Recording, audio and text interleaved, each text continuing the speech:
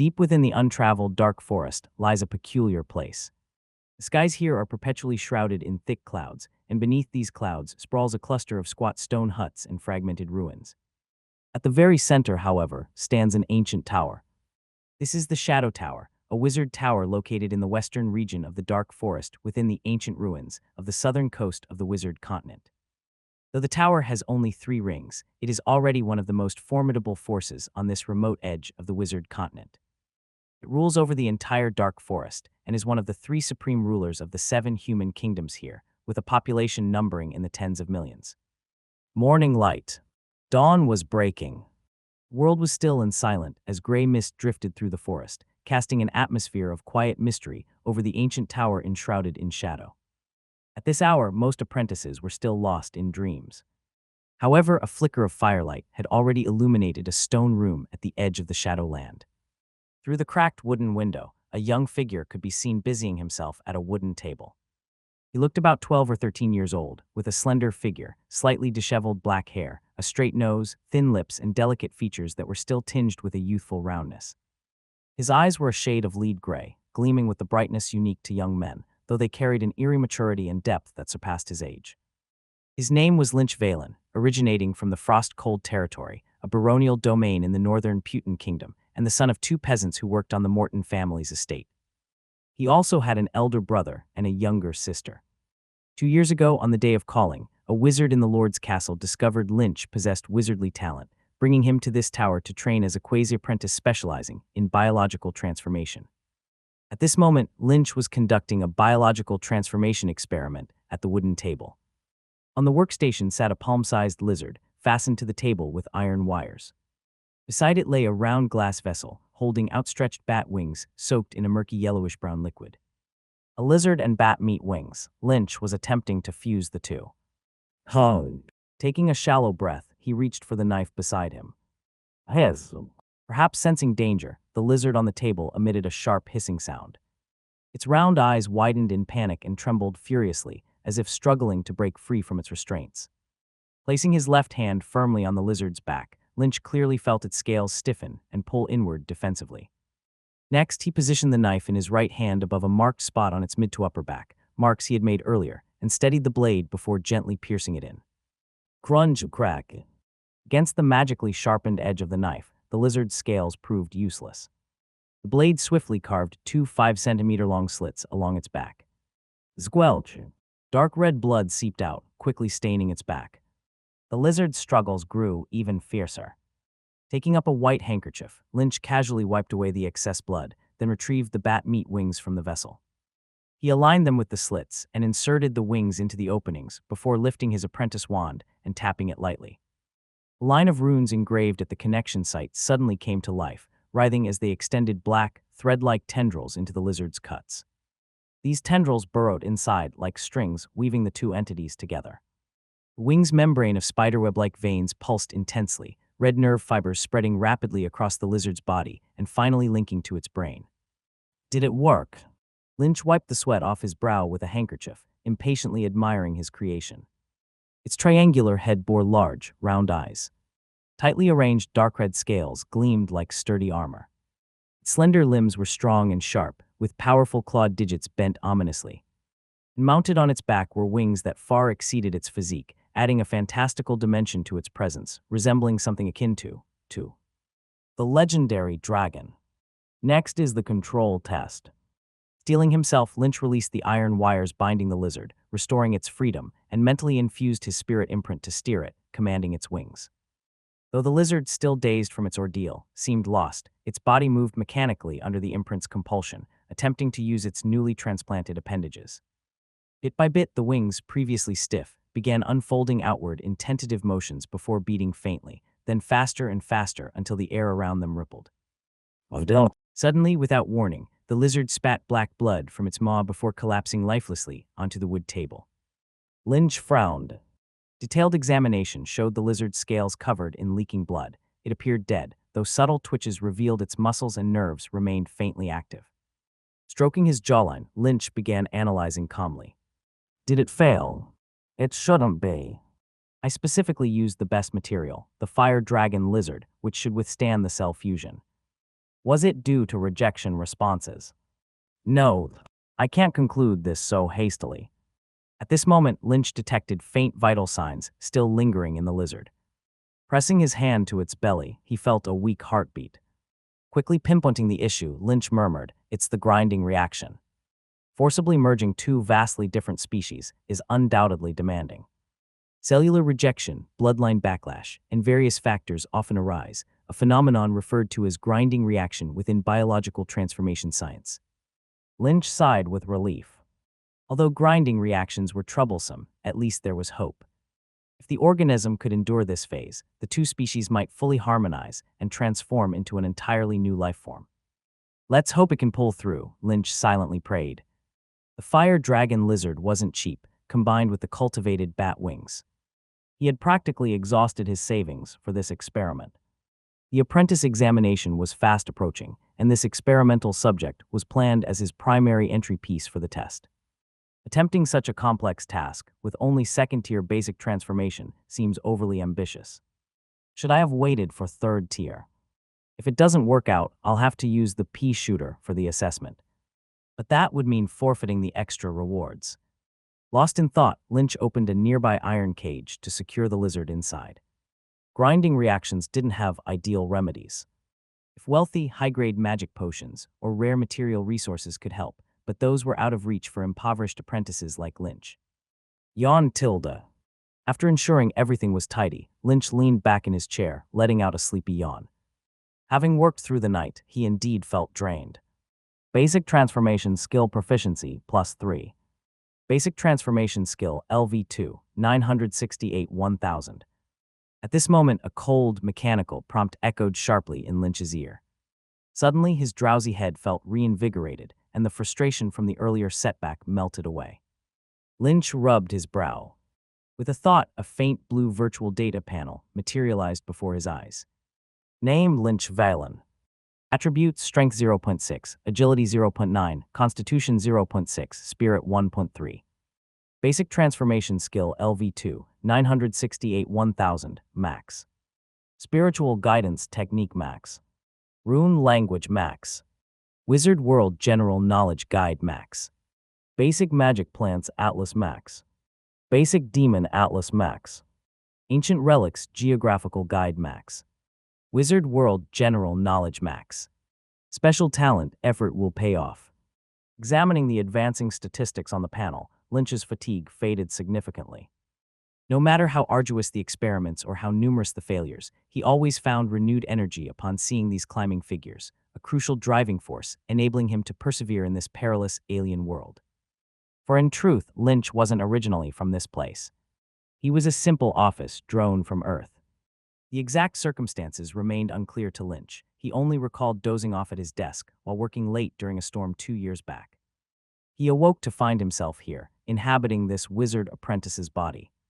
At that time, the body's previous owner had been conducting his first biological transformation experiment, attempting to graft petrification mushroom cells into a ghost-faced spider. The procedure had seemingly gone smoothly until someone deliberately swapped his materials, replacing the petrification mushroom cells with high-level stone statue ghost cells. Even now, with Lynch's upgraded transformation skill, handling such high-tier materials would be impossible. Given his meager novice knowledge from when he just entered the tower, the disastrous outcome was inevitable. The failed experiment unleashed a horrifying wave of energy backlash. From memory, Lynch glimpsed the spider's abdomen tearing open, an eye emerging, and a beam shooting forth. His body stiffened as if petrified, turning numb, then darkening into unconsciousness. When he woke again, the original soul inhabiting the body had vanished, leaving Lynch from Earth in its stead. Accompanying the transmigration came the data panel embedded in his mind. Rustling. Outside, the sun was now rising over the hills, its golden glow slowly illuminating the forest. Ancient trees stretched endlessly before him. The gentle sway of leafy canopies resembled waves rippling across an emerald sea. Pulling his gaze from nature's boundless green ocean, Lynch pinched his temples, dispelling lingering sleepiness. He opened a cabinet, retrieved a magical plant, and set up for the next transformation experiment. The upgrade for basic transformation was near, and Lynch felt an overwhelming impatience to advance. Time slipped by, and 2 weeks passed in the blink of an eye. Through relentless effort, Lynch finally elevated his basic transformation to the third tier, the pinnacle or max stage, on the very last day. Meanwhile, the tower's much-anticipated apprentice examination arrived on schedule. 2 weeks later, Shadow Square. The apprentice testing grounds were set at Shadow Square, the largest plaza in the outer ring of the Shadow Tower. Any major event involving quasi-apprentices was typically held here. At this moment, the broad and ancient square was already crowded with young people wearing cloaks, all about Lynch's age. These were his fellow quasi-apprentices, who joined the tower during the same term and were now preparing for the test. Splash! At the center of the tower was an old dew spring, its basin water mixed with dew collected by fairies. It had a slight restorative effect on the spiritual power of wizards. Lynch stood before the fountain and washed his face. He had stayed up all night reading and doing experiments again, leaving his mind clouded with fatigue. Silly boy. At that moment, a voice sounded from behind. Turning around, Lynch saw two apprentices walking toward him. One was a tall boy, with dark skin and a burly, muscular build. His toned physique radiated a sense of strength. This was Carl, the son of a hunter, family from the outskirts of Deer City, in the northern region of the Putin Kingdom. Beside him was a fair and chubby young man, also from Deer City. His name was Subaru, and he hailed from a family of traders in the city. They all came from the Putin Kingdom, and specifically from the northern region of the realm, making them relatively familiar with each other among the quasi-apprentices. Lynch greeted them amicably. Long time no see, Carl, Subaru. Subaru smiled. Indeed, almost 3 months. Life of a wizard was busy and intense, filled daily with meditation, cultivation, experiments, learning, and earning magic stones for living expenses. There was never a shortage of tasks. Thus, even though they lived in the same area, opportunities to meet were rare. Lynch last saw Subaru and Carl nearly 3 months ago. Carl pouted nonchalantly and said, "It's only been 2 or 3 months." Subaru chuckled again. "Yeah, just a few months." Wizard lifespans were far longer than those of ordinary humans. Apprentices could live up to over 200 years, and wizards could exceed 500 years. In such a perspective of time, a few months was indeed insignificant. Carl glared at Subaru with dissatisfaction. "You sly rascal, why do your words have no backbone? Even goblins are less repugnant." The chubby boy didn't get angry, instead laughing. "Haha, you could search the entire wizard world and not find a goblin as generous as me." As he spoke, he pulled out a few beans and handed them over. Carl took a puzzled look and asked, "What's this?" "Peasel." Subaru rolled his eyes. "Ignorant fool." Lynch picked up one of the beans, scrutinizing it closely. It appeared like an ordinary pea, but was slightly larger than typical peas. Moreover, its surface was adorned with strange patterns, twisted black markings. Uncertain, he asked hesitantly, "Could this be sober magic beans?" Subaru's gaze flickered with apparent surprise as he glanced at Lynch, teasing, "Oh my, with such knowledge and insight, you hardly seem like a dull plowhand, clumsy farmer." In this world's social hierarchy, peasants occupied the lowest rung, spending their entire lives working obediently for their lords with little to no access to education. Most peasants were exceedingly dull, ignorant, and lacking any breadth of knowledge. Naturally, terms like dull plowhand or clumsy farmer were frequently used to describe them. Sober magic beans. So these are sober magic beans. Carl finally reacted, his eyes widening dramatically. Sober magic beans were a type of low-level apprentice-grade magic plant capable of replenishing a small amount of spiritual power. Spiritual power was immensely valuable for wizards, being consumed in meditation, learning, experiments, and all cultivation paths. Anything that could restore spiritual power was, unsurprisingly, precious. Crunch! Lynch grabbed one of the beans, bit it open, and swallowed it. Immediately, he felt a surge of pure energy expanding within his body, quickly rushing upward into his mind. The spiritual power depleted during the previous night's toil noticeably recovered, and the fatigue clouding his thoughts lifted considerably. Subaru asked, "How is it?" "My beans are decent, right?" Lynch nodded honestly, "Very good." Carl, skeptical, asked disdainfully, "Did you cultivate these yourself?" "You already know how to grow sober magic beans." Magic plant cultivation was Subaru's primary area of study. Subaru retorted, "Otherwise, where do you think these magic beans come from?" After a brief pause, he continued, "Well then, with these beans, passing the test shouldn't be a problem, right?" Lynch nodded, "Excellent." Osober magic beans were only low-level apprentice-grade magic plants. Successfully cultivating them demonstrated that Subaru had mastered foundational cultivation techniques, achieving at least a level 1 proficiency. Passing the test would be a cinch for him. Jill. Carl clicked his tongue in disdain and said dismissively, "Just a trivial test, nothing difficult about it anyway." As he spoke, he unconsciously tilted his chin upward, revealing deep gray fur on both sides of his jawline. These weren't just stubble, but resembled the coat of a beast. Subaru gaped, "Oh no, you actually fused with that vial of wind wolf bloodline." Bloodline integration was Carl's primary course of study. Carl's lips curved into a smug grin. "What do you think? Got a bit of werewolf charm now, eh?" Lynch nodded, "Very cool." Their gazes then collectively shifted to Lynch. Carl asked, "Silly boy, what about you? How are you planning to pass this test? What's your creation? Show it to us." Though both appeared friendly, Lynch instinctively deliberated quickly. With the tower's witch spirits monitoring the plaza closely, it wasn't an issue to reveal his experiment now.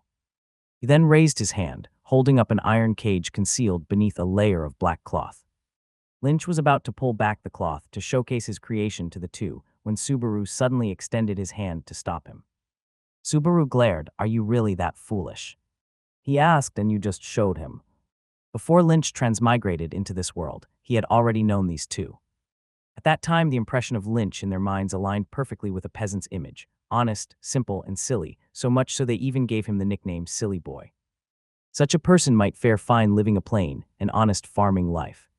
However, placed within the vast, treacherous wizard world, such naivete was utterly unsuitable.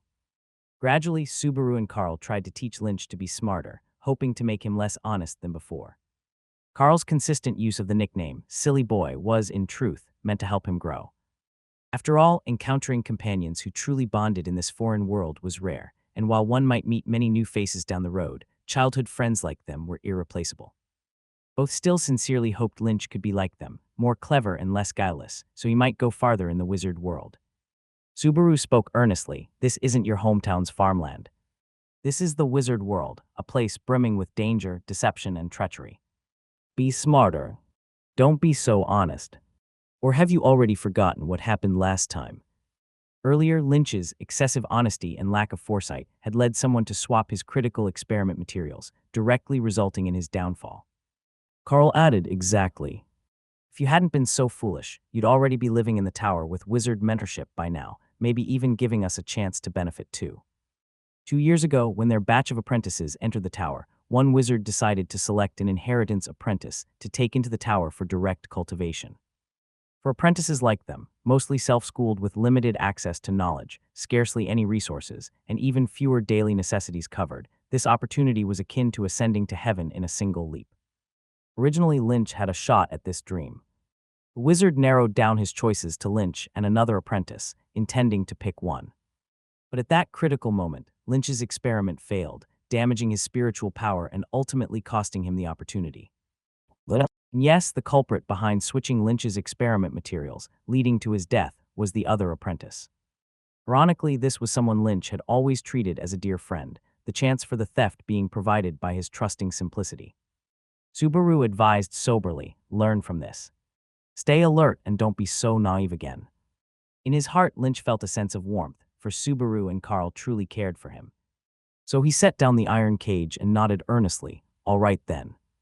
Afterwards, the three chatted casually about various topics, like a particular apprentice nearly losing his life due to fairy allure while gathering in the forest, or someone's discovery of ruins. Until suddenly, the square burst into commotion. "They're here. The master wizards are here. The master wizards have arrived." A sound of wings flapping echoed. Looking up, they saw 3 crows soaring across the skies. Black crows circled and descended onto the center of the square. As they landed, their bodies began to contort, stretch, and expand. By the time they touched the ground, they had already transformed into 3 human figures. The apprentices on the plaza bowed their heads humbly and saluted with utmost respect. "Master wizards." The 3 individuals consisted of a middle-aged wizard accompanied by 2 young men. The middle-aged wizard had a pronounced hooked nose and was fully wrapped in a black cloak, exuding an air of mystery from head to toe. This was the wizard responsible for their assessment, this time, Horn Cam. On the surface, Horn appeared to be only in his 40s, but reportedly, his real age had already exceeded 200 years. Wizards were like this. Their lifespans far exceeded those of ordinary people, so judging their true age based on appearance was often unreliable. Some wizards who looked quite youthful were, in fact, older than one's grandmother. In the center of the square, a stone table and a matching stone chair had already been set up. Horn approached the table and sat down. "Let's begin." He spoke coldly, his gaze fixed ahead, icy and sharp, maintaining an air of detached indifference. This demeanor made the apprentices somewhat nervous, but they quickly lined up in an orderly manner. The first apprentice to undergo the assessment soon stood before Horn.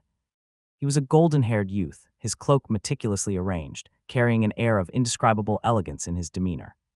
He gracefully performed a noble's bow to Horn and then introduced himself. "It's a pleasure to meet you, esteemed Wizard Horn. I am John of the Manchester family." However, before he could finish his sentence, Horn impatiently interrupted, "Don't waste time." The golden-haired youth's expression stiffened slightly, but he quickly stopped talking and retrieved an item from his sleeve. It was a metallic sphere, about the size of an egg, gleaming with a brass sheen. Its smooth surface was inscribed with a circle of runes. The youth placed the metal sphere on the table and then removed a short magic wand from his waist. He gave the metallic sphere a light tap with the wand. Click, click, click. The metallic sphere seemed to spring to life, emitting the clicking sounds of gears turning. The runes around its surface suddenly lit up, and the sphere began to transform. 8 small holes appeared on its sides, from which thin, articulated legs extended. The front portion of the sphere split in two, with the front segment morphing into a miniature orb that formed a torso and head, while the rear portion stretched outward to form a sizable abdomen. Soon, a palm-sized metallic spider was standing on the wooden table. "An alchemy tool. It's an alchemy tool. No way can he already craft his own alchemy tools. That's incredible." The crowd immediately erupted in murmurs of amazement, with Lynch also casting a glance in that direction. However, compared to the other's astonishment, his gaze held more envy. This was because he recognized that the material used to create this alchemy object was a substance known as magic pattern copper. This material was notably expensive, and crafting even such a small alchemy tool would require at least 200 to 300 magic stones. For context, the total cost Lynch had invested in modifying his fire dragon lizard was only 80 magic stones, which was virtually all the savings he had accumulated over 2 years of being here.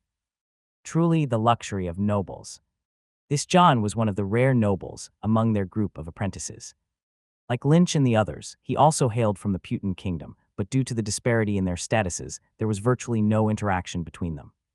In the wizard world, there was no inherent distinction between nobles and commoners, but the mindset ingrained from birth often took a long time to shift and adapt.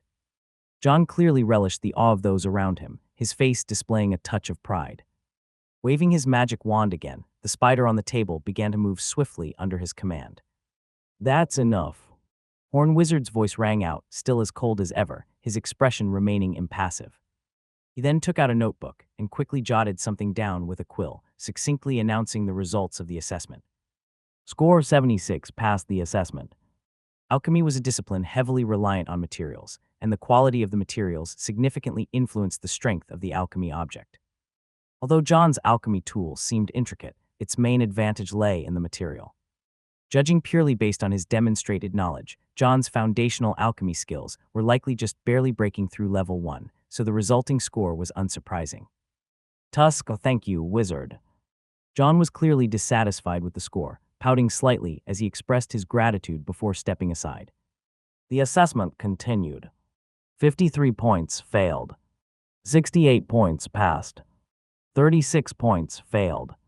For the apprentices who had just entered the wizard world, 2 years was obviously too short a time. Most of their scores hovered between 30 and 50 points, and those who managed to pass generally scored in the low 60s or 70s. Only one apprentice scored above 80 points. This was a green-haired male apprentice who, like Lynch, specialized in biological transformation. However, unlike Lynch, who focused on modifying other creatures, this apprentice applied the transformations to himself. He made an incision on the back of his right hand and had implanted a petrified eyeball there. Although the petrified eyeball was a parasitic organism, making implantation relatively simple, its level corresponded to the elementary apprentice rank. Successfully implanting, it required at least close to level 2 foundational transformation skills. Not bad. To fully integrate the petrified eyeball into your body, your foundational transformation skills must be nearing the second tier, right? Even the stoic horn wizard nodded slightly and proactively inquired. The apprentice confidently replied, just a bit more. I should break through by the end of the month. Tusk second tier. Breaking through by the end of the months. No ways, how did he manage that? Did he experience some kind of miracle? I haven't even reached the first order yet. The crowd erupted into chatter upon hearing Horn Wizard's evaluation. 2 years ago, upon arriving at the tower, the wizards had taught every apprentice a basic witchcraft discipline. This assessment primarily tested their proficiency in that discipline. At this stage, most apprentices hadn't even reached the first order, so someone nearing the second tier naturally caused a stir. Next, after a few more apprentices, it was finally Lynch's turn. Benefiting from the earlier examples, Lynch wasted no words and directly placed a cage on the wooden table, removing the black cloth covering it. By this time, the assessment was nearing its end, and the prolonged process had made Horn Wizard visibly impatient as he kept glancing at his pocket watch. When Lynch unveiled the black cloth, Horn Wizard merely cast an uninterested glance at the cage and casually began writing in his notebook. Extraordinary cultivation, However, just 2 strokes into his notes, Horn Wizard's movements abruptly halted. As if something had come to mind, he emitted a soft sound of surprise and raised his head, casting a more serious gaze upon the creature inside the cage. Open the cage, he commanded. Previously disengaged apprentices immediately noticed Horn Wizard's shift in demeanor, and they stretched their necks to get a better view. What's in that cage? Is it some kind of unusual creature? Why else would even Wizard Horn? Curiosity gripped everyone. Under the crowd's eager gaze, the small creature inside the cage hesitated before slowly crawling out under Lynch's coaxing. The unfamiliar environment clearly frightened it. It tucked its head low and kept close to the ground, its scales pressed tightly against its body. It scanned its surroundings nervously before its eyes finally settled on Lynch nearby. Chirp. Like a youngling desperate for its mother's shelter and protection, it let out a loud, clear call. Then, standing upright, it leaped off the table using its strong hind legs and unfurled its broad, fleshy wings as it soared toward Lynch. In that instant, its full appearance was laid bare before everyone's eyes. Its large, silken wings shimmered faintly under the sunlight, its crimson scales gleaming like flames. Its long, flexible tail ended in a sharp tip, resembling a finely honed blade. In the next moment, an ancient word escaped from the apprentices' mouths. Dragon. A dragon. Is it a dragon? No way. Didn't they say these creatures were already extinct? So beautiful. The apprentices were stunned, pressing forward eagerly. After all, even in the wizard world, dragons belonged to the realm of legend, and few had ever seen one. Horn Wizard's stiff expression also changed. He straightened up and stretched his right hand in Lynch's direction. It seemed as though an invisible large hand had appeared, as the little creature that had just climbed onto Lynch's chest was suddenly snatched away. Ignoring the small creature's struggles, Horn Wizard picked it up and scrutinized it carefully in front of his eyes. A fire dragon lizard, with flesh wings cultivated from its own cells. An impressive idea. After giving a brief evaluation, he released the fire dragon lizard and turned his gaze back to Lynch. At this moment, his previously icy face bore a faint smile. He praised an outstanding creation, and not merely an innovative idea. To successfully transplant flesh wings cultivated from its own cells onto a fire dragon lizard requires a highly refined transformation technique. Accomplishing this would demand at least a second-tier basic transformation technique. You are indeed impressive, apprentice. Horn Wizard's voice wasn't loud, but every apprentice present heard it clearly, and they were momentarily stunned. Second tier. Someone has reached second tier in fundamental studies already. No way. What is he? A monster. Most apprentices present were still stuck at first order in fundamental studies. Those who had barely broken through to the first order were few in number. Even the green-haired apprentice, who had performed notably by transplanting the petrified eyeball earlier, hadn't reached second tier. Now hearing that someone had genuinely achieved second tier shocked them profoundly. Tell me your name, apprentice, Horn Wizard asked again, taking out his notebook, his tone noticeably gentler. His question successfully piqued the curiosity of the surrounding apprentices, who leaned in with ears wide open. Everyone wanted to know the identity of this dark horse. Lynch replied, "Lynch Valen, sir." Although Lynch had been here for 2 years, he mostly spent his time secluded in his room, studying and cultivating. He rarely interacted with other apprentices. Thus, upon hearing his name, the apprentice's first reaction was confusion and unfamiliarity. Horn Wizard gave Lynch a once-over and hesitantly asked, "Noble?" Many nobles had access to wizard knowledge even before entering the wizard world, allowing them to study ahead. Horn's initial assumption was that Lynch was one of these privileged nobles, and the other apprentices generally shared the same belief. However, Lynch's answer surprised them all. Shaking his head, Lynch answered earnestly, "Estate farmer, sir." An estate farmer, commonly referred to as a peasant. "What? A peasant? No way. I lost to a peasant." The apprentices struggled to accept this revelation. In this world, peasants were typically synonymous with simplicity, dullness, and ineptitude. No one could believe they were bested by someone they considered an honest fool. "Lynch. I remember who he is now. Isn't he that unlucky Lynch? I remember too. That poor guy who had his materials swapped. Oh, it's him." At this moment, some apprentices recognized Lynch's identity. 2 years ago, when wizards were recruiting apprentices, the incident of an apprentice losing important materials and nearly their life became the talk of the town. Suddenly, the apprentice's gazes shifted, expressing shock, envy, jealousy, and a clear hint of schadenfreude. An honest peasant was still an honest peasant and clearly had no concept of humility or discretion. In the wizard world, which was far from a sanctuary for good-hearted children, schemes and rivalries were commonplace. A person so flamboyant and unguarded would inevitably face misfortune. Horn Wizard nodded slightly, his eyes filled with stronger approval. "Impressive. In the wizard world, there are no peasants or nobles, only spiritual power and the knowledge in your mind. Your talent is remarkable. I hope you continue to uphold it, apprentice." Lynch bowed respectfully. "I will remember your teachings faithfully." Score 91. Examination passed. This was an exceptionally high score. To go beyond this, one would need knowledge levels approaching the mid to late second tier. A perfect score was reserved for geniuses with mastery over third-tier knowledge. The examination continued until it finally concluded. Those whose names are called step forward: Lynch Valen, Chris Wright, Jessica Stone. After the examination ended, Horn Wizard summoned the top 3 apprentices based on their scores.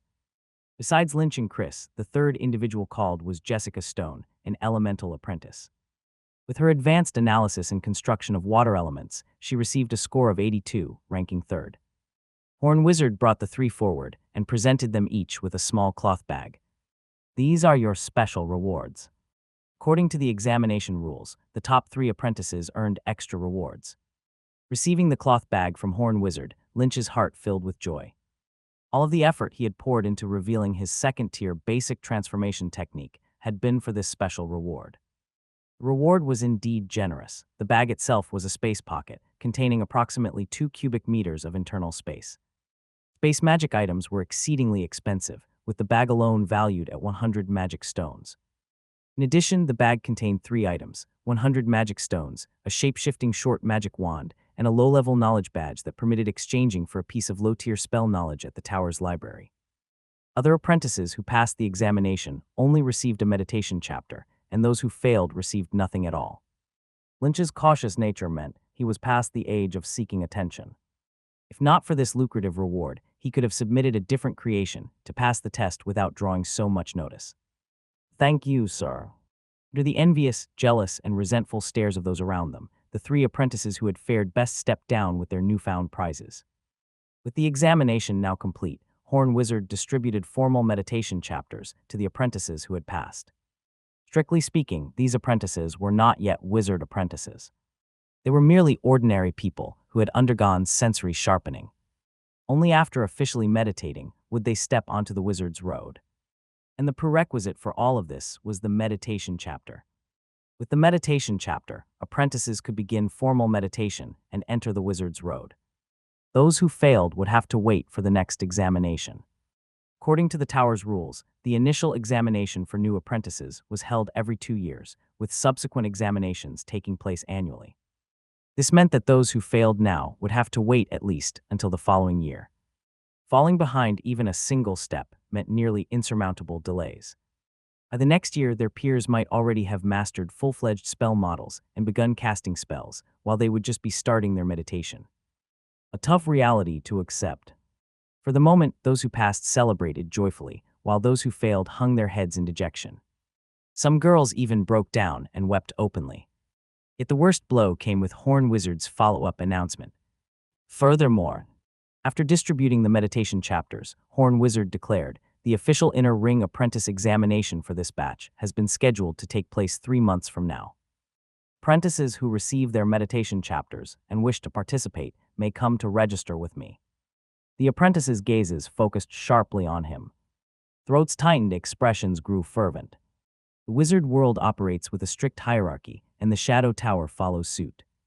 According to the tower's classification, newly joined apprentices are collectively referred to as ordinary apprentices. They can only reside in the outer ring of the Shadowland, where they must find their own ways to handle everything from basic food and lodging to cultivation resources. Even the knowledge acquisition channels only include occasional public lectures every few months. Other than an additional layer of protection, there's little difference between them and wild apprentices wandering outside. Above ordinary apprentices are the Inner Ring apprentices. Once obtaining this status, they can move to reside within the Inner Ring area surrounding the tower. Food and lodging are free, and they receive a certain amount of magic stone subsidies. More importantly, public lectures are much more frequent, and they can freely access the tower's library. Except for a handful of lucky individuals, the vast majority of apprentices joining the tower transition step by step from ordinary apprentices to Inner Ring apprentices. That's great. What's great about it? Are you ready for this? No, I'm not prepared at all. For a moment, everyone was filled with mixed feelings. Joy came from the fact that becoming an Inner Ring apprentice was the dream of every ordinary apprentice. Everyone longed for this day. Worry, however, stemmed from how unexpectedly sudden the assessment had arrived, catching everyone off guard. The assessment date for becoming an Inner Ring apprentice was not fixed. Sometimes it would take 2 to 3 years, other times 5 to 6 years, depending on the current population of ordinary apprentices within the tower. The last Inner Ring assessment was held less than 2 years ago. Judging by past patterns, the next one was anticipated to be at least 1 to 2 years away. Yet now the date announced by Horn Wizard was far earlier than expected. Most of them had only just passed the apprentice assessment. They hadn't even begun formal meditation and were utterly unprepared. After announcing the news, Horn Wizard flew away with his apprentices, and the rest dispersed one by one. Silly boy. Before Lynch could leave, Carl and Subaru came over to him. Subaru, the chubby one, patted Lynch on the shoulder and said with a look of disbelief, "You really shocked us, first place." Carl was equally astonished, saying, "I never imagined you'd pull off a dragon." "Can I touch it?" As he spoke, Carl reached out, trying to stroke the modified fire dragon lizard perched on Lynch's shoulder. But the little creature was clearly wary of strangers, continuously pulling its head back, baring its teeth, and letting out low growls, its eyes fixed fiercely on Carl's approaching hand. Lynch stroked its spine and said, "Relax, Parker. These are my friends." Parker was the name Lynch had given to the modified fire dragon lizard, derived from a phonetic translation of the rune language, meaning fire dragon. Under Lynch's soothing touch, Parker quickly calmed down, allowing Carl to finally feel its scales. Scratching his head, Lynch spoke candidly, "I've been preparing for this assessment for a long time. These past few days, I've been burying myself in hard work." Looking at Lynch's naive and clueless demeanor, Subaru was utterly speechless. Proud of their intelligence, they couldn't comprehend how someone like him had easily surpassed them, achieving a feat they could never hope to match. After holding back for a long while, Subaru finally blurted out, "Anyway, you have to treat us to dinner." Having promised the two of them an evening gathering, Lynch returned to his residence. He first studied the space pocket, a fascinating item. Despite being just palm-sized, the bag had an enormous capacity. Now, many materials and books could be packed inside and carried around conveniently, making future trips much easier. After familiarizing himself with the space pocket's usage, Lynch retrieved a sheepskin scroll from inside. The thick sheepskin still showed remnants of blood vessels and nerves. Twisting, tadpole-shaped symbols spread haphazardly across the surface. Though these runes were stationary, they appeared to be subtly crawling, and staring at them for too long induced strange sensations, as if one's spirit were being consumed. This was the rune language, the specialized medium wizards used to communicate with the world. The content written in this rune language wasn't ordinary, it was the cornerstone of all wizards. The meditation chapter. Finally, I've got it. Holding the meditation chapter in his hands, Lynch couldn't help but smile. After all, mastering the meditation chapter signified the ability to absorb natural elements through meditation, accumulating spiritual power. With the aid of the knowledge-based model, this spiritual power could be organized and transformed according to one's intentions, ultimately manifesting into anything in the world. Magic. Being transported to this strange and alien world, Lynch's life trajectory had been completely disrupted. While everything felt chaotic, magic alone captivated his curiosity. For an ordinary person, the allure of extraordinary power was difficult to resist. Lynch lit the white candle on the table, and under its warm glow, began diligently reading. Detected knowledge medium, meditation chapter. Auto-loading initiated. Meditation chapter LV0-1000. The system's prompt rang in his ear as a new row of data appeared on the screen before him. Wow, LV0 already needs 1,000 skill points. That's quite the difficulty. After thoroughly reading and memorizing the key points of the meditation chapter, Lynch officially began his meditation. He emptied his thoughts and calmed his emotions, allowing his mental will to enter an infinite, pitch-black expanse. This was the spiritual sea unique to wizards. Through guiding his spiritual power and connecting it with his five senses, vision, hearing, smell, touch, and taste, he repeatedly interacted and refined them. Eventually, he carved out a sixth sense within his conscious mind, forming this unique mental space. The accumulation of spiritual power and construction of magic models occurs here, forming the core of being a wizard. The spiritual guidance technique taught all of these methods, from refining the five senses to ultimately developing the sixth sense and establishing the spiritual sea. It took Lynch a year and a half to complete this process, finally achieving it 6 months ago. As far as he knew, his speed wasn't considered slow. Many apprentices hadn't even developed their spiritual sea yet, and most of them had failed the assessment. Calming his emotions, Lynch extended his force field as described in the meditation chapter to sense his surroundings.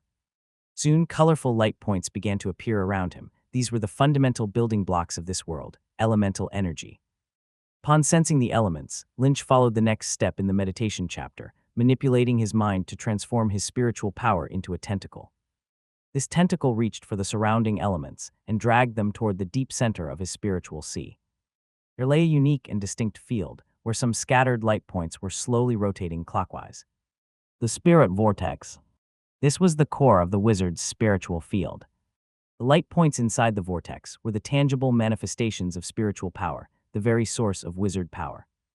Releasing the element light points from the spiritual tentacle, they were drawn into the vortex by its gravitational pull, joining the rotation.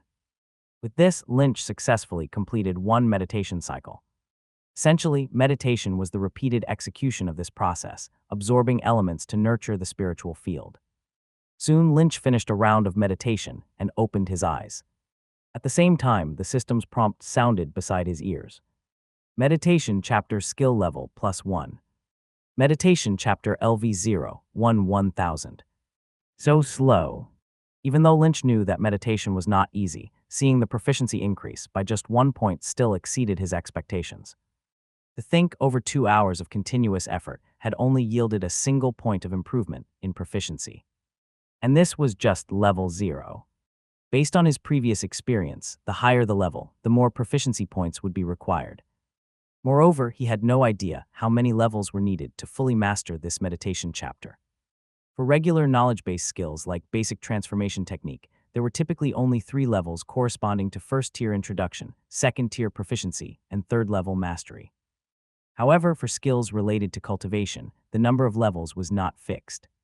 For instance, the prelude of the meditation chapter had 5 levels, which Lynch deduced corresponded to the honing of the 5 senses necessary for cultivation. The chapter says that basic meditation primarily involves the implantation of 10 foundational runes through meditation. Based on that, could there be 10 levels? Tusk. It seems the claim that advancing to a wizard takes decades, or even centuries, wasn't an exaggeration. For a low-dimensional life form to transition into a higher-dimensional life form was never easy. According to the records in the books, it took an average of over 50 years for an apprentice to advance to a wizard. And that was considered fortunate. In reality, the vast majority of apprentices ultimately remained stuck at the apprentice rank, consumed by ignorance, confusion, despair, and eventually giving up altogether, until their life force was completely drained and they died of old age. Apprentices in this category weren't even recorded in history. The world wouldn't preserve a single trace of their existence.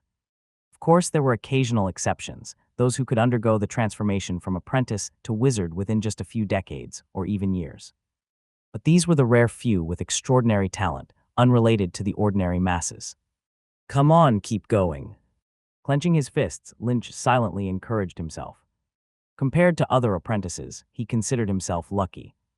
At least he could see immediate feedback with every cultivation session. Other apprentices had to stumble blindly on an uncertain path, whereas he could clearly see the road beneath his feet. The rest simply required relentless perseverance and hard work. Lynch chose the Fairy Tavern as the location for his treat. This was a relatively well-known tavern in the Shadowland. Built within an enormous oak tree, it was accessible only through a unique, secret passage. The tavern's hidden owner was a wizard who raised numerous forest fairies here, giving the establishment its name, the Fairy Tavern. The prices here weren't particularly high, and the food was decently flavored, making it a popular spot for apprentices to gather and dine. That night at the Fairy Tavern, 3 fairies kiss cocktails, an oak language dish, 1 serving of mashed potatoes, a plate of forest deer meat, and some bizarre mushrooms. That should be enough for now. If it's not, we can order more. A palm-sized, adorable little figure flapped wings, resembling those of a dragonfly, as it quickly flew off with the menu. The fairies, who were once highly aggressive creatures, had been thoroughly tamed by the wizard, now serving as competent attendants running the entire tavern. Leaning back on the sofa, Lynch's gaze followed the fairy's flight, eventually settling on the surrounding scenery. The tavern was bustling with patrons, most of them slightly older than Lynch, young apprentices of both genders. Under the soft radiance of the magic forest's crystal lamps, they chatted, drank, and flirted lightheartedly. The wizard's road was exceptionally tedious and lonely. Many fledgling apprentices couldn't adapt to this world upon first entry, so they sought outlets for release. Among these, the simplest and most effective were undoubtedly alcohol and sex. Under the numbing effects of alcohol, the memory-storing hippocampus gradually slipped into a deep sleep. During this time, giving in to the fusion of bodies with an opposite-sex partner, while being flooded by surging hormones and constant dopamine secretion, became a primal release.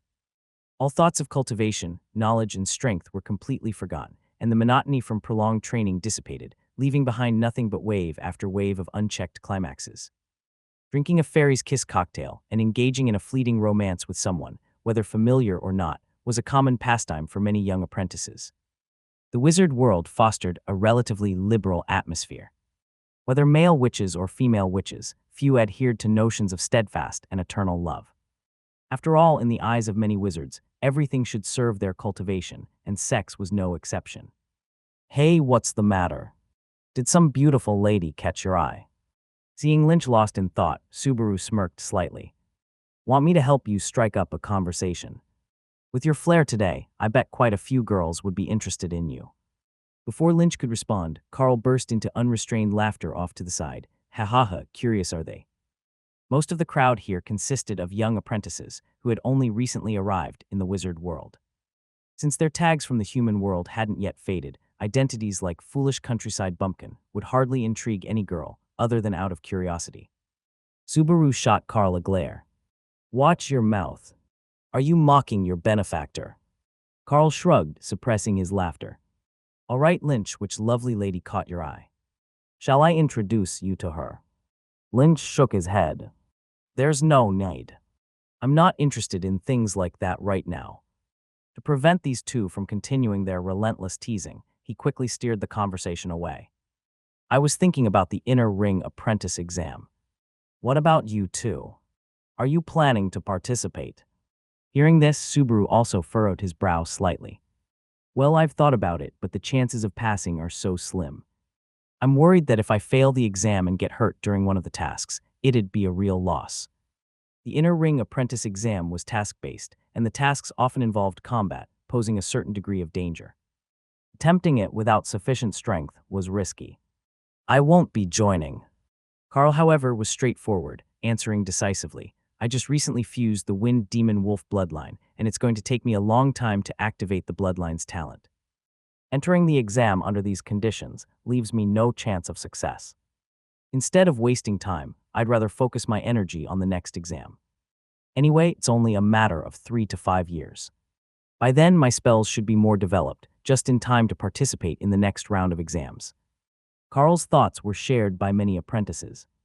After all, their cohort hadn't spent much time at the tower, and the spells they had learned were still in their infancy. Attempting the exam now with such immature skills made passing unlikely. What about you, Lynch? Judging by your expression, are you thinking about joining? Asked Subaru. Lynch nodded. Yes, I want to give it a shot. Subaru pondered for a moment before offering advice. That's a decision only you can make. But if you've decided to go, then start preparing as soon as possible. With 3 months remaining, if you carefully nurture your fire dragon lizard, it should be able to awaken at least one talent. That way, you'll have some basic combat ability, so you're not completely unprepared during the tasks. But even that won't be enough. Didn't the tower reward you with some magic stones? You could check out the bookshop to see if you can buy a practical magic model. Though with only 3 months left, I wonder if it'll be enough time to master it. After pausing briefly, he added a warning, but no matter what, if you've decided to go, you must be cautious. If you really lack confidence, it's better to withdraw than to push forward recklessly. We have plenty of time, so there's no need to rush. Lynch nodded. Understood. Apprentice Lynch. Just as they were talking, a voice called out from behind. Lynch turned his head and saw an apprentice walking toward him. Judging by the look on their face, it seemed they had something to say. Walking toward him was a male apprentice, with distinctive green hair and a strikingly peculiar eyeball on the back of his right hand. It was none other than Chris Wright, who ranked second in the morning assessment. Chris placed his eyeball-embellished right hand on Lynch's shoulder. All 3 eyes stared at Lynch as he spoke in a feigned, friendly tone. You're really surprising. Quietly surpassing everyone, what's the secret? Have you discovered some unique cultivation technique? Lynch glanced at the bizarre eyeball, then shook his head and replied honestly, No, I've just been putting in constant effort every day to cultivate. How was it? Chris burst into laughter, laced with a hint of mockery. No offense truly, but this really fits your farmer identity. Honest, simple, seeing the world in such a straightforward way. But if I may speak frankly, that's not the way. If hard work were enough, wouldn't everyone in this world become a wizard already? The wizard world thrives on serendipity, resources, and sheer good luck. A single relic or a fateful encounter might surpass years, decades of silent cultivation. Lynch neither agreed nor disagreed. In some respects, what Chris said wasn't nonsense. The wizard world indeed held myriad rare resources that could significantly boost cultivation.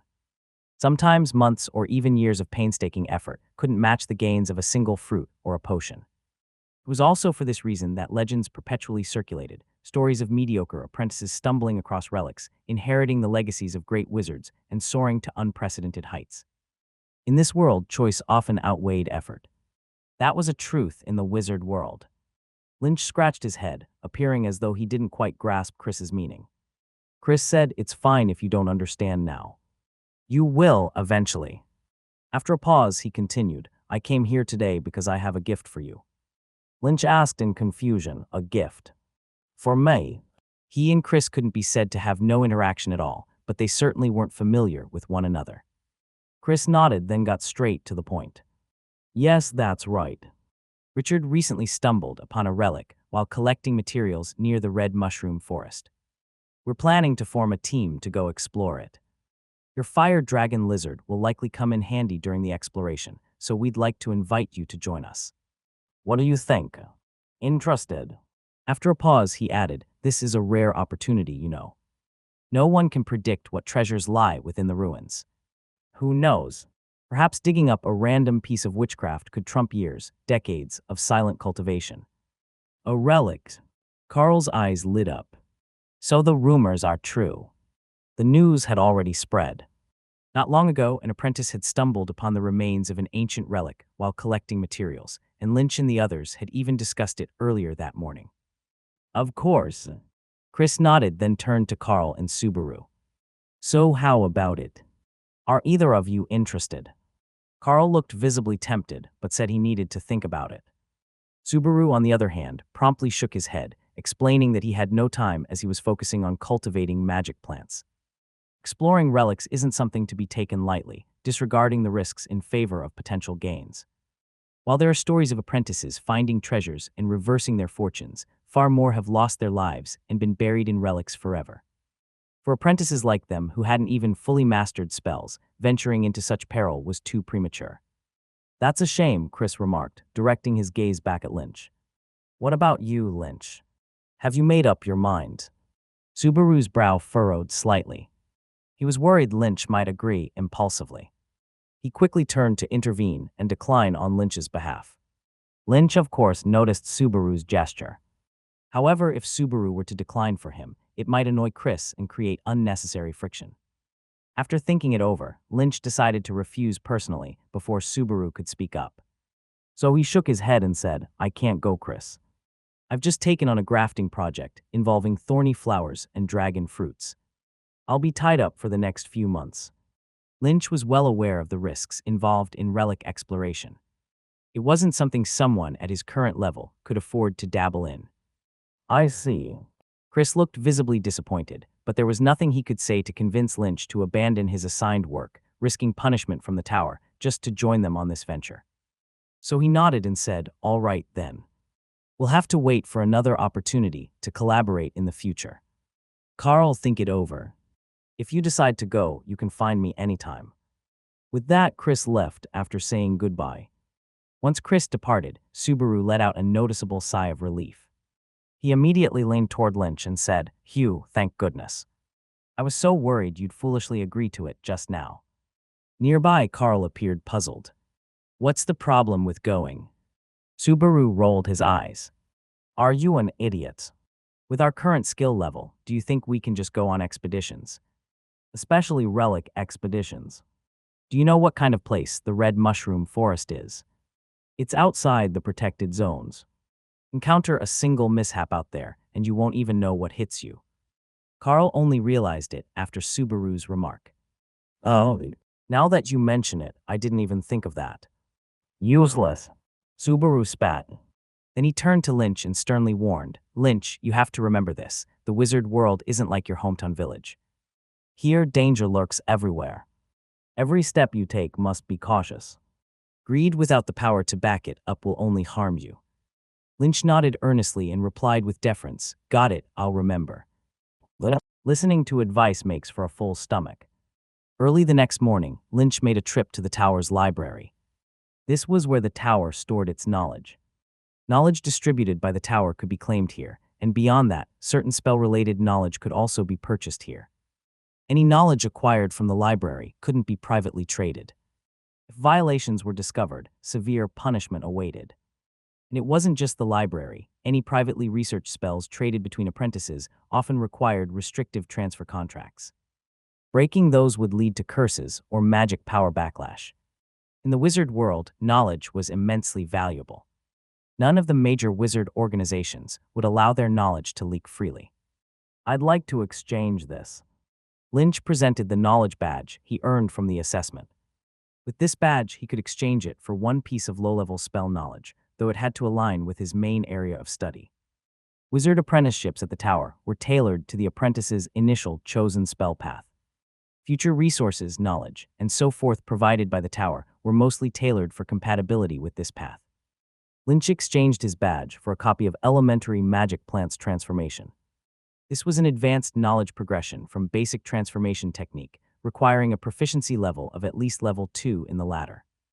Mainly provided instruction on transforming various magical plants within the wizard world, enabling transformations of plants ranging from elementary to mid-level apprentice grades. He had carefully considered this choice.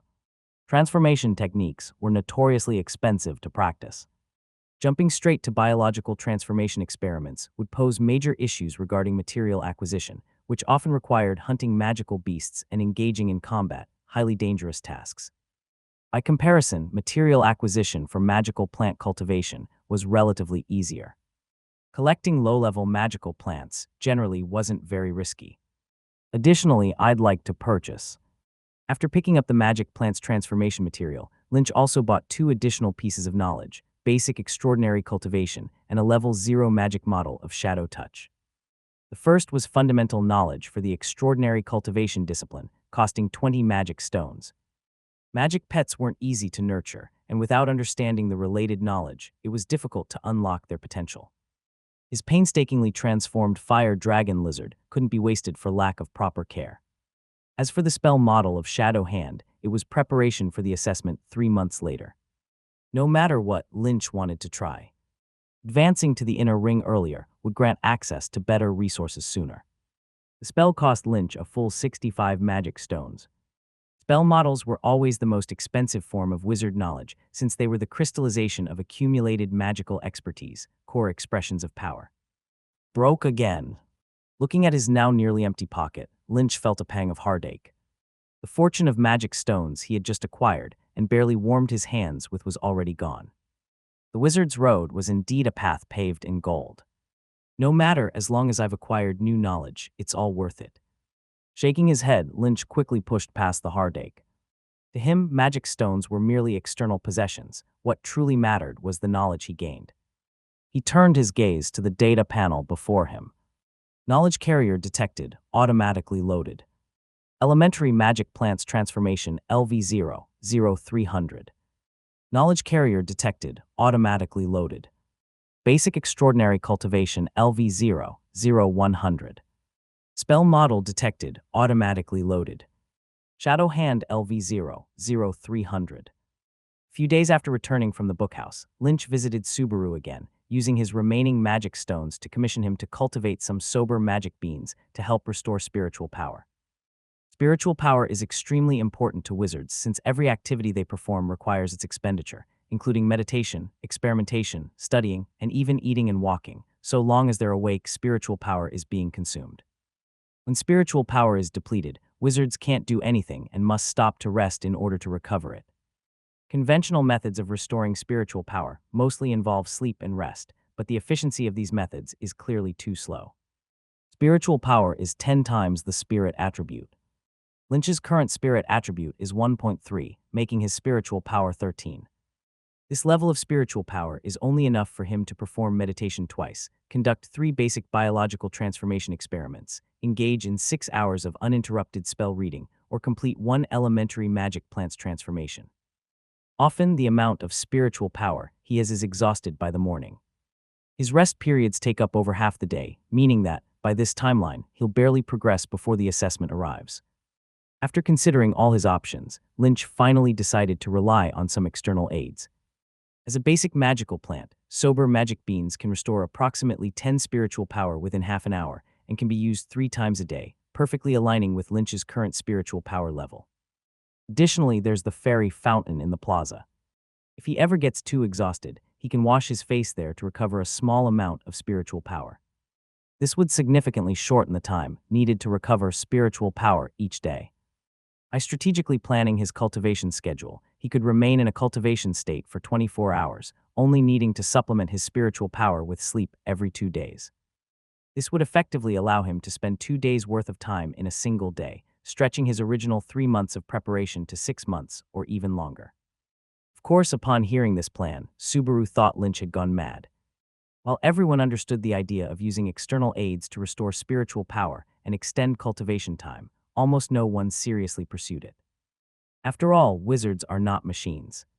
Cultivation and studying are tedious enough on their own. Many apprentices can't even complete their daily lessons, with a good number finding just looking at rune language nauseatingly headache-inducing and sleep-inducing.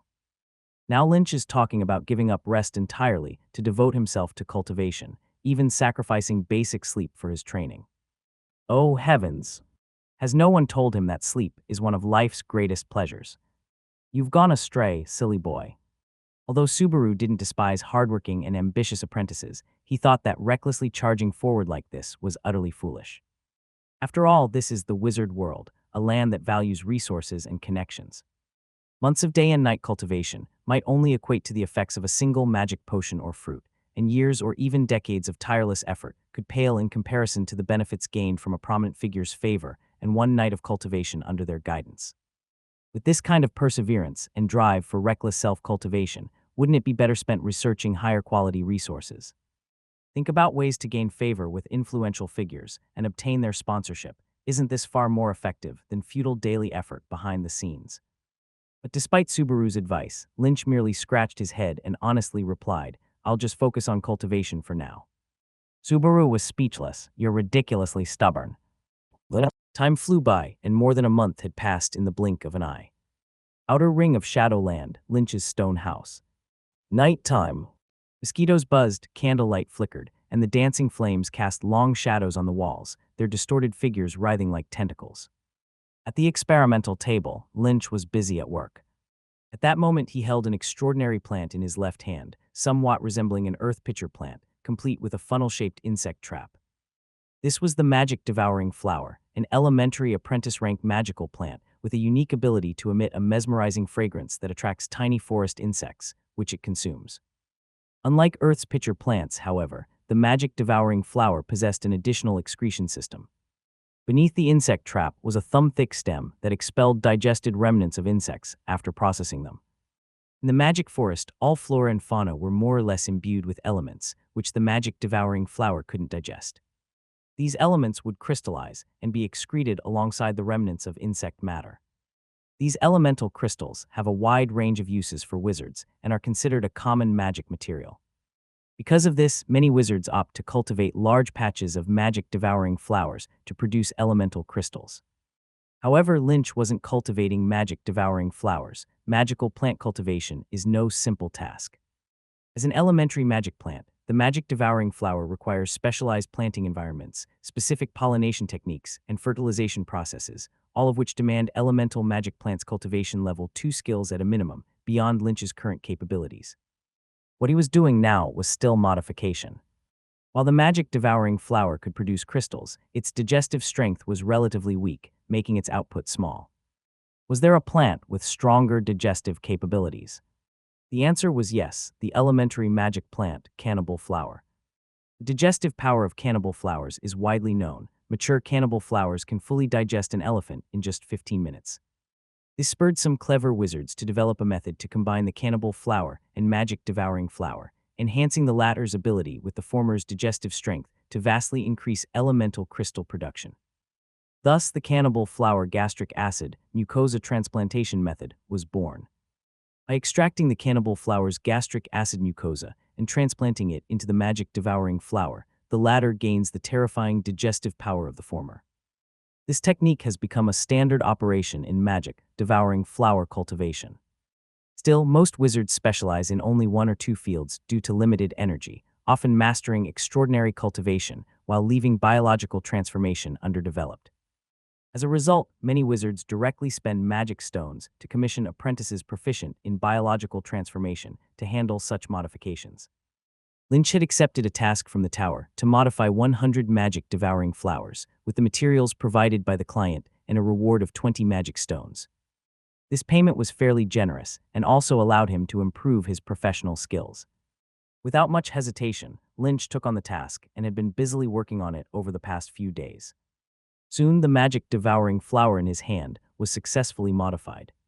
The overwhelming increase in gastric acid seemed to agitate the magic-devouring flower, causing its insect trap to emit constant, gurgling sounds.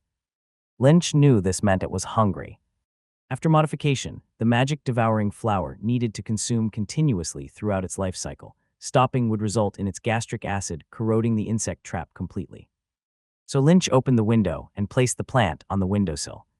The abundance of insects at night would provide it with plenty to eat. Elementary Magic Plants Transformation X points +3. Elementary Magic Plants Transformation Level 1, 88 1000. Meanwhile, a system notification sounded. After over a month of effort, Lynch saw significant improvements in several newly acquired skills. Elementary Magic Plants Transformation LV1, 88 1000. Basic Extraordinary Cultivation LV1, 82 300. Shadow Touch LV1, 28 1000. Meditation LV0, 382-1000. Aside from meditation, the rest of the skills successfully broke through to LV1, reaching the entry-level stage. While meditation hadn't yet reached entry level, Lynch's spiritual power had increased by 0.2. Spirit 1.5. The accumulated skill proficiency amounted to over 1,000, all achieved within just over a month. Anyone else might find this unbelievable. After all, within this timeframe, ordinary apprentices managing to reach entry level for even one skill would already be impressive. Yet Lynch had mastered 3. Of course, the price was that Lynch spent virtually all his time during the month engaged in relentless activity, reading, performing experiments, meditating day and night without a pause. Each time his spiritual power was exhausted, he'd consume some sober magic beans as mentioned in Chapter 2, and when unbearable sleepiness hit, he'd wash his face in the morning dew pond at the Shadow Square. He truly embodied the phrase, utterly devoted, pushing it to its absolute limit. Over the course of more than a month, Lynch's total sleep time likely didn't even amount to 36 hours. Yawn. Lynch let out a big yawn, rubbed his eyes, and directed his gaze toward the teapot on the other side of the table. Inside the pot was tea brewed from ground screaming fruit powder. Drinking it produced screaming sounds that echoed in one's ears, stimulating spiritual power to a certain extent. With a mere thought, something strange began to occur. Beneath the flickering light of the flames, the shadows suddenly transformed into a long tendril, reaching out toward the teapot, wrapping around it and slowly drawing it toward Lynch. Spell Shadow Touch. After over a month of hard work, Lynch had managed to complete the modeling for Shadow Touch a week ago, finally mastering this spell. This was the first spell Lynch had truly mastered since stepping onto the wizard's road. The ability of this spell allowed him to manipulate shadows into tendrils to perform various tasks. Lynch had tested the tendril's maximum strength, which was approximately 100 kilograms. Translated into the wizard's commonly used energy units termed degrees, it roughly equaled 3 degrees. The tendril wrapped around the teapot and swiftly moved it across the tabletop to Lynch. However, before Lynch could fully savor the joy of this extraordinary power, a wave of dizziness hit him. His already drained spiritual power grew even more depleted. Extraordinary power was indeed potent, but its consumption was likewise immense. Even for a casual task like this, the consumption was relatively mild. Yet if performed at full capacity, Lynch's current spiritual power could only support 3 uses of Shadow Touch. Shadow Touch skill level +2. Lynch quickly poured himself a cup of screaming water and downed it. As the ear-piercing scream of "AH" suddenly rang beside his ear, a tingling sensation spread through his entire body, as though even his soul had been jolted awake. His previously drowsy mind instantly became alert. Lynch felt ready to continue grinding. Glancing at the time, it was already 3:30 a.m. Lynch rubbed his dark panda-like eyes, grabbed a bowl of chopped frog legs and rat tails mixed with fire juice fruit peels, and carried it to Parker's cage. Through extraordinary cultivation, Lynch had learned numerous techniques. For instance, he now understood that this was the time of day when a fire dragon lizard's self-evolution and growth peaked, requiring a substantial amount of energy support. However, many often overlooked this, causing the fire dragon lizard's evolution to come to an abrupt halt due to lack of energy. Thus, more professional wizards always prepared an additional meal for their fire dragon lizards at this time to ensure sufficient energy for optimal growth. Seduced by the enticing aroma of the feast, the little one groggily opened its eyes and crawled out of its dragon nest. Clearly still half asleep, but driven by instinctive hunger, it stretched its neck and plunged headfirst into the pile of food. After more than a month of extraordinary cultivation, even Parker showed clear signs of improvement, the most notable being its claws. They had become sharp and gleaming, resembling steel. This was a clear sign of an extraordinary effect, steel claw. Now its claws were no less dangerous than a sharp treasure sword. During high-speed flight, a single swipe could genuinely decapitate someone. Basic extraordinary cultivation skill level +3. After feeding Parker, Lynch returned to his desk. First, he glanced outside the window. The night outside was thick, and the forest predators had retreated to their nests after their hunts, leaving the world in eerie silence. The only sound was the soft rustling of the nighttime breeze weaving through the forest. Silence reigned, not a crow, not a sound. No distractions, no disturbances. The entire world seemed as though it was his to command in solitude. The perfect time to grind experience. Muttering an admiring comment, Lynch braced himself, grabbed a new magic-devouring flower and began yet another round of magic plant transformation. Meanwhile, in a certain area within the red mushroom forest. Tab tab tab. Frantic footsteps echoed clearly through the silent woods as Chris darted frenetically through the forest. At this moment, he seemed to have encountered something terrifying, looking utterly battered. His cloak was tattered like strips of cloth, revealing wounds so deep the bones were visible, with blood ceaselessly flowing out. His expression was one of utter fear, his three eyes constantly darting backward as if some horrifying presence was pursuing him. Whoosh! Suddenly, a sharp whooshing sound broke through the air as a black shadow struck Chris from behind.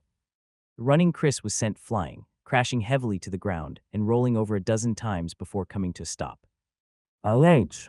Chris shrieked in agony, clutching his abdomen with both hands. His belly had been torn open with a massive gash, causing his intestines and organs to spill out onto the ground with a sickening splatter.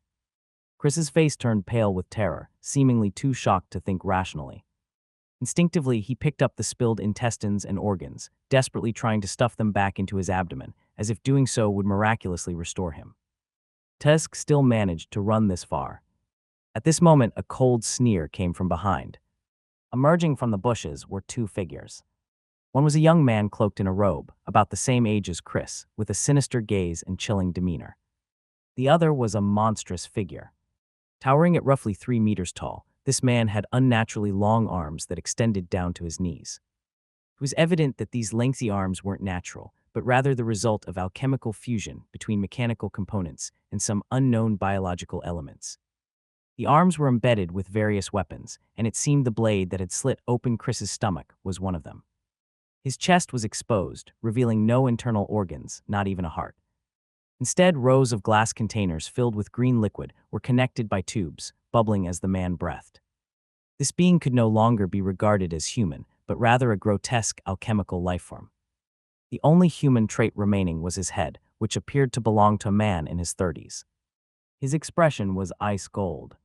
Chris, both furious and terrified, screamed at the young man, "Richard, you bastard. You betrayed the tower and sided with the Black Wizards." Richard maintained an impassive expression, his words sharp and cutting. "You're just too naive, Chris. I was always a Black Wizard. Where's the betrayal in that?" "What?" Chris was utterly stunned. Unfortunately, Richard had no intention of elaborating further. He turned to the alchemist standing nearby and ordered, "Make him shut up." The man, cold and expressionless like a machine devoid of thought, immediately craned his neck and opened his mouth. From within, a dark metallic tube extended outward. Faint PSSH sound was heard as puffs of pale purple gas erupted from the tube in rapid spurts. The purple mist quickly enveloped Chris, whose eyes betrayed fear. Before he could utter another word, his eyelids drooped and his body collapsed limply to one side. Richard snorted disdainfully, sneering, "HMPH, a greedy idiot who actually believed in the nonsense of free miracles falling from the sky. How laughable." Before he could finish his sentence, his voice abruptly cut off. It seemed something had occurred. Richard's expression darkened, and he hastily pulled a vial of black liquid from his pocket and downed it in one gulp. Then an eerie scene unfolded. Richard's left cheek began to ripple, as though disturbed by an unseen force. Moments later, his entire face started to contort and deform. Before long, a bizarre, unfamiliar face emerged suddenly on the left side of Richard's face. Where his normal face should have been, a second, smaller face had grotesquely grown out. The sight was unnervingly strange, like some kind of horrifying parasitic entity clinging to him. Richard's demeanor shifted at once, becoming reverent and submissive. "Master." The grotesque face spoke. "How is the situation progressing?" Richard forced a smile, quite smoothly. 13 specimens in total, 10. He briefly glanced at the unconscious Chris before continuing. 11 are alive. The other 2 resisted and were killed by me, but I've already preserved their corpses immediately. The bodies remain intact, and all their organs are in usable condition. 13. The face expressed mild doubt. Weren't there supposed to be 16? Richard flinched visibly, hurriedly replying, 3 apprentices changed their minds at the last minute and didn't show up. Didn't come. The face's tone sharpened. Richard quivered in fear, bowing deeply. "I will make up for the missing ones, master." The grotesque visage's tone softened slightly, 16 specimens were promised, and 16 must be provided. My experiment is calibrated for 16. Should you interfere with my work, you already know the consequences. Richard's face turned ghostly pale, sweat streaming down his brow. Why, yes, master. That's enough. Once this is resolved, return to the academy quickly. With those parting words, the face gradually faded until it vanished completely, leaving Richard's left cheek to return to its normal state. Several moments passed before Richard straightened himself up again. He cautiously touched his cheek to confirm the person had indeed departed. Only then did the tension lift from his expression. Ugh. He spat vehemently and swung a fist violently against the trunk of a nearby tree. Damn bastard. Don't let me get a chance. Sooner or later. He paused, seemingly remembering something, and quickly glanced toward the man standing next to him. After confirming that the man remained cold and blank-faced, he finally finished his thought aloud. Mark my words, one day I, Richard, will trample this damned world beneath my feet. Early the next morning, Lynch headed to the mission hut to submit his task. But before he reached it, he noticed messenger ravens flying one after another into the tower. Shortly thereafter, the anxious ringing of bells erupted from within. Not long after, a large group of black-robe enforcers hurried out in a steady stream. Their faces were pale and tense as they mounted their witchcraft contraptions and swiftly flew toward the depths of the forest without uttering a single word. Did something serious happen? Why do the black-robe enforcers look so grim? The apprentices around began murmuring in low, speculative tones. Lynch stood listening for a while, but failed to catch any meaningful information. He shook his head and continued toward the mission hut. The mission hut served as the tower's central hub for all tasks. Any assignments from the tower were posted there for apprentices to take on voluntarily. Likewise, apprentices could post their own tasks within it as well. Mr. Bick, I'm here to submit my task. Lynch placed 10 modified magic, devouring flowers onto the counter. Due to time constraints, the flowers were required to be delivered in batches of 10 at a time. The mission center was run by goblins, small green-skinned creatures only half as tall as humans. Naturally gifted with logic and computation, goblins excelled in planning and management. Goblin Bick was visibly surprised to see Lynch again. It's you again, little guy. Don't you ever sleep. If I recall correctly, you just handed me a batch of magic-devouring flowers 3 days ago. Lynch replied straightforwardly, I've been focused on completing the task as quickly as possible these past few days. Bick commended him, a diligent little fellow indeed. Let's see here. What? Impressive. Every single magic-devouring flower has been expertly modified, practically flawless. I doubt even the pickiest employer could find fault. All right, your batch of 10 flowers has been approved. Here are your magic stones. Bick handed Lynch 2 magic stones. Thank you. Lynch accepted the payment with gratitude, a joyful glint in his eyes as he pocketed the stones. In the wizard world, magic stones were a universal currency that was notoriously difficult to earn. During Lynch's early days at the tower, he could only take on menial tasks such as weeding or fertilizing, earning only a few magic stones per month. As his proficiency in the basic transformation technique improved, he began handling simple modification tasks. Yet even with that, his monthly income only amounted to about 10 magic stones. Tasks like modifying magic-devouring flowers were considered relatively lucrative, a month's worth of work yielding 20 magic stones. No need to thank me. You've earned it. Bick allowed a small smile. If any worthwhile tasks arise in the future, I'll be sure to inform you ahead of time. Lynch froze momentarily in surprise, then quickly pulled out a magic stone to express his thanks again. Bick waved him off. Unnecessary. A diligent apprentice who excels at completing tasks is already a great help to me. Frankly, the quality of apprentices these days is declining. They're overly picky about tasks, half-hearted in execution, and rarely submit anything beyond barely passable results. Yet they whine all the time about fairness and their grievances. Fairness? Do they even deserve it? They refuse to focus on proper cultivation, choosing instead to daydream about treasures falling from the sky or a powerful figure taking notice of them, granting resources and lavishing them with training. They should look at themselves in the mirror first. What makes them so special to deserve that? Lynch couldn't help but twitch his lips at Bick's sharp critique. It seemed this goblin had quite the outspoken personality. All right, enough of that, Bick said with a shake of his head before continuing. Kid, you've got potential. I hope you keep this up. Sure, there are a few lucky ones in the wizard world, but they're the exceptions. No matter how talented someone is, none can go far on the wizard's road without hard work. Lynch nodded, solemnly replying, I'll remember your words. Click, click, click. Just then, the sound of hurried footsteps echoed as another group of black robe enforcers exited through the door. They too wore bleak expressions and silently marched out into the world beyond. Lynch, visibly puzzled, asked, What's going on? So many enforcers have left today. Bick replied, Word is something happened in the Red Mushroom Forest. Apparently, a group of apprentices claimed they'd found ruins there and went exploring. None of them came back. Looks like they fell into a black wizard's trap. Lynch's eyes widened in alarm. The Red Mushroom Forest. Wasn't that the same place Chris had invited him to explore not long ago? Bick nodded. Yes, indeed. A bunch of fools. That forest has been picked clean for hundreds of years. Any talk of ruins there is clearly nonsense. That evening, the tower issued a lockdown notice. All apprentices were forbidden from leaving the Shadow Tower's perimeter, and after sunset, they were not allowed to linger outside their dormitories. It was only after several days that Lynch managed to piece together the full story from other apprentices bit by bit. Apparently, a black wizard apprentice disguised themselves as a wizard potential and infiltrated the Shadow Tower, spreading rumors about a discovered ruin to lure a group of apprentices out. By the time the tower realized something was amiss and sent people to investigate, the apprentices had already vanished. To this day, their whereabouts remained unknown and were likely apprehended by the Black Wizards. Black Wizards are a collective term for another group of wizards in the wizard world.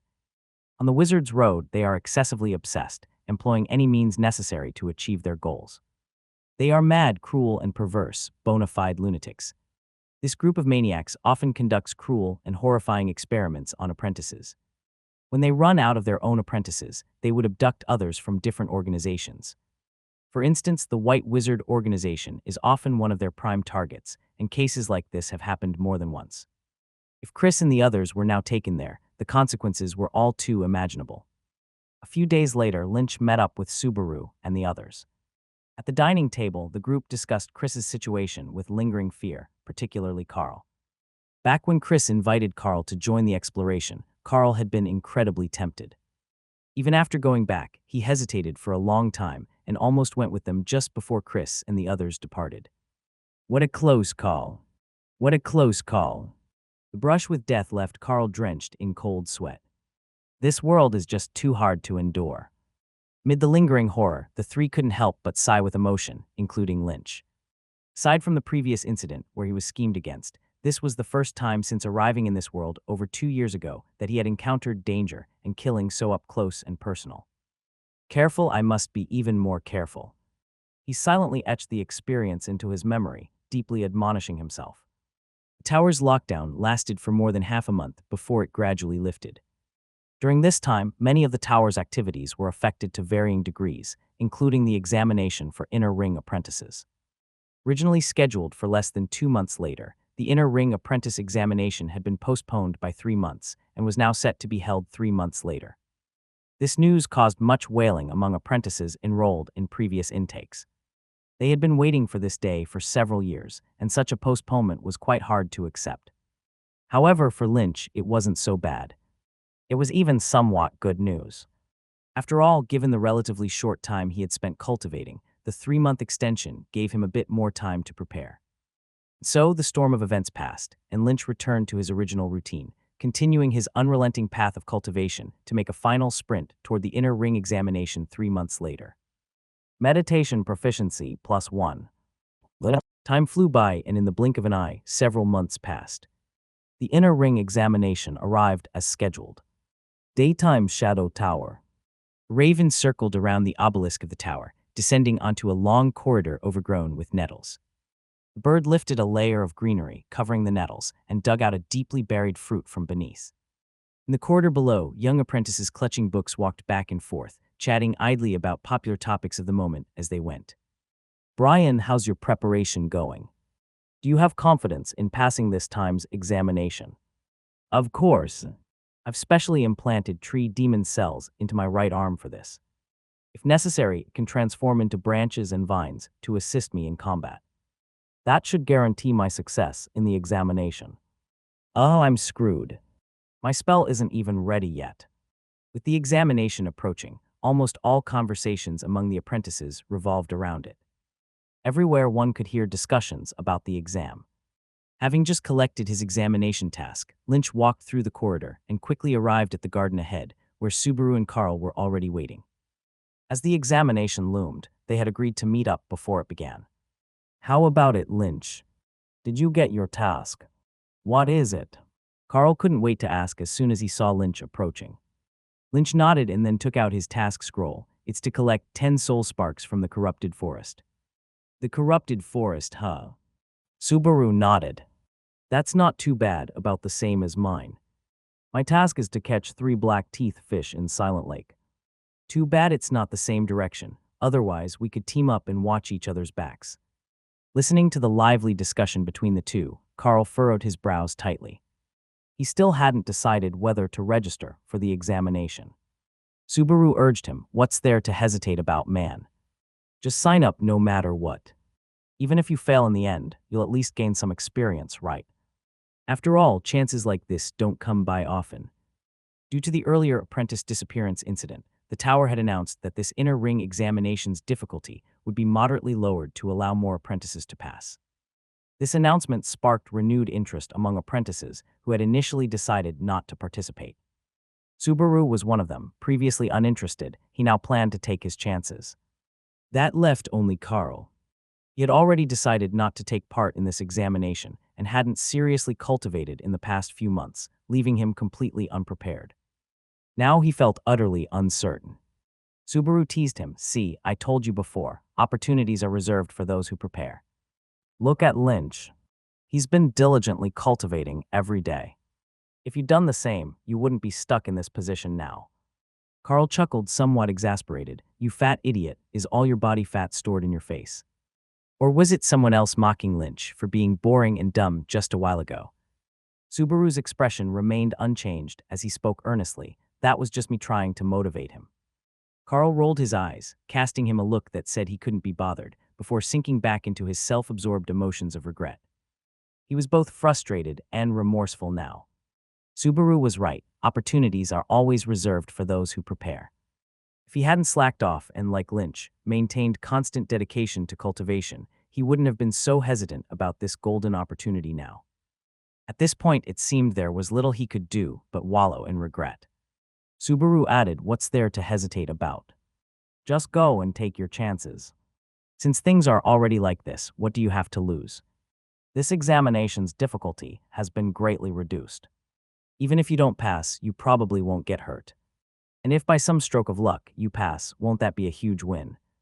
After Subaru's patient persuasion, Carl finally decided to take his advice and went to register for the examination.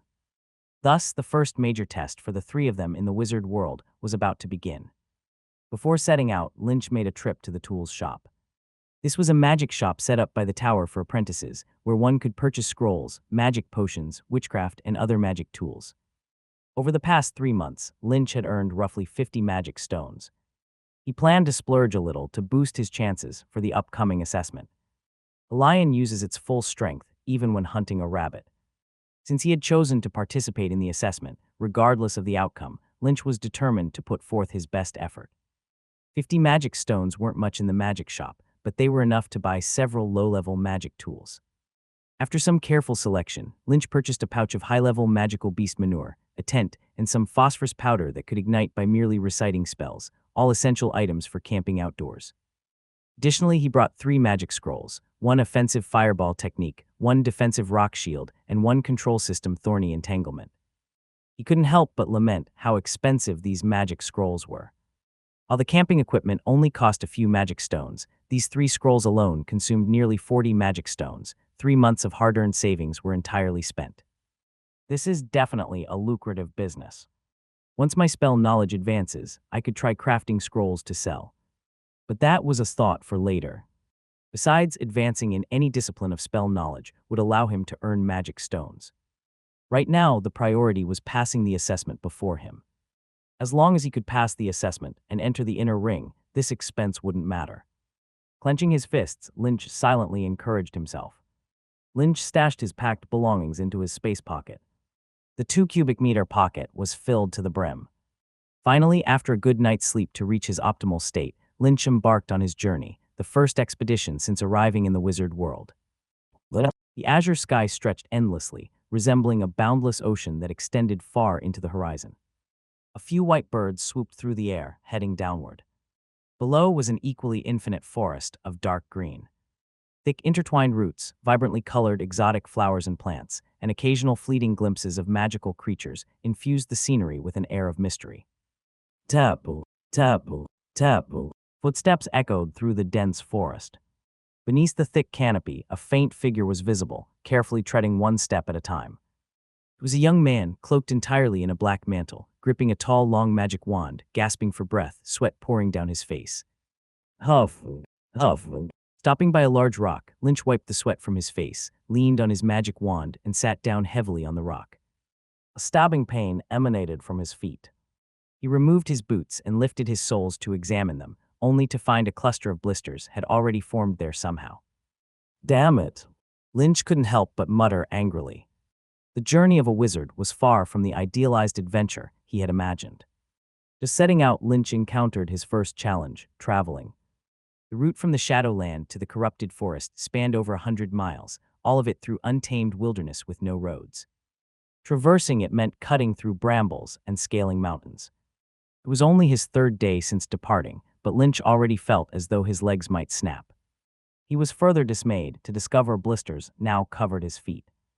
My constitution is far too weak. I must find a way to improve it. In the wizard world, there were various methods to enhance one's constitution. For example, upgrading one's body by replacing limbs or organs with enhanced versions, or fusing one's body with powerful bloodlines like Carl did, all could significantly improve physical attributes. Yet Lynch had been too busy studying magic to prioritize it before now. Besides, he had some reservations about undergoing surgery or integrating strange bloodlines. I'll have to look into methods for improving constitution without drastic impacts on the body. While body modification and bloodline fusion were quick solutions, their associated risks were immense. Many wizards ended up contorted and monstrous, losing their human form entirely. After resting briefly, Lynch retrieved an unusually shaped small bottle from his pocket. The bottle was filled with brightly colored, peculiar beans. He took a pale green pea marked with a strange rune, tossed it onto a patch of grass nearby, and tapped it lightly with his magic wand. A faint blue light flickered, and the pea quickly burrowed into the soil. Moments later, an extraordinary plant sprouted and broke through the surface. It was a white rose with layered petals that were soft and delicate, exuding a subtle fragrance. Next, Lynch took out a glass vial filled with blood from his space pocket. Unscrewing the cap, he poured the blood onto the rose's blossom. Instantly, an eerie scene unfolded.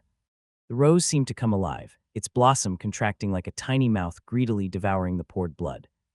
Within moments, the vial's contents were entirely absorbed. The once white rose quickly turned a brilliant red. Droplets of crystalline liquid began to seep from the flower's core, trickling down its petals. Prepared in advance, Lynch took an empty vial and collected every drop of liquid produced. This was rose tears, a mystical magic plant that, after absorbing sufficient elemental energy, released water-like droplets resembling tears.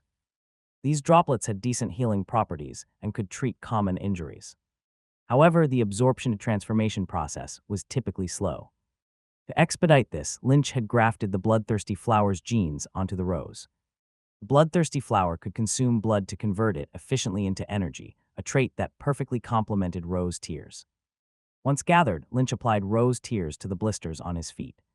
The clusters of swelling visibly subsided, disappearing completely within a few breaths, and the pain vanished along with them. Luckily, I prepared ahead of time. Lynch exhaled in relief, then lightly tapped the peculiar vial containing the beans against its opening. Buzz! A crisp hum sounded, and a strange symbol etched onto the bottle lit up with a pure white glow. Under this glow, the rose appeared to reverse through time, rapidly shrinking back into the earth until it reverted to its original pea form. This vial was no ordinary vial. It was a magical tool known as a bean pod. The Possessed a unique ability to revert magic plants back into their bean-like forms, allowing wizards to conveniently carry their cultivated plants. Lynch picked up the pea from the ground and returned it to the vial. In preparation for this assessment, he had left nothing to chance. Every magic plant and magic creature he had modified that might prove useful had been brought along. Having treated his foot injuries, Lynch resumed his journey once more. Not long after, the faint sound of flowing water reached his ears. Lynch quickly followed the direction of the noise. It was growing late, and it was nearly time to set up camp. Furthermore, his water pouch could use a refill. Rustle. Yet shortly after moving forward, a rustling sound emerged. He noticed the nearby shrubs tremble faintly. Lynch's expression tightened, his footsteps halted abruptly, and he immediately raised his guard. Lynch quickly lifted his cloak and pressed his hand onto the pocket on his chest, ready to summon Parker, who was sleeping inside at any moment. Although theoretically this area is an apprentice protection zone under the surveillance of the tower, the wizard world is fraught with dangers, and one cannot be too careful. Rustle, rustle. After a shake of the treetop, the bushes parted on both sides, and soon two figures emerged from within. Lynch couldn't help but be taken aback as he recognized both of them. They were apprentices from the same cohort as him. Were they also on a mission? Lynch! At the same time, the two also noticed him and expressed a hint of surprise as they briskly approached him. The two individuals were a male and a female. The male had brown hair, a burly figure, not wearing a cloak but leather armor and pants, with a crossed sword hanging from his waist, a typical knight outfit. This was Yuri, who, before coming to the Shadow Tower, used to be a knight's squire. It was said that he had even been in battles. After entering the tower, he focused on body enhancement subjects, preferring close combat as opposed to other wizards. The girl, on the other hand, had an innocent appearance, with big eyes giving off a vibe of a simple-minded neighbor girl. This was Alice, who majored in the water element attribute. Upon seeing Lynch, Alice happily skipped over to him like a cute little rabbit, speaking in a familiar tone with a slightly coquettish voice. "Brother Lynch, are you also heading towards the corrupted forest?" This kind of behavior easily led to misunderstandings, and any other apprentice might have speculated if the girl had an interest in them, but Lynch was unmoved because he knew the girl was pretending. Alice was a very astute girl, extremely adept at utilizing her appearance advantages to act cute and innocent, taking advantage of others. In terms used on Earth, she was known as a green tea girl. Lynch nodded yes. Alice seemed very pleased. "Great, we're also heading to the corrupted forest area. Why don't we all go together?" She paused and then turned to Yuri, who was trailing behind, and asked, "Brother Yuri, we're all classmates, you don't mind, do you?" Yuri was visibly a bit unhappy since the two-person world, where he was cultivating feelings with the goddess, had suddenly added an extra third wheel, disrupting the atmosphere. However, since Alice had put it that way, he couldn't very well refuse, so he pretended to be magnanimous and said, "Of course, let's go together." Lynch contemplated for a moment. The journey was long, and he wasn't sure what might happen along the way. Certainly, having two additional companions was better than traveling alone. So he nodded all right. That night, moonlight was like fine gauze, gently spilling over the winding creek, the silver radiance intertwining with the rippling water, as if the Milky Way had fallen from the sky, flowing quietly across the earth. On the pebble shore, the crackling of wood echoed softly, with tiny sparks dancing in the wind. A sizzling campfire and the three tents standing nearby formed a simple traveler's campsite. Lynch sat on a wooden stump in front of the campfire, his eyes level with a data panel only he could see. Elementary Magic Plants Transformation LV2, 216 3000. Basic Extraordinary Cultivation LV2, 876 1000. Shadow Touch LV2, 386 3000. Meditation LV1, 503 3000. After over 3 months of perseverance, all his abilities had significantly improved. Multiple skills had surpassed the LV2 level, and the basic extraordinary cultivation was nearing completion, soon to be maxed out. Even the most challenging meditation had surpassed LV1. Notably, when meditation surpassed LV1, a basic will rune was depicted within his spiritual sea, proving that the levels of meditation were indeed, as he had speculated, composed of 10 levels. Tusk level 10. Even though he had anticipated it, confirming the result still astonished Lynch, especially upon seeing the skill level rising to 3000, which left him feeling a bit exhausted. A 50-year average promotion time, it was indeed no exaggeration. Keep pushing forward. Though meditation was difficult, the improvements were also substantial. His spirit attribute increased by zero point 0.6 in these months, breaking through to 2. Spirit 2.1. His original spiritual power of 15 had suddenly leaped to 21, allowing him to accomplish significantly more each day. Without accumulating small steps, one couldn't reach 1,000 miles. Lynch believed that if he continued steadily at this pace, the time for fruitful results would eventually come. Brother Yuri, you're really amazing. Your strength is incredible. Haha, it's all right. I'm still quite far from a true knight. Are these muscles? Can I touch them? They really look tougher than iron. At that moment, Yuri and Alice came from a distance. Yuri was carrying a wild boar on his shoulder, holding 2 rabbits in his hand, his upper body completely bare, revealing muscles knotted all over and emanating heat. Alice followed along, her large innocent eyes blinking as she flattered Yuri and affectionately poked his muscles with her finger. Lynch stood up, "You're back." Whether it was to show off in front of Alice or out of male pride, Yuri had been particularly diligent.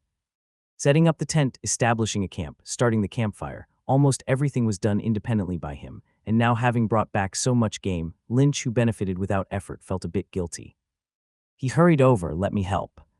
He meant it sincerely, but Yuri waved a big hand, not giving him any chance. "No need, with your scrawny arms and legs you won't help much, just wait to eat."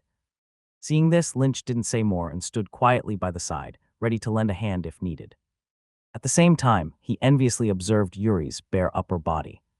His skin was a bronze color, full of knotted muscles, firm pectorals, and a clearly defined 8-pack on his abdomen. Despite being the same age as Lynch, he was taller by more than a head, looking impressively strong. It is said there's a secret training method among human knights.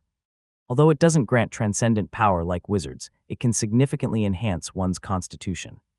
Yuri must be benefiting from something like that.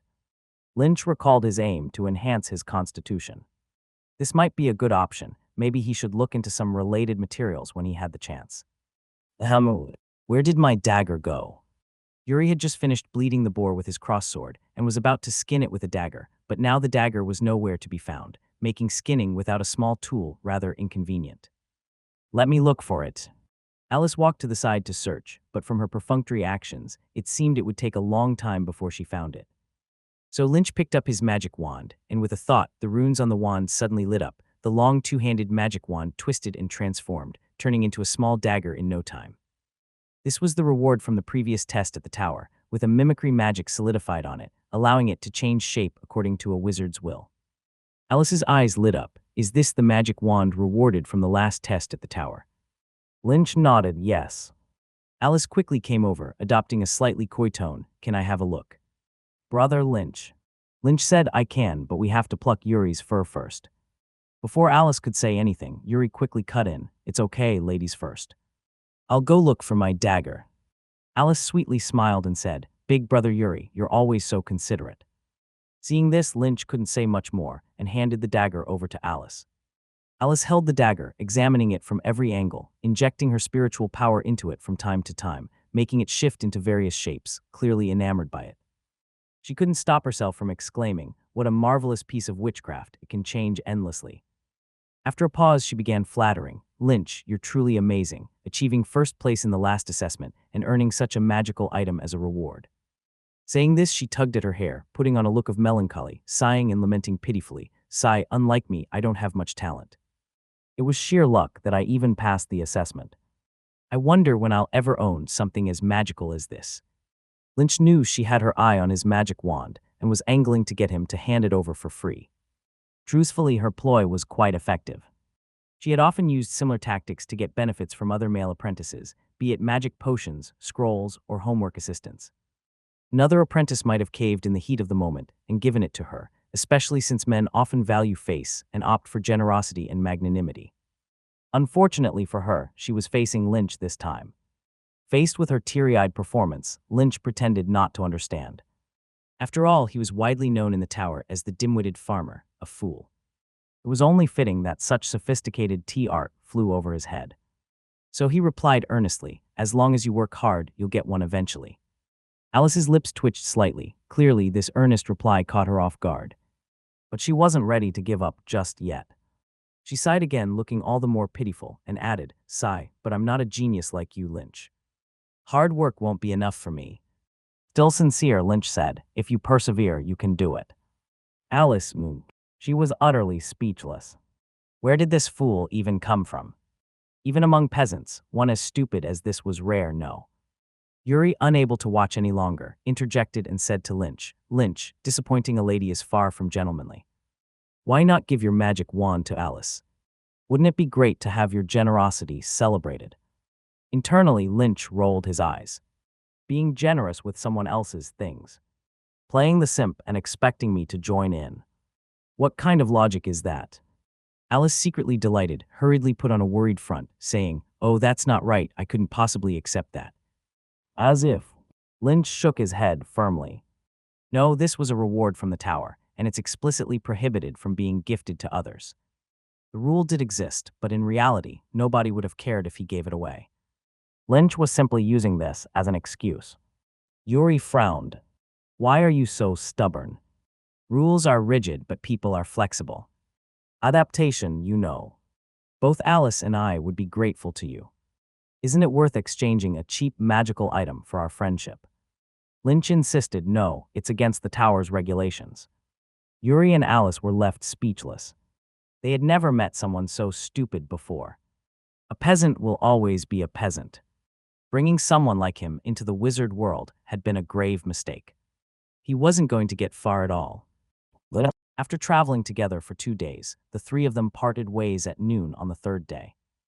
In truth, they could have continued together for a while longer, but whether it was due to Yuri and Alice being upset over not receiving the magic wand or something else, Yuri hastily suggested parting ways at the first fork in the road. Probably Alice badmouthed me behind my back, Lynch thought. He could clearly sense the shift in Yuri's attitude over the past 2 days, seeing the disapproving looks he occasionally flashed him. So be it. Since they clearly weren't compatible, sticking together would only make things awkward. Thus Lynch didn't say much, bid them a straightforward farewell, and continued on his journey. 2 days later, Corrupted Forest. The Corrupted Forest lay to the east of the Shadow Tower, deep within the dark forest. The environment here was damp and gloomy. The corrosive elements in the air caused the trees to wither and decay unusually quickly. Entering this forest, Lynch carefully observed his surroundings.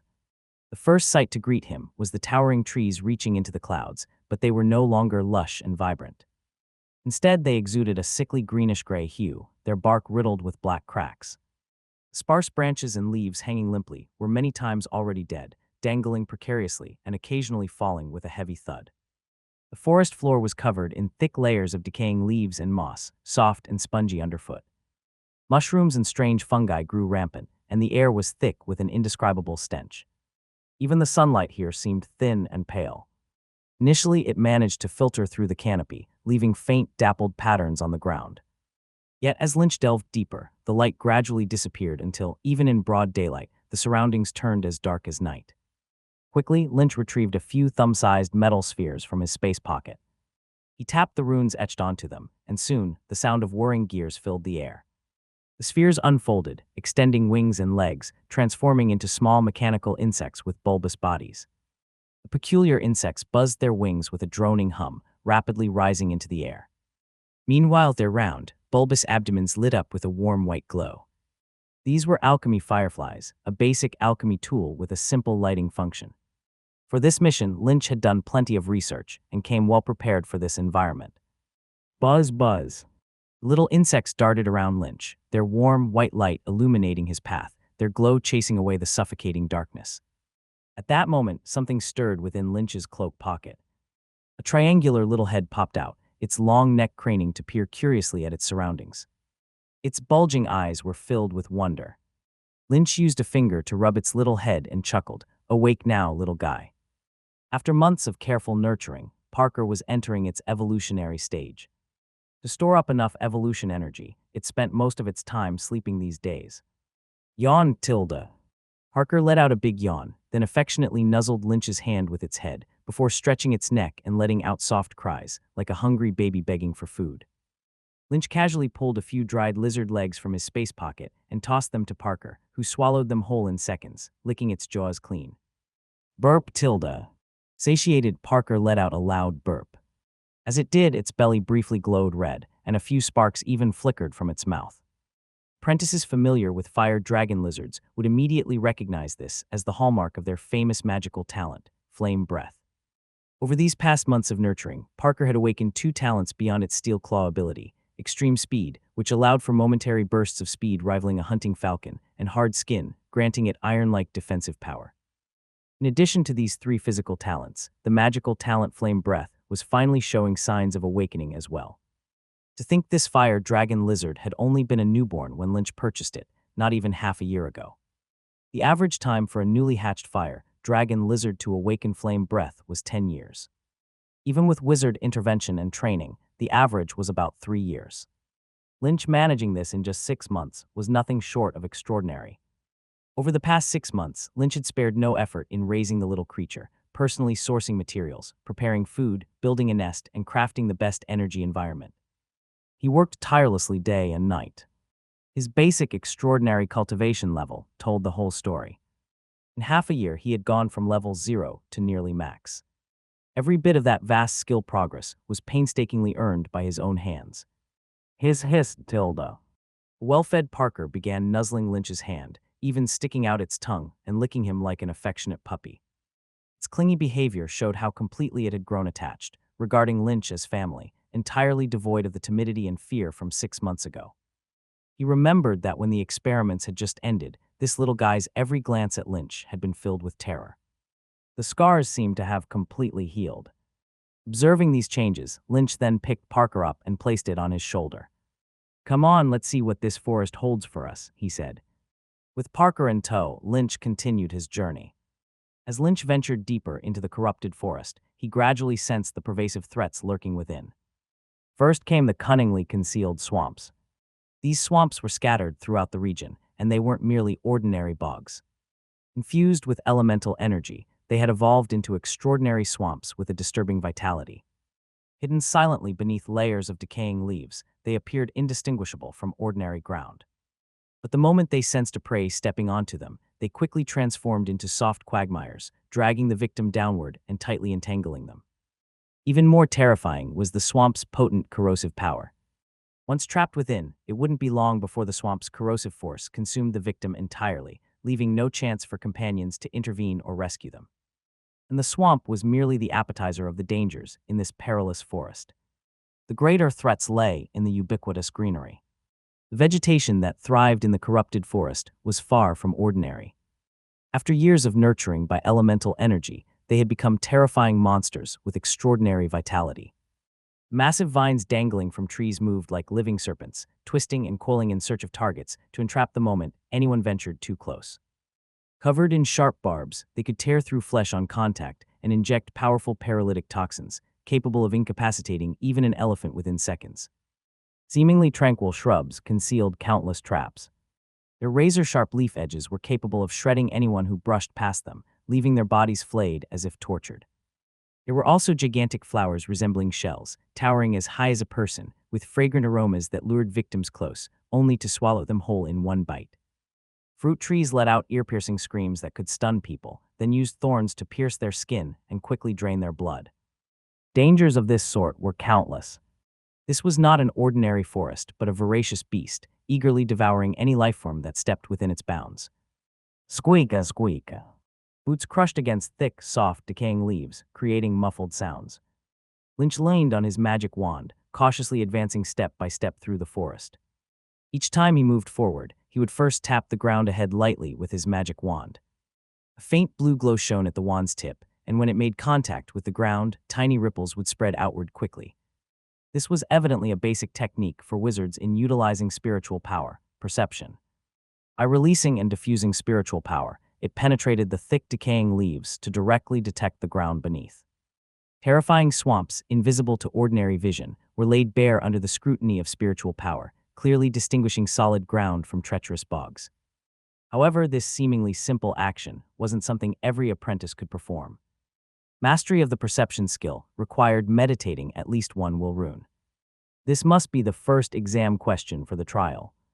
Apprentices who hadn't grasped the perception ability would find themselves unable to proceed further. Evidently, this was the first test for the tower's trial, assessing the apprentice's raw strength, the minimum qualification required being at least one meditated will rune. Such was the threshold test.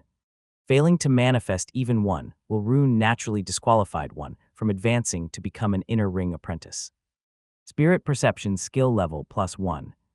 Lynch had only recently mastered spirit perception after producing his first will ruin less than a month ago. He was approaching the threshold of level 0. Spirit perception level 0, 482 500. Though his perception level wasn't high, this trial didn't require deeply advanced perception. Simply sensing the ground below was more than enough to pass. Rustle. After roughly half an hour, faint rustling sounds emerged from up ahead, accompanied by a tempting fragrance wafting through the air. Lynch glimpsed a golden fruit hanging from a fruit tree in the distance. The alluring aroma seemed to originate from the fruit. Had it been an ordinary person, they might already be driven by curiosity or desire, following the enticing scent to investigate further. But Lynch's first reaction was to take out cotton and plug his nose. Then with a thought he transformed his magic wand into a longbow, took pre-prepared arrows from his space pocket, strung the bow, and aimed an arrow directly at the fruit. Swish! The first arrow missed its mark, landing in the dirt nearby. Lynch quickly shot a second and third arrow until the third hit the fruit, knocking it off the tree. The originally brilliant, golden fruit that appeared as though it were a heavenly material suddenly shriveled and withered upon hitting the ground. Its surface bulged with sticky, pustular blisters, resembling a tumor riddled with festering sores. The once delightful fragrance immediately ceased, replaced by a nauseating stench. This was the fruit's true nature. Its name was bait corruption fruit, a magic plant belonging to the spiritual system. It disguised itself as a heavenly treasure to lure greedy travelers into eating it. The bait corruption fruit had powerful spiritual attacks. Any creature consuming it would instantly fall into a hallucination and have their soul eternally trapped within, while their physical body gradually rotted away over time, becoming nourishment for the fruit tree itself. Identifying the dangerous plants scattered throughout the forest was the tower's second trial for apprentices, the fundamental ability of wizcraft knowledge. While the operation appeared straightforward, replacing Lynch with any other apprentice might not yield the same decisive response. After all, the wizard world abounded with rare heavenly treasures, and this scene might genuinely seem like an opportunity too precious to pass up. For wizard apprentices who dreamed of grand adventures upon entering the wizard world, such temptations were colossal. Overcoming this required not just unwavering resolve, but thorough knowledge. Just like Lynch here, a single glance had revealed the fruit's identity, eliminating any hesitation whatsoever. Basic Magic Plants Atlas Max. Over a year ago, Lynch had elevated his grasp of magic plant and demon knowledge to the max stage available to him, mastering countless records. In this corrupted forest alone, there wasn't a single wizard-level magic plant that he couldn't identify across the entire dark forest. Paralysis magic vine, blade thorns, giant man-eating flowers, screaming fruit trees. With his immense foundation of knowledge, Lynch identified each danger within the forest and skillfully avoided them, soon arriving at the depths of the corrupted forest. It was here that Lynch finally laid eyes on his goal. Soul Spark. Lynch discovered the Soul Spark beneath a magnificent oak tree. Its petals were blue, their edges curled slightly, emanating an unusual blue energy that enveloped the entire plant, resembling a blue flame burning brightly. Lynch observed the extraordinary flower curiously. It was categorized as an elementary magic plant, described in books as being nurtured by decayed souls and classified as soul material. As they change. Suddenly, a rustling sound came from the oak tree above.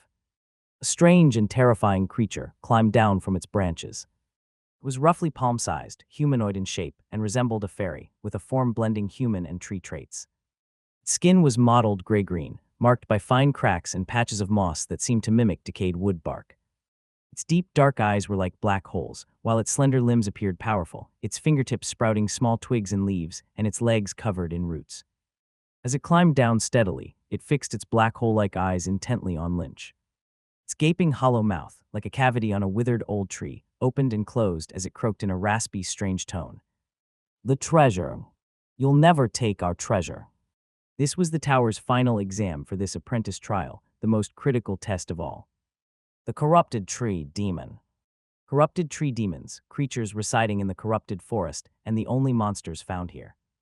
They belong to the fairy species, inherently vicious, preying on living beings who stray into the corrupted forest. Both common animals and lost wanderers appear on their menu. The soul spark has a tremendous allure for corrupted tree demons. Consuming it can enhance their strength. Hence, you'll often find multiple corrupted tree demons guarding a soul spark as it matures. If one intends to harvest a soul spark, confronting the corrupted tree demons is inevitable. Hiss Tilda. Parker, perched on Lynch's shoulder, suddenly grew agitated. Fixated on the corrupted tree demon ahead, it flicked its tongue repeatedly with mounting restlessness, eagerly sending Lynch signals to request permission to enter battle. Calm down first. Lynch suppressed Parker's impatience. Knowing one's enemy and oneself ensures 100 victories. Before the fight begins, it's wise to thoroughly assess the opponent's strength. With that thought, he retrieved a bean pod bottle, fetched a purple bean, and hurled it toward the tree trunk ahead. The bean struck the trunk with a bang, unleashing a small cloud of purple smoke. Amid the dust, a peculiar plant began to rapidly grow along the tree trunk. It was a mushroom, roughly the size of a human fist. Its pale purple cap was speckled with large, deep purple spots. The stem was short and stout, and at the front was a mouth-like opening resembling that of an octopus. Little Spraying Mushroom.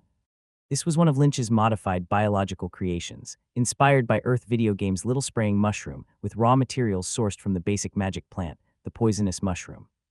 The poisonous mushroom, upon sensing danger, produces large quantities of corrosive venom to defend itself. Lynch leveraged this principle to extensively modify its internal structure, compressing the venom and confining it within a defined range. Additionally, he fitted a spray gun conduit into the mushroom's stem, enabling the venom to be projected externally. Under Lynch's spirit imprint control, the Little Spraying Mushroom swiftly locked onto the crawling corrupted tree demon ahead. Its stem visibly contracted, then expanded, launching a pale purple bubble from its mouth-like opening aimed toward the target. The seemingly innocuous purple bubble burst on the corrupted tree demon, dousing its body in pale purple liquid. Instantly, sizzling sounds began echoing, and large swathes of the tree demon's body began to decay. The tree demon let out a piercing, agonizing scream, clearly severely wounded. Lynch glanced at the damage inflicted on the tree demon and quickly began an analysis. The energy from the Little Spraying Mushroom's attack was negligible, barely registering at a factor of 1. The corrosiveness, roughly equivalent to 3 times the potency of sulfuric acid, easily inflicted damage on the corrupted tree demon, highlighting its low defenses. Its defense level was roughly equivalent to that of an average human. Help me. A powerful enemy is trying to steal our treasure. Someone come help me. Meanwhile, the corrupted tree demon screamed hysterically. Accompanying its cries, rustling noises emerged from the treetops. Soon, 7 or 8 more corrupted tree demons crawled out, reminiscent of menacing rats emerging from dark corners, instilling a palpable discomfort. Protect the treasure. Eliminate the enemies. Newly arrived corrupted tree demons howled as they swarmed toward the Little Spraying Mushroom. In response, guided by Lynch, the mushroom swiftly unleashed venomous bubbles to counterattack. However, the sheer number of enemies overwhelmed it. After repelling just 2 tree demons, the remaining ones quickly drowned the mushroom, tearing it apart into pieces. 26 seconds. Having observed closely all along, Lynch promptly made his judgment. Their attack power is mediocre, barely hitting a power coefficient of 1, equivalent to an adult male's strength. Attack methods are rather simplistic, primarily relying on biting. No extraordinary talents detected thus far. After this comprehensive analysis, Lynch understood the disparity between his strength and the enemy's, confirming his earlier estimations. With that, he released Parker from his shoulder. The fire dragon lizard was a highly aggressive and combative creature. Having been itching for action earlier, it immediately sprang forth like an arrow, diving straight toward the tree trunk. Pop tilde crack. Despite its palm-sized frame, Parker's basic attributes all exceeded a factor of 3. Combined with several talent effects, its overall combat prowess was comparable to that of a human knight. Against these tree demons, combat level mere equals to ordinary humans, Parker was akin to a ravenous wolf entering a flock of sheep. 2 corrupted tree demons were instantly shredded by Parker's claws. Much like splitting wood, the tree demons' bodies lacked organs or viscera, only showing concentric rings like tree growth rings. Instead of blood, a viscous, semi-transparent fluid resembling tree resin oozed out. Groaning painfully, the injured tree demons fell to the ground, their shattered bodies twitching in the dirt before eventually falling silent. The battle raged on. Facing an immense power gap, the mere handful of remaining tree demons stood no chance. Either torn apart by Parker or fatally bitten, all 7 or 8 enemies were scattered across the ground in under 2 minutes, marking the end of the fight. I curse you. The last corrupted tree demon glared venomously at Lynch before succumbing, lifeless. Lynch approached. First, he took out a cloth bag and transformed his magic wand into a pair of fire tongs, carefully selecting relatively intact parts from the fallen tree demons for preservation. Corrupted tree demons held research value, and since the opportunity was present, he wouldn't miss gathering some materials. These components might come in handy for future biological modifications. Once done, Lynch moved to the Soul Spark and retrieved a prepared container to store it. Soul Spark 110. Gazing at the blue flower inside the glass receptacle, Lynch grinned to himself with a self-deprecating remark. His journey continued. Having successfully gained experience from this initial endeavor, Lynch repeated the process for subsequent encounters. Carefully avoiding dangerous plants while meticulously searching the forest, he discovered a second soul spark within half an hour. Employing the same battle tactics, surveying the enemy, then dispatching Parker to take them out, the second soul spark was successfully obtained. Next came the third, then the fourth, and fifth. By late afternoon, luck brought Lynch to a withered oak tree where he discovered 2 soul sparks at once. Though this time faced with slightly more corrupted tree demons, they posed no significant challenge for him. After a decisive battle, Parker effortlessly eliminated the tree demons. Just one more. As Lynch packed away the 2 soul sparks, he pulled out a handkerchief to wipe sweat off his face. After an exhausting afternoon of combat, his mission was now 1 soul spark short. Let's try over there. Lynch promptly set his sights on an eastern slope, the surrounding area already thoroughly scavenged. It was high time to switch regions. Navigating through a marsh filled with intertwined thorny demon vines and screaming fruit trees, Lynch soon reached the slope. Climbing to the top and gazing downward, his eyelid twitched involuntarily. Below stretched a desolate, expansive plain, its black soil dotted with countless withered oak trees, resembling a vast blackened graveyard. Yet amid this eerie landscape, clusters of blue flames flickered, swaying in the night wind. Upon closer inspection, they were unmistakably soul sparks. Scattered like stars, uncountable, the hillsides were blanketed by them. Lynch's jaw dropped. Holy hell! If he had known about such a location earlier, why waste time wandering the forest like this? Lynch felt immeasurably bitter about the afternoon's effort. Oh, what's that? At that moment, his gaze was drawn to the plain's center, a peculiar old oak tree. Though also withered, this oak tree was noticeably larger than the others, its age seeming far greater. Surrounding it were the most soul sparks, dozens shimmering brightly. More strikingly, embedded into this tree's trunk was a stunning blue gem, glimmering brilliantly amidst the darkness. That's... Lynch's eyes widened, his heartbeat racing wildly. His advanced foundational knowledge quickly identified the gem as a priceless magic material worth tens of thousands of magic stones. Soul crystal. On the wasteland entwined with black soil and decayed leaves, ghostly blue flames flickered and swayed with the wind, resembling the will-o'-the-wisps drifting in a forsaken graveyard. An ancient withered oak tree stood silently at the center of this desolate plain, its immense trunk requiring several people to encircle it. Its mottled bark bore the traces of countless passing years. Right on the trunk of this old oak tree, a peculiar sight unfolded before his eyes. A crystalline, translucent crystal, emanating a faint, eerie glow, was embedded in a hollow of the bark. Its surface pulsated with waves of blue light, blending with the surrounding ghostly blue flames, adding an otherworldly hue of wonder to the forest. Standing on a nearby hill, Lynch's gaze was utterly captivated by the blue crystal, and his breath grew shallow and uneven. Soul crystal. This was a soul material in the wizard world, formed by the aggregation of the soul energy of the deceased. It tended to parasitize certain magic plants or demons. Though it appeared as a crystalline substance outwardly, its internal composition was actually fungal in nature. Much like most fungi, the formation and development of the soul crystal remained a mystery, shrouded in the arcane processes of absorbing trace elements. Even wizards had yet to master techniques for its cultivation. It could only be harvested in the wild. Soul crystals contained an immense concentration of soul energy and were extensively used in the wizard's profound discipline of soul study, categorized as a material beyond apprentice level, belonging instead to wizard level.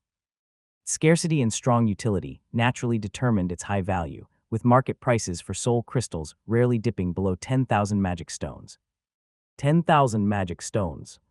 How many batches of magic-devouring flowers would I have to refine to match that? Lynch almost instantly made up his mind to acquire this soul crystal. After all, in the 2.5 years since he had come to the tower, the total magic stones he'd amassed barely exceeded a few hundred.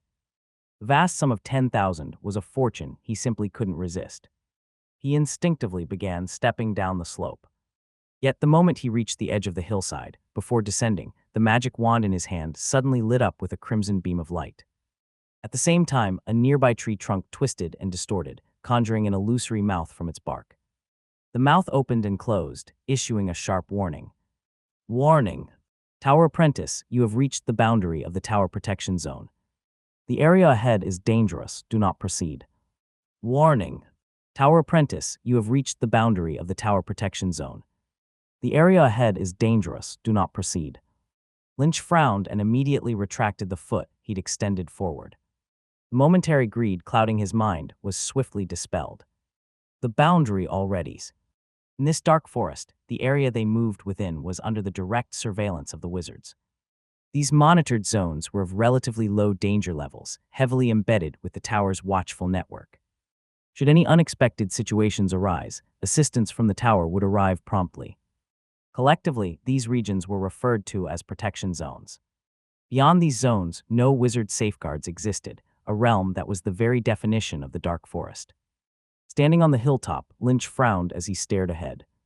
Just one step, a hair's breadth of distance, yet he didn't take that step easily. He deeply understood that this single, simple step could very well mean the difference between life and death. Despite the fierce battles and constant perils within this forest, the magic plants and demons here were pre-selected and marked with spell imprints by the wizards. In life-threatening situations, these entities were prohibited from doing irreversible harm to apprentices. But stepping beyond the boundary was a completely different matter. Out there, the only rule was the most primal law of the jungle. Every living thing was bent on one purpose, to kill. So would it be dangerous? Lynch wasn't certain. What he did know was that the dark forest beyond teemed with innumerable magic plants and demons. A mere unnoticed insect or an unassuming blade of grass could easily claim his life. It was a true no-man's land. The tower's protocol also strictly forbade apprentices from straying off designated paths and leaving the protection zone under any circumstances. If caught, punishment was inevitable. Under normal circumstances, the punishment might be tolerable. But now, during the examination period, any penalty could jeopardize his evaluation. So should he give up?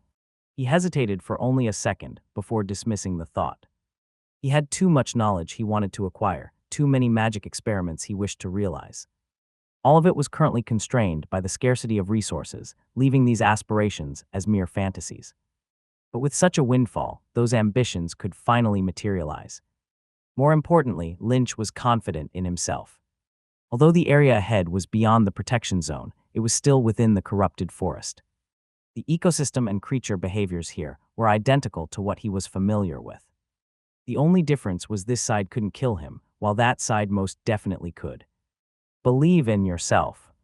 Running through his knowledge of the corrupted forest in detail, Lynch made up his mind and began preparing for his task. He first retrieved the corpse of a corrupted tree demon, placing it on the ground. Then, taking a dagger, he carefully sliced a shallow cut on his palm, smearing the blood over the tree demon's body. Next, he set up a magic array on the spot, placing the tree demon at its center. This was a simple spirit substitute array, a very rudimentary aspect of magic knowledge that Lynch had learned during one of the Tower Library's open-access events. The purpose of this magic array was singular, to anchor Lynch's spirit imprint within it. When they were admitted to the tower, the wizards had planted a spirit imprint on each apprentice, allowing them to trace their movements directly. As Lynch had just seen at the protection boundary, the tower could monitor apprentices' positions precisely. Lynch had studied the tracking mechanism of these spirit imprints in detail. They only followed the primary anchor point. By setting up such an array, he could effectively create an illusionary duplicate of himself, confusing the tower's tracking. He had tested this method before. In those instances, the tower's tracking still pinpointed him to a location within the protection zone, granting him freedom of movement effectively unnoticed, a loophole in the system of spirit imprints. Such loopholes weren't uncommon. Naturally, no one enjoyed being monitored. Apprentices had devised numerous means to bypass the tower's spirit imprints, and the tower itself didn't enforce strict management in this regard. For the most part, the tower adopted a free-range approach to its apprentices. It forewarned them of risks and provided protection, but if an apprentice insisted on circumventing its security to engage in self-destructive behavior, then the consequences were their own to bear. Finally, using rose tears, he healed the wound on his palm. Gripping his magic wand tightly, Lynch descended the hill. Whoosh! A cold wind blew through, perfectly timed, whistling through the withered woods and producing an eerie woo-woo sound, like the sinister laughter of devils. That single step, only a step away, yet it felt as though he'd crossed the veil separating life from death. Descending to the bottom of the slope, Lynch immediately sensed the change in the environment. Death energy in the air was far more concentrated. Just standing there, a pervasive aura of decay and despair began to seep inexplicably into his heart. As far as the eye could see, the world was a lifeless wasteland, withered trees, rotting leaves, utterly devoid of vitality. It felt as though he had stepped into a realm where death reigned supreme, with no trace of hope in sight. The temperature was much colder too, a chilling cold that crept from within to the outside, sending shivers down his spine, as though some unseen, unclean presence was clinging to his back. It was astonishing how a mere few steps could feel like crossing two distinct worlds. Lynch truly didn't understand why the change was so profound. "Get on with it," he muttered. Shaking his head, he suppressed the chaotic thoughts swirling in his mind and refocused on the task at hand. Standing at the edge of the wasteland, he refrained from recklessly stepping forward and instead took a few moments to carefully survey the area. The ancient oak tree embedded with the soul crystal appeared to be roughly less than 500 meters away, a distance that was not particularly far. If he sprinted, he could reach it within 2 minutes. But this was only a straight-line estimate, and who could say what lay beneath the piles of decayed leaves, solid ground or treacherous, man-eating swamps? I must pinpoint the exact path first. With this thought in mind, Lynch promptly retrieved 7 or 8 silver-colored metal spheres about the size of eggs from his space pocket. He tapped them lightly with his magic wand, and the spheres immediately unfolded, transforming into intricate little alchemy spiders. Their design was almost identical to the alchemy spiders used by the noble apprentice during the assessment, but with one distinction. These spiders were crafted from ordinary gray-silver material, making them low-cost, at just 3 magic stones for 10 units. Lynch picked up one of the spiders and tapped it on its back with his magic wand, then proceeded to control it to crawl toward the direction of the ancient oak tree. Previously, during assessments, he had used his wand to perceive the terrain for convenience. But now, with his life on the line, he opted for extra caution, sending these expendable alchemy spiders ahead to probe for potential dangers. Rustle! Just then, about 30 meters ahead, the seemingly calm surface stirred. The solid ground suddenly transformed into a muddy swamp, snaring the spider in its center, rendering it immobile. Soon after, ripples rapidly spread across the surface, roiling like boiling water. In the next instant, with a resounding whump, the swamp seemed to morph into a gigantic mouth, devouring the spider whole in one gulp. So fast! Calling this a swamp didn't do it justice, it was more of a trap. Witnessing the spider vanish in a mere instant spurred an involuntary twinge of fear deep in Lynch's heart, tempting him to retreat. Stay calm. Trust your own abilities. If you lack the courage to claim treasure within your reach, how will you survive in this treacherous world?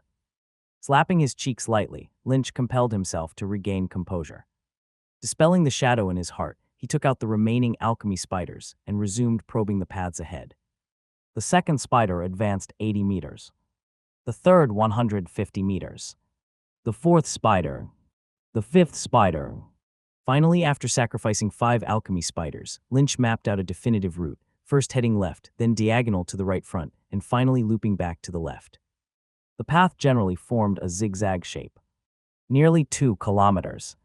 What initially appeared to be a mere 500 meters had now multiplied several times over. With his physical endurance, it would take at least 10 minutes, and running back and forth would demand even more time. If only the soul crystal could simply be pried off the tree trunk by brute force. Were that possible, Lynch would have gladly sent Parker to fetch the crystal directly. But that would only destroy the artifact's integrity. The originally priceless item worth tens of thousands of magic stones would become utterly worthless. Extracting something as precious as a soul crystal required utmost precision and skill. Let's go. No longer delaying, Lynch set out on his path, Parker accompanying him. Even though the route had already been probed by the alchemy spiders, Lynch didn't dare let his guard down. With every step, he meticulously used his magic wand to perceive the road beneath him, while scanning his surroundings for any potential magic plants. Previously, a mistake would merely result in injury or assessment failure. Now, a single misstep could cost him his life. 1 step. 2 steps. Lynch cautiously crossed the wasteland, surrounded by an eerie silence, interrupted only by the occasional system notification echoing in his ears. Spirit perception skill level +1. Advancing at a snail's pace, crossing the short 2 kilometers took nearly 2 hours. Yet it was precisely Lynch's prudence that allowed him to avoid potential dangers. The path was riddled with hidden swamps. These swamps were small and scattered like trap pits along the center of the road. They hadn't been triggered earlier likely because the alchemy spiders were too compact to tread directly over them. Without Lynch's spirit perception guiding him, he would have inevitably stepped into one. Although these swamps weren't expansive enough to swallow him entirely, their proven ability to devour suggested they could easily claim a leg or part of his body. Phew, tilde. Lynch let out a long breath. Whether due to tension or exhaustion, the mere 2 kilometers felt more arduous than his entire journey from the tower. Sweat drenched him, and his spiritual power was significantly drained. Spirit perception skill level +1. Spirit perception skill level maxed. Spirit perception upgraded. Spirit perception LV1, 1000. At that moment, a cascade of system prompts rang in his ears. Simultaneously, the will rune within Lynch's sea of consciousness blazed with light, instantly triggering a transformation in his spiritual energy. This change felt peculiar. His spiritual power became purer, strengthening its connection to the world and enhancing his tactile perception significantly. When Lynch activated his perception skill again, the improvement was evident. Previously, his perception could only extend 2 or 3 meters around him and remained superficial, barely distinguishing physical differences. Now, however, his perception ranged up to 10 meters and delved into elemental layers, allowing him to discern the elements affixed to substances and the material samples within 10 meters with remarkable clarity. So this is what the world truly looks like. Reining in his wandering thoughts, Lynch lifted his gaze to the exquisite crystal embedded in the tree trunk ahead. Shaped like a meticulously crafted teardrop, it was transparent, resembling the darkest night sky, yet emanating a faint blue glow from within.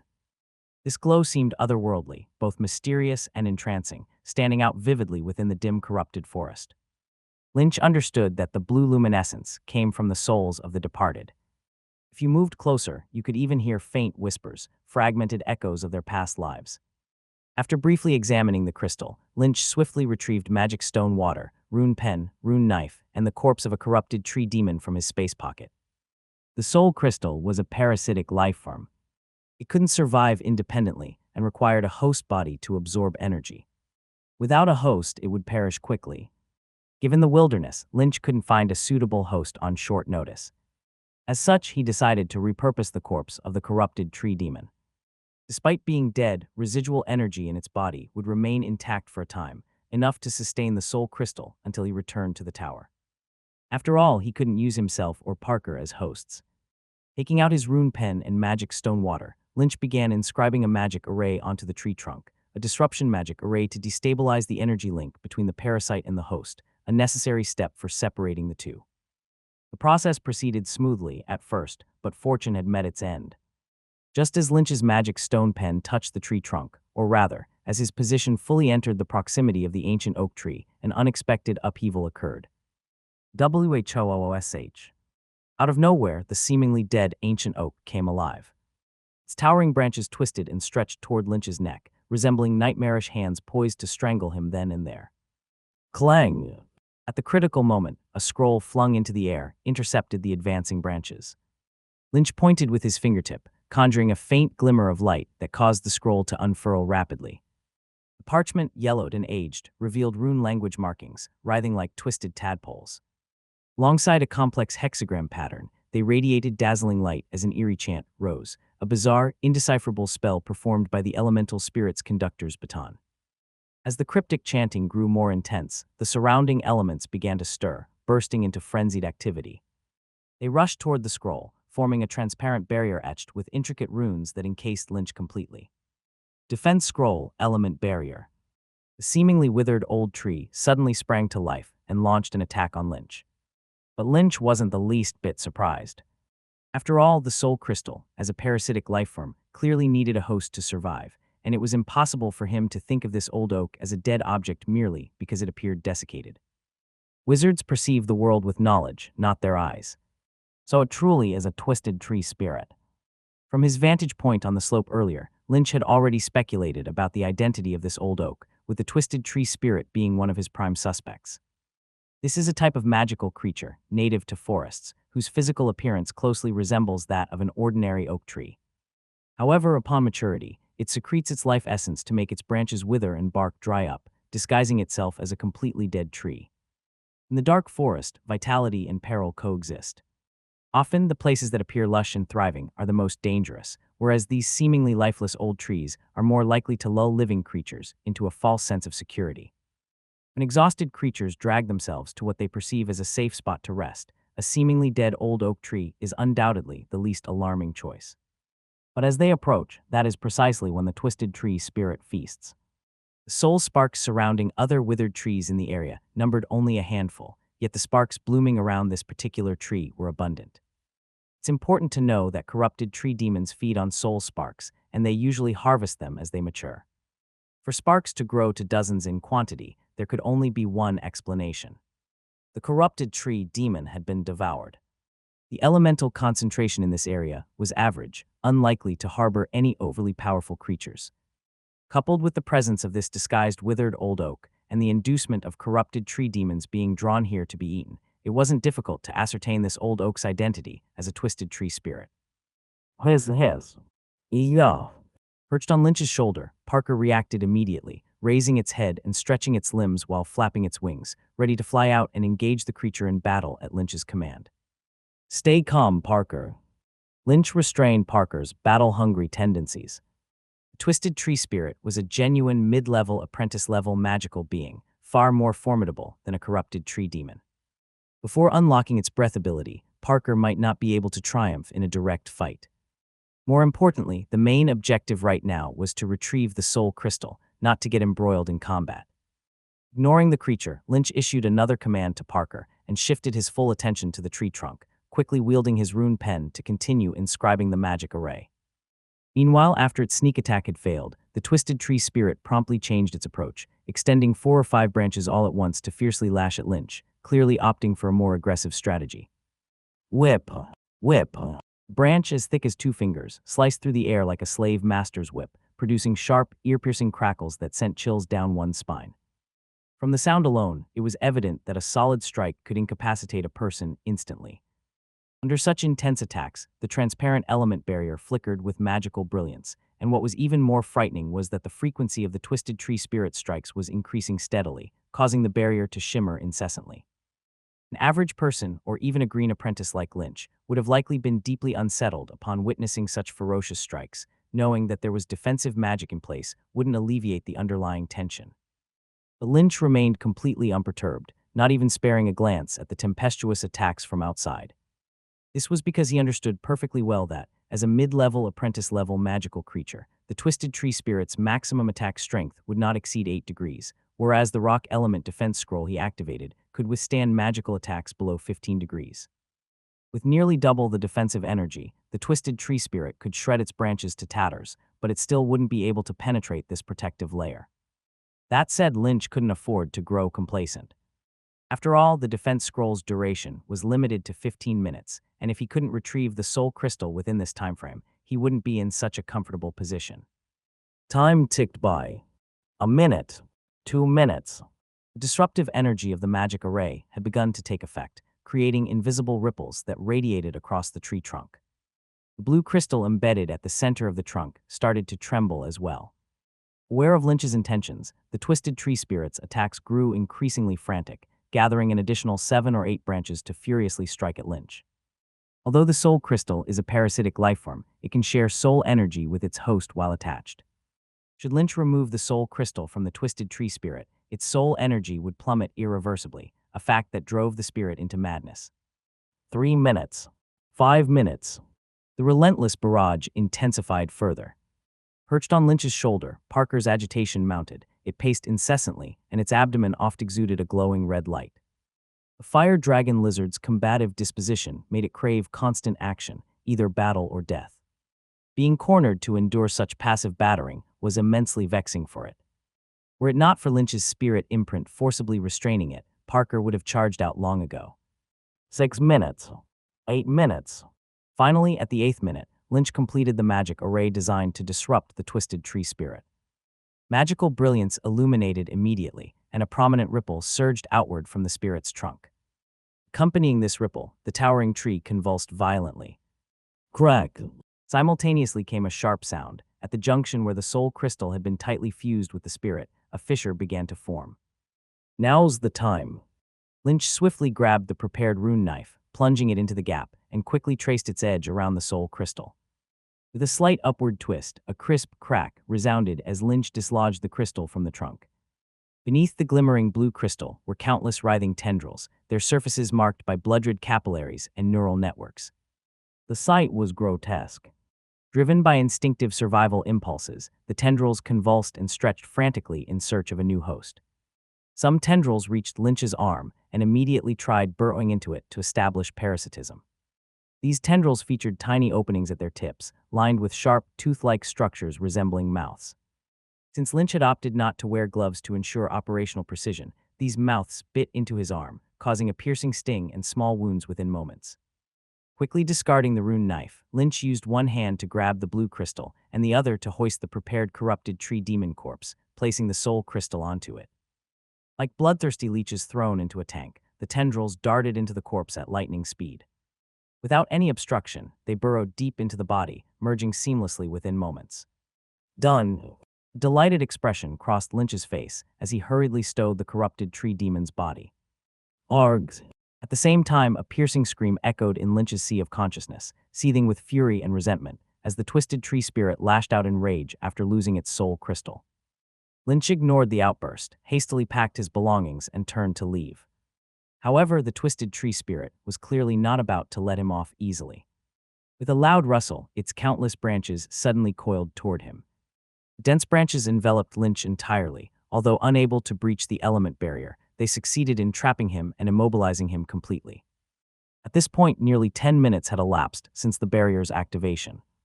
With only a few minutes remaining, the barrier would soon dissipate, leaving Lynch defenseless and stranded in this withered forest, his current strength insufficient to escape unscathed.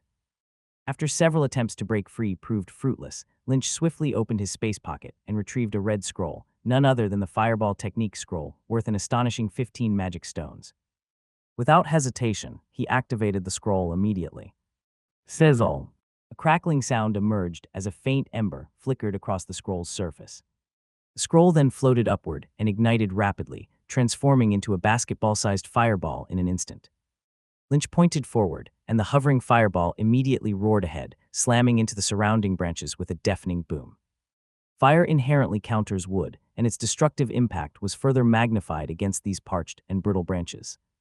Fireball exploded into flames, engulfing the nearby vines, while any stray embers that touched the branches sparked raging fires instantly. The twisted tree spirit attempted to extend additional branches, but the flames were already spreading rampantly. Adding more branches merely fueled the fire instead of extinguishing it, worsening the blaze. Within mere breaths, the branches were reduced to ashes, and the ones ensnaring Lynch quickly loosened. Seizing the opportunity, Lynch bolted. Args! The peril was far from over, as another piercing scream erupted from the twisted tree spirit behind him. This was no frustrated wail. Shortly after the scream, rustling noises began to stir across the desolate plains. The entire barren expanse seemed to come alive. Withered old trees scattered across the plains swayed in unison, as one corrupted tree demon after another crawled out from their trunks. Like predators drawn to the scent of a feast, these creatures raised their heads in a unified motion. Their hollow black eyes locked onto Lynch in the distance, their dry bark-like faces contorted with greed and ferocity. They looked like a pack of beasts poised to devour. In the next instant, the beasts began to move. This damn beast. Lynch couldn't help but spit. Lynch truly didn't expect this twisted tree spirit to play the better broken jade than intact tiles card. That sharp screech earlier was, in fact, a message to the surrounding demons, informing them that the soul crystal on its body had been stolen by Lynch. To these demons, the soul crystal was undoubtedly a coveted treasure. After all, possessing it could significantly enhance their soul energy, which could, in turn, offer them the possibility of upgrading their life forms. They dared not approach the powerful twisted tree spirit before, but now, facing the thief who had stolen the treasure, every demon was eager to act. With their limited intelligence, they wouldn't evaluate what kind of powerful being could steal the soul crystal from the twisted tree spirit. Their minds focused only on one thought: take the soul crystal and become stronger. Treasure. Treasure is out. Seize the treasure. With the treasure, become stronger. Whispers filled with greed echoed continuously across the wasteland as numerous corrupted tree demons abandoned their shelters, crawled out from hidden branches, down the trunks, and advanced toward Lynch. Wave after wave, countless numbers. This is maddening. For a moment, Lynch felt a chill down his spine. Corrupted tree demons may not be particularly powerful creatures, but their sheer numbers were overwhelming. As far as the eye could see, it was like a plague of rats. He quickly scanned, and there were at least thousands of them. Being engulfed in such a tide would mean certain death, with no remains left behind. Whoosh! Parker had already dashed forward. This time, Lynch didn't stop him. To carve out a bloody path from the tide of tree demons, Lynch could only rely on Parker's combat prowess. Squelch! Squelch! Parker, who dove into the horde of tree demons, unleashed his full ferocity, using all his biting and clawing skills. In no time, he had turned the tide of corrupted tree demons upside down, clearing a path through their dense numbers. Lynch dared not delay and hurriedly followed Parker to break through forward. At this moment, the element barrier's time was running out. Once the barrier's protection was gone, facing such a number of corrupted tree demons would be anything but enjoyable. I must leave here quickly. With this thought in mind, the situation showed little optimism. All roads were blocked by corrupted tree demons, and every step forward required clearing them out. With the progress painfully slow, 2 minutes went by, and they had barely covered 200 or 300 meters. Sizzle! The inevitable finally occurred. The element barrier, which had been holding on, reached its limit. The magical glow flickered twice before vanishing completely. Without its protection, Lynch was entirely exposed to the monsters up ahead. It was as if a delectable feast had been taken out of the cupboard and placed on the table. A nearby corrupted tree demon sprang at Lynch the moment it saw its chance. Parker was clearing the way ahead and couldn't spare any assistance. Lynch had no choice but to fend for himself. Clenching his magic wand with both hands, Lynch swung it like a baseball bat at the incoming corrupted tree demon, landing a solid hit with a sharp crack that sent the creature flying. Back on Earth, Lynch had once lived in Japan due to a work transfer. Struggling with unfamiliar surroundings, he'd often pass time at the batting cages, and unexpectedly, the skills he had learned back then came in handy now. But their numbers were just too overwhelming. After batting away one, 2 more immediately pounced on him. After he dealt with those, 3 to 5 more came lunging at him. After fending off over a dozen corrupted tree demons, one of them managed to latch onto Lynch's right arm, sinking its sharp teeth in without hesitation. Hiss! The intense pain forced Lynch to suck in a sharp breath, and once he pried the creature off and inspected his arm under the cloak, a visible bite mark was left behind. It was worth noting that the apprentice cloaks issued by the tower were stitched with defensive properties equivalent to leather armor. The fact that the bite left marks indicated just how terrifying the attacks of these little monsters were. Damn it! Lynch burned with anger as his magic wand swiftly transformed. It became a hammer, and with a furious swing, he smashed the corrupted tree demon's skull to pieces. After venting his frustration, Lynch quickly regained his cool. Now wasn't the time to lose control. He assessed the situation fast, estimating that he had moved at most 500 meters. There still remained 3/4 of the distance to the slope. At this rate, even if he reached the other side, his body would likely be shredded beyond recognition. He had to make a plan, and fast. But what could he do? Magic. Magic plants. Lynch's one mastered shadow touch spell could deal with these small creatures, but his current spiritual power was too limited to use it more than a few times. It was absolutely unfeasible for massacring such a large number of corrupted tree demons. The magic plants he carried had the same problem. With limited quantities, they couldn't resolve this mess either.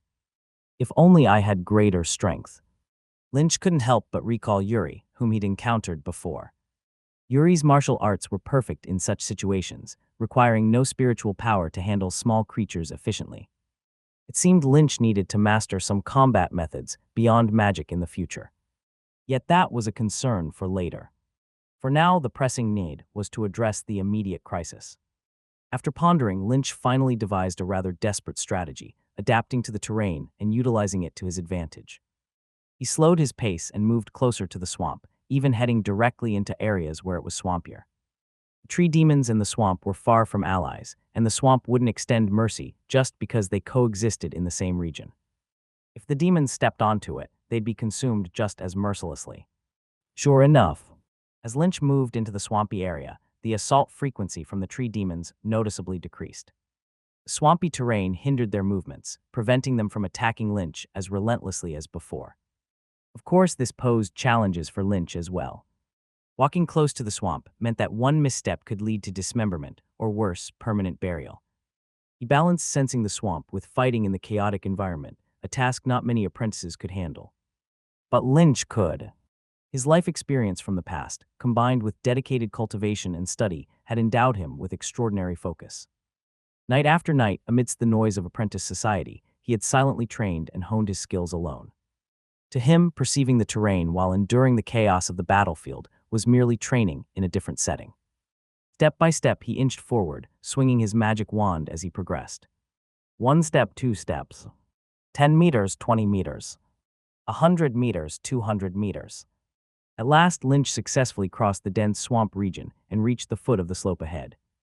The incline was nearly 70 degrees, about 7 to 8 meters high. Sliding down had been easy earlier, but climbing up proved far more challenging. There was no time to rest. The tree demons continued their relentless pursuit.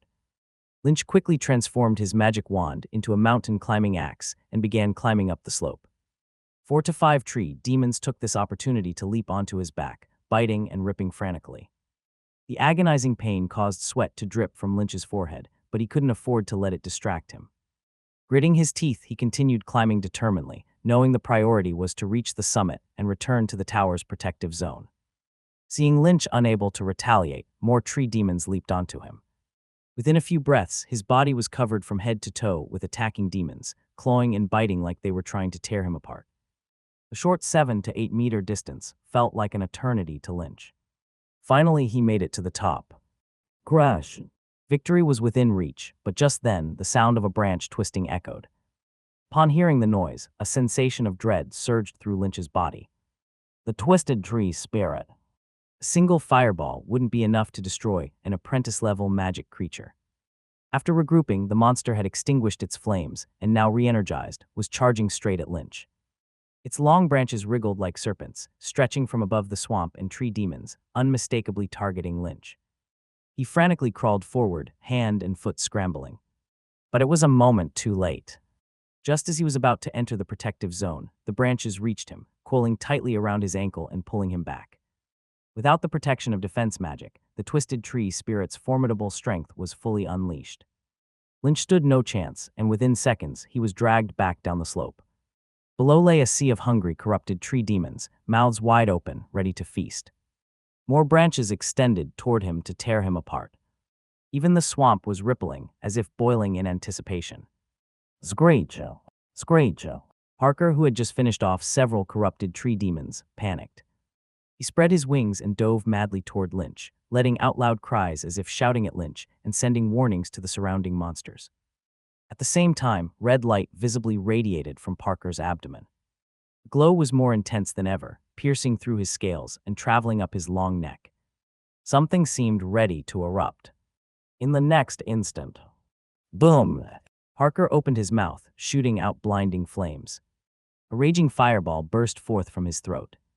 The innate power Parker had been building up finally culminated in an ultimate. Awakening! Parker flapped his wings as he flew toward them, a dazzling line of crimson flames erupting straight from his mouth. The most destructive fire element among the natural elements displayed its full might at this moment. Everything in its path was ignited and consumed by the flames. Corrupted tree demons, fallen leaves, dried branches, and twisted tree spirits, these forest creatures perished entirely within the inferno. Fire! Fire! It's fire! Oh, terrifying, terrifying. The greedy, corrupted tree demons finally experienced fear for the first time. They screamed and scattered in all directions, including those tree demons clinging to Lynch's back, which hastily leapt off him. Flames inherently restrained all plant-based life and non-life. These creatures were instinctively horrified by fire. In an instant, the surrounding tree demons had fully fled, clearing a patch of open ground. By this time, Lynch had already rolled down the hillside, landing hard on the ground. The branches tangled around his ankle had been burned away by Parker's flames. Yet more branches were writhing toward him. The twisted tree spirits, being of slightly higher level, retained their fear of fire, but weren't as blindly terrified as the corrupted tree demons. The twisted tree spirits still attempted to reclaim Lynch, but Parker refused to give them the chance. Another arc of flame breath swept across, driving the branches back while simultaneously igniting them. Chirp, chirp. Taking advantage of the opportunity, Parker landed in front of Lynch, lifted a claw toward him in a beckoning motion, and raised his head to gesture toward the hillside. Lynch understood Parker's intent and immediately raised both hands. Parker swooped forward, folding the sharp edges of his claw plates inward and using his soft pads to grip Lynch's hands. With a powerful flap of his wings, Parker began lifting him upward. Though Parker was small in stature, his power coefficient was solidly above 3, triple that of an average human. While long-distance flights carrying Lynch weren't quite feasible, hauling his less than 40-kilogram frame up the hillside posed no problem at all.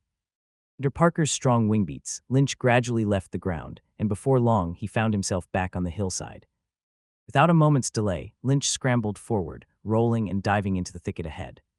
This time he successfully re-entered the tower protection zone without incident. Suddenly, the chaotic world seemed to quiet down. Boiling swamps, restless corrupted tree demons, furious twisted tree spirits, all the hostile forces in the wilderness felt as if they had been momentarily frozen in place. Gone. My treasure is gone. My precious. Gone. It's gone. The corrupted tree demons let out aggrieved cries, their voices brimming with helplessness, but they gradually dispersed, retreating into the shadowy corners beneath the branches. The boiling swamp calmed down, shifting back into solid ground. Only the twisted tree spirits remained, howling in bitter rage, furiously whipping their scorched, mangled branches against anything nearby. Yet no matter how wild their fury, not even a single branch dared to extend toward the hillside. How loud? How loud?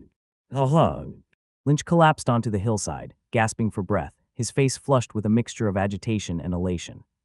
It wasn't the excitement of surviving a deadly ordeal. After all, he had maintained control over the situation from start to finish.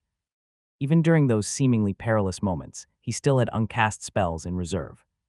Nor was it the joy of gaining a treasure. Though tens of thousands of magic stones seemed unattainable for now, Lynch was confident that as his strength grew, earning magic stones would become increasingly easy. He wasn't the type to get overly thrilled by such gains. The true source of his emotional upheaval was adaptation. Yes, adaptation.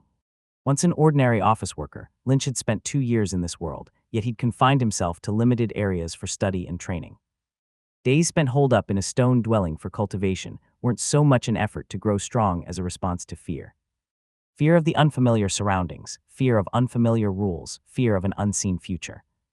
This fear compelled him to constantly wrap himself in layers of effort, hoping to forge an impenetrable armor that could protect him within this unknown world. But how long could this truly last? Baby birds must eventually face the skies, wolf cubs must learn to kill. In a world fraught with danger, he couldn't remain forever in his stone cottage conducting research. Like all other wizards, he would inevitably need to venture forth and fight. To continue on the wizard's road, he would have to adapt to the wizard world's environment. In the past, Lynch had often wondered when that moment would come. Countless times he'd attempted to set out, only to retreat in the face of potential dangers, consoling himself with excuses like, "I'll go when I'm stronger." But just moments ago, he had finally done it, truly leaving the sanctuary of the tower's protection zone, stepping into the tangible dark forest, the unrelenting wizard world, to complete a perilous and thrilling expedition. The fledgling had soared at last. Huff, huff. Huff, huff. After a brief rest, Lynch gradually regained his composure. The intense flush in his face faded back to normal. With his adrenaline subsiding, his body's pain began to surface. The first thing Lynch noted was, it hurt a lot. None of his skin seemed intact. Pulling aside his cloak, he found it covered in dense teeth marks. While the cloak's protection had prevented any cuts, his body was dotted with alarming bruises. A wave of dizziness swept through his head, a warning of depleted spiritual power. His spirit vortex was almost drained. Hurriedly, Lynch reached into his space pocket, extracting 2 awakening magic beans. He bit down on them and swallowed. As spiritual energy surged into him, the dizziness in his head began to fade. Next, he fetched the rose tears. When applied to his skin like a flower's dewdrop, his injuries quickly began to heal. Finally, he uncapped his leather water pouch and took a few gulps, fully restoring his state. How refreshing! Stretching his body, he stood and gazed ahead. With his spirit perception enhanced, his awareness of this boundary grew clearer. To the naked eye, the boundary appeared no different from before. But through spiritual perception, he could distinctly trace a glowing line at the edge of the hillside. It stretched outward on either side, slicing through the terrain to segregate the forest from the hillside. Though seemingly unremarkable, the line radiated strange elemental energy. What would happen if a creature from outside crossed it? Lynch wasn't sure, but it would surely be catastrophic. It was no wonder the previously frenzied creatures quieted down the moment Lynch stepped across the boundary. Clearly, they had witnessed enough predecessors meet disastrous ends after challenging the wizard's protections, leaving indelible marks on their souls. Lynch pondered the peculiar phenomenon until something exceedingly strange occurred. Under his spirit perception, the boundary line suddenly vanished. What's going on? Lynch was utterly stunned. Just a second ago, the brilliance of magic was exceptionally dazzling, yet it suddenly dimmed and completely dissipated, much like an electrical grid being unplugged. Could the boundary witch array have malfunctioned? Lynch had heard that the wizard boundary was established through point-to-point linkage between multiple witch arrays.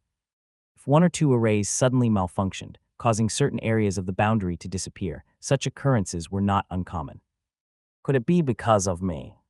Lynch was startled. If this were the case, he would be in big trouble. But upon closer thought, it didn't make sense.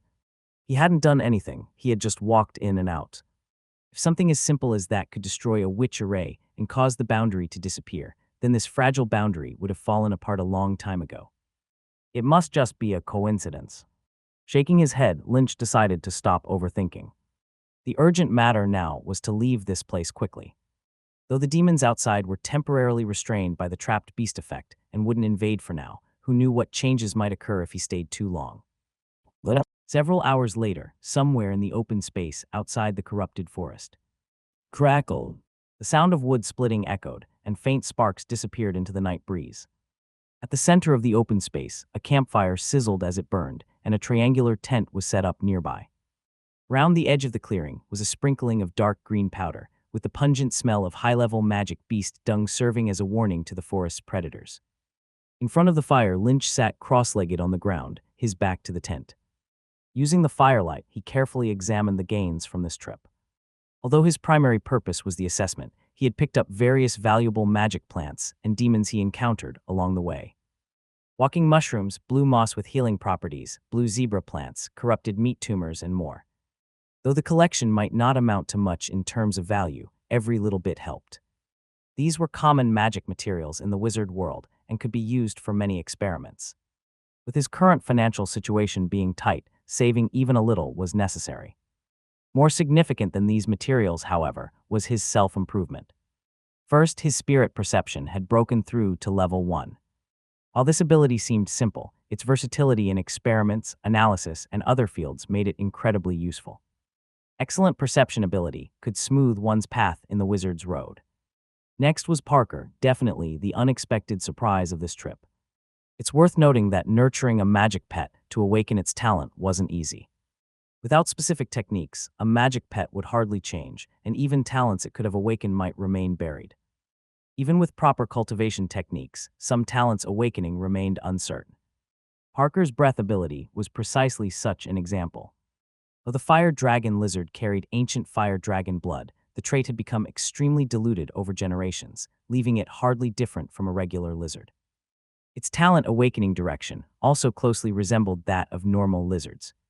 Whether the extraordinary talent of breath could awaken was no longer solely determined by cultivation techniques. It depended heavily on the fire dragon lizard's individual traits. It was almost mystical. In layman's terms, luck played a significant role. Although Parker had previously shown signs of breath awakening, signs were still just signs. Whether it could eventually awaken was anyone's guess, and those signs had lingered for quite a while without progress. Fire dragon lizards only had the chance to awaken extraordinary talents during their juvenile phase. Once that period passed, the opportunity was gone. Unexpectedly, in this critical moment, Parker broke through its final barrier, successfully awakening the extraordinary talent of breath, transitioning entirely from an ordinary lizard to an extraordinary creature. "You're one determined little guy." Looking at Parker, who was playing with a bug it had caught somewhere, much like a playful kitten, Lynch's fondness grew stronger. He couldn't resist lightly wiping its head with his finger, to which the small creature responded affectionately by rubbing against his hand. Indeed, this little guy had brought him so much surprise. From initially fearing it would perish on the experiment table, to later helping him pass the assessment with flying colors, and now achieving the rare awakening of its extraordinary talent breath. Who knows? Perhaps one day this little one could reclaim the spirit of its ancestors and truly become a fire dragon under Lynch's care. If that day ever comes, it'll probably be the smallest fire dragon in the world, wouldn't it? Lynch thought curiously. Since Lynch purchased Parker and raised it over 6 months, a typical fire dragon lizard should have already grown to the size of an adult guard dog. Yet Parker hadn't grown at all, maintaining its palm-sized frame. This was due to Lynch removing Parker's growth pancreas during its biological modification. Without that organ, Parker would never grow even a fraction larger for the rest of its life. This decision was unavoidable. The growth pancreas of the fire dragon lizard conflicted with the cells required for the wings Lynch intended to add. If not removed, rejection would occur, causing the experiment to fail. Thus, Lynch had no choice but to extract it. "I'll figure something out later." Initially, Lynch hadn't given this much thought, as the modifications were meant solely for passing the assessment. Now, with Parker's unexpected growth and development far exceeding expectations, it had become an indispensable battle companion, requiring more planning and consideration. If he could help it regain some size, its combat power would certainly increase. Besides, Lynch was eager to experience the legendary thrill of riding a dragon. After feeding Parker a frog leg, Lynch turned his attention to the next item of harvest, this trip's ultimate prize: the soul crystal. Grasping the corrupted tree demon's corpse in his hands, Lynch stared fixedly at the blue crystal lodged on it, inseparable from the body. The crystalline surface of the crystal revealed flowing blue mist-like luminous material beneath, perpetually changing like elusive smoke, sometimes condensing, sometimes dispersing, radiating an unfathomable aura from inside out. Pure soul energy. Soul, much like spirit, was the most critical core in a wizard's essence, or rather, soul and spirit were two sides of the same coin. Wizards cultivated their spirit, which simultaneously cultivated their soul. Soul crystal. Is it truly as powerful as the legends claim? With curiosity brewing in his heart, Lynch extended threads of spiritual power toward the soul crystal in his hand. Delicate spiritual threads effortlessly penetrated its surface and delved within. Like a conduit with infinite suction power, the soul energy within the crystal instantly gathered toward the threads, rapidly climbing upward along them. Under Lynch's guidance, the energy flowed into his sea of consciousness. In that instant, Lynch felt an incredible rush of pure soul energy streaming into his sea of consciousness. The entire mental domain underwent a light tremor, while his mind felt as if a sweet, refreshing spring had poured in, bringing unprecedented clarity. At the same time, a notification sound rang in his ears. Spirit plus 01. Zone so powerful. Lynch couldn't help but open his mouth slightly. Although he'd known about the effects of the soul crystal beforehand, actually experiencing its wonders at this moment still filled him with astonishment. One of the precious uses of the soul crystal is that a wizard can absorb its soul energy directly to enhance their soul power and spiritual power. Regular soul materials certainly don't have such abilities. However, the soul crystal is quite unique. Its crystalline exterior has an extraordinary filtering effect, allowing impurities in the soul to be removed, leaving only the purest soul energy. That's why wizards can directly absorb it, and it's also one reason why soul crystals are so valuable. This increase, it's too much. In just a single moment, his spirit coefficient increased by 0.1. To put this in perspective, such an increase would take Lynch several weeks of regular cultivation under normal circumstances. Consider his spirit coefficient. He's been in the tower for over 2.5 years and only barely exceeded 2. Yet he had absorbed just a fraction of the energy contained within this soul crystal. Who knows how much he could improve if he absorbed the entire thing? So this is the allure of resources. At this moment, Lynch finally understood why the apprentices in wizard families seemed to have extraordinary talents, achieving realms within a few years or decades that others couldn't reach in their entire lives. It's truly. Just as this thought crossed his mind, an abrupt stabbing pain shot through Lynch's head. The pain came without warning and was exceptionally intense, as if someone had thrust a magic wand into his brain and stirred it into a chaotic mess. Immediately, fragmented and unfamiliar images appeared in his mind. In these pictures, he was alternately a gardener, a beggar, a knight, a lovesick girl. At the same time, various voices echoed in his ears. Will Knight Edward really come tonight? Will he like me? I, I just can't wait. Please pity me, a crippled old beggar. For the family charge. These chaotic images and voices overwhelmed Lynch's brain as if it might explode. Shyness, sorrow, fervor, emotions cycled rapidly, leaving Lynch completely unable to discern who he truly was. This state persisted for several minutes before slowly easing. Huff and huff. Huff and huff. Loud, ragged breaths filled the air. By this time, Lynch had curled up entirely on the ground, drenched in sweat, his face pale as though he had just survived a lethal disease. Parker stopped playing, anxiously tapping Lynch's cheek with his paw. Several minutes passed before Lynch regained control of his body, gradually struggling to his feet. I'm fine, he rasped out to reassure Parker first. Then he looked once again at the soul crystal in his hands. Gone was the earlier excitement and envy, only raw terror remained in his eyes. What is this thing? He hadn't expected the side effects of this item to be so intense. If every energy absorption involved an experience like this, it's better to avoid it entirely. He'd rather cultivate slowly and honestly, even if it takes him his entire life. Are those wizard family apprentices all monsters? Fearful, Lynch couldn't help but wonder if he'd been using the soul crystal incorrectly. Otherwise, he didn't believe any apprentice could endure what he'd just experienced. A few more times of this, and mental collapse would be almost inevitable. Indeed, the truth is that soul energy is inherently an exceptionally mysterious substance. Even though the soul crystal's energy has been filtered to make it absorbable, the absorption process cannot be as crude and direct as Lynch's method. The correct usage involves absorbing the energy bit by bit and entering a meditation state immediately afterward to refine it. Doing it recklessly, like Lynch just did, is almost guaranteed to result in problems. Soul crystals are not meant for directly enhancing power, but rather for supporting cultivation. Even so, overuse of soul crystals or similar items can still lead to soul fragmentation, spiritual distortion, and other conditions. Throughout history, there have been countless apprentices and wizards who suffered mental collapse from such causes. In the wizard world, there is no gain without sacrifice. Some sacrifices are visible efforts, while others are invisible costs. Free rides don't exist in this world. How reckless, Lynch thought self-reproachfully. It wasn't entirely his fault, though. After all, materials like soul crystals are considered wizard-level substances. In the past, Lynch hadn't had access to detailed information about them and only had very limited understanding. I'll thoroughly research it once I return, he resolved. With 10 soul sparks already collected, passing the assessment was a certainty. Becoming an inner ring apprentice would open doors to wider knowledge resources. For example, the library alone would offer tremendous opportunities. Additionally, there would be magic stone stipends, better living conditions, a shift in status, and so on. It would elevate his entire apprentice career to a higher plane. The thought was genuinely exciting. While daydreaming about this brighter future, Lynch gradually pulled himself together. He then put away the soul crystal and began preparing dinner for himself and Parker. Dinner, if it could even be called that, was just some basic rations, a pack of jerky, 2 potatoes, and a flatbread. The potatoes were roasted with their skins on directly over the fire. The flatbread was moistened with water and boiled briefly in a small cauldron. The jerky was softened by soaking it in the water used for the bread. For apprentices like Lynch out in the wild, there was no point in dreaming of culinary delights.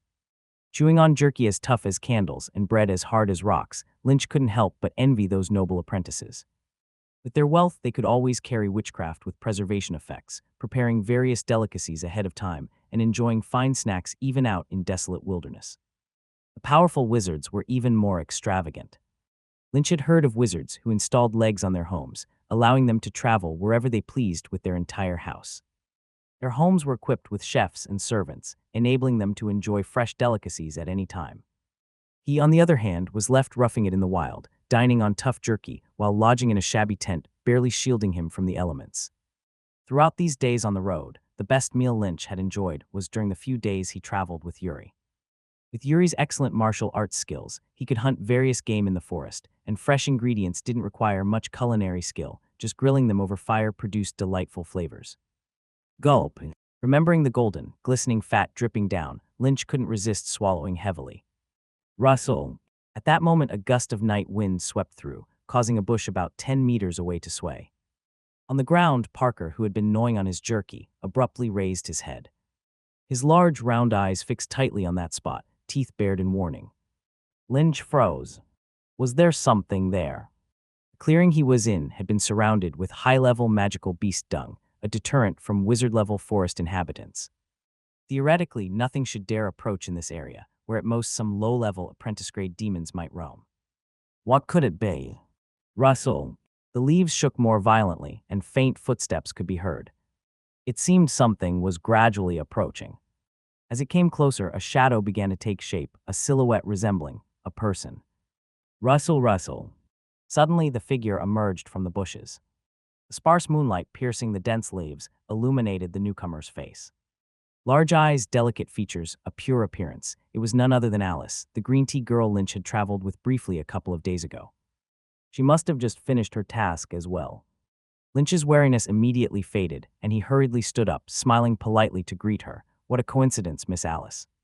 While speaking, Lynch glanced left and right, searching for Yuri's shadow, thinking to himself that tonight he might get to enjoy another hearty meal. Yet both left and right yielded no sign of Yuri. How strange, wasn't Yuri supposed to dutifully stick by her side? Intrigued, Lynch asked Alice curiously, "Why isn't Yuri here, Miss Alice?" There was no reply. Lynch found it peculiar that Alice hadn't spoken a single word, which was uncharacteristic. Someone like her, who cared deeply about her image, should have responded enthusiastically by now. Yet she was oddly silent, her expression taut. Her face. Only then did Lynch notice something truly strange about Alice's expression. Her face was utterly cold, not the kind of deliberate composure one might put on, but genuinely ice-like, stiff as the jerky in his hand. Her eyes were completely vacant, the pupils entirely scattered. Lynch couldn't fathom what kind of person could wear such an expression, because as far as he knew, there was only one kind capable of this. The dead. Thud, thud, thud. At that moment, Alice finally stepped out from under the tree canopy and into the clearing, her figure fully exposed in the moonlight. Lynch now saw her current state clearly. Her cloak was in tatters, stained all over with blood. Her left breast was entirely missing, while her chest bore a gaping hole. Her heart had long been shattered to bits. Parker. Lynch's scalp tingled as he quickly grabbed his magic wand. Crunch, crunch, crunch. At the same time, a sickening sound of grinding teeth rang out. Alice's body twisted backward, her limbs contorting into unnatural angles. Her head drooped upside down as she bent over, scuttling toward Lynch on all fours like a human-shaped spider. Parker immediately leaped into the air and unleashed a flame breath straight at Alice. However, Alice deftly dodged Parker's attack and continued charging toward Lynch. Her speed was astonishing, covering a distance of several meters in mere heartbeats, leaving Parker unable to release a second breath in time. Her blood-stained mouth opened at an impossible angle as she leaped from the ground, pouncing toward Lynch like a ravenous beast lunging at its prey. Having weathered the baptism of combat, Lynch was no longer the clueless newbie he once was. Though caught off guard by the sudden assault, he instinctively maintained his calm and acted accordingly. He raised his magic wand in both hands. With a flash of magical brilliance, the wand twisted and transformed into a massive oak shield, just in time to block Alice's momentum before she collided with him. Bang! A muffled sound rang out. The impact of a fast-moving mass weighing dozens of kilograms sent Lynch rolling backward. The shield in his hands nearly flew out of his grip. Without time to adjust, Lynch quickly clung to the shield and scrambled back to his feet, commanding Parker to engage the enemy while continuing to hold his shield defensively. The recoil from the collision had clearly caused harm to Alice as well.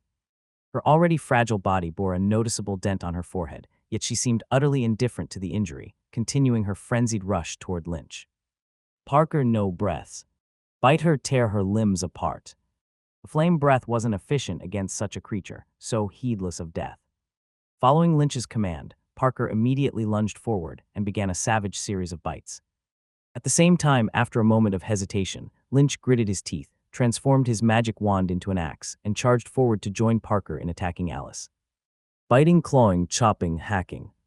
Ultimately, her body, frail and delicate by nature, was unable to withstand such violence. While Alice's invulnerability may have been a fact, her arms, legs, and neck were far from impervious. In no time, Lynch and Parker, working together seamlessly, completely dismembered Alice's limbs.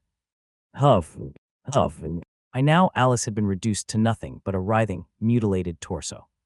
Her slender arms had been severed clean at the shoulders, her legs hacked off entirely, leaving only a bare trunk crowned by her neck and head. Yet even in this state, Alice's body writhed incessantly on the ground.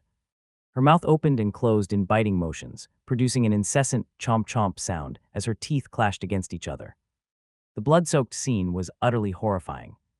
Lynch stood to the side in bewilderment, his face pale. What the hell was this? Her body had already been dismembered to an unrecognizable state, yet she still moved energetically, even the severed limbs twitching and wriggling on the ground without any signs of stopping. Dead spirits. Is she a dead spirit? Lynch's first thought was of undead creatures mentioned in books, those eerie entities that exist in strange forms and escape the shackles of death. No matter how much damage they sustain or how many times they die, they can still persist. If she really was a dead spirit. Recalling his knowledge of necromancy, Lynch began using his spiritual power to perceive Alice directly. Sure enough, upon activating his spirit perception, Lynch quickly spotted several hair-thin threads of blue energy coursing through Alice's body. These threads manipulated her limbs and movements, tying her parts together like a marionette. Following the threads, Lynch finally located their source at the back of Alice's neck. Overcoming his overwhelming fear, he flipped Alice's body over and saw a fingernail-sized transparent plate embedded there. This is undoubtedly a soul device, a unique necromantic tool used by necromancers to control corpses. Made using materials related to souls, it contains the necromancer's spirit imprint along with enslaved souls. When placed onto the remains of the deceased, the enslaved souls are used to manipulate the body, achieving the mysterious effect of resurrecting the dead. Lynch quickly transformed his magic wand into a dagger, suppressing his disgust as he pried the soul device from Alice's neck. Once the device was removed, the spiritual threads linking her body severed, and Alice's writhing came to an abrupt halt. Huff, huff. Ragged breathing echoed through the forest as Lynch collapsed onto the grass. He stared blankly at the mangled remains of Alice before him, his mind completely emptied. Who am I? Where am I? What am I doing? After an agonizingly long moment, Lynch finally regained fragments of his spirit. When his thoughts returned, a wave of nausea hit him instantly. Ugh. His first reaction was a queasy stomach. Previously, his actions had been driven entirely by raw survival instinct, leaving no room for contemplation. But now, in the calm aftermath, Lynch abruptly realized he had just dismembered a fellow human being. Murder. From childhood, Lynch had been taught that killing was an unforgivable sin, a nightmare he'd never imagined experiencing as an ordinary office worker. And even worse, his first kill was done through bloody dismemberment. Gazing at the bloodied fragments of arms and legs strewn before him, Lynch felt his head ready to explode. There's no point dwelling on this, it was bound to happen. Lynch closed his eyes, forcing himself to seek calm and self-reassurance. This world is built upon savagery, darkness, and brutality. Fights and slaughter are commonplace here. To survive in such a cruel world, one must learn to face it all because this was no longer Earth.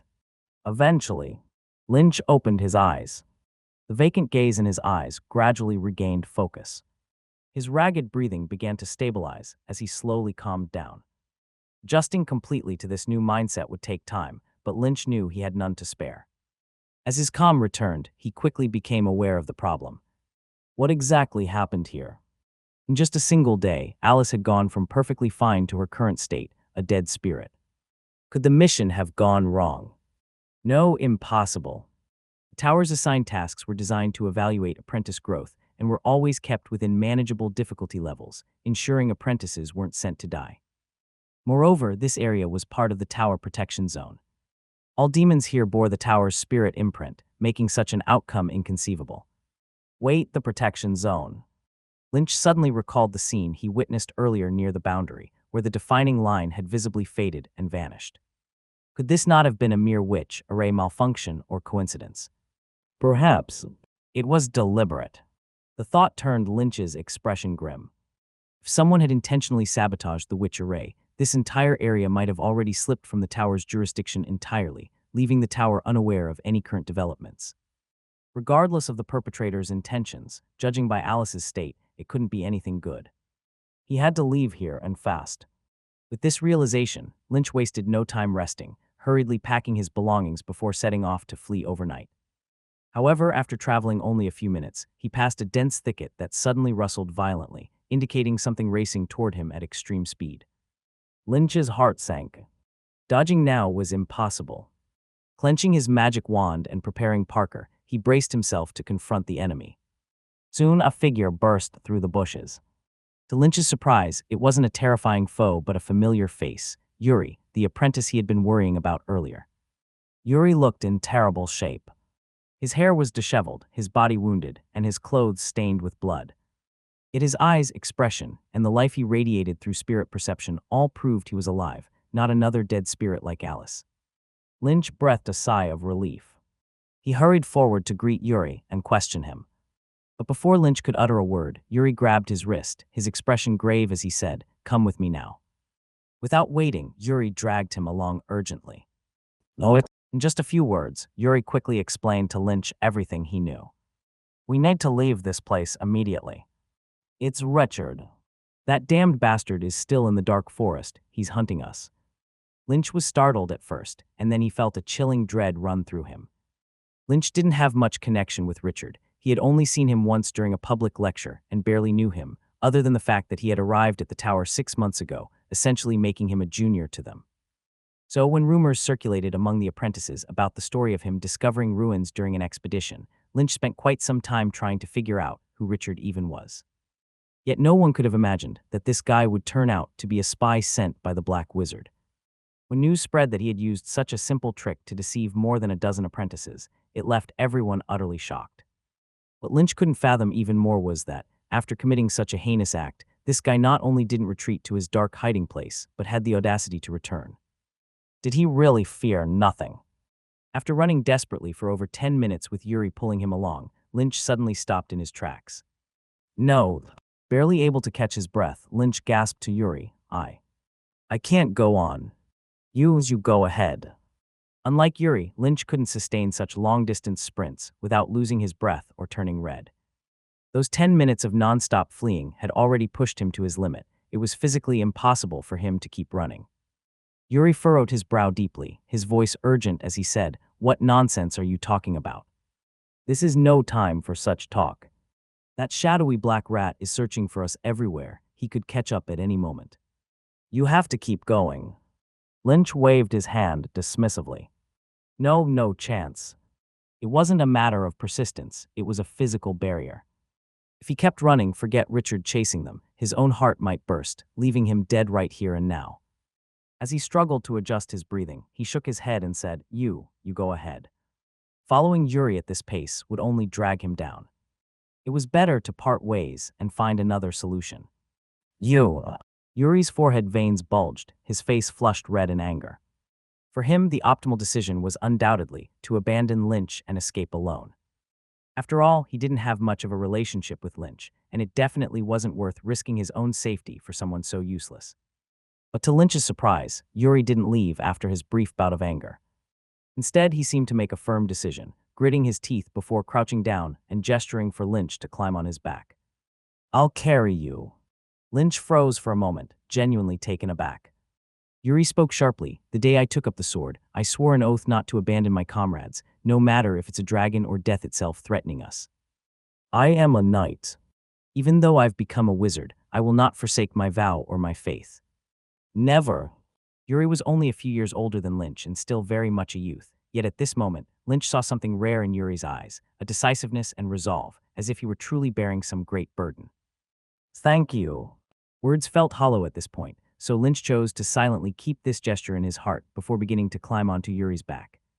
However, just as he was about to get on, Lynch froze, his entire body stiffening as if he had sensed something. Yuri urged him, "Quick.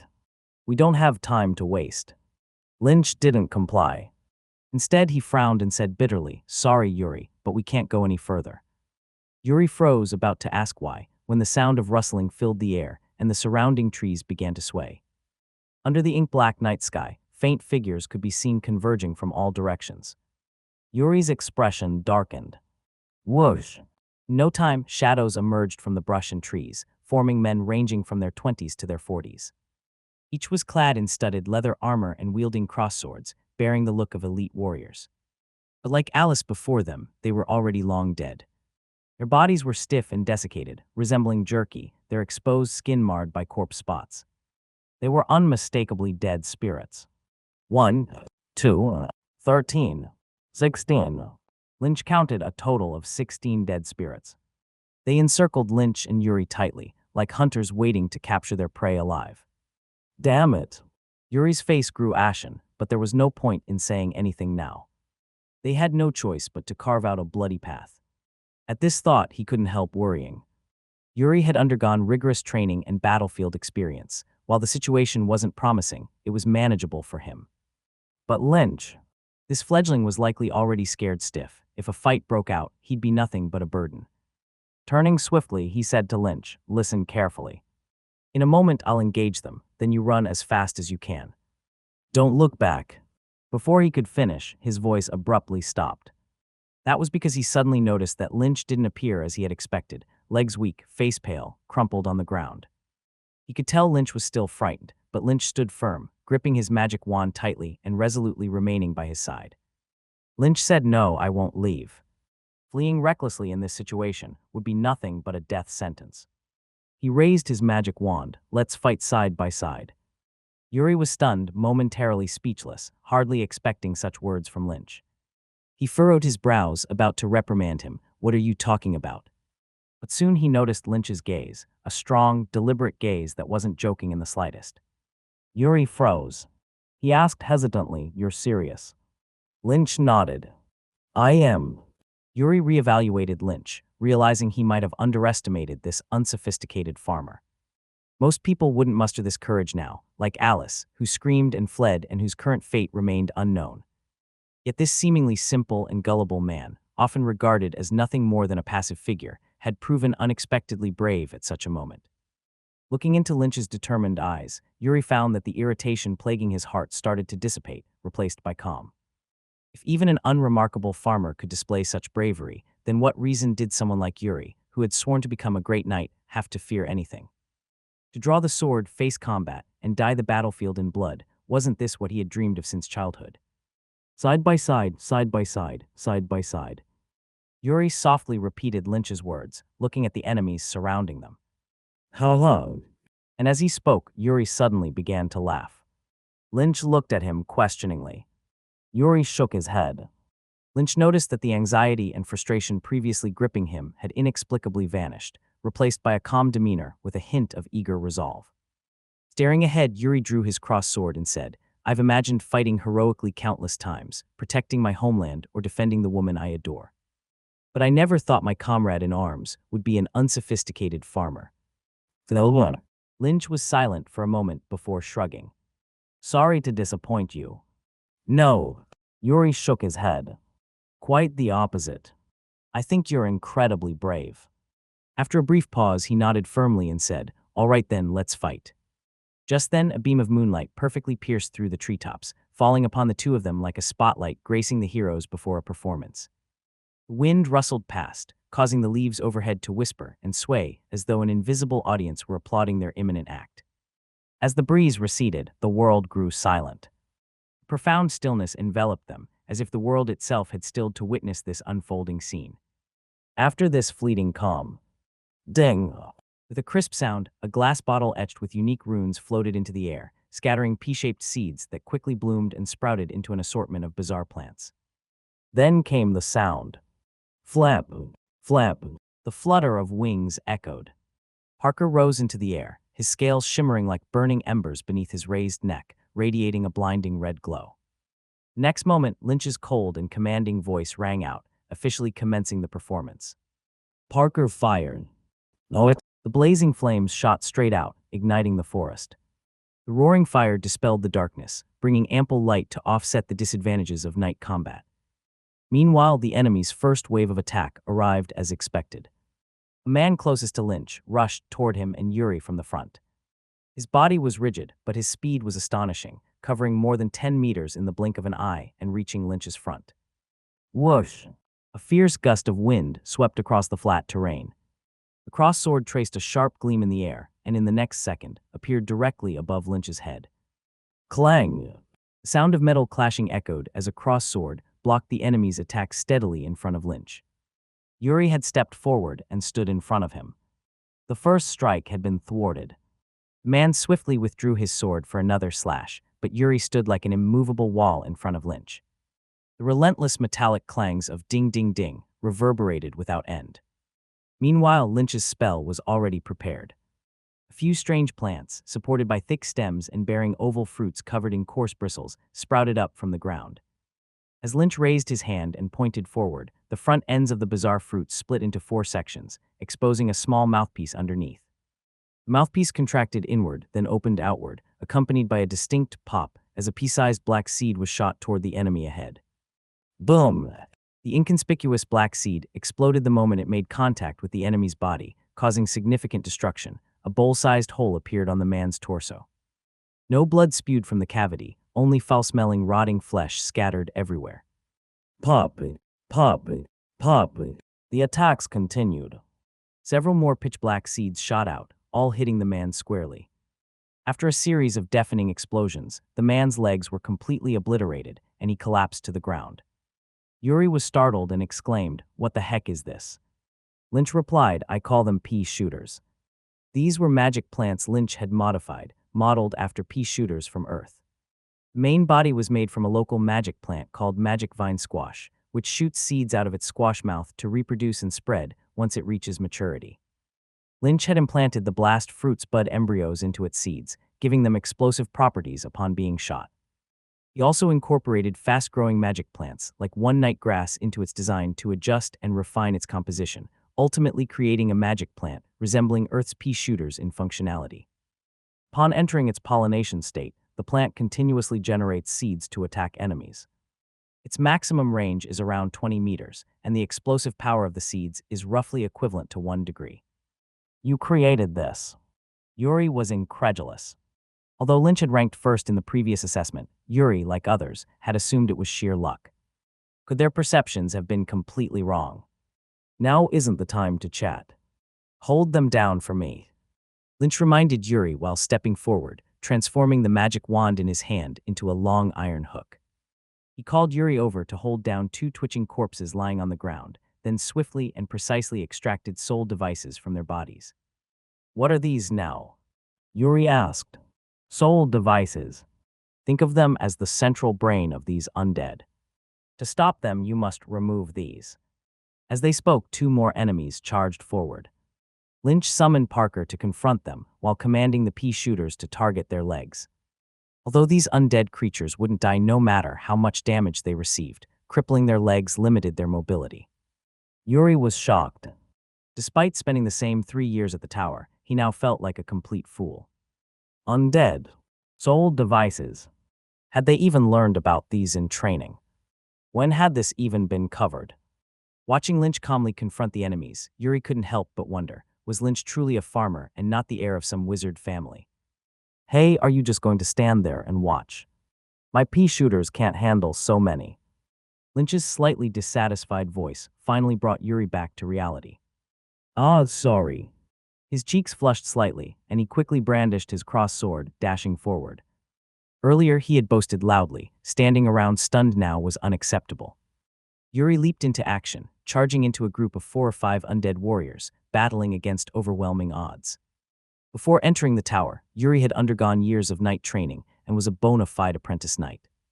His 3 basic attribute coefficients were all about 3, just 1 step away from becoming an official knight. Looking at his wrist and blade, one could see silver vortexes of fighting spirit emanating from his wrist and forming silvery glows on his sword. This was clearly the fighting spirit of a knight. Although he hadn't yet advanced to an official knight due to various circumstances, he had used magic to boost his abilities, choosing the self-fusion path of body refinement witchcraft. He had fused abyss worm cells, granting him extraordinary regenerative powers. As long as the injuries weren't fatal, his body could quickly heal. With solid foundational ability and the regeneration granted by the abyss worm cells, Yuri's actual combat power was exceptional despite not formally advancing to knight status. Even when vastly outnumbered, he still held his ground. This side should be fine. After confirming Yuri's situation, Lynch shifted his focus back to the battlefield's overall dynamics. He remained incredibly calm, with no trace of fear or panic visible on his face. He appeared like a battle-tested veteran rather than a newcomer to war. Even Lynch himself found it odd. Had the blood and fire from earlier tempered him? Or perhaps he simply adapted quickly. No, perhaps this was just the nature of humanity. Lynch recalled chatting with a Vietnam War veteran during his school days, asking whether people felt fear in battle. The elderly man's response still resonated. Who has time for those thoughts? On the battlefield, when you hear the signal, you grab your gun and charge. Say the enemy. Shoot. Who has time to think about anything else? Fear. Indeed. When adrenaline surges and life or death hangs in the balance, the mind cannot afford distractions. All that remains is the drive to defeat the enemy and end the battle. I must find that spellcaster quickly. Commanding the pea shooters to intercept enemies, Lynch simultaneously released his spiritual power to its fullest, striving to perceive every corner of the battlefield. Although they appeared to hold the upper hand for now, Lynch knew these were mere undead constructs, no different from his pea shooters in essence. The true enemy was the hidden spellcaster, controlling these undead. Only by eliminating them could the battle end. Where could they be? Lynch didn't fully understand the mechanics of controlling undead constructs, but had read that such large-scale assaults required direct involvement from the spellcaster. Hence, they likely wouldn't be far, surely somewhere nearby. Found them. At that moment, Lynch distinctly felt an unfamiliar spiritual field emanating from behind a bush in the southeast corner. Besides him and Yuri, the rest were soulless, spiritless undead constructs. This spiritual energy source was self-evident. He directed Parker to stealthily approach and prepared to bathe the culprit in flames. But just then, Lynch suddenly sensed intense elemental fluctuations coming from the bush. It was clearly the precursor to a spell being cast, and the spell's trajectory was unmistakably. Lynch's expression changed drastically. Yuri, watch out. Almost the instant his words landed, a deep gray beam shot forth from the bush, heading straight for Yuri amid the battlefield. Yuri was tangled in combat with several undead creatures. Though he instantly heightened his caution upon Lynch's warning, he couldn't evade the abrupt beam shooting out from the bush, which struck him squarely in the chest. Oh! Yuri let out a tragic cry and fell backward, as though he were a kite whose string had snapped. Yuri, who had collapsed on the ground, instantly lost his ability to fight. The undead warrior he had been fiercely battling seized the opportunity and thrust his sword towards Yuri's throat. Just as he was about to be decapitated, a twisted shadow on the ground suddenly coiled around the undead like a giant black hand, firmly restraining its movements. Shadow Touch. This was the first spell Lynch had truly mastered since acquiring it, and he had never let up on practicing it. By now, it had reached second-tier proficiency. The second-tier Shadow Touch surpassed a grip strength of 5 degrees, with a maximum force approaching 200 kilograms. While restraining the enemy, the twisted shadow swiftly branched off into another tendril, a capability unique to the second-tier Shadow Touch, splitting. The entry-level Shadow Touch could only control a single tendril, but with second-tier proficiency, it could manage multiple simultaneously. The exact number of tendrils was determined by the wizard's spiritual power. Currently, Lynch could control up to 3 tendrils at once. The black shadow, slithering like a twisting snake, quickly wrapped around Yuri and dragged him back to Lynch's side within moments. Are you all right, Yuri's? With one hand bracing his magic wand to stabilize the battlefield, Lynch knelt down on one knee to inspect Yuri's injuries. At one glance, his expression darkened. Yuri's chest had been pierced entirely, leaving a fist-sized hole. Ashen gray energy clung to the edges of the wound, rapidly consuming his cells and flesh, further worsening the injury. It appeared much like a melting black candle. This spell effect, could it be? Dissolving beam. Lynch's expression shifted repeatedly, not only because he couldn't address the spell, but more importantly, because dissolving beam was unmistakably a high-level apprentice magic. In other words, their current enemy might possess high-level apprentice-level strength. Lynch sincerely hoped he was mistaken. Facing such an adversary, he simply couldn't fathom how they could survive the night. Yet, as many unfortunate situations go, what one fears most often becomes reality. A disdainful sound echoed from the brush, followed by two figures stepping out. One was a young man about Lynch's age, skinny and pale, as though prolonged immersion in a dark tomb had drained the natural warmth of youth. It was none other than their junior, Richard. At present, Richard wore a somewhat worn black robe, embroidered with dim silver runes. These runes occasionally flickered faintly under the weak light, exuding a hint of mystery. The robe's cuffs and collar showed some wear from extended use. A necklace made of intricately carved miniature skulls hung around his neck. Each skull emitted a faint blue glow. Lynch could sense the spiritual waves radiating from this necklace, similar to those emanating from the surrounding undead. It was undoubtedly Richard's necromancy tool, the very object he was using to control the undead. However, what truly triggered Lynch's vigilance wasn't Richard before him. His advanced spirit perception now allowed him to keenly detect the spiritual power of individuals of similar ranks. As long as the discrepancy in strength wasn't too vast, he could roughly gauge the other's level. Though Richard's presence wasn't weak, Lynch could tell he remained at the low-level apprentice stage, likely possessing merely 2 to 3 basic will runes. He was certainly incapable of casting a spell like Dissolving Beam. So then, where did that spell come from? Lynch's gaze shifted leftwards towards Richard. Standing beside Richard was a man, a terrifying man. He stood nearly 3 meters tall, towering like a small iron fortress. His face retained the handsome profile of a 30-year-old, but his deep, cold eyes carried no trace of human emotion, akin to 2 bottomless frozen lakes. Beneath his neckline, he no longer possessed the flesh and blood of mortals. His body had been entirely reshaped through alchemy witchcraft. His chest cavity was hollowed out, replaced by an intricate mechanical structure filled with glowing conduits and transparent containers. These held not blood, but magic liquids of various colors. His arms were a seamless fusion of flesh and metal, preserving the texture and might of muscle while incorporating the unyielding hardness of metal. His arms were embedded with an arsenal of weapons, sharp daggers, heavy chain hammers, and black gun barrels emitting electric arcs, all fused as integral extensions of his body. The black gun barrels on his arms shimmered with ashen gray arcs. Evidently, the dissolving beam that injured Yuri came from there. What kind of monster is this? A horrifying man radiated an intense oppressive aura simply by standing there, leaving Lynch struggling to breathe under the weight of his presence.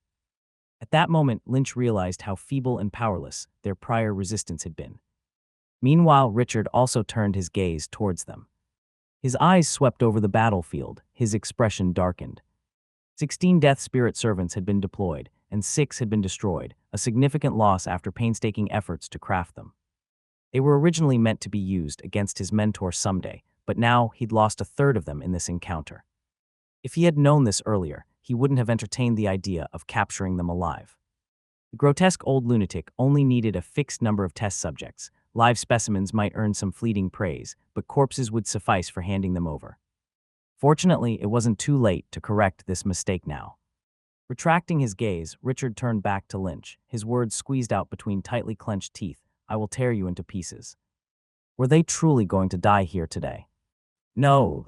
Though being dragged into this absurd world had disrupted his formerly stable and happy life, Lynch wasn't about to resign himself to defeat. There was still a chance. Clatter. A crisp sound rang out as an unfurling scroll floated before Lynch and was swiftly pressed onto the ground by his hand. Immediately, the hexagram magic array printed on the scroll lit up with an eerie black glow, and dark chains shot out from its center. A control system spells scroll, dark chains. Chains forged from rusty metal, intertwined with dark energy, snaked through the air like writhing black serpents. Though Richard dodged swiftly, he still ended up ensnared by the chains. You can try. Even if he couldn't win, Lynch was determined to die with dignity. Resolutely delivering his retort, Lynch stood and dragged Yuri, turning to flee. Ugh! Richard's enraged scream echoed through the forest, utterly indignant at seeing his prey slip away, especially after suffering such immense losses. His forehead bulged with veins, his eyes bloodshot. Damn vermin, I swear I'll kill you with my own hands. Half an hour later. In the dense forest, Lynch staggered along with Yuri, both of them exhausted and unsure of their footing. Blood dripped from Yuri's wounds, leaving a trail. Yuri's face was pale, his body weak. As they passed through a thicket, he nearly tripped over a tree root on the ground but managed to stay upright, thanks to Lynch's strained support. Cough. Cough. Yuri coughed violently, urging, "Leave me. You won't escape carrying me." Lynch shook his head. "I don't have the habit of abandoning companions." Even if he left Yuri behind, he couldn't escape. The dark chains wouldn't hold for long. Besides, he wasn't planning to escape. "Where are we headed?" Yuri asked wearily. From the start, he'd noticed they weren't heading towards the tower, but rather in the opposite direction. Yuri wasn't wrong. They were indeed heading back. Lynch was leading him to the site of this trial, the corrupted forest. Lynch answered, "The trial." 2 years and 6 months, 926 days, over 22,000 hours. During all this time, Lynch continuously absorbed all the knowledge he could about this world, striving to improve himself.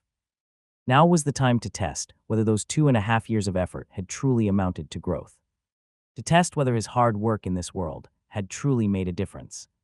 "One day I will crush all those who look down on me beneath my feet, just like crushing a bug.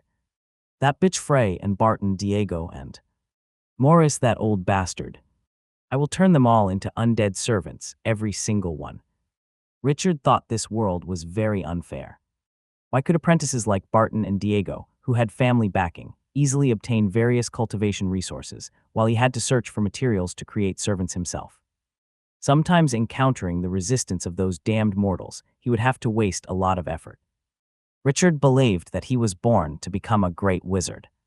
If he had the same foundation as others, he would not be in this state after 6 years on the wizard's road, barely condensing 3 will runes, and still only a low-level apprentice. Whenever there was hard and bitter work to be done, his mentor would always think of him first, just because Barton and Diego had families, and even that bitch Frey could use her body. But he had nothing, even before coming to the wizard world. His birth was just that of a humble peasant. Therefore, Richard hated everything in this world. "When I find that bug, I will peel his organs out one by one while he's alive." Remembering Lynch's earlier provocation, Richard gritted his teeth fiercely. He knew Lynch, a lowly peasant, something as insignificant as a bug, had simply relied on luck to be discovered as having wizard talent, allowing him to come to this world that didn't belong to him. Letting such a fool into this world was purely a waste of resources. Their only value was as material to help wizards solve unknowns and doubts. But now this guy refused to accept his fate submissively and dared to resist. Unforgivable. Just then Richard noticed the bloodstains on the ground, and his face twisted into a sinister smile. "Let's see how far you can run." He pursued through the bloodstains into the shrubbery ahead. "Oh." However, as soon as he entered, Richard cried out in pain and stumbled backward out of the bushes. On his face and hands were deep cuts, flesh opened, blood pouring, the wounds reaching the dermis. Fortunately, the cloak he wore, with defensive effects, covered most of his body, preventing him from being completely shredded. "His." "Oh, Tilda," Richard gasped as he held his bleeding wounds. "Damn it. Damn it." His anger rose again, and he pointed to a nameless shrub ahead, ordering the 2 undead servants beside him, "Uproot that damned thing for me." The loyal undead servants rushed forward, hacking at the shrub with abandon. However, the blade thorn's leaves, sharp as blades, densely packed, struck back as the undead hacked at them. By the time Richard realized something was wrong and withdrew the 2 undead servants, their flesh was no longer intact. Without muscle support, the undead servants struggled to function. Losing 2 undead servants immediately sent Richard's anger soaring. "Kill him, I want him dead," he shouted, leading the remaining undead servants deeper into the forest in pursuit, unaware of a giant flower with a mouth-like appearance hiding beside a large oak tree just ahead.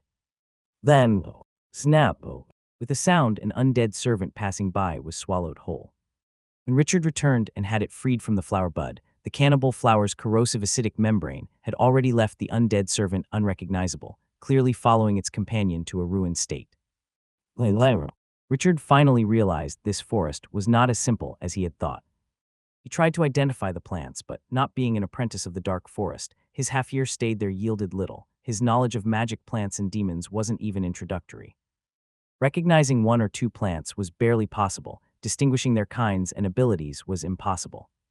"You don't think this will stop me, do you? Come out soon. As long as you cooperate, I'll get you an apprentice position with my mentor." What's the difference in where you're an apprentice? The rightful path is with the black wizards, not the restrained white wizards.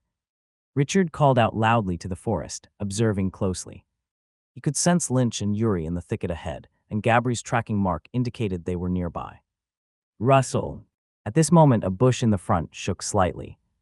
Gotcha.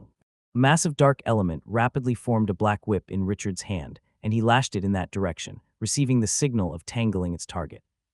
Dark element zeroing low-level spell, Dark Whip. However, before he could retract the whip, a tremendous force pulled from the other end, unexpectedly dragging Richard forward, causing him to roll. Crash! Two thorny branches squirmed quickly and wrapped around Richard's ankle. A sharp pain coursed through his leg, immediately losing sensation, as if it wasn't his own. He hurriedly summoned the undead servants for rescue. After sacrificing two more, he was finally freed from the vines. Paralysis magic vine. Finally recognizing one type of magic plant, Richard's face turned, retrieving a potion of detoxification from his space ring and drinking it. Tab tab. A series of crisp footsteps sounded, and a shadow fled from behind the thorny demon vine just ahead. Richard instinctively pursued, but his numbed body hadn't recovered, once again watching his target escape right under his nose. Gabri's you go. Having suffered several setbacks, Richard finally got wise, sending his trump card ahead to clear the way. It wasn't his anyway, even if destroyed, it wouldn't ache him one bit. The massive demon alchemist moved forward against the paralysis magic vine's attacks. His arms morphed into axes and saws, chopping the thorns apart, opening a path. Richard followed with the remaining undead servants. He was seething with only 5 out of 16 servants left. You won't get away, he gritted through his teeth. Following alongside the demon alchemist, tracking the bloodstains forward, Richard descended a hill to find a barren plain beneath, where soul sparks dotted the black soil. Closer. Richard felt he was infinitely close to Lynch. He could even smell the opponent. Clap, clap. At this moment, the flapping wings of something appeared from the sky, and a creature resembling the legendary fire dragon headed their way. Richard recognized it as Lynch's modified fire dragon lizard. For some reason, when this fire dragon lizard flew over, the stagnant plain suddenly came alive. He was about to order Gabri to bring down this small creature, but before he could, the fire dragon lizard flew overhead, releasing something, dropping it right at Richard's feet. Richard instinctively looked, and as he did, he couldn't help but hold his breath.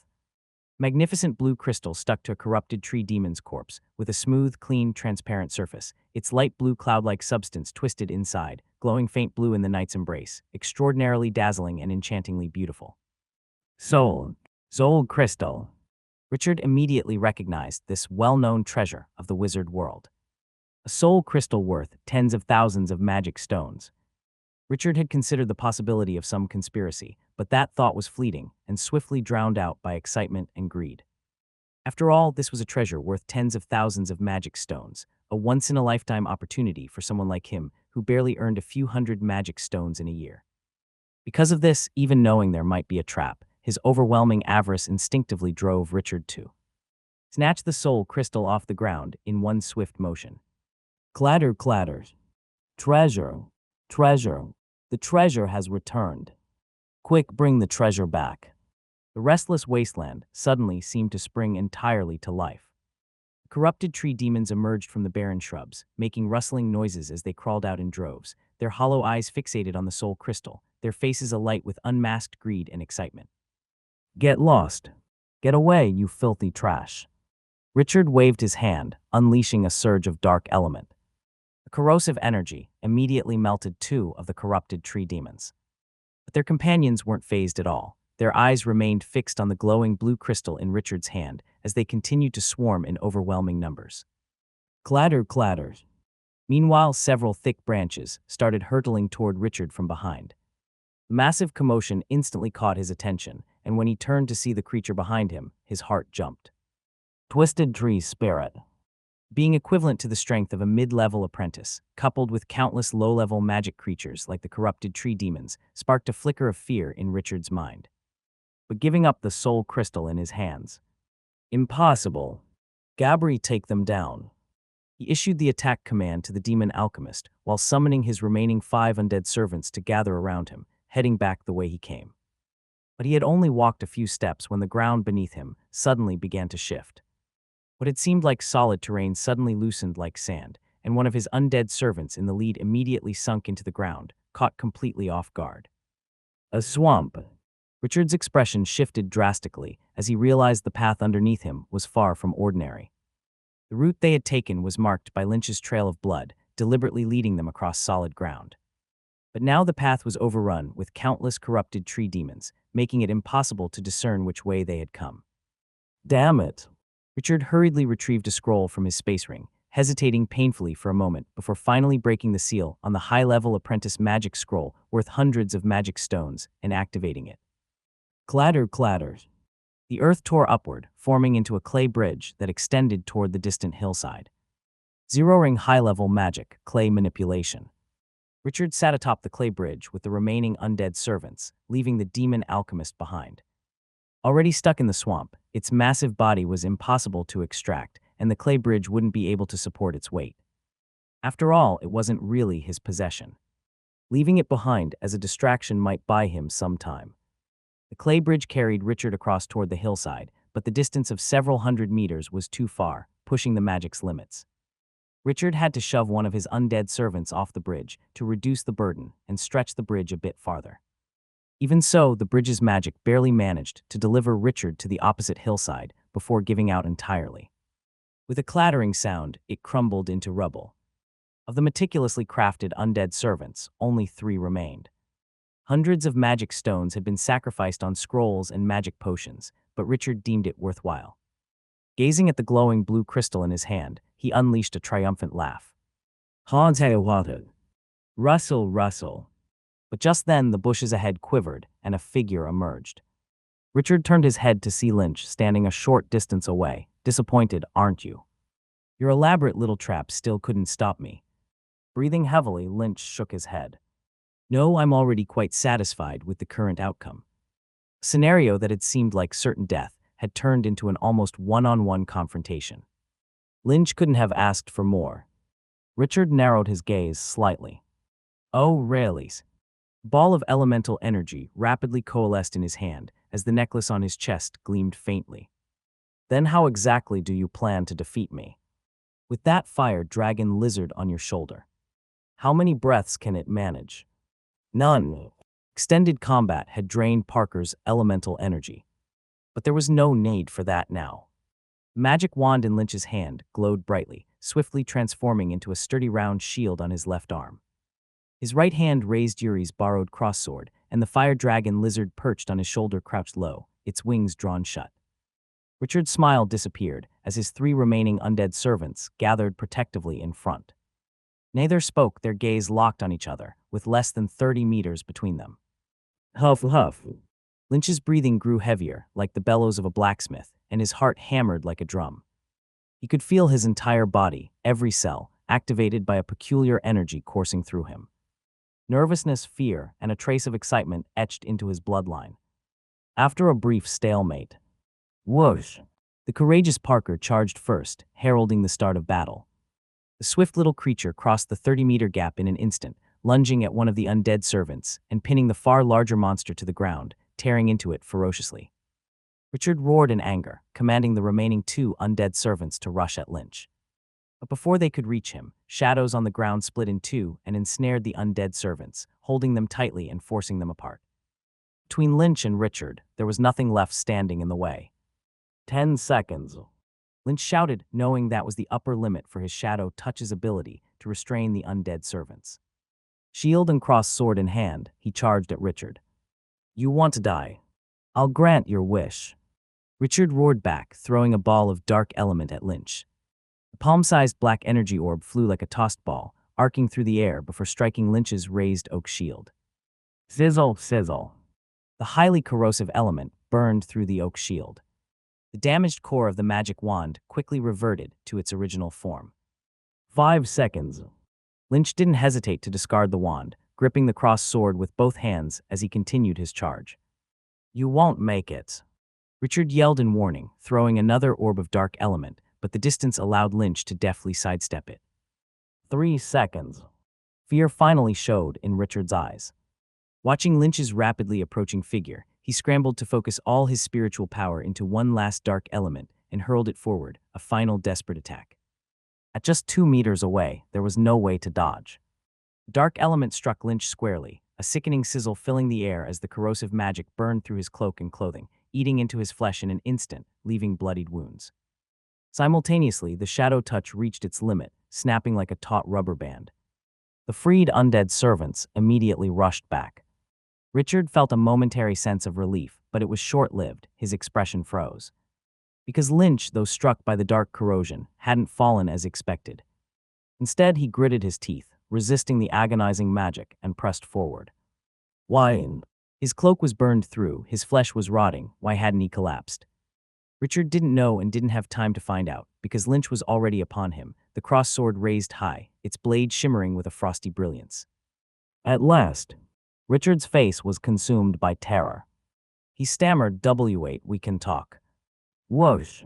His plea was answered only by the icy whistle of slicing air, and in the next moment. Thunk thud. Two abrupt sounds followed. A round head rolled onto the ground, its lifeless face still frozen in shock and resentment. Richard's corpse collapsed lifelessly to the ground, and the undead servants trailing behind him froze, as if a power source had been suddenly cut off, before one by one falling down as well. The noisy forest regained its silence in that instant. Huff, huff. Huff, huff. The heavy sound of Lynch's breathing echoed through the woods. After a while, clang! The heavy crossed sword dropped to the ground. Lynch sank down onto the ground, exhausted. His gaze was dazed, sometimes falling upon Richard's body, the head severed cleanly from it, and sometimes shifting to the nearby undead servants, as though struggling to process what had just occurred. I did it. Did I really do it? He could hardly believe it. It was a strange mix of emotions. Joy, excitement, perhaps all of these. But above all, an overwhelming exhaustion. It felt as though all the strength had been drained from his body, leaving him utterly spent, his spirit sagged in unparalleled weakness. At this moment, all he wished for was to collapse onto the ground, sleep deeply, and escape from the burden of thinking or acting.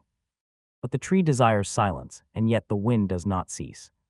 Before Lynch could catch his breath, a plume of black smoke suddenly rose from Richard's body. The smoke hovered midair like a hunting hound sniffing for prey, then darted forward like an arrow directly toward Lynch. Lynch was too drained to evade. The speed was far beyond anything he could react to. In an instant, the black smoke burrowed into his body. One catastrophe followed another. Before Lynch could comprehend what the black smoke was about, a deafening rumble boom. Boom sounded near his ears. He looked up and saw an enormous figure climbing up the slope, its long arms reaching outward. It was none other than the horrifying alchemy creation that always stayed at Richard's side. Watching the towering monstrosity before him, Lynch was struck with an inexplicable bitterness. All his efforts, his struggles, his desperate fight to survive, it all seemed like a cruel joke. Was this the way fate toyed with him? He didn't bother to dwell on why the spellcaster's death hadn't stopped the servants from moving, why they could operate autonomously. He simply gave in to despair, closing his eyes in resignation. Yet the anticipated outcome, death, never arrived. Lynch waited and waited, but still nothing happened. Slowly his survival instincts began stirring again, taking hold of his rational mind. He opened his eyes, only to discover that the alchemy creation before him wasn't attacking him. Its behavior seemed odd.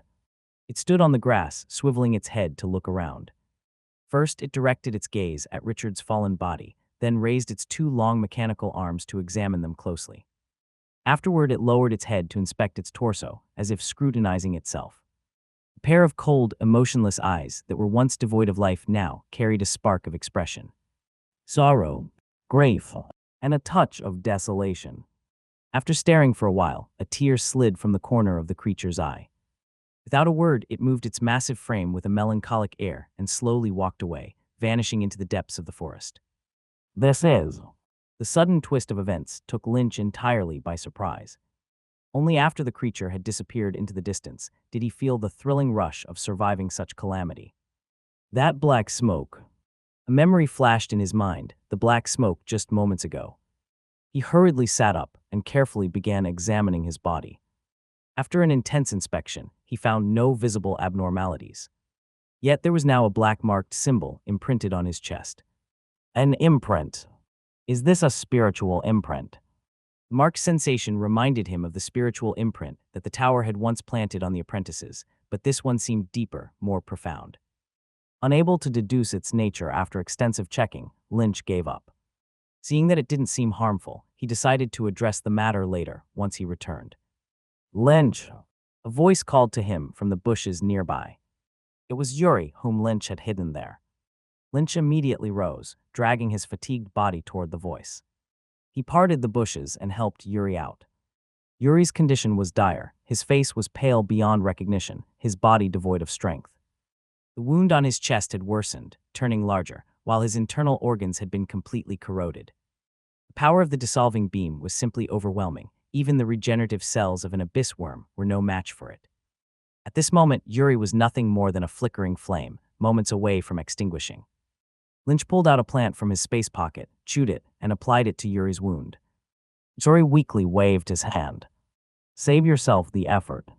I won't make it. Lynch responded, this is paralysis grass. It'll ease the pain, so you can pass on with dignity. Yuri tugged at the corner of his mouth. Then he began laughing. Facing the imminence of death, the knight bore no trace of fear or unwillingness. Instead, he appeared utterly at peace. After laughing for a moment, Yuri remarked, so you're not a fool after all. No. Compared to you, all of us look like fools. He sighed deeply, his gaze drifting toward Richard's body. He had witnessed everything earlier, the way Lynch had lured Richard into the corrupted forest, leveraged the magical plants there to attack him, and ultimately orchestrated a one-on-one confrontation that ended with Lynch's courageous and decisive counterattack. In terms of intelligence, bravery, and personal combat ability, Lynch outshone all the apprentices of their generation. He had clawed his way to survival in a situation destined to end in death. Yuri exhaled a sigh of regret. What a pity, only now do I realize who you truly are. Fighting alongside you is the greatest honor of my life. If only I'd understood sooner. I imagine we'd have been fast friends. Lynch shrugged. We already are. Cough. Laughing turned into choking, and blood spilled from Yuri's mouth. Knowing his time was running short, Yuri seized Lynch's arm urgently. Lynch, since we're friends, I have a favor to ask. I hope you'll agree. Lynch replied, say it. Yuri pointed to the crossed sword lying on the ground. My homeland is the Tulip Domain in Saladin Kingdom. It's a prosperous place. You'll find people who know of it within Saladin Kingdom. Lynch nodded. I've heard of it. Flowers bloom there year-round. Yuri smiled. You're quite the scholar. After a brief pause, he continued, if you ever make it to the human world, I hope you'll visit my homeland and deliver my crossed sword to my father. And, with great effort, Yuri removed the space pocket from his belt. Inside this are some magic stones I've gathered and a collection of materials. I need you to do me a favor, to buy something crucial for me. The rest of the items will be yours. Please, it's a matter of honor. Using the last of his strength, he clutched Lynch's arm firmly with a serious expression. Lynch understood how vital these final words were to Yuri. Solemnly he promised, as long as it's within my power, I swear to do it. Yuri added, I promised Alice I'd gift her a magic wand like yours that could transform, but now I can't deliver it myself. I can only entrust it to you. The word you barely escaped Yuri's lips before his voice fell silent, his eyes losing their light. Yuri. Lynch called out several times, but received no answer. He fell into a heavy silence. After a moment, he smiled bitterly at Yuri's corpse and muttered, you really are the embodiment of naivety. How could you be so gullible and innocent? That woman, she's just a manipulative green tea bitch. A scheming green tea you didn't see through, huh? A simp, Yuri, a complete simp. In your next life, keep your eyes open. He kept smiling through his words, but as he did, tears streamed down his face. Shadow Tower, top floor, round table, wisdom hall. On the circular hall floor lies a uniquely designed large magic array. The structure of the magic array fuses seamlessly with the runes swimming across the walls, its purpose being to completely isolate the hall from the outside world, creating an independent space that even the most advanced detecting magic cannot infiltrate. At the center of the hall, a somewhat worn elliptical stone table sits quietly. It's not crafted from any high-end magical material, and its modest appearance stands in stark contrast to the exquisite streak of chairs surrounding it, made of starry sky mithril. Yet no one questions whether this stone table belongs here, for it was the very first piece of furniture added to the tower by the 7 founders, back when they were impoverished apprentices starting their journey. As thousands of years passed, that once insignificant wizard organization, jokingly established in the dark forest, has grown into the powerful entity that rules over the witch domain. This stone table bears witness to its rise. Though not inherently valuable, the spirit of this table has fused with the tower itself, symbolizing its intrinsic will. At the moment, within the round table hall, 3 figures sit casually in their chairs. An elder, a burly man, and a ball of yarn. Let's start with the elder. An elder who appears as though he has grown straight out of a tree, his age unknown. Time has etched deep wrinkles on his face. His hair and beard have turned completely white, hidden beneath a towering, rounded, pointed hat. What's especially distinctive is that fresh green buds peek through his white hair and beard, as though sprouting directly from beneath his hat. Coupled with the dark green robe he wears, woven from rare magical plant fibers, he appears from a distance very much like an ancient tree. This is Green Wizard Calvin, an exceptional figure in the fields of plantology and life science. His most renowned feat was single-handedly reviving an expansive forest devastated by fire. Next is the burly man. The man looks about 40 years old, with short golden hair and 2 tiny mustaches beneath his nostrils. He is astonishingly tall, nearly 4 meters, resembling a miniature giant. Unlike the traditional wizard cloak, he wears nothing on his upper body, showcasing his wheat-colored skin and rippling muscles. Every defined muscle appears as if forged from tempered steel, radiating immense strength. Overall, he resembles a laborer or brute, much more than a refined wizard. His name is Rio. By appearance alone, it's clear that he specializes in body refinement magic. To pursue the pinnacle of strength, he intentionally merged the bloodline of giants, resulting in his toweringly unique physique. And finally, the yarn ball. Yes, yarn. It looks just like a messy, pitch-black ball of tangled threads resting on a chair. But upon closer inspection, you'll notice a core dark, cloud-like energy mass hidden within the yarn. This core bears faintly discernible eyes and a mouth, while the black threads on its exterior aren't threads at all but thin, wispy tentacles. This is Saros, the mysticism wizard. He's not truly a ball of yarn. His peculiar state is the aftermath of studying the abyss. During research, Saros suffered an unknown backlash, the abyss consuming his body. Only fragments of his soul and will remained, which then reacted with abyssal energy to form this strange entity. The black threads wrapped around him are, in fact, tentacles transported from the abyss. Why are the others always late? They're tardy for every meeting. Only us 3 show up on time. Next time, I won't come early either. I'll leisurely arrive the day after the notice. The fiery-tempered Rio slammed the table angrily, causing the ancient stone tabletop to crackle under his fists. However, his blows lacked real strength. Otherwise, no ordinary stone material could withstand his assault. Haha, Rio, you need patience. We have an abundance of time, don't we? The laid-back Calvin chuckled, lighting a pipe without any rush, as if already accustomed to the delays. Ah, someone's here, murmured the reticent Saros. As his words hung in the air, a gust of icy wind carrying snow scattered through the hall. With that frosty breeze, an empty chair now held a newcomer. She was a woman radiating an aura of frost, seemingly in her early 30s. Her strikingly beautiful face bore a cold, stoic expression, her tall, slender figure exuding elegance. Her skin was pale to the point of translucence, and her ice-blue hair cascaded over her shoulders, chilling everyone around her. She wasn't dressed in a cloak. Instead, she wore a flowing gown tailored from ice-blue silk interwoven with transparent ice threads. Its wide hemline showcased delicate snowflake embroidery, embellished with dazzling ice diamonds. This was Frost Speaker Serena, an ice element wizard whose mastery of frost magic was unrivaled not only within Shadow Tower, but across the ancient ruins, earning her the title of Ice Queen. Her arrival seemingly dropped the ambient temperature, making the 3 wizards reflexively shiver. Neither Rio nor Saros bothered to greet her, only Calvin warmly smiling as he welcomed her. Long time no see, Serena. You look colder than ever. It's a pleasure to see you here. Perturbed, Serena retrieved a book and began flipping through its pages, responding curtly without even glancing up. No need to waste time on idle chatter. Her demeanor spoke of arrogance and aloofness. Hello. Though his warm gesture met Serena's frigid indifference, Calvin remained unbothered, chuckling cheerfully, We have plenty of time, don't we? Life has more to offer than cultivation. Otherwise, we'll miss out on its beautiful scenery. Serena remained silent, offering no retort. Instead, a polite and youthful voice echoed from outside. Calvin Wizard, your words are always so profound. A young man walked into the hall. He appeared clean and refined, wearing a brown wizard's cloak no different from those of ordinary apprentices. Yet on close inspection, subtle anomalies became clear. His skin had a faint metallic sheen, and seams were visible. Round his cheekbones, ears, and at the juncture between his neck and shoulders, rows of tiny rivets became evident. Even the exposed hand was no natural flesh, but a mechanical arm crafted of intricate gears and metal. Overall, he resembled a uniquely lifelike mechanical automaton. This was Codinos, the alchemy automaton, a scholar wholly consumed by alchemy, so much so that he transformed himself into an alchemical creation. "You're late, Codinos," growled Rio in discontent. Pausing, Rio glanced beside Codinos and added, "And you too, Gritch."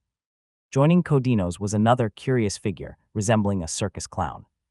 His face bore exaggerated red and white markings, a bulbous red nose, and a wide grin extending to his ears. He wore a vibrant jester's hat adorned with jingling bells, a blue ruffled collar, and a colorful red and yellow top, paired with billowy suspenders featuring quirky cartoon prints. On his feet were similarly eye-catching shoes. Something about his bizarre appearance seemed to magnetize attention, as though he might suddenly leap into bewildering antics that would provoke laughter. This was Gritch, the artisan, a specialist of spiritual magic, capable of crafting spellbound illusions with effortless charm.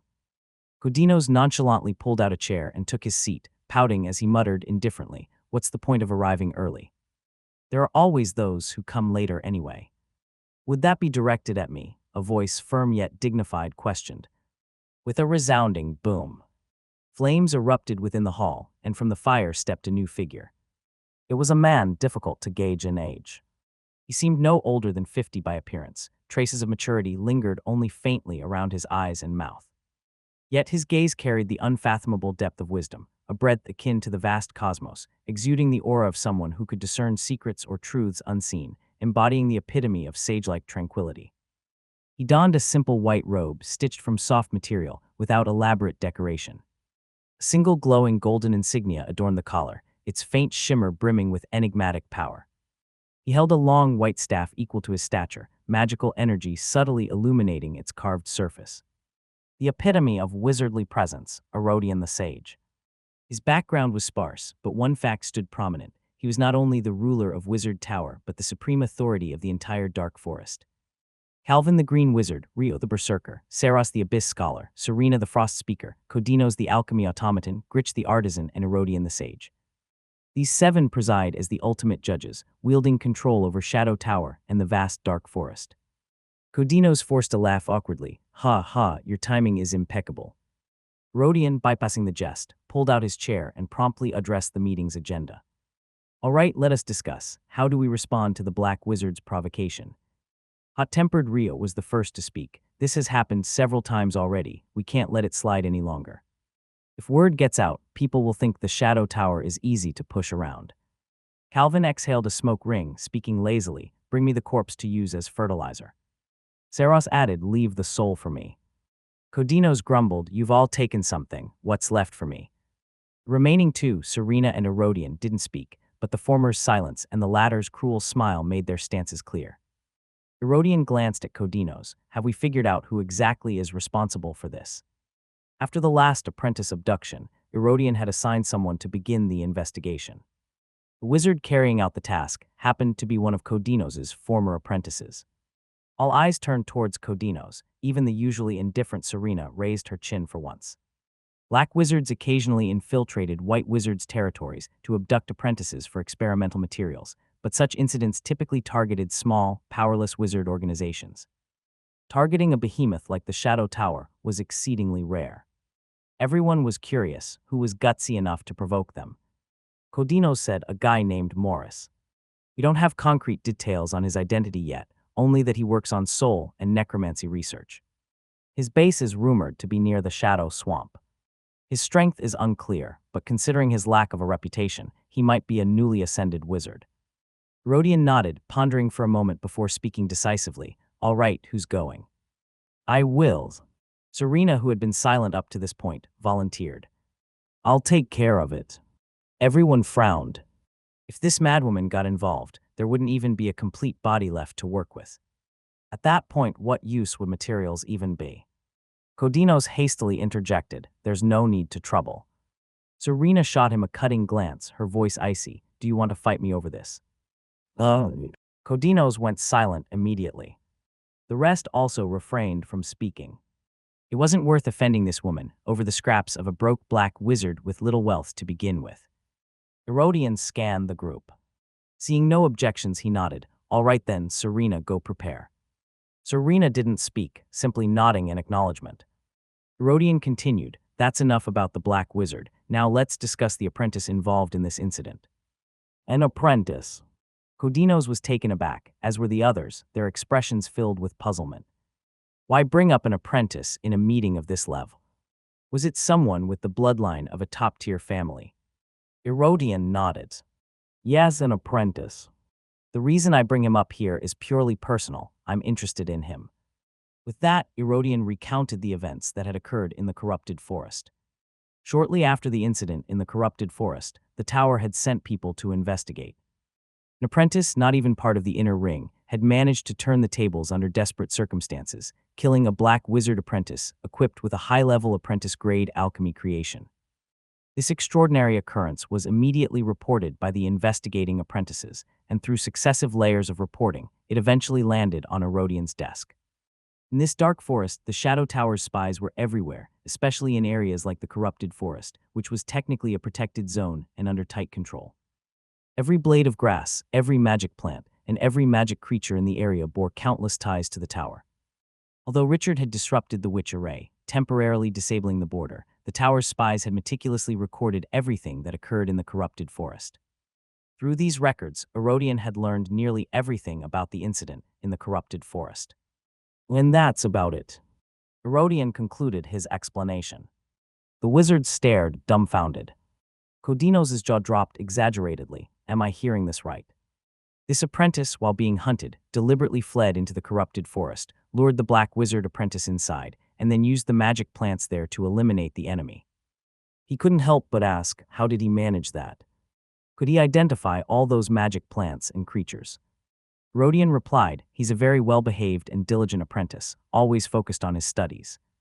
He's already memorized all the general knowledge textbooks given to apprentices, and he's become highly proficient in the basics of magic plants and creatures.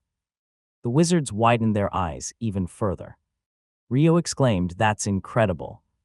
General knowledge wasn't considered a particularly vital subject. Most apprentices barely put in any effort, knowing they could learn it gradually as they delved deeper into the wizard world. Teachers' expectations were merely for apprentices to pass the basics.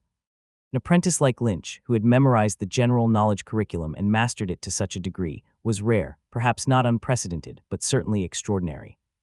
Herodian said, in light of his outstanding performance, I propose granting him the warrior feather as an additional reward. According to the rules, this requires the approval of all 7 of us. What do you think? Calvin nodded. He's a promising talent. He deserves it. Codinos agreed. It's been ages since we've seen such an exceptional apprentice, one who combines bravery and wisdom. Let's give it to him. Rio praised, well done. The remaining members, Serena, Saros, and Gritch, expressed no objections, and the proposal passed unanimously. Herodian asked, all right then, does anyone here take an interest in him? Aside from Serena, everyone showed eager curiosity. In just 2.5 years, the apprentice had mastered all the general knowledge courses, cultivated and modified numerous peculiar magic plants and creatures, and demonstrated cool-headedness in a crisis, ultimately defeating a far stronger opponent and surviving against all odds. Wisdom, courage, such a combination, paired with such exceptional performance, was seldom found in an apprentice. Codinos was the first to ask, which bloodline is he from? Talent was all well and good, but knowing the apprentice's origins was crucial. The intricate web of alliances in the wizard world meant that recklessly recruiting someone could invite disaster. Herodian answered, a muggle. This was the term used for any apprentice from the mortal world, referring to those without wizard bloodlines and who hailed purely from mortal origins. Oh. Codinos blinked in surprise. A mortal. The wizards were incredulous. Tower's management of apprentices was fairly lenient. Most adopted a just enough to pass mentality when it came to studying. Only apprentices from influential wizard families, who understood the importance of proper training, generally solidified their knowledge to such a degree. Because of this, the wizards had assumed the apprentice must belong to some wizard family. Calvin asked then what made him decide to memorize the general knowledge textbooks. Herodian explained, nothing special. He simply heard a lecturer say, "This is important knowledge, study it thoroughly, and ideally commit it all to memory." The wizards fell into speechless silence. Rio muttered, "That's almost too obedient." Herodian sighed, "All right, that's the situation." Going back to the topic, anyone interested in taking him on? No one spoke, but the eagerness on their faces had faded completely. Calvin exhaled another puff of smoke and said, "A lot of apprentices show promise when they first enter the wizard world, excited by everything new. But as time wears on, they grow lazy, indulgent, and stop striving. Let's wait and see." Herodian didn't insist, nodding in agreement. "All right." After a pause, he added, "The crimson moon is almost upon us. Whether the next 1,000-year cycle sees us lead, or the Black Tower Alliance will depend on what we do now. At this juncture, I hope everyone can broaden their minds and be more accommodating. Standing still is not an option." At the edge of the Shadowland, inside Lynch's stone hut, a faint sound of snoring echoed through the dilapidated stone hut as Lynch lay on the wooden bed, fast asleep. Since returning to the stone hut, he had been sleeping here. This sleep felt extraordinarily comforting. He couldn't even remember the last time he had slept so peacefully. It must have been before he crossed over. Oh no, perhaps it had to be even further back, during his carefree childhood. Only those worry-free days of childhood would allow such an undisturbed, blissful sleep. If it were up to him, Lynch would choose to sleep like this forever, until time ceased to have meaning and the sun and moon lost their light. But then the terrifying image of the demon alchemist in Yuri, drenched in blood, yelling for him to run, surfaced in his mind, forcing him to awaken. Whoosh! Lynch sat bolt upright, grabbing the magic wand by the side of his bed. He lowered his body and scanned his surroundings with a cold, vigilant gaze, like a feral beast lurking in the forest. It wasn't until his eyes fell upon the familiar table and chairs that his guarded gaze began to soften. Tumlet. Relaxing, Lynch shook his head, letting the tension in his body gradually dissipate. Then he grabbed the brass pocket watch sitting on the table and checked the time, his expression changing immediately. Something troubling seemed to dawn on him. "I actually slept for 16 hours. At this point, he noticed the daylight outside. However, the thick clouds overhead dimmed the sunlight, leaving the surroundings looking somber and gray. This is completely unacceptable. Shaking his head in self-reproach, Lynch quickly leapt out of bed to freshen up and prepare for the day's routine. Meditation.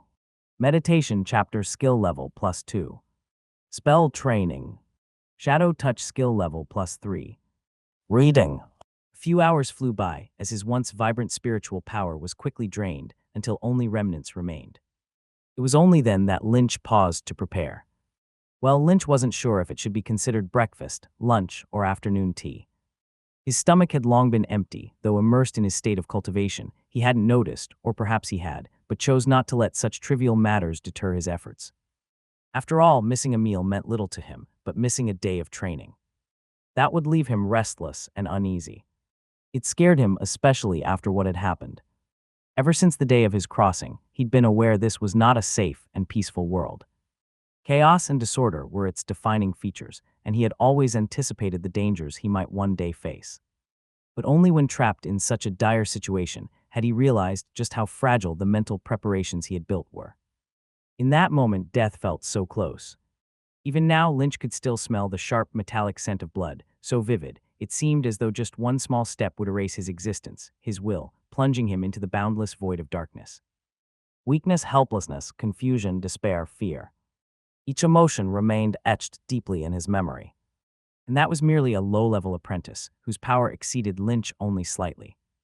Above that were mid-level apprentices and high-level apprentices, each of whom displayed a significant leap in strength from the rank below. And beyond them, the wizards and beings even greater than wizards. In this world, Lynch was akin to a bug, easily crushed underfoot by anyone with power. This had just been an ordinary apprentice trial, nothing particularly unexpected. Yet here in this land, rife with wars, calamities, and countless mysterious phenomena that could strike without warning, danger was ever present. In such a world, the only way to live securely was to remain immortal, to avoid inquiry, to embrace ignorance, to toil endlessly for basic needs, and to conclude a fleeting existence in simplicity. Such a life might never encounter peril. But once one walked the wizard's road, once one sought the truth of this world, danger was inevitably drawn toward them. On this dark and thorny path, the only dependable ally was the power of oneself. Only by becoming strong enough could one counter unknown threats and continue forward for as long as possible. Eating a quick meal. Mashed potatoes with flamingo eggs, supplemented with a few bitter-tasting blue mint leaves. The former served to fill his stomach, while the latter, despite its unpalatable taste, helped restore slight spiritual power. After the hearty meal, Lynch's spiritual power had been restored somewhat, though still far from enough for the second half of his daily training. He decided to let his spiritual field replenish naturally in the meantime, using this interval to organize the spoils of his recent venture. Sitting down by the chair, Lynch gazed at 3 items placed on the table, 2 space pockets and a space ring. The space pockets belonged to him and Yuri. Opening his own space pocket first, he began taking out its contents one by one, the task materials including the soul spark, a variety of gathered magic materials, remnants of the corrupted tree demons, and a soul crystal.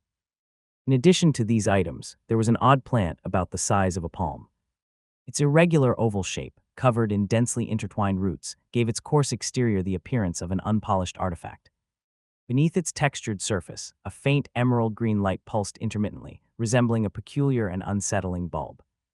This was the heart of the twisted tree spirit. After the battle had ended, Lynch had discovered it while clearing the battlefield. The desolate wasteland at the base of the hill had devolved into utter disarray, with corrupted tree demons lying dead on every side, and the twisted tree spirit at the wasteland's center vanquished as well. Once Lynch confirmed the spirit was completely lifeless, he'd boldly ventured downward to carve out its heart. The heart of a twisted tree spirit was an extremely valuable magical material, worth several hundred magic stones. Thinking back, Lynch realized how incredibly greedy he had been. Even then, having barely escaped with his life, he hadn't thought about running away but risked everything on treasure hunting. That saying about being miserly and obsessed with wealth surely described him to a T. Perhaps at heart I'm simply a greedy person, Lynch mused. Staring at the tree spirit heart in his hands, Lynch couldn't help but recall the terrifying demon alchemist. One middle-level apprentice magic life, along with so many corrupted tree demons, had been utterly powerless against the alchemist, ultimately left to be slaughtered. Thanks to some unknown reason, the alchemist had spared Lynch at the last moment, otherwise, he wouldn't have had even the slightest chance of survival. A shiver ran through Lynch. I hope I never encounter that monster again. No, that's wrong. Hoping danger doesn't appear isn't the solution. The proper approach is becoming stronger myself. Such peril is something I never wish to face again. Lynch silently warned himself, all while setting to work. He took a flower pot and buried the twisted tree spirit heart within. This was the optimal preservation method for the heart. As long as it was watered and fertilized appropriately, it could survive for an extended period. With proper cultivation, it might even regenerate into another twisted tree spirit. Of course, that would take a very long time Lynch didn't have, nor a desire to breed twisted tree spirits. Before he sold it off, the heart would serve as a tool for grinding skill experience in extraordinary cultivation. Next, Lynch brought out a life flower and transplanted the soul crystal onto it. Known for its notable life force and its energy-rich structure, the life flower was an excellent host for a soul crystal. Other than being weak, it had virtually no flaws. As for its weakness, that wasn't a concern here. After all, this wasn't the wilderness. There was no need to fend off the dangers lurking in the forest. Finally, Lynch sorted various gathered magic materials into labeled jars and containers, then placed them back inside the cabinet neatly.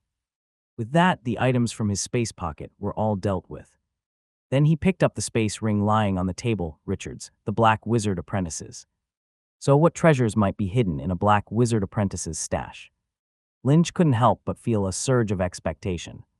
Lynch brought the ring up to his eyes for a closer inspection. The ring was silvery white, but not the bright silver of mithril. Rather, it was a bit dull and grayish. Its surface was covered with fine, scale-like patterns, and the center featured a snake's head with its mouth open, biting down on its own tail that encircled the ring. Ouroboros pattern. This was a fairly common magical symbol in the wizard world, favored by both black wizards and white wizards. Many witchcraft items bore similar patterns, with origins said to trace back to the early days of wizard civilization thousands of years ago. A ring-type space witchcraft. Generally speaking, the more portable the space witchcraft, the more expensive the materials required for its creation, and the more complex the craft and the requisite knowledge, resulting in naturally higher prices. Take the space pocket in Lynch's hand, for example. For the same storage space, a ring-type space witchcraft would cost much more. A space pocket may cost 100 magic stones, while a space ring could be 300 to 500 magic stones. I wonder about the capacity of this space ring. As he pondered, Lynch released his spiritual power and let it permeate the space ring. What he immediately saw was a space much larger than his space pocket, by visual estimation at least exceeding 5 cubic meters. It's huge. Lynch's eyes brightened. Prices of space equipment increased linearly with each added unit of space. With such a large space in a ring-type space equipment, the price wouldn't be less than 1,000 magic stones. 1,000 magic stones. Suddenly, Lynch felt that his previous experiences might not have been so bad. He eagerly slid the ring onto the middle finger of his right hand, leaving his spiritual imprint on it. With this spiritual imprint, it was akin to locking the ring. In the future, no one but him would be able to open it, unless he shared Richard's fate of death, at which point the spiritual imprint would naturally dissipate. Lynch then proceeded to check the contents of the ring. The inside held many items, a mixed assortment that Lynch inventoried, roughly categorizing them into 3 sections. Firstly, the magic stone resources. Among them were about 300 magic stones, which was expected since low-level apprentices are generally not wealthy, and any magic stones they earn are typically spent on cultivation. For Richard to have saved 300 magic stones was a testament to his financial acumen. A heap of resources occupied a major portion of the space, with many strange bones, jars of various body parts preserved in formalin, spiritual grass, netherworld flour, corrosive mucus, bone powder, and other miscellanies. Although numerous, their value was only moderate. Lynch estimated the total to be worth a few hundred magic stones. The second section comprised knowledge, which interested Lynch the most. This section contained a dozen or so books, scrolls, and handwritings, all related to undead magic. Items like the creation of soul devices, methods for crafting undead servants, and several spells Richard used were contained within. More stuff to grind experience with. Lynch was pleased. Undead magic wasn't a taboo subject among white wizards. Many wizards studied it, but deep research into these types of spells often required shedding moral constraints and breaking ethical codes and some rules, which were deeply rooted in the orderly mindset of white wizards, restricting their actions. Consequently, their academic level often fell short of the unrestrained black wizards. It wasn't just with undead magic that the studied knowledge content was the same between white wizards and black wizards. Both sought truth and eternity. The difference lay in the white wizards' more rational and gradual understanding of matters, whereas black wizards were more obstinate, heedless of consequence. This discrepancy was a major point of ideological conflict between black wizards and white wizards. The last section was an unknown category. This section included only a single book, which Lynch found among the pile of knowledge resources. He separated it because he couldn't determine what it truly was. The book was meticulously crafted, with a cover made from the hide of a certain demon, showing clearly defined textures. The corners were adorned with delicate metal book corners, engraved with intricate hollowed designs. The contents were not written in the rune language, but rather in some peculiar symbols, interspersed with numerous illustrations depicting alchemy parts Lynch had never seen before. Metal book corners exhibited signs of elemental corrosion, and the pages within were slightly faded. Such pages were made from special wizard rune paper, theoretically unchanged for thousands of years. Could it be that Richard really explored some ruins? Lynch recalled that Richard had previously lured other apprentices with the excuse of exploring ruins. Now that excuse wasn't as baseless as it seemed, and perhaps he indeed had such an encounter. This wasn't surprising. According to the divisions in the wizard world, the region they inhabited was known as the Land of Ancient Ruins, once home to a genuine wizard civilization called Acadia millennia ago. Although this civilization had perished, many of its relics still remain hidden in various secret corners. Discoveries of such ruins were not uncommon. I should check the library in the inner ring later to see if I can find any clues. After sorting, Lynch rearranged the space ring, taking out all the undead materials and storing them separately in his previous space pocket. The ring would now exclusively hold important items. Next, Lynch picked up Yuri's space pocket. Contents here were much simpler: 26 magic stones and materials that consisted of a few star silver flowers and red mandala, and such, totaling assets amounting to less than 50 magic stones. And he thought he could put on airs to buy someone a magic wand. Lynch pursed his lips, feeling Yuri's actions weren't worth it. If Yuri were alive, he'd surely punch him, even at the risk of losing the friend, just to knock some sense into him about seeing others clearly. Though meager, there was something Lynch found appealing. It was a small booklet, made from common sandpaper in the mortal world and bound by hand with hemp rope. On its cover, written in the common language on the continent, were large characters: Night Training Manual. Night. Lynch's eyes brightened.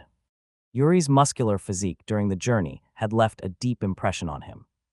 If he hadn't been a burden, they might have shared the same physical fitness, allowing them to escape Richard's pursuit sooner, avoiding the subsequent troubles. Though aware that this possibility was nearly non-existent, Lynch still felt some regret because he had yet to come to terms with Yuri's death. In both past and present lives, Lynch hadn't experienced much life and death parting, especially not with comrades fighting alongside him. Witnessing them perish right before him carried a significant emotional impact that required time to process.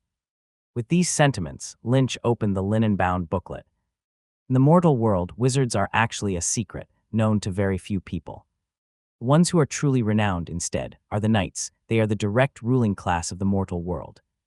Noble, powerful, omnipotent. This is the impression of knights, as recorded in the memories of the original owner of Lynch's body.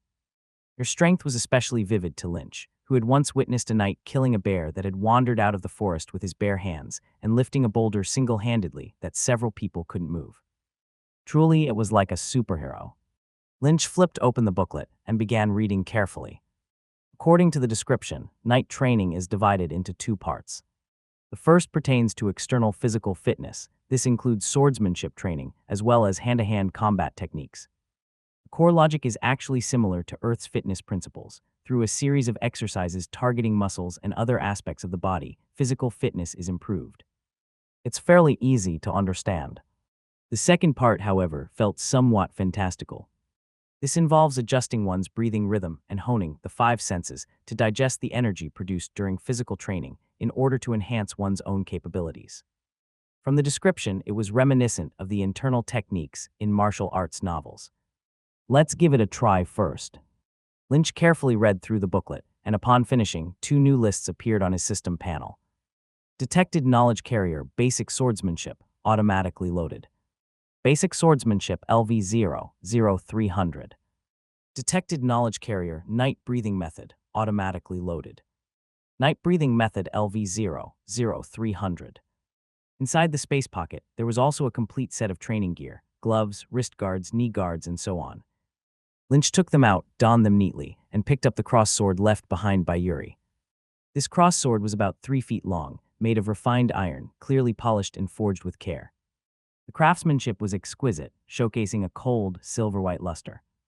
The hilt was wrapped in dark hardwood, and the crossguard bore a tulip emblem with the word honor engraved upon it. Lynch stepped outside to the open area behind the room, stabilized his stance with a T-step, and lifted the cross sword with both hands, beginning his first swordsmanship training session. Huff, huff. The blade was heavy, weighing over 2 kilograms. Each swing produced a dull, whistling sound as it cut through the air. The training movements included diagonal upward strikes, vertical upward strikes, thrusts, and slashes. Coordinated with specific footwork, there were also defensive maneuvers such as blocking, dodging, and parrying. A single routine took less than 2 minutes, yet Lynch was already gasping for air, drenched in sweat, feeling as if he'd just completed a half-hour jog and plank workout. Heat radiated off his body, almost to the point of steaming. Basic Swordsmanship Skill Level +1. Hurriedly, he returned to the room and sat cross-legged, following the booklet's instructions to begin training. This failing. After practicing for a while, Lynch frowned slightly, his expression turning peculiar. This was because he found the so-called night breathing method somewhat familiar. It was surprisingly similar to the spiritual guidance technique taught by the wizards before. Both focused heavily on refining the 5 senses. However, the spiritual guidance technique emphasized honing the 5 senses to perceive something beyond them, a 6th sense, while the night breathing method used the 5 senses to absorb the energy generated by physical training. Could there be some connection between the two? Lynch wondered curiously. Thanks to the foundation provided by the spiritual guidance technique, Lynch mastered the technique smoothly and entered a cultivation state quickly. For ordinary beginners, this would be impossible to achieve so effortlessly. Even learning how to control the five senses would take several weeks. Night breathing method skill level +1. After more than 20 minutes, Lynch successfully completed his first training session using the night breathing method. Simultaneously, his stomach let out a loud rumbling noise. Opening his eyes, he immediately felt an intense hunger, as if he hadn't eaten for an entire week. His stomach seemed utterly empty, without a trace of leftover food. Where did everything I just ate go? Without contemplating further, Lynch rushed to the kitchen again, ate all the leftovers from earlier, and even cooked 2 flamingo eggs to fill his belly before he finally felt alive again. Why am I eating so much? Looking at the food scraps on the table, Lynch was puzzled. Flamingo eggs were even larger than ostrich eggs. Usually, half of one was enough to fill him up. But now he'd eaten 2 whole eggs and still felt only slightly satiated. It's no wonder Lynch had rarely heard of commoners becoming knights in the mortal world, apart from the nobles' monopoly over the knowledge and techniques. It seemed the training costs were also a significant factor. With this level of consumption, even if ordinary people managed to obtain a complete set of night training methods, they likely couldn't afford the expenses required for practice. At that moment, Lynch made another surprising discovery, this time involving his spiritual power. Why has my spiritual power suddenly recovered so much? Lynch was startled to find that his previously drained spiritual power had returned to more than half. Normally, it would have taken several hours to recover without external assistance. Could this night training method actually restore spiritual power? Lynch's first thought was of the booklet in his hand. After all, the only thing he'd done differently today was performing night training. The verification process was straightforward. Lynch immediately began another night training session, and as he'd suspected, upon completing the training, his spiritual power had fully recovered to its maximum state. This is incredible, Lynch exclaimed in amazement, leaving his mouth agape. He had no idea how this worked, that night training could actually restore spiritual power. Fantastic. Once the brief shock wore off, Lynch was overcome with joy. For a long time, the scarcity of spiritual power had troubled him greatly. Just as he was getting fired up to grind experience, bam, his spiritual power would be depleted. Afterward, he'd have to wait for hours or rely on external items like awakening magic beans to restore it. However, such recovery methods had their downsides. First, there was the issue of cost. Currently, with limited spiritual power, cheaper recovery materials like awakening magic beans could barely suffice. But what about the future? As spiritual power increased, the effects of awakening magic beans, which could only be used 3 times a day, would diminish. At that point, he'd have to rely on higher-level magic materials or magic potions, and those were undoubtedly pricey. Price was one issue. The bigger concern was side effects. In the wizard world, any form of forcing growth carried risks. Excessive consumption of awakening magic beans would lead to mental impurities, making future advancements as a wizard more difficult. The 3 times a day limit existed precisely to prevent impurity buildup. This was only the lowest level material, not even considered a magic potion. For stronger materials, the side effects would likely be even greater, jeopardizing physical health if abused, a case of losing more than gaining. But now, with this night breathing method, it would be much easier and safer to restore spiritual power in the future, perfectly complementing Lynch's grind-heavy approach, a mutually beneficial enhancement. Lynch was utterly delighted. Call. At this moment, 2 hoarse and low calls came from outside the window. Sitting beside the stone window, Lynch instinctively looked up to see a black raven flying toward the stone house district under the gray sky. Its dark silhouette sliced through the heavy atmosphere, resembling a fleeting black ghost. Lynch recognized it as the tower's messenger raven, used for delivering messages. The raven circled high in the air a few times, pinpointed its target, flapped its wings, and glided down its trajectory. Is it coming to me? While speculating, the raven had already arrived, gracefully landing on the windowsill. Its slender claws pressed against the moss-covered stone, and it gazed into the stone house, addressing Lynch, apprentice Lynch Valen. Lynch stood up. That's me. The raven's long beak darted into its dense feathers, which seemed like a treasure chest hiding precious items. When it turned back, it held an emblem in its beak. This was the tower's pass emblem. Holding it granted access to the tower, without fear of being chopped down by the magic statue guards at the entrance. Raven placed the emblem down and said, "Apprentice Lynch, please proceed immediately to the third floor of the tower's third church to accept the mission." Riding the horned lizard carriage through the outer ring district filled with simple stone houses, then passing by the inner ring district, where individual Gothic-style houses with courtyards stood elegantly, Lynch finally arrived at the base of the central tower. Though he had joined the Shadow Tower 2.5 years ago, this was the first time Lynch had ever come so close to the tower. The Shadow Tower's hierarchy was strict. Apprentices like Lynch were only allowed activities in the Stone House district and a small part of the inner ring. The central core of the inner ring was strictly off-limits, let alone coming here. Standing at the foot of the tower, Lynch looked up to examine the wizard tower he worked under. The tower's body was constructed from massive gray stones stacked together, and the passage of time had etched mottled traces on its walls. Moss and vines clung to its surface, adding an air of ancientness and untamed beauty to the structure. The overall shape was conical, becoming thinner and sharper the higher it rose. Each level of the tower had narrow windows strategically designed, some of which occasionally emitted faint blue or green lights. Lynch could vaguely see distorted shadows cast upon the walls inside, twisting and shifting endlessly, lending the tower an aura of mystery and unpredictability. At the base of the tower stood a broad, imposing gate, flanked on both sides by statues of fully armored knights, each gripping a long spear and standing tall and proud.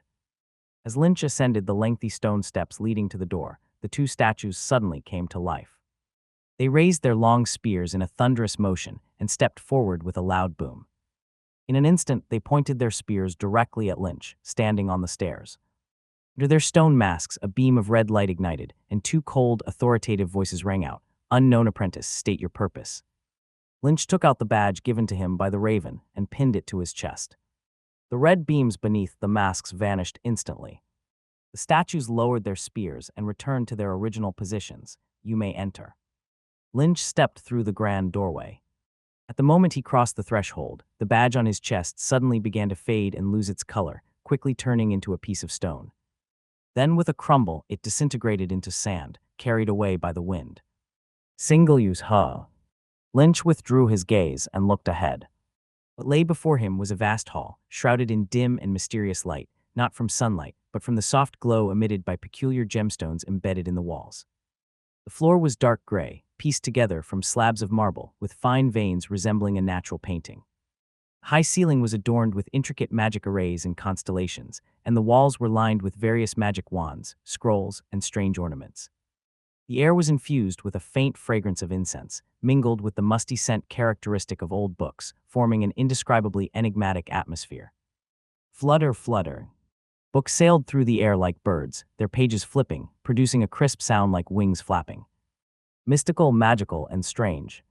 How do I get upstairs? Lynch surveyed the hall but could not find any stairs.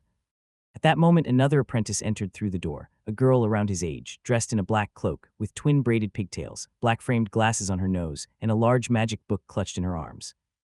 Lynch quickly stopped her. "Hello, fellow student." The girl halted her steps. Lynch stepped forward and asked, "I'd like to know, how can I get to the third church on the third floor?" The girl adjusted her glasses and noticed Lynch wasn't wearing the same cloak design as hers. She asked, "You're from outside?" Lynch nodded, "Yes." The girl said generously, "Follow me." Following her, they walked toward the center of the hall. There stood a circular structure resembling an altar, stone, approximately 5 meters in diameter, with 2 tiers of stone steps and a complex magic array engraved at its center. The girl pointed at the altar and said, "Step onto it and think about the area you want to go to, just like I'll demonstrate now." She stepped onto the altar, and immediately Lynch saw a radiant glow emanate from the base of the magic array. The girl standing within the light faded away as if melting into the brightness, disappearing swiftly. Lynch's eyes lit up. He stepped onto the altar, silently thinking, "Take me to the third floor." As before, a gleaming light radiated from beneath his feet. Lynch felt the space around him tighten abruptly, then relax suddenly. When his sight returned to normal, he found himself in an unfamiliar area. He marveled, so this is a transmission array. Its proper name is the jumping stone plate. Of course, it's not wrong to call it a transmission array, just not during exams, came a voice from nearby. Lynch turned to see the girl he had met earlier. Lynch quickly expressed his gratitude. "Thank you." The girl replied, "You're welcome. It's no trouble since I was just headed to the third floor anyway." She paused and pointed down a corridor. The third church you're looking for is at the end of this hallway, on the left side. If you can't figure something out. She lifted the short magic wand hanging at her waist and gently pointed toward a flying book in the corridor. With a swoosh, the book quickly flew over and elegantly landed in her hand. She handed the book to Lynch. If you have any other questions, look for blue-covered books. They contain all the answers. Lynch thanked her again, much appreciated. Not at all. The girl flipped her long braids back and quickly walked away, hugging her book. What a kind-hearted girl. Lynch suddenly found himself liking the tower's atmosphere a little more. If he could study magic here alongside girls like her, it might be a rather satisfying experience. I'll give it my all. Lynch clenched his fists and made up his mind. Following her directions, Lynch walked down the hallway while flipping through the blue-covered book. The title read, Guide to Using Tower Facilities, and it explained how to use the jumping stone plate, light up magic lighting, identify restricted zones, and more. Reading along, Lynch soon reached the end of the corridor, where there was only one room on the left side. At this point, the door was closed, and Lynch knocked on the thick wooden door, assembled with rivets and brass lock fastenings. Knock, knock, knocks. Creak, a sharp, tooth-grating sound echoed as the tightly closed door swung open on its own. Inside was a spacious hall, where several men in cloaks sat around a table. On the table was a magic chessboard, and before each of them was a small pile of magic stones. Several goblins lingered nearby, watching the game unfold. The scene reminded Lynch of colleagues back on Earth, shutting their office doors to sneakily play cards during work hours. The reactions were nearly identical. As the door opened, one man hid the chessboard, another gathered the magic stones, both clearly flustered. It's not the mentor. Only after realizing the person at the door was a stranger did the room occupants relax, attempting to restore the earlier scene, yet quickly squabbling over it. Where was I just now? Who can say? Start over. Damn it.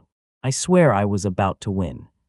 Lynch stepped forward politely, addressing one of the men. Hello, I've been notified to come here for task assignment. Man, about 17 or 18 years old, and wearing the exclusive cloak of a tower inner apprentice, bore the insignia of 2 wisdom leaves on his chest, signifying his status as a mid-level apprentice. Responding to Lynch's inquiry, the man, busy placing bets, merely cast a casual glance at him. He scoffed in confusion. Task assignment. Are you sure you're not mistaken? This is the tower's inner ring. Do you think task assignments happen here? Lynch was puzzled too. Apprentices from outside the tower typically had designated areas for task assignments. It was never handled here. Lynch explained, I don't know either. It was the Raven who informed me to come. The man asked, the Raven doesn't issue commands. Specifically, who sent you here? Lynch shook his head, I'm not sure. The man's impatience showed as he grumbled, if you don't know, then go back to where you came from. Figure it out and return. Whoever sent you here, go find them. What a mess, thinking this place is some marketplace. Lynch frowned slightly. Thankfully, at that moment, a voice came from the doorway. I sent him. At some point, a man had appeared at the entrance. He looked about 30 years old with a deep-set face and sharply defined features. His stern expression revealed an air of authority. Lynch looked at the cloak the man was wearing with some surprise. Unlike the cloaks he had seen, even those worn by tower inner apprentices, this cloak was black, embroidered with intricate silver patterns at its edges, and bore a large red emblem on the back, a snake coiled around a cross. Snake around a cross. This was an ancient wizard symbol passed down from the old ages. Within the Shadow Tower, it symbolized inheritance. Anyone wearing such a cloak held a special position in the tower. An inheritance apprentice. Apprentices personally trained by one of the tower's 7 supreme judges. Oh. The room fell into chaos as the apprentices nervously rushed to hide the chessboard and clear the table, but realizing they were too slow, they quickly lined up and lowered their heads to block the view of the table. Mentor, they hastily greeted. The man had his rank insignia pinned to his chest, showing 3 wisdom leaves, marking him as just a high-level apprentice. According to the rules of the Shadow Tower, only official-level wizards were allowed to take apprentices. However, an exception was made for inheritance apprentices, as it was unheard of for any inheritance apprentice to fail to advance to wizard status. The man's face darkened for a moment, but refrained from speaking further in the presence of others. He approached Lynch, his small mustache at the corners of his lips slightly curled upward, revealing a cordial smile. Lynch Valen, good day. I am Leonard von Aestham.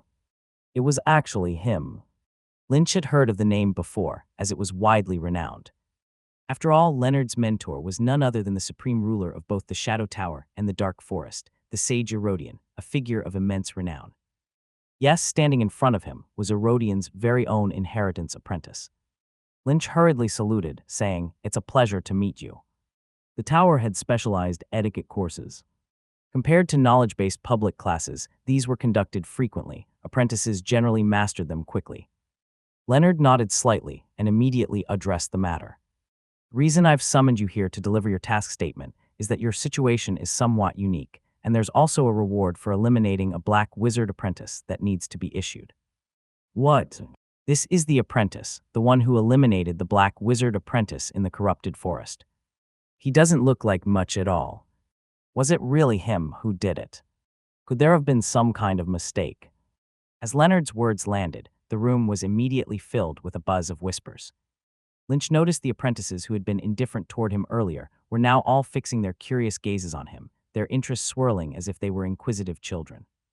At this moment, Lynch was still unaware that news of his deeds had already spread across the entire tower. After all, an unexpected attack on the Shadow Tower, a rare occurrence, was already a hot topic of discussion. On top of that, a mere low-level apprentice had managed to counter and kill one of the attacking black wizard apprentices, a highly dramatic tale, far too juicy to overlook. Leonard's patience broke. His brows furrowed and he raised his voice slightly. "Does everyone here have nothing better to do?" The apprentices quickly lowered their heads and returned to their respective workstations. Perhaps finding the apprentices' presence too irritating, Leonard refrained from saying anything further and instead turned to Lynch. "Follow me to my office." Lynch followed Leonard and walked into the innermost room. The space was roughly 20 square meters. At the far end stood a grand oak desk with distinctive grain patterns, neatly organized with scrolls and books. Near the entrance was a simple reception area comprised of sofas, chairs, and a coffee table. Leonard gestured for Lynch to sit, then called out, "Goblin." The room suddenly distorted, and a small, bald, green-skinned creature materialized within it. "Space shift." Lynch couldn't help but take another look at the goblin. While spatial shifting was one of their inherent talents, it was considered an extraordinarily rare ability that only emerged in perhaps one in several thousand goblins. Leonard said, "Tea." The goblin rubbed its hands together over its chest, and like a magic trick, a beautifully crafted porcelain cup appeared in its hands. Rich red tea poured out, filling the air with a thick and fragrant aroma. Leonard took the teacup and turned to ask, "Would you like something?" Lynch shook his head, "No need." Leonard didn't insist. He took a sip of tea and dove straight into the topic, "Regarding your task." Lynch immediately pulled out a prepared space pocket. Before coming, he deliberately emptied one and stored all his soul sparks for the assignment inside. "These are my task materials," he said. Leonard chuckled. "There's no rush, but since you've already taken them out, very well." He handed the space pocket to the goblin, who somehow produced a large wooden tray. Carefully, the goblin laid out the soul sparks from the pocket onto the tray one by one. Leonard picked up a soul spark and examined it closely. Quite good quality. I'll send this over for evaluation. You'll be notified about specific results once the assessment is complete, though passing the test shouldn't be an issue." Even though Lynch had been fairly confident before coming, hearing a confirmed answer eased his mind and brought a surge of elation. "Just made it."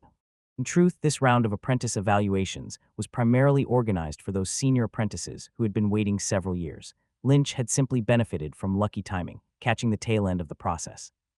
Failing to pass would mean waiting several years for the next opportunity. Additionally, Leonard passed Lynch another space pocket, saying, "Inside are 2,000 magic stones, broken down as follows. 500 are a reward for eliminating the Black Wizard Apprentice, 300 for your selfless protection of comrades, and the remaining 1,200 are special commendation from the tower, recognizing your prudent use of knowledge and wisdom." Pausing briefly, a glimmer of admiration appeared in Leonard's eyes as he commended Lynch. "I've reviewed the report on the corrupted forest. You performed excellently. As a wizard, this is precisely how one should act, using the knowledge at one's disposal.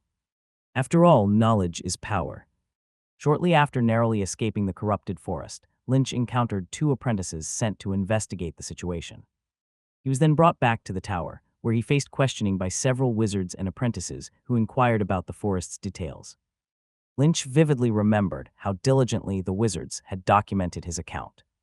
Remaining humble, Lynch replied, "Thank you." Leonard continued, "There's one more significant reward, but it requires processing. I'll notify you once it's ready. For now, the particulars are classified, so I can't tell you much. Just wait patiently." "Oh, all right." All curious about the mysterious reward Leonard had mentioned, Lynch didn't press further, respecting the discretion surrounding the matter. Leonard added, "Regarding what we discussed today, including the fact that you passed the evaluation, I ask that you refrain from disclosing this for now. Many things remain unresolved. Since the evaluations of other apprentices are still pending, causing a stir wouldn't be ideal." Lynch nodded earnestly, "I understand." With that, the matter wrapped up. Leonard picked up his teacup, leaning back in his chair. He gazed out the window, where two apprentices could be seen flying past on magic wands, chasing one another. Returning his gaze indoors, Leonard's mustache curled upward again as he smiled warmly. "You've truly done an outstanding job. I hope you continue striving forward, work toward entering the inner sanctum of the tower soon. What's learned outside merely scratches the surface. Only here within the tower will you truly step into the wizard's realm." By the time Lynch returned to his stone cottage, it was already evening. As he approached the door, the sound of knocking rang out. Bang, bang, bang.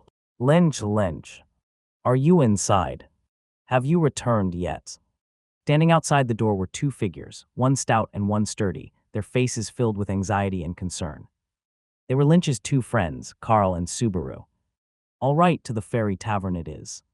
Having come into such a substantial windfall, it was only reasonable to celebrate with his friends. The first snowfall of frost-cold month this year arrived at dusk.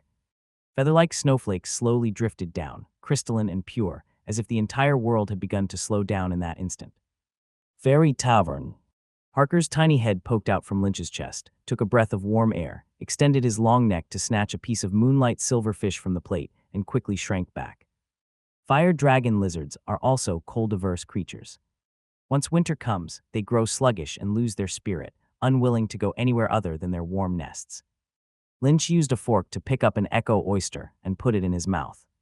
This thing must have been eavesdropping in the restaurant for quite some time before being served. As soon as it entered his mouth, Lynch started hearing all sorts of echoes ringing in his ears.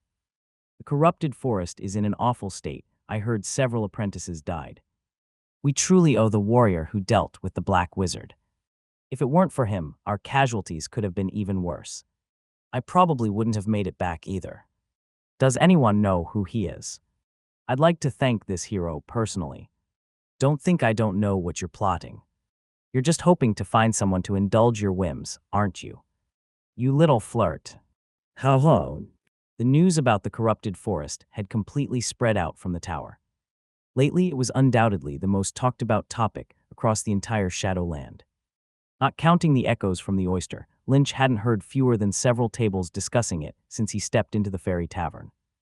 "Seeing you safe is such a relief. We were really worried about you," Subaru said with a deep sigh. Carl nodded and added, "Yeah, I heard several apprentices died. Even Alice and Yuri didn't make it back." "What?" Subaru's eyes widened.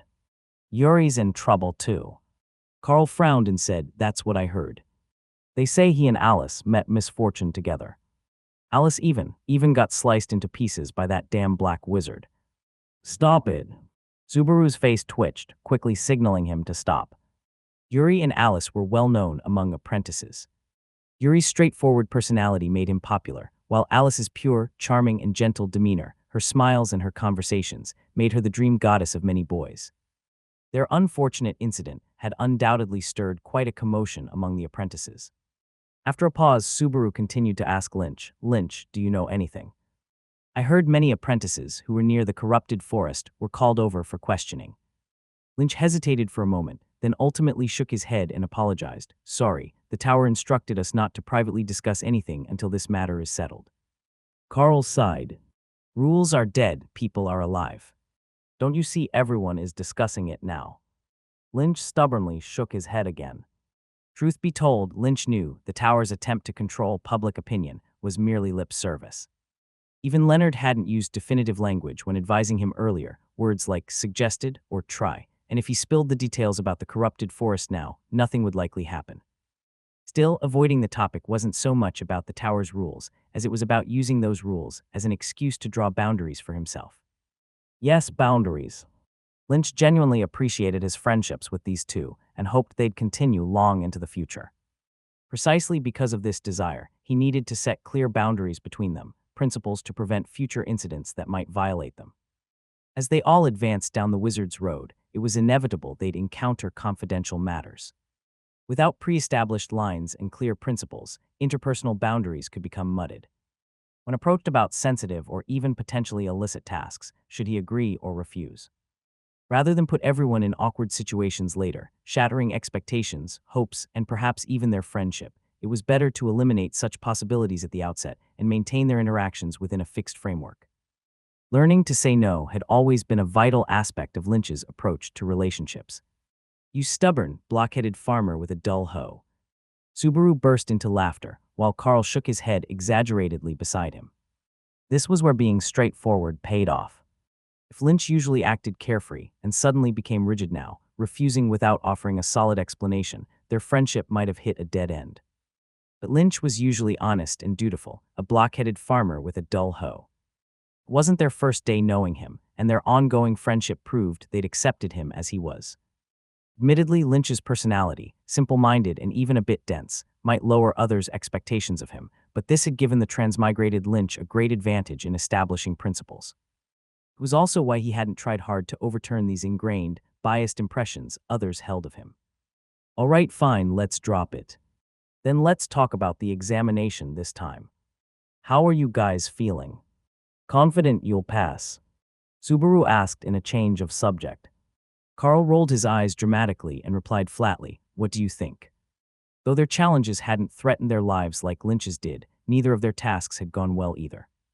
It wasn't surprising, they hadn't exactly prepared seriously, so their performance was only what you'd expect from throwing them into the deep end. Subaru's task was to catch 3 black-teeth fish from Silent Lake. These demons were notorious for their keen hearing. In the lake's sound-sensitive environment, where even a breath made noise, Subaru couldn't even glimpse their shadows. After camping for several days, not only did he fail to catch any fish, but he also got dragged into the water and beaten by 2 lake-dwelling monsters. His face still bore signs of bruises. As for Carl, his task was to gather fluorescent moss from the damp cavern. While he did return with the required item, he didn't collect it himself. Instead, he merely picked up an abandoned batch someone had left at the cavern entrance. He explained that upon reaching the damp cavern, he couldn't even get inside. The entrance was blocked by a wizard-level magic plant, the Bloodthorn's magic vine, far beyond his ability to defeat. Carl fumed, a wizard-level Bloodthorn's magic vine. What kind of idiot came up with that? There's no way anyone could beat it. Lynch was speechless. Though the Bloodthorn's magic vine was indeed wizard-level, it fell into a deep sleep at night. You only needed fire to provoke its natural instincts for retreat, and it would retract its vines automatically. Subaru's black-teeth fish problem was even simpler. While it was true they had keen hearing, those fish were notoriously fond of alcohol. Take some wine to Silent Lake, or scatter wine fragrance flowers from the vicinity of the lake in the water. The fish would come swarming, get themselves drunk, and float up for you to catch. Examinations are examinations. The tower's primary goal was to assess apprentices' knowledge and skills, not to deliberately make their lives difficult. Subaru glanced at Carl and asked, "Do you think we still have a shot at passing?" Carl said unconfidently, "Maybe." The examinations were scored out of 100. Task completion accounted for 40 points, regular performance for 20 points, and process and method during the tasks for another 40 points. Theoretically, they still had a chance to pass. Of course, they both knew it was just theoretical. Subaru and Carl exchanged a glance and saw a shared sense of dejection written all over each other's faces. Sighing, the conversation eventually returned to the tragedy of the corrupted forest. "I heard this time a hero emerged during the examination. Thanks to him killing the Black Wizard apprentice, more apprentices were spared from calamity. I heard that too, but I don't know who it is. Could it be one of us?" "Impossible." Subaru shook his head resolutely and said, "Don't even think about it. For sure it was one of the senior classmates who did it." Think about it, that was a black wizard apprentice. Yuri is the strongest among us, having been on the battlefield, yet he got killed by the black wizard apprentice. As for the others, who could possibly have that ability? Could it be you? Carl nodded. That makes sense. Subaru leaned back into his chair, casually throwing an arm across Lynch's shoulder and pulling him close. With a wretched grin, he said, "You know what? Everyone is looking for this hero right now. I heard some girls can't wait to, ha ha ha." Ha. Looking at the chubby guy's gleeful and vulgar expression, Lynch couldn't help but feel a bit curious. Am I really that popular? Time flew by, and in the blink of an eye, more than 3 months had passed. In Lynch's stone house at dawn. Before dawn's light completely lifted the curtain of night, the forest was shrouded in a faint, bluish-gray mist, as though the entire world was immersed in a calm and mysterious atmosphere. Inside the stone house, Lynch was conducting his experiments as usual. On the experiment table before him rested a fruit the size of a goose egg, its warm pale yellow skin smooth and delicate, seemingly coated with a thin layer of wax. Lynch picked up a small knife and cut it open. Yes, that's us. And the sharp knife gently sliced through the plump fruit, creamy white liquid, like a spirit long imprisoned, eagerly poured out, flowing along the blade in a delicate milky stream. A faint smell of milk spread throughout the room. This was milk fruit, a peculiar fruit in the wizard world.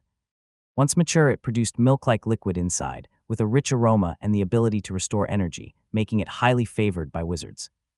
Lynch used to be quite fond of this fruit, until he once heard Subaru mention that some female apprentices would transplant the nucleus of milk-producing vesicular cells from milk fruit into their mammary glands to gain the same ability.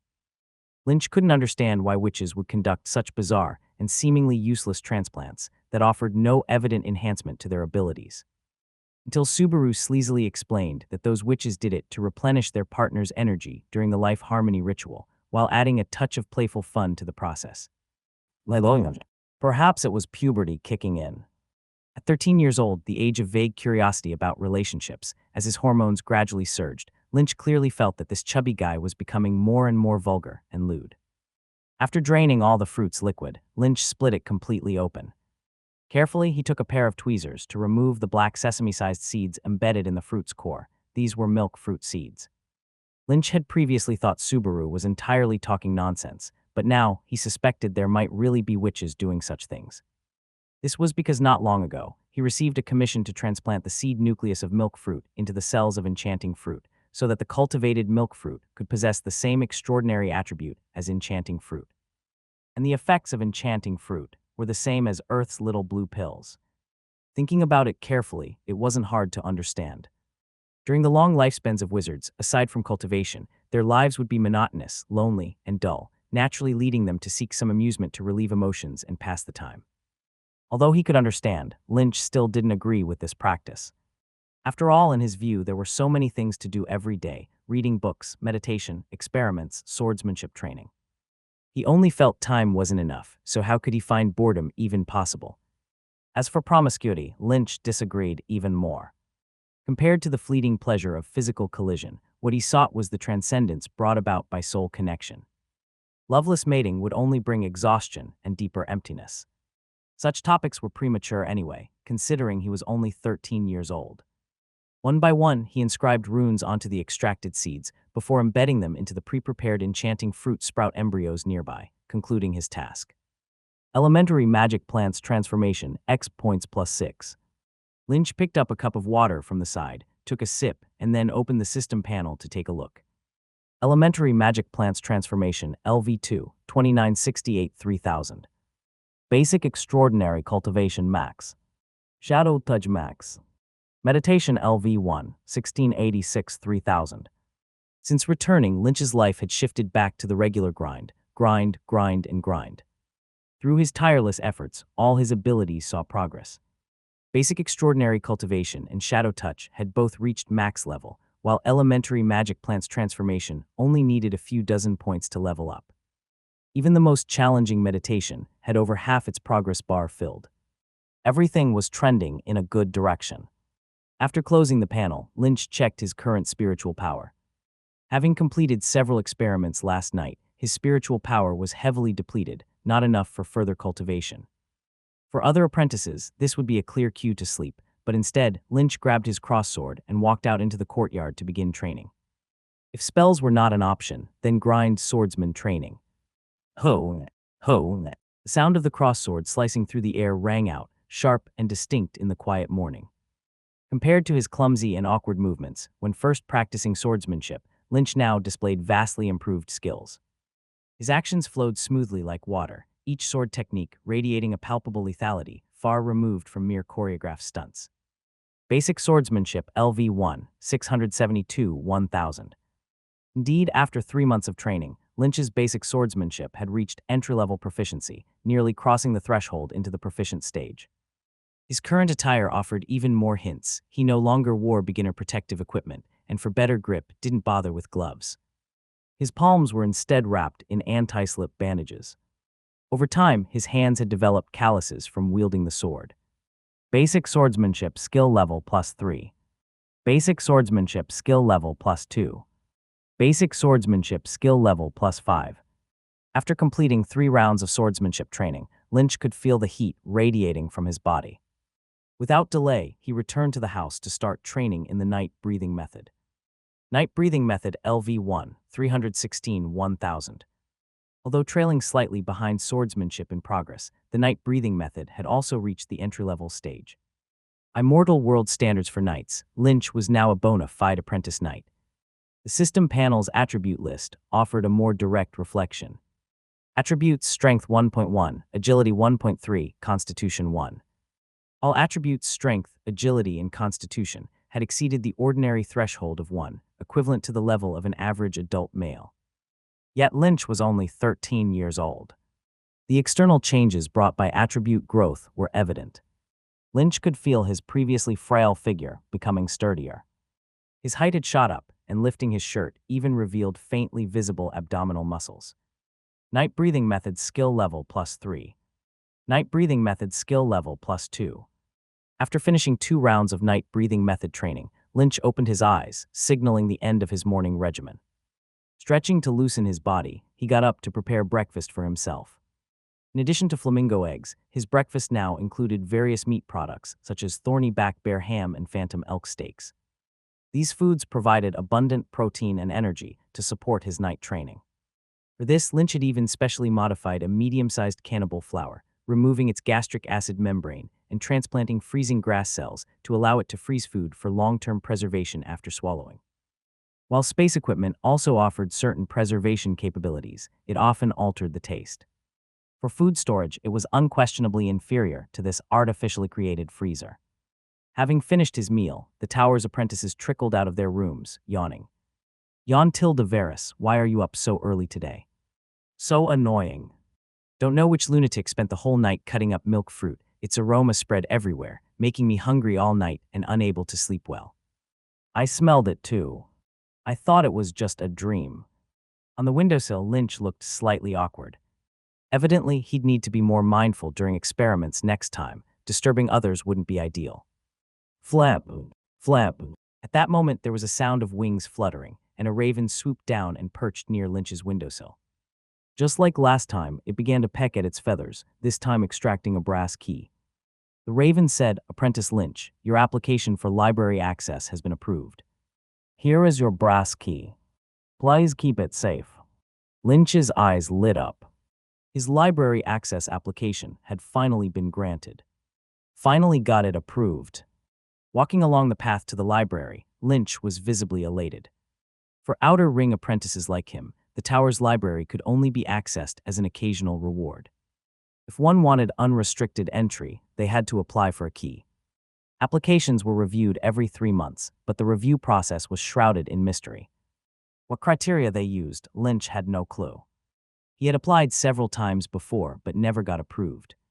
Eventually, he gave up, deciding to wait until he achieved inner ring apprentice status before trying again. However, this time, with certain materials he needed to consult in the library and the results of the tower apprenticeship exam still not announced, Lynch submitted an application on a whim, and to his surprise, it got approved. Too early, they won't approve. Too late, they won't approve. But when I'm almost done needing it, they choose to approve, seriously. No, wait. I bet they already know I passed the exam, which is why they approved it. Damn it. Lynch was left speechless. Passing through the residential area, Lynch arrived at the eastern side of the inner ring, where a small forest sprawled. It felt like an urban park, designed to give people a retreat from the bustling city. In the heart of the forest lay a tranquil lake. At its center stood a small island, crowned by an enormous ancient oak tree. Sprawling branches and leaves covered the entire island, resembling a magical realm straight out of a fantasy novel where treasure might be hidden. As Lynch approached the lakeside, he removed a brass key tied around his neck with a thin cord. The key was as long as an index finger. He dipped the key into the lake and gave it a few swirls. Whoosh! The tranquil lake surface swirled into a vortex, and a square stone slab, barely big enough for one person to stand on, rose up from the lakebed. Lynch stepped forward to stand on the slab. Splish splash!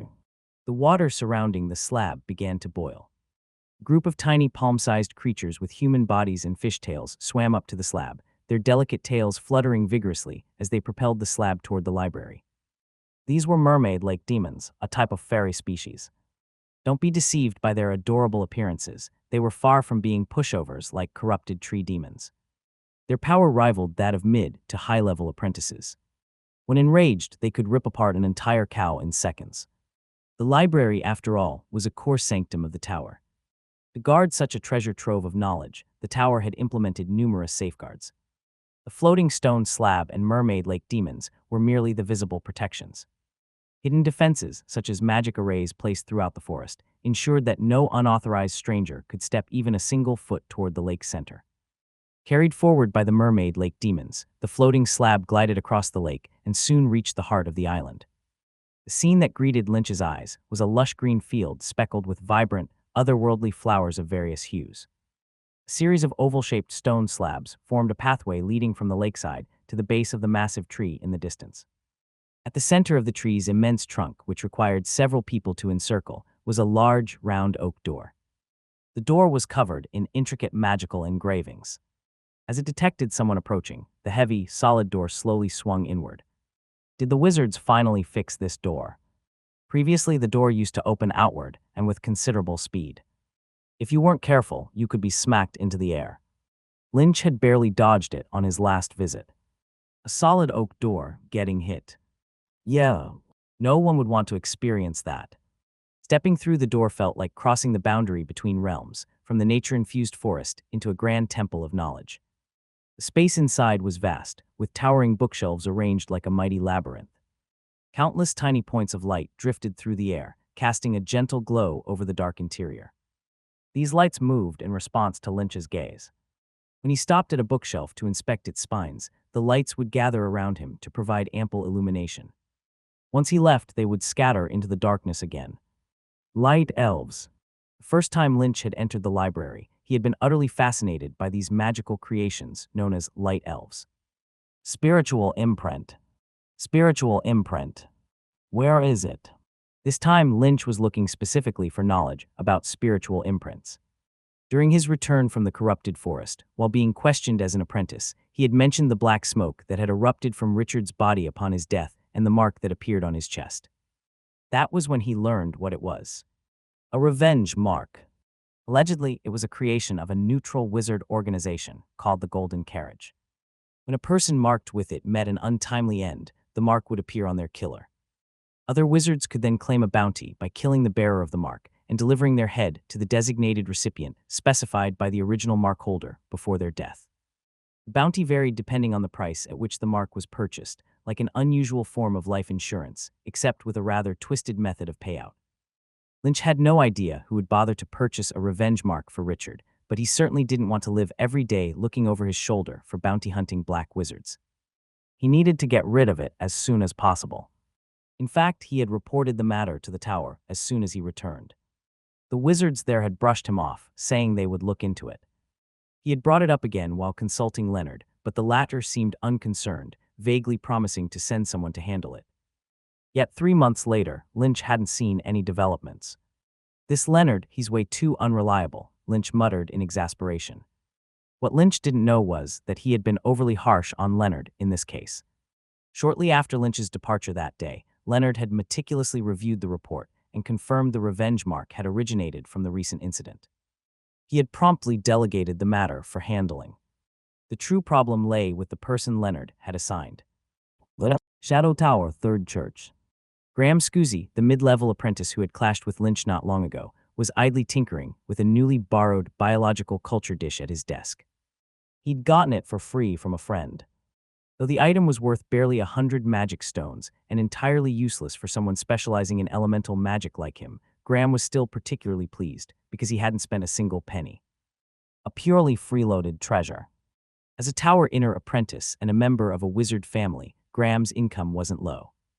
But his nature drove him to love small gains. Whether it was precious materials worth thousands of magic stones or simply splitting the bill for a meal with a friend, he delighted in petty exploits. Graham's principle: take every advantage, big or small. Enjoy every free meal. So, when Leonard had assigned him to help Lynch deal with the revenge mark and provided the necessary materials, Graham didn't hesitate to pocket the supplies for himself. As for the apprentice's troublesome mark, a mere outer ring apprentice who couldn't even afford inner ring housing. This guy had just lucked into a big fortune. Even getting a day pass to the tower was the peak of his lifetime luck. Would he dare to step into the tower to lodge a complaint? An apprentice in the office asked, "Graham, aren't you afraid?" Even ignoring orders from the mentor, "My God, you're bold. What if the guy complains?" But wishful thinking. Graham scoffed, digging at his ear with his pinky. "I already checked. That brat's just a muggle. He only got summoned by the mentor to collect a black wizard bounty, nothing major. He's just a lucky muggle. His lifetime's worth of good fortune ended here. Complain. Let him get in first, then we'll talk." Shadow Tower Apprentice Library. Soul-washing water. Lynch sat at the table, holding a book about spiritual imprint in his hands. The gathered light elves brightened a magic lamp on the desk, illuminating the area. Clutching the book, Lynch frowned deeply. After some searching in the library, Lynch had succeeded in finding a solution to the revenge mark. A type of magic potion called soul-washing water would do the trick. It was an exceptionally high-end potion. From the description, it seemed designed specifically to counter revenge marks like spiritual imprints, but its exact composition was unknown, and details such as the required materials and potion level remained unclear. Fortunately, finished products of this potion were available for purchase, though only a handful of wizard organizations within the vast expanse of the ancient ruins offered it for sale. Luckily, Shadow Tower was one of them. Unfortunately, the price was a staggering 3,000 magic stones. They must be in cahoots, surely. Lynch couldn't shake the suspicion that the soul-washing water was somehow connected to the golden carriage selling revenge marks. After all, the coincidence was almost too convenient. Perhaps they had deliberately opened up an expensive channel tailored for apprentices of major organizations, ensuring they wouldn't offend these powerful forces while still maintaining their business. But the price. Even combined, the tower's rewards, Richard's savings, and Lynch's own funds barely scraped together 3,000 magic stones. For other apprentices, it would be virtually unaffordable. Solving it without the tower's help was unimaginably difficult. No matter how hard, it has to be dealt with. It was a matter of life and death, leaving no room for carelessness. Magic stones could be earned again, but in moments like these, Lynch always maintained his clarity of thought. Shaking his head, Lynch returned the book to the shelf and moved on to the second goal of his visit to the library. The mysterious atlas left behind by Richard. This mysterious atlas, clearly steeped in history, had lingered in Lynch's thoughts. Besides resolving the issue of the revenge mark, this was the other reason he had come to the library, hoping to find some information that might shed light on its nature. Unfortunately, this search proved far less fruitful. After scouring the library, Lynch still hadn't found any relevant information, so he went to seek help from the Light Elves. Beyond illumination, the Light Elves also served as guides in the library. They could communicate in simple terms, describe what you were looking for, and if the library had it, they would guide you to it. But when Lynch presented the mysterious atlas to the Light Elves for assistance, they clustered around it for a while without offering any directions. Instead, they transformed into a spiral, spinning upward. Lynch frowned. An upward spiral, referring to the library levels above. The tower's library was divided into tiers: the apprentice level with the brass key, the wizard level with the silver key, and the golden level for those above wizards, which required the golden key for access. With the key in Lynch's possession, he could only enter the current apprentice library. To access the wizard library, he would need to apply for a silver key or wait for the occasional reward given by the tower. For instance, during a previous session, apprentices like Lynch had been granted 2 days access to the apprentice library as a reward for completing their respective courses. Lynch's earlier visit to the library had been during that period. However, Lynch had no idea how to earn access to the wizard library next. "Forget it, I'll figure it out later. I should turn in the commission first." Lynch glanced out the window. Dawn had already passed, and under the overcast sky, the forest was slowly waking up in the soft, dim light of a new day. The task center should be open by now. Since he couldn't find any information, he decided he might as well hand in his assignment and be done with it. With that thought, Lynch left the library. He made his way to the task center. Goblin Bick was stretching in the office when Lynch arrived. Seeing him come in, Bick yawned and said, "You're really early, Lynch." "Early? Too early. I've already finished my morning training, had breakfast, and visited the library to do research. It's past 8 o'clock, all right." Lynch replied, "Good morning." Bick asked, "So the commission, is it done?" Lynch nodded. "Finished last night." Bick complimented him. "I knew giving the commission to you was the best decision. Bring it over, I'll inspect it.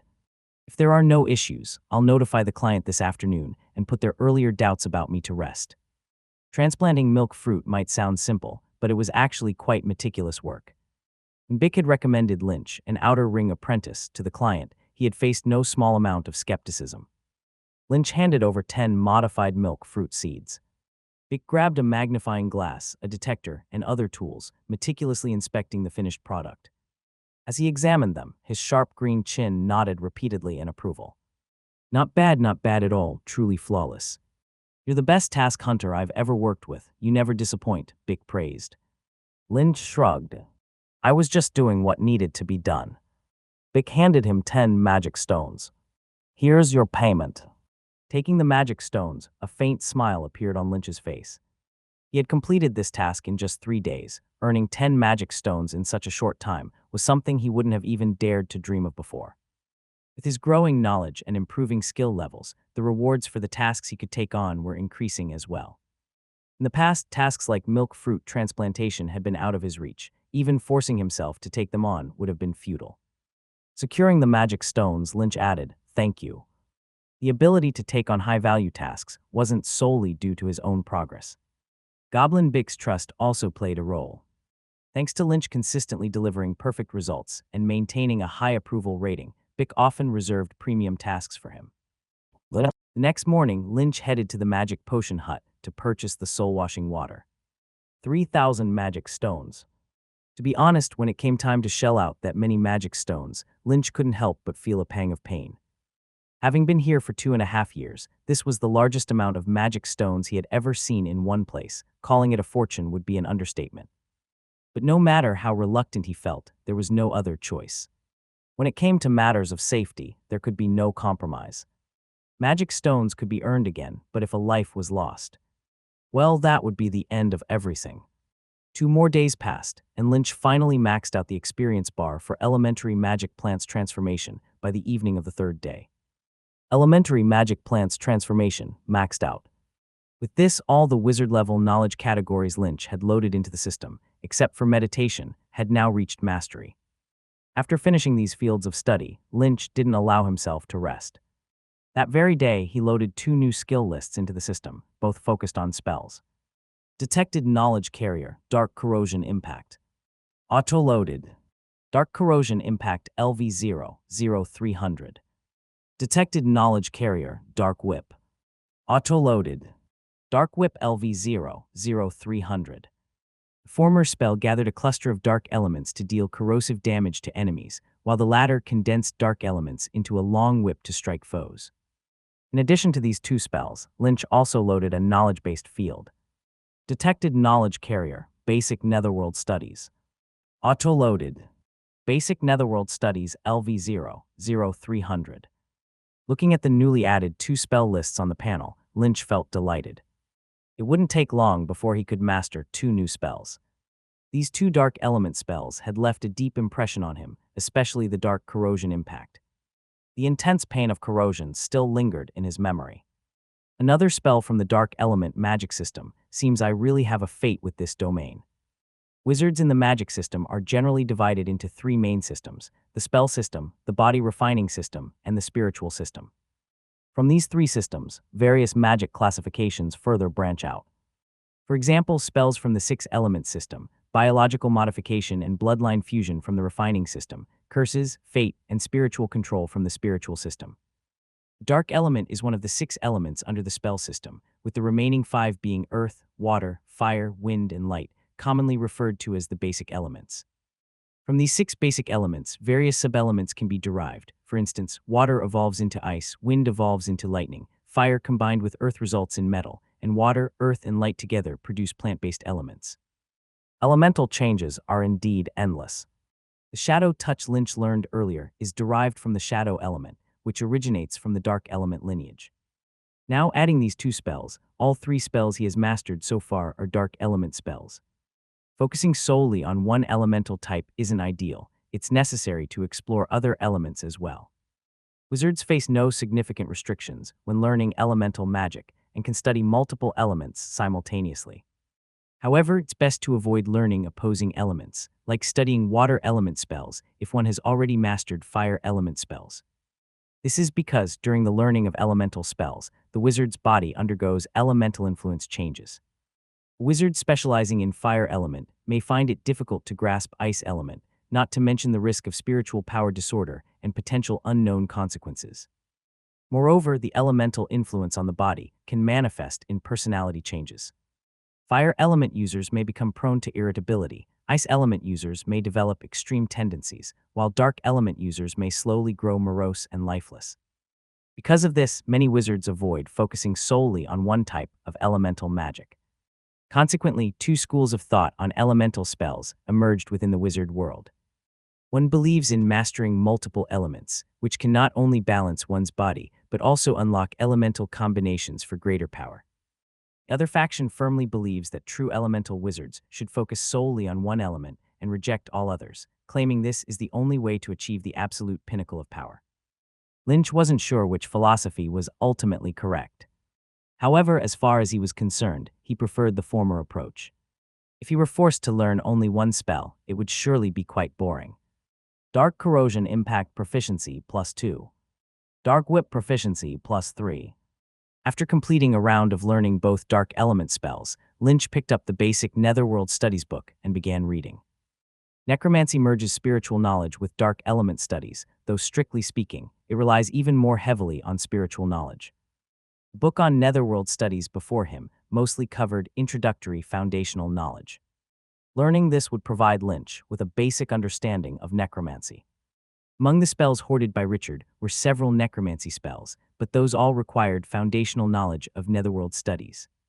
To learn them, Lynch first needed to grind his proficiency in the subject. Basic Netherworld Studies Proficiency +3. Watching the proficiency metrics slowly rise on the system list, a faint smile curved on Lynch's lips. Necromancy combined with biological transformation. I'm excited to see what kind of magical creations I can develop. Aside from his thirst for magic knowledge, Lynch's unique talents were another reason for studying necromancy. Biological transformation and necromancy are naturally synergistic. For instance, he could graft his pea shooter onto a zombie's body, transforming it into a mobile turret, or he could continuously modify certain undead to turn them into powerful undead creatures. Even as Lynch casually mused about this, countless ideas flickered through his mind. Perhaps if luck favored him someday, he could excavate a set of giant dragon bones, or, using biological transformation, piece together a complete dragon skeleton. He could even attempt summoning a bone dragon. Riding a massive pale bone dragon engulfed in blazing soul flames as it soared through the skies, just picturing it sent a thrill down his spine. Yawn. After finishing one unit of study, Lynch couldn't help but let out a yawn. A deep exhaustion emanated from his sea of consciousness. Checking the panel, he found that his spiritual power had been nearly depleted through successive exertions. Instead of attempting to recover it immediately, Lynch planned to catch some sleep. Better rest up to prepare for tomorrow's gathering. Just as Lynch had predicted earlier, the results of the apprentice examinations would be announced at the gathering tomorrow. Following the announcement, the tower would also publicly commend a few exceptional apprentices during the assembly. Lynch had a strong hunch that one of those commendations would likely include his name. To avoid making a fool of himself, he figured it would be wise to rest up properly. He tidied up the table briefly, though there wasn't much to tidy, as the desk was already neat. The only item he placed back into the cabinet was a magic potion bottle containing a viscous black liquid resembling crude oil. This liquid was none other than the revenge mark previously affixed to him. After acquiring the soul-washing water, Lynch successfully removed the mark from his body. Normally, this dirty water should have been discarded, after which it would gradually be absorbed by nature and completely vanish. However, Lynch was intrigued by the magical mechanism of such marks, so he specifically refined the liquid to study at a later time. Of course, when studying it, he would proceed with extreme caution and thorough protective measures. Otherwise, accidentally contaminating himself might lead to another 3,000 magic stone fiasco, a situation where even crying wouldn't help. After finishing all preparations, Lynch lay down on his rarely used bed. Yet instead of falling asleep immediately, he picked up a black leather-bound notebook to read. This item was another piece of Richard's legacy, but it wasn't anything particularly valuable. It was October 19th, sunny. Today, Barton the Glutton ate an entire raw goat. What else does that pig know besides eating? If it weren't for his family background, he wouldn't even deserve to carry my shoes. Yes, Richard had a habit of keeping a diary. On reflection, it wasn't surprising. Judging by his personality, he was hardly a serious individual. This little habit turned out to be quite helpful for Lynch, as it confirmed his earlier suspicion. Richard had indeed experienced a fortuitous encounter. March 20th, stormy. Damn it. The storm's getting worse. Boarding this old three-masted ship was a grave mistake. No, to be precise, I should never have trusted that second-hand treasure map. Meanwhile, at the Shadow Tower, within the third church. Having just returned from a trip, Leonard stepped into his office and dusted off his coat, handing it to Graham, who carefully hung it on a nearby rack. Leonard then handed Graham a gem box and instructed him with caution, "Lock this securely in the second shelf of my office cabinet." Graham eyed the gem box in his hands. It was rectangular, approximately 20 centimeters long and 5 centimeters wide, made of the highly precious dragon scale gem, with flame patterns etched on its surface. The dragon scale gem excelled at insulating against high temperatures, yet Graham still felt it radiating a faint warmth. Curious, he asked, "Master, what's inside this box?" Leonard replied, "The warrior feather." What? Graham's eyes widened in shock, and the other apprentices in the office quickly gathered around. The warrior feather. Impossible. Is it real? Master, which apprentice is so fortunate to have earned the judges' approval? Warrior feather required a unanimous vote from all 7 judges before being granted, a fact widely known within the Shadow Tower. Since the feather had already been issued, there was no need for secrecy. Leonard casually explained, "It's for the apprentice who killed the Black Wizard last time." The Witchmaster personally reviewed the nomination. "I'll present it to him at tomorrow's gathering." The office suddenly fell silent. The apprentices, as if under the influence of some spiritual system magic, collectively turned their gazes toward Graham. As for Graham, his complexion turned pale as paper. His legs trembled violently. "What's going on?" Leonard looked around at the apprentices with surprise. He naturally sensed the change in the atmosphere here. "No, nothing, mentor." The apprentices hurriedly shook their heads, trying to cover up. "OHMPH." Leonard snorted, displeased, and reprimanded, "If you have time for this nonsense, why not channel it into your cultivation? All you do all day long is mess around and waste time. Do you want to be apprentices for the rest of your lives?" After finishing, he couldn't be bothered to attend to these apprentices anymore. After giving Graham another order to arrange the items, he turned and left. After Leonard left, "Graham, you idiot. You've really caused trouble this time. You even dared to take the magic stone from a warrior feather recipient. Are you tired of living?" Graham was almost in tears. His face was ashen, his lips trembling, and as he faced everyone's scolding, all he could do was repeat nervously, I had no idea. I had no idea." If it were someone else who'd done such a stupid thing, most would likely kick him while he's down in such a situation. However, Graham, although fond of small advantages, had always been quite helpful, often assisting his peers in resolving troubles. Because of this, at this moment, his companions did not ridicule or laugh at him, but instead surrounded him anxiously, offering suggestions. Now's not the time to talk about this. Think of a solution quickly. If the mentor finds out about this, you're done for. Do you really want to be expelled from the tower? Graham shivered with a chill in his heart. The competition within Shadow Tower was incredibly fierce, and Graham's family wasn't particularly powerful. His family had paid a huge price for him to be accepted as Leonard's disciple. If he were expelled, Graham couldn't even bring himself to imagine the consequences. I have to fix this. A tremor ran through him, and Graham suddenly felt a jolt of absolute clarity in his mind. He handed the gem box to a nearby companion, donned his cloak, and hurriedly dashed out the door. Elsewhere in the stone house. Inside the stone house, Lynch was lying on the bed, flipping through Richard's journal. March 21st, stormy weather.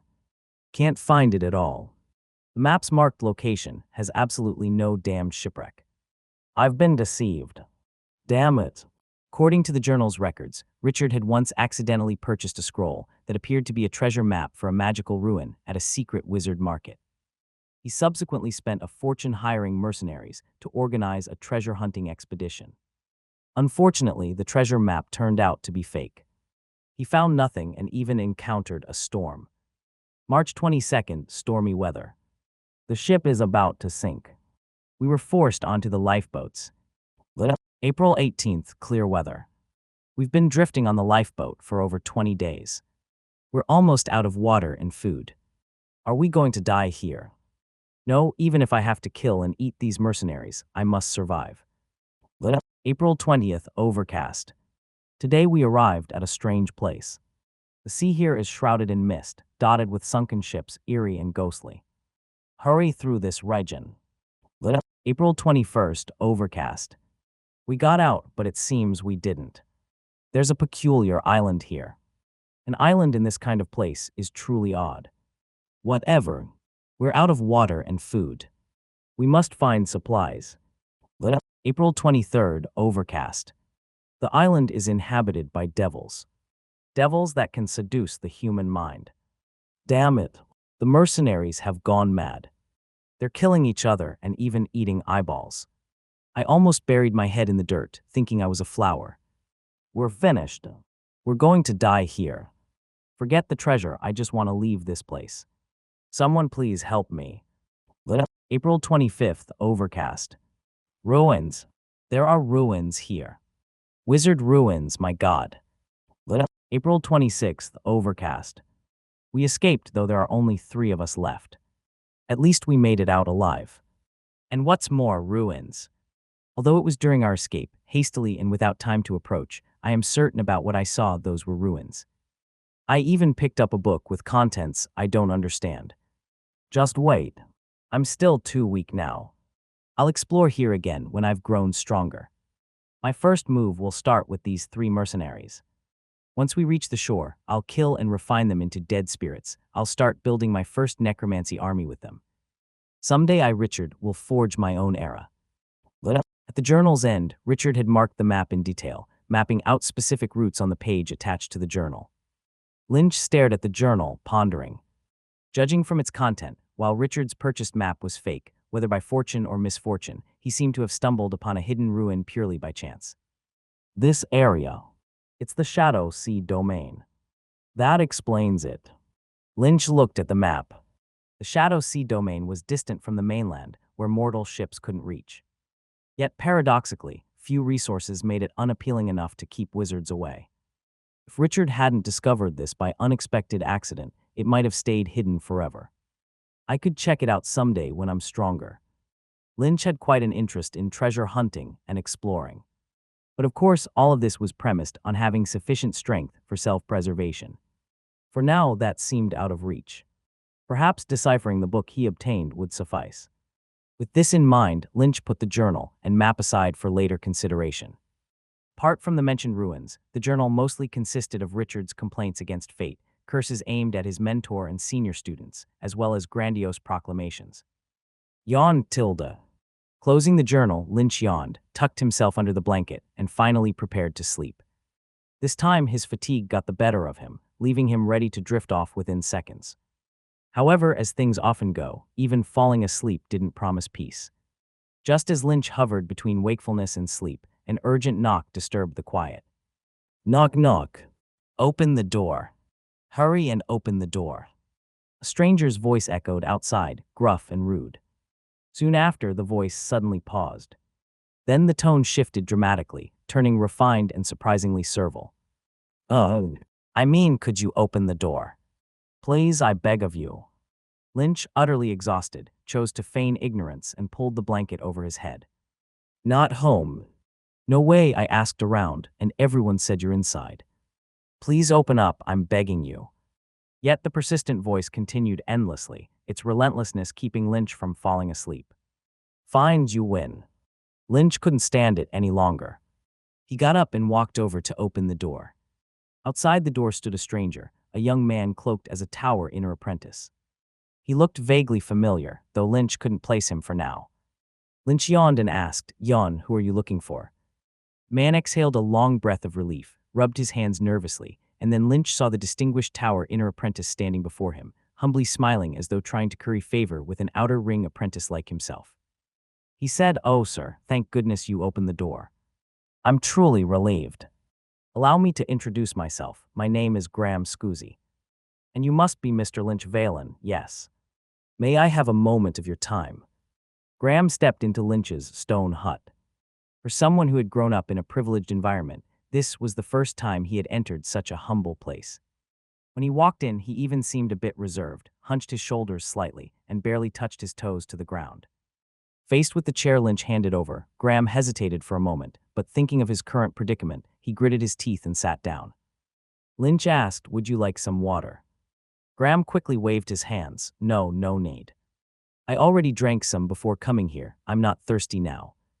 Lynch raised an eyebrow slightly, closely observing every subtle expression of this Netta apprentice. He couldn't understand it, why someone clearly so disgusted by the environment here would still force himself to stay. Was there something he needed help with? Lynch said, All right. After a pause, he asked, Visiting so late at night, is there something important you need to discuss? Graham nodded repeatedly, like a chicken pecking at seeds. Yes. I've come to see you about something very important. Lynch said, Please, go ahead. Graham opened his mouth, but when the words were about to come out, he didn't quite know how to start. Should he just blurt it out to Lynch? Hey, my mentor asked me to help you remove your revenge mark, but I embezzled the magic stone resources, and now I'm about to be caught. Can you help me keep quiet about my corruption? Graham's expression shifted, sometimes hesitant, sometimes conflicted, sometimes filled with fright and fear. Honestly, Lynch had never seen someone with such a wide range of facial expressions. If this were Earth, he'd definitely become a blockbuster actor. After what felt like forever, Graham finally made up his mind. After all, this concerned the future course of his life. He steeled himself and asked, I heard you were marked with a revenge mark, is that true? Lynch's eyes narrowed slightly. Oh, then quickly widened again. So that's what this is about. As Graham spoke, Lynch suddenly remembered where he had seen him before. Wasn't this the apprentice he had encountered last time when he went to the tower to collect his reward? He had even been yelled at by him back then. Coming here so late to specifically ask about the mark, does this mean? Lynch suddenly recalled that during his last visit to the tower, Leonard had told him that he would arrange for someone to help him deal with the mark. But Lynch had been waiting all this time, and no one ever came. Initially, he thought Leonard was just unreliable, but now it seemed there might be other hidden reasons. If his deduction was correct, then this boy's purpose for being here was obvious. He'd likely screwed up and feared being exposed, so he was here to remedy the situation preemptively. Though he already had a general guess in his mind, Lynch kept his composure on the surface. He nodded and said, yes. This forthright honesty eased Graham's tense nerves a bit. What he feared most was Lynch going on a power trip, humiliating him, and ultimately refusing to help. Fortunately, Lynch seemed quite straightforward. Maybe he could make this work. Thinking that, Graham quickly put on a helpful front and said, That's great. No, here's the thing. My mentor arranged for me to assist you in removing the revenge mark. But I've been busy handling some urgent matters recently and overlooked it. Now that I've just finished, I hurried over. Would it be convenient for you now? I can help you clean it off. Lynch shook his head. No, that's not possible. Graham was taken aback and quickly said, do you have something urgent right now? Leaving the mark on for a long time isn't good for your health. Whatever important matters you have, could you set them aside for now? Let's deal with this mark first. Now you're anxious. Where were you before? Lynch shook his head and said, "You've misunderstood me. I absolutely understand that keeping the mark on my body is not good, which is why I removed it a few days ago. It can't be cleaned off again." Oh. Graham's eyes widened. You removed it. You really removed it. Lynch nodded yes. As he spoke, he handed Graham the receipt showing his purchase of soul-washing water. Graham was dumbfounded. Weren't the Outer Ring apprentices supposed to be impoverished refugees? Where did he get enough magic stones to afford soul-washing water? Well, Graham continued, you certainly have foresight. This is fantastic. Since the revenge mark is taken care of, I have nothing further to do. But there's a small favor I'd like to ask of you. Because this matter was ultimately my negligence, if anyone asks about it in the future, could you please keep it a little secret for me? Lynch resolutely refused, no. Graham said anxiously, why not? Your revenge mark has already been resolved. After a pause, he seemed to realize something and hurriedly added, if it's about the soul-washing water, please don't worry, this was my fault, and I'll fully reimburse the magic stones you spent. I just need your help in keeping this under wraps. Lynch stubbornly shook his head, nope. After a pause, he earnestly explained, Wizard Leonard specifically instructed me to document every detail of the revenge mark's cleaning process. He's planning to follow up with me later. Graham's facial muscles twitched, and his complexion paled instantly. So it's really like this. Lynch had never seen someone's face drain of color so ridiculously quickly. It was evident his earlier deduction was correct. He continued, although I'm not sure why, Wizard Leonard seemed very serious about it, so I imagine it's rather important. Leonard had indeed said something similar, but mostly in passing, just a casual remark about double-checking next time. As for the repeated emphasis and serious expression, that was purely Lynch's interpretation. This interpretation spelled disaster for Graham, whose body even swayed slightly, as if aging dramatically in a single moment. Thud. He fell to his knees in front of Lynch, startling him. Before Lynch could react, Graham grabbed his thigh and tears streamed down his face. Pal, buddy, no, godfather. You've got to help me. With that, he spilled the entire story in its entirety. I know I was wrong. I let greed blind me. I'll never do it again, please, just this once. As compensation, he hurriedly removed several rings adorned with precious magic gems. In a flash, piles and piles of magic materials, magic stones, more than a dozen pieces of magic equipment, and various strange alchemy items appeared in the room, nearly filling half of the space. Graham said, it's all for you, take it. His eyes now red, he gave Lynch a pitiful and pleading look. I understand the price of deceiving a wizard, but I beg you, just this once. This is everything I've saved up over the years. If it's not enough. He gritted his teeth, name your price. If I can't pay now, I'll sign a magic contract and repay you over time. Lynch's jaw almost dropped. His gaze swept over the mountain of materials and equipment before him, estimating a rough value of tens, even hundreds of thousands of magic stones. Though he had always known Netta apprentices were wealthy, the disparity was staggering. Retracting his gaze, he still shook his head, no. Graham's face was ashen. Having offered so much, he didn't know what else he could give. Could it be? Could it really mine his doom? Just as Graham sank into despair, Lynch spoke again, there's no need for this. Although Wizard Leonard emphasized this strongly, I think he's more interested in the changes from removing the revenge mark rather than who performed the cleansing. As long as I don't mention it, he probably won't ask. Graham belonged to a wizard family, and Lynch had heard the name Skucha before. As for himself, he was merely a muggle from the mortal world, even holding the prior status of a peasant before entering the wizard world. Now a pureblood apprentice had embezzled resources from a muggle. If exposed, how would the higher-ups react? Lynch doubted the tower would truly issue harsh punishments for Graham on his behalf. At worst, he might not achieve fairness, but end up at odds with Graham and his family instead. Rather than escalating things, why not retreat a little? Not to say he'd gain a friend, but at least he'd avoid making an enemy. You're serious? Graham's once-dim eyes lit up instantly, overwhelmed with joy. You're not lying to me. Lynch said, do you need it in writing? Oh. No, of course not. Oh. No, what I mean is, that's fantastic, Godfather. From now on, you're now officially my godfather. Graham babbled excitedly, grabbing Lynch's hand. Godfather, I swear you've got my word. This entire pile is yours. That won't be necessary. Lynch shook his head. He knew Graham was simply desperate and panicking, acting without clear thought, essentially doing whatever he could in reaction to the fear Lynch had instilled. If Lynch took the pile now in the heat of the moment, would Graham truly bear no grudge once everything settled? Judging by his penchant for embezzlement, it was obvious he was someone who would nitpick at a chance to gain the upper hand. Since Lynch had decided against antagonizing him, he figured it was best not to take advantage unnecessarily.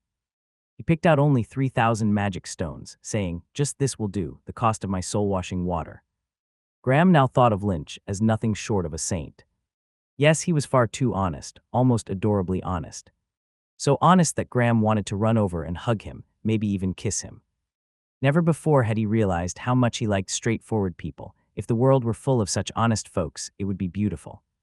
He pulled Lynch into a bear hug and said, "How can I accept that? Are you looking down on Graham Scoochai? From now on, we're brothers. Whatever you fancy, take it freely." Wait a minute.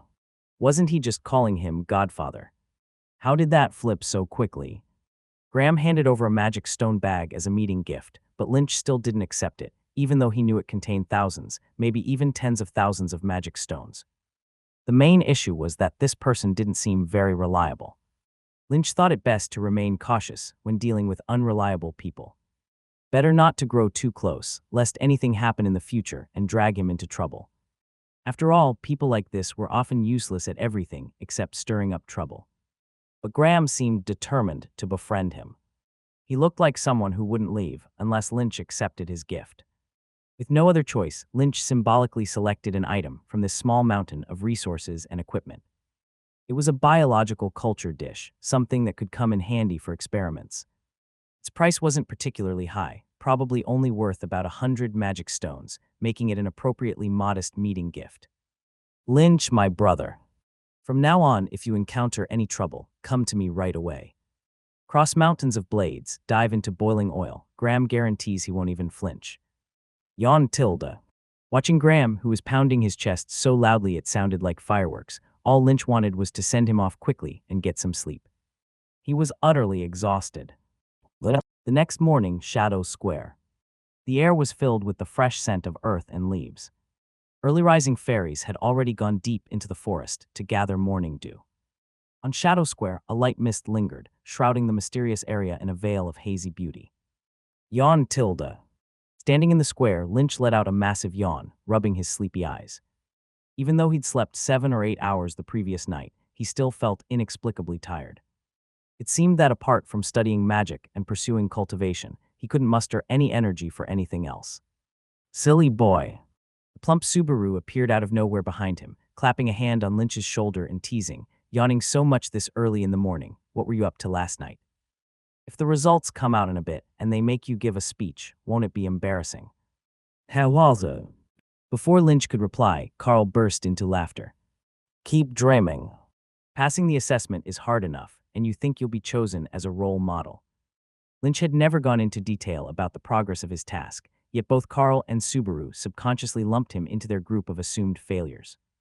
After all, in their eyes, the assessment this time was way too difficult. If they didn't stand a chance, Lynch, who they considered clueless and lucky in his occasional successes, certainly wouldn't either. Subaru rolled his eyes. You jinx. No one'll think you're mute if you just keep quiet. You might not want to pass, but some of us actually care. Carl sneered. You, who couldn't even bring back the essential quest items, think you'll pass. If someone like you passes the assessment, then so will I. Subaru retorted, you wish. Picking up scraps and thinking it counts, keep dreaming, fat chance. You damn chubby oaf. For some reason, the two began quarreling again. Lynch pinched the bridge of his nose, debating whether to step in and mediate. However, a voice laced with hostility abruptly called out from behind him. Lynch. Turning around, Lynch saw a young man walking toward him. The boy looked about the same age as Lynch, with brown hair and a tall, sturdy frame. His cloak was draped loosely over his shoulders, revealing a brown leather vest and black pants underneath. At his waist hung a cross-sword, and he wore steady, powerful strides in deer leather short boots. Raising an eyebrow, Lynch turned to face him. What's the matter, Adam? The boy's name was Adam, a fellow apprentice from the same cohort. Like Yuri, he had been an apprentice knight before venturing into the wizard world, a fact reflected in the aura of a martial artist he exuded. Adam's expression was ice cold. His fists were clenched tightly, giving off the impression that he bore a deep grudge against Lynch. When he reached Lynch, Adam cut straight to the chase. What exactly happened in the corrupted forest? How did Yuri die? He paused for a moment, then fixed his eyes on Lynch and growled, "Answer me." Lynch froze for a moment. He suddenly remembered overhearing Subaru and Carl previously mention that Adam and Yuri were very close. Their bond was somewhat dramatic. It was rumored they initially clashed over their shared affection for Alice and had privately arranged a duel to settle it, with the loser agreeing to step aside. The outcome of that duel was unclear, but it seemed that after the fight they had grown close, like brothers. After Yuri's death, aside from Lynch, who had fought alongside Yuri, Adam was perhaps the only other apprentice genuinely grieving his loss. At the funeral, Lynch had seen Adam standing before Yuri's gravestone for a long time, silently crying. Lynch replied, puzzled, "I already told you about this before. The tower doesn't allow us to talk about it." Adam had questioned him about the corrupted forest long ago. Lynch's answer hadn't changed, so what was the source of this sudden hostility? The root of the matter lay in the tower's ongoing refusal to release a clear account of events. Over the past days, the tragedy hadn't faded from collective memory. Instead, the tower's silence had fueled a host of rumors and speculation among the apprentices. Some claimed Richard had been tipped off about the apprentice's test by an insider within the tower. Others speculated Yuri had merely been gravely injured and was ultimately killed by apprentices coveting his magic stone resources. Rumors were dangerous. Many outlandish claims, initially dismissed as obvious nonsense, had gained credibility because they were repeated so often and always in vivid detail. Without an official explanation to refute them, these rumors snowballed, infecting even the most skeptical minds and intensifying their spread. At first, Adam dismissed these claims outright. But not long ago, one piece of news reached his ears and was confirmed. Subaru and Carl stopped arguing, standing on either side of Lynch with displeased expressions as they glared at Adam. Subaru said, "What's gotten into you, Adam?" Carl was more direct, "Looking for a fight, are you?" Adam ignored the two, his gaze locked onto Lynch as he coldly asked, "Yuri's crossed sword is in your possession, isn't it?" Lynch paused, startled. His reaction only reinforced Adam's suspicions. His emotions flared instantly. "The glory cross. Don't you dare lie or deny it. Someone saw you this morning swinging it around. That's the sword Yuri treasured more than life itself. Many of us from the same cohort as Yuri have seen it, we wouldn't mistake it." Subaru and Carl were taken aback. They instinctively wanted to defend Lynch. Carl said, "You've got to be mistaken." But before he could finish, Lynch gently interrupted him. A moment later, Lynch nodded slightly and admitted, "Yes." The confrontation had already attracted a crowd of apprentices, and a wave of murmurs rippled through them upon hearing Lynch's response. "See, I told you I wasn't mistaken. The glory cross really is with him. What's going on? Could the rumors be true? Was there really someone who sold out information?" Having received confirmation, Adam appeared calmer, but his gaze grew steadier and more resolute. He demanded, "What happened? Explain." Yes, what had happened? What exactly went down in the corrupted forest? How had Yuri really died? All eyes locked onto Lynch, awaiting his answer. Lynch fell silent for a brief moment. Then he replied honestly, "Sorry. The tower forbids us from speaking about it." "What? Sounds like nothing but an excuse to me." "Exactly. We've been talking for so long and the tower never stopped us. Why is it that when it comes to him, he's suddenly unable to speak because of tower regulations?" "Maybe he's hiding something." The apprentices' whispers rippled through the crowd, filled with suspicion and conjecture growing ever more pervasive. Carl furrowed his brows, rebuking with frustration, "What nonsense are you all spewing? How could Lynch ever do something to betray us?" "Then why won't he just tell us the truth?" an apprentice shot back. Carl snapped angrily, "Haven't you heard about the tower's rules?" "Rules?" The apprentice scoffed coldly, "Sounds like a convenient excuse. When has the tower ever really stopped anyone?" Carl was left speechless. Truth be told, the tower did announce that apprentices shouldn't spread rumors in private, but discussions had never really ceased. Aside from Lynch, it seemed that no one had truly been abiding by the rule. What exactly is going on? Speak up. Are you just going to play dumb forever? Why do you have Yuri's sword? Lynch shook his head, remaining steadfast. The tower won't let me say. Bullshit. The apprentices were utterly exasperated. Fine, fine. Adam laughed out of sheer anger, stepping forward and saying coldly, hiding behind the rules, are you? He unhooked the short magic wand at his waist, pointing it at Lynch. If that's how it is, then let's settle this the traditional way. If I lose, I'll let you do as you please. But if I win, he enunciated each word with force, you will tell me everything, the entire truth.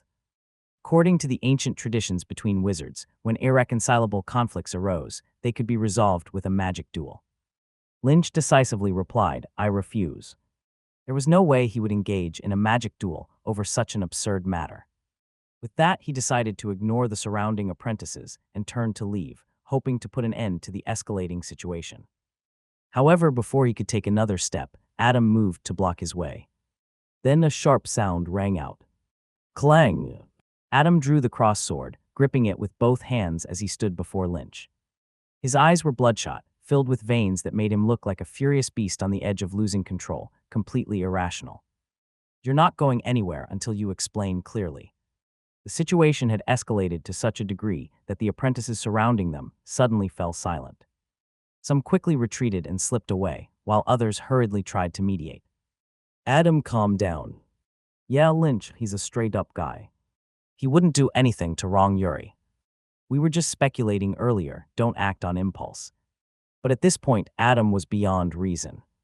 His bloodshot eyes were fixated on Lynch, and he snarled at anyone who approached to mediate, get lost. Seeing this, no apprentice dared to intervene further. They could only turn to Lynch once again, in desperate hopes of diffusing the situation. Lynch, just tell him already. Yeah, it's no big deal. The tower won't say anything. If there's any punishment, we'll help you bear it, okay? Truthfully, Lynch was utterly fed up with this lot. The ones spreading baseless rumors in secret were them. The ones fanning the flames for a spectacle were also them. Now the ones putting on a pretense of goodwill once the mess escalated were still them. If he could, he'd like to split them open one by one, yank out their guts, and hang them from a tree by their necks. Fine. Lynch took a step forward, lifting his right hand to grasp at the air. A faint gleam flickered on the ring he wore, causing the space before him to distort. In the next moment, the glory cross was in his hand. He said coldly, you asked for this. Fighting a duel with the heavy and razor-sharp cross sword. For someone who had barely been in a handful of scraps as an ordinary salaryman, it was something Lynch would never have imagined before. Even at a late-night food stall, his first instinct when a fight broke out had always been to get far away to avoid trouble. Had the slaughter from the last time awakened some primal combat fervor buried within the ancient human genome? Or was it the subtle influence of this savage world? Maybe this was the real him, and the mild-mannered, refined persona he'd worn before had simply been the product of modern societal conditioning, while this wild side was his true nature.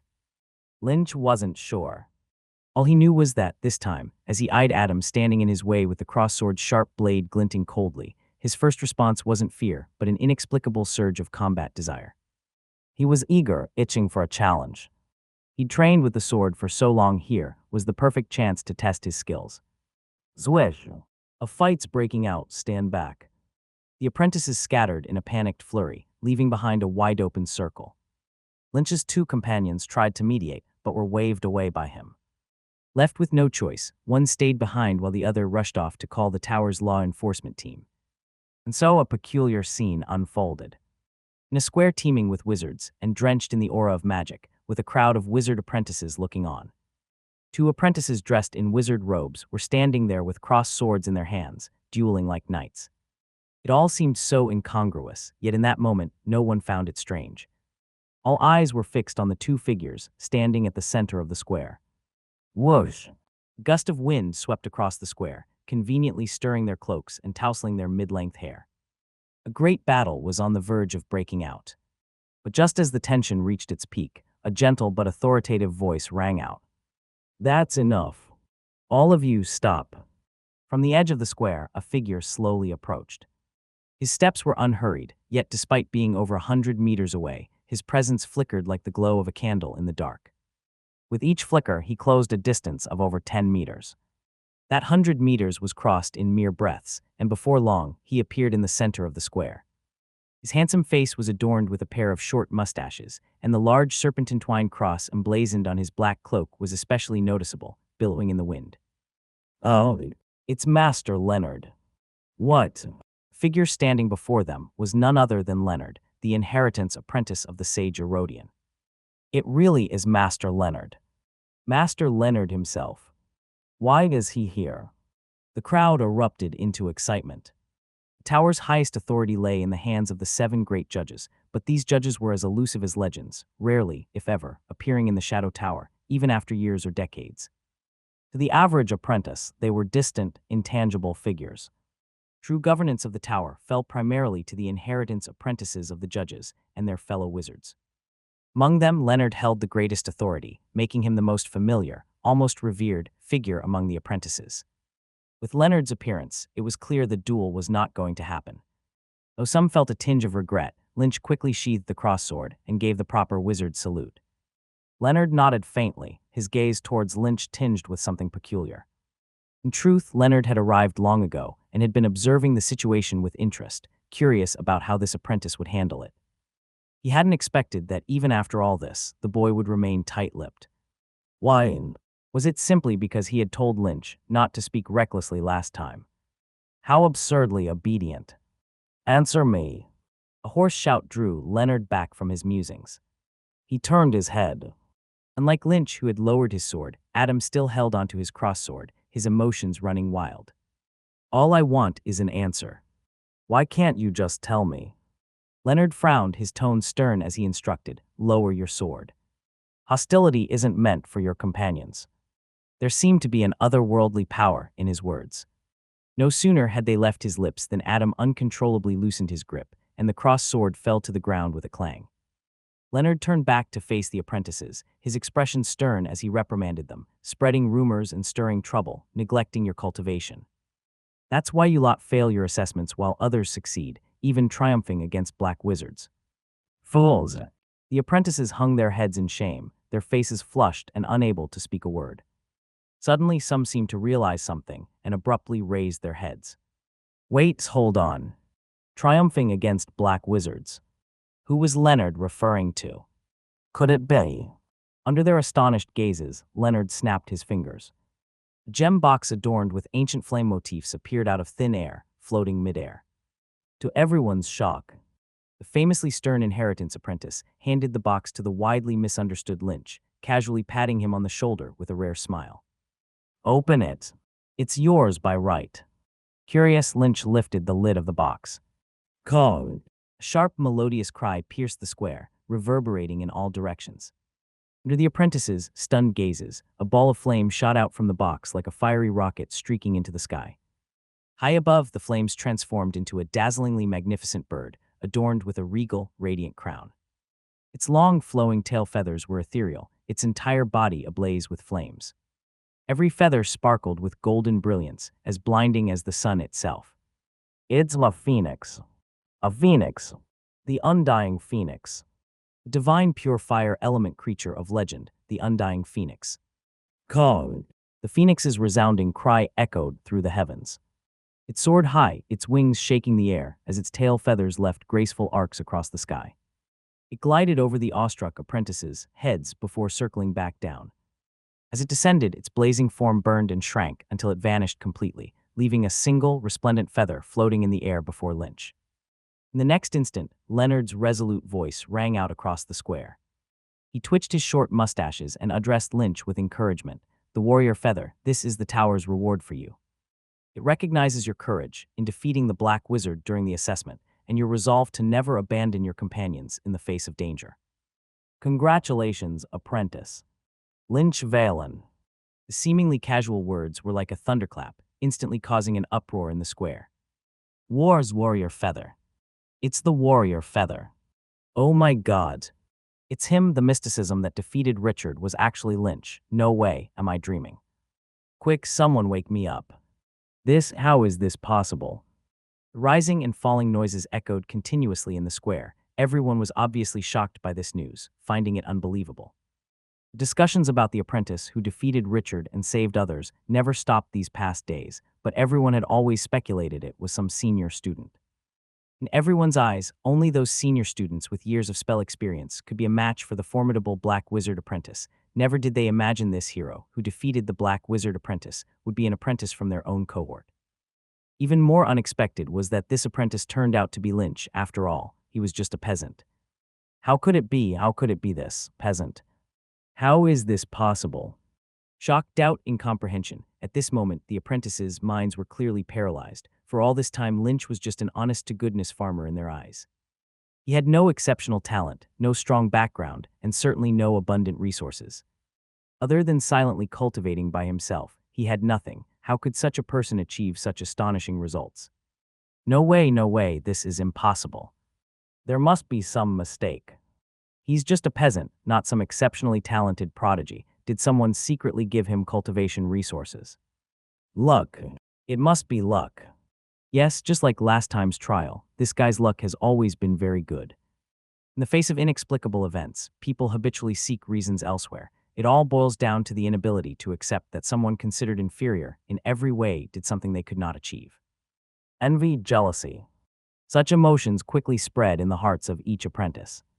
Leonard did not pay attention to these apprentices. His gaze continued to rest on Lynch, and the admiration in his eyes was clear. He said, "You are quite good, Apprentice Lynch." After a pause, his gaze casually scanned the square. Then he continued speaking to Lynch, or perhaps to everyone present. Don't mind what other apprentices say. They are mostly just the resentments of failures towards the world. They despise and slander those who can achieve what they cannot, trying to obstruct others' paths forward, making others become like them to prove their correctness. Wizard's Road is a difficult path. Resources, background, and talent can indeed make someone take an earlier step on this path, but if those are considered the true Wizard's Road, it is absurd and ridiculous. Hard work is the right Wizard's Road, even with more resources, a stronger background, and better talent. If you deviate from the most basic and essential path, there will still be no result. You reap what you sow. This is the eternal law of the wizard world. The unchanging supreme law. After awarding the warrior feather to Lynch, Leonard left. His work was very busy. If not for the warrior feather, he would not have appeared at such an occasion. A gathering concerning apprentices didn't warrant his presence. The gathering continued.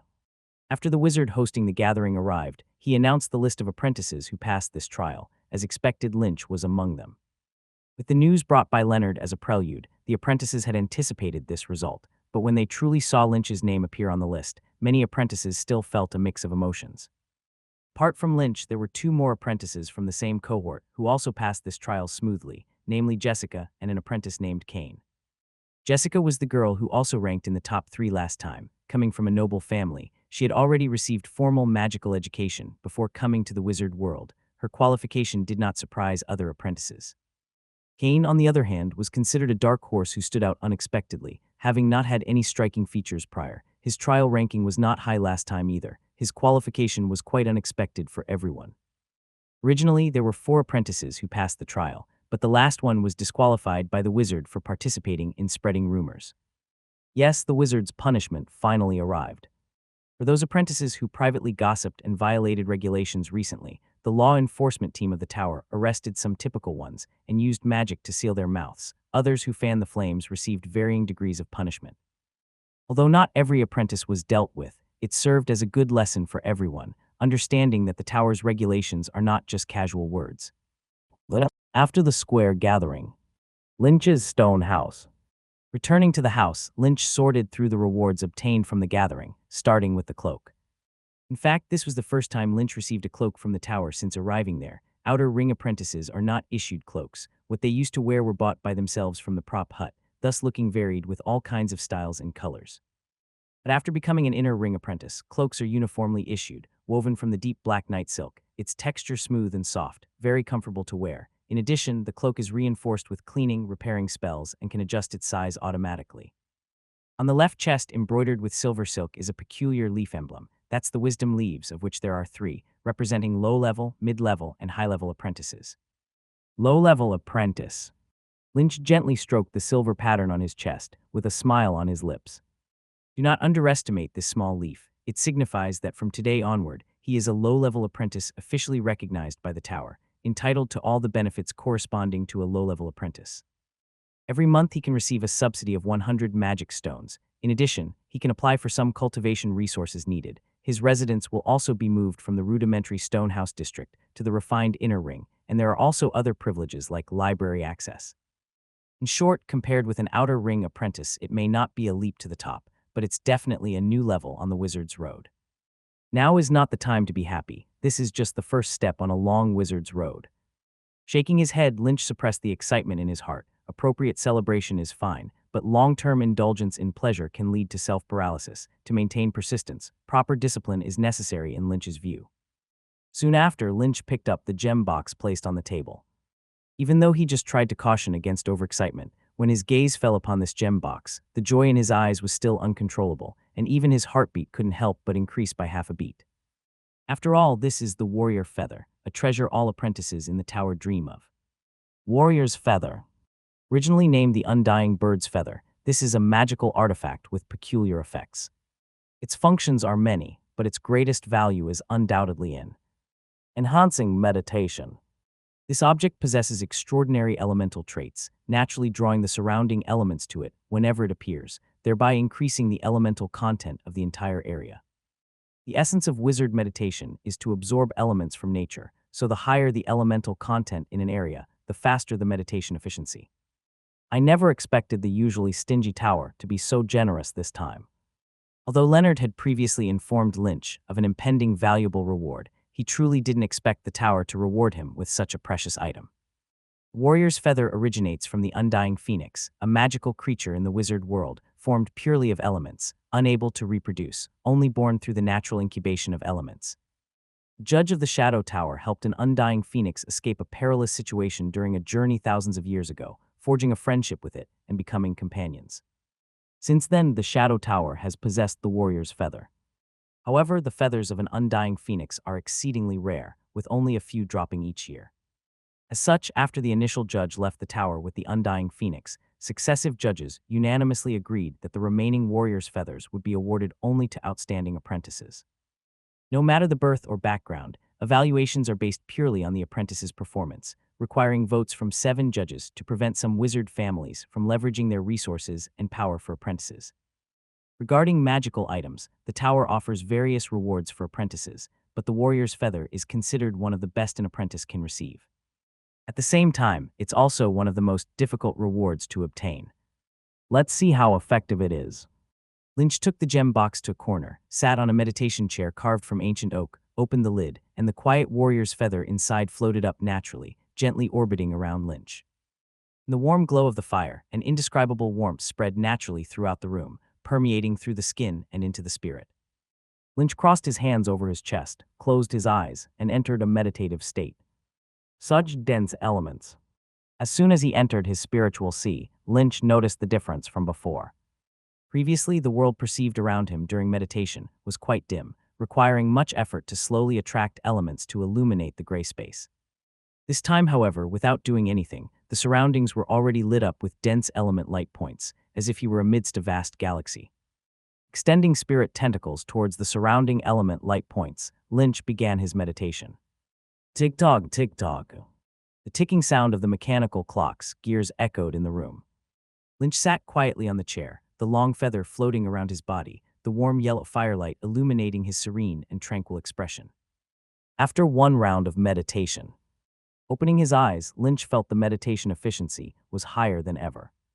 Looking at the information displayed on the system panel, Lynch couldn't help but slightly open his mouth. Meditation chapter skill level +5. No way, just one round of meditation adds 5 points to skill level. So far, meditation in Lynch's cultivation list was the hardest to improve on skill level. Usually, one round would increase 1 or 2 points. Even at peak efficiency, it would only add 3 points. Never before had there been a situation where it increased by 5 points in one go. This is truly a treasure. Lynch then fully understood why so many apprentices yearned for this feather. Based on this meditation alone, its efficiency practically doubled. Long-term meditation might not show such a large increase, as with an apprentice's growth in power, meditation efficiency naturally improves, and one's innate attraction to elements grows stronger, decreasing the feathers effect. However, in the early to mid stages, the feathers effect is still quite pronounced, generally enhancing efficiency by 10% to 30%. It might not seem much, but over a lengthy apprenticeship, it becomes significant. Given an average apprenticeship duration of 50 years, a 10% increase saves 5 years, while 30% saves 15 years. The extra time allows for so much more to be done, to learn more knowledge and magic. Lynch was deeply moved. Knock, knock, knocks. Just then, a knocking sound came from outside the door. Lynch, are you ready? The banquet is about to start. A bright, cheerful female voice followed. Lynch glanced out the window, realizing that the sky had darkened at some point. Coming. He hurriedly put away the warrior's feather, stood up, and went to open the door. Outside stood a male and female apprentice. The girl had a delicate face, a straight nose with a few freckles along the sides, and chestnut hair braided into an intricate plait, falling from the back of her head to her waist. She wore an inner ring apprentice cloak, neatly dressed. The boy was more laid back, with a round face carrying a bit of baby fat and small freckles, his slightly curly brown hair messy, and the cloak collar askew. These were the other two apprentices who passed the assessment and entered the inner ring with Lynch, Jessica, and Kane. At this time, Lynch was wearing only intimate clothing without a cloak and was visibly unkempt. Seeing this, Jessica frowned. She said disapprovingly, "Oh my. You're not prepared, the banquet is about to start, and going like this would be quite inappropriate."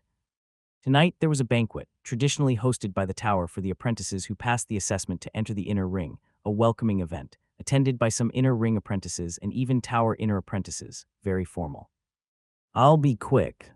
Lynch quickly turned back into the room, donned the cloak, and swiftly tidied himself in the copper mirror on the wall before returning to the door. Yet Jessica was still not satisfied.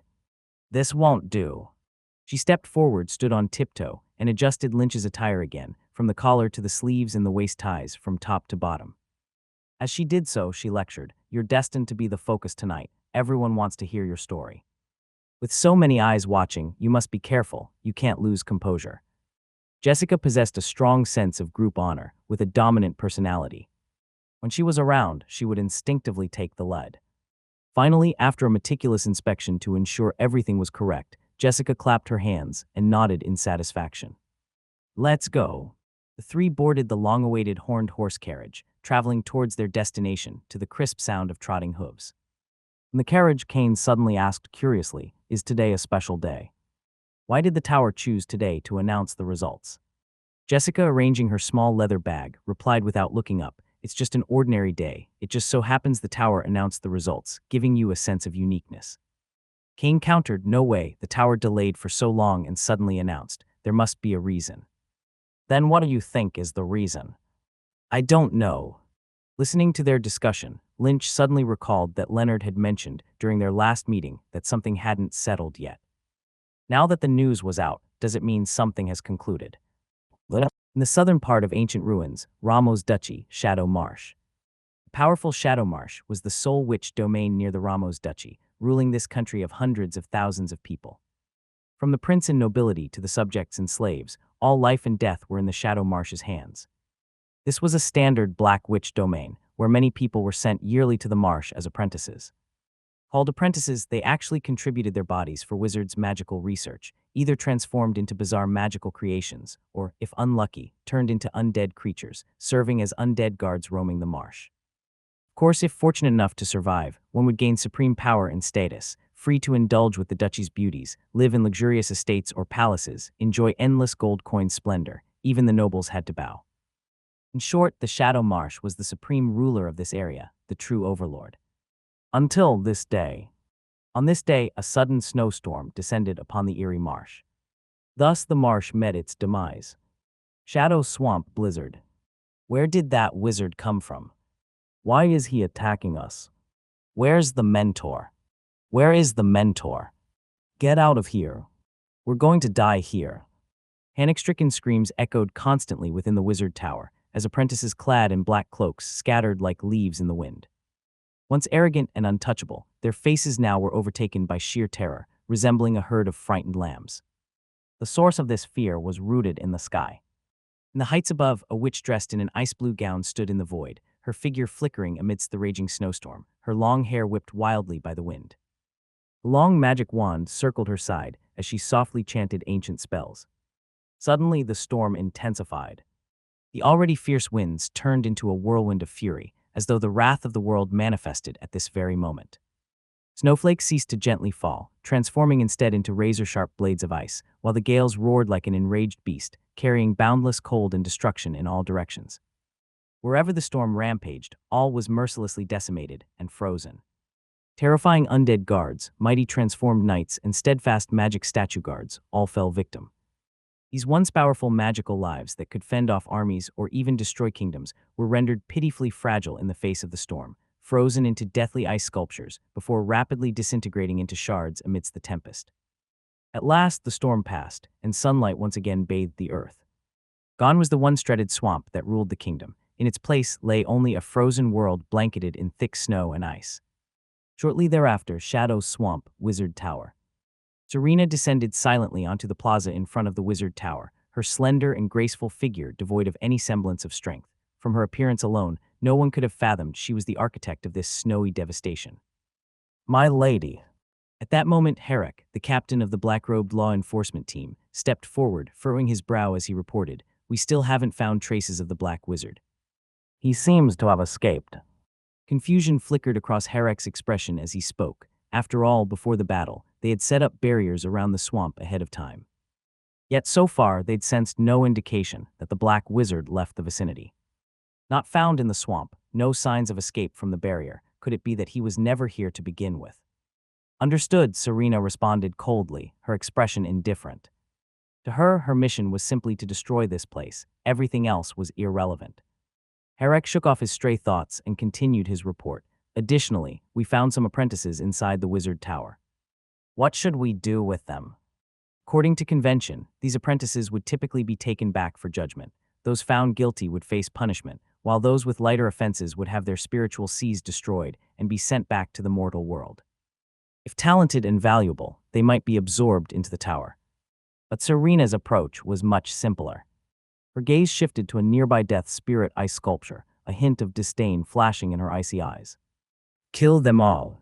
She dropped the two words without a hint of compromise, then transformed into an icy gale and disappeared. Shadow Tower, Star Language Manor. Banquet venue was Star Language Manor, a magical manor located on the eastern side of the Shadowland, designated for apprentice activities.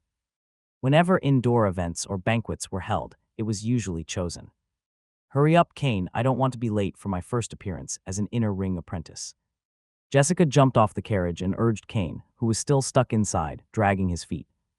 You're such a nagging old witch. What did you say? Nothing. I said let's go inside quickly so we don't keep everyone waiting. Kane muttered something under his breath, but was immediately caught by the sharp-eared Jessica. Before her arched brows could rise in anger, he swiftly changed the subject and sprinted towards the manor ahead. Hey, stop right there and explain yourself. The assertive Jessica wasn't about to let him off the hook and quickly chased after him. The two soon disappeared into the distance, leaving Lynch trailing at the back. He walked forward slowly, taking in his surroundings.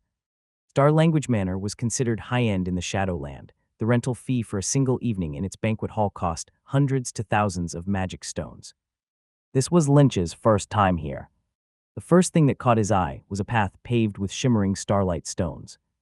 On either side of the path flourished vibrant magic plants, flowers emitting a faint glow that illuminated the road, fruit imbued with magical brilliance, exuding a soothing fragrance.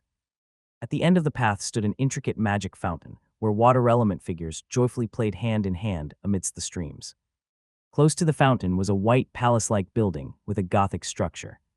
Its roof, covered in a magical silver-white sheen, was made of weatherproof tiles that ensured a comfortable indoor climate year-round, regardless of outside weather conditions. Gentle music drifted from the building, and solidified elements of sound, like tangible notes, danced in the air like cheerful little elves. Formal wear. But we didn't prepare suits. Weren't we told it was a welcoming event? We thought cloaks would be enough. It's too late to go back for a change now. Jessica and Kane were blocked at the manor's entrance, seemingly caught in some predicament. Lynch quickly stepped forward and asked, "What's the problem?" Kane turned his head, motioning to the front. That rabbit isn't letting us in, saying we need formal wear. Ridiculous. No one told us this beforehand. At the direction Kane pointed stood a man-sized rabbit dressed in a black tailcoat, wearing a monocle, topped with a tall gentleman's hat, a sharp and proper but unusual appearance. Is this the Happy Clan? Lynch eyed the rabbit that seemed like it had walked out of a fairy tale. This creature belonged to the Happy Clan, part of the forest inhabitants, a race without extraordinary abilities or talents, yet envied by many for their human-like intelligence. What are we supposed to do now? It's too late to go back. Do you know how much effort we put into preparing for this banquet? Jessica planted her hands on her hips, puffing out her chest as she fiercely argued with the rabbit. Can you all let me finish speaking? Interrupting others is rude and might make you miss something crucial. The rabbit spoke slowly, gesturing toward something nearby. A circular stone slab inscribed with runes rested on the grass nearby, roughly a meter in diameter, just large enough for one person to stand atop. Lynch raised an eyebrow, so that's the solution. Jessica continued squabbling with the rabbit. I see it, a slab. What's your point?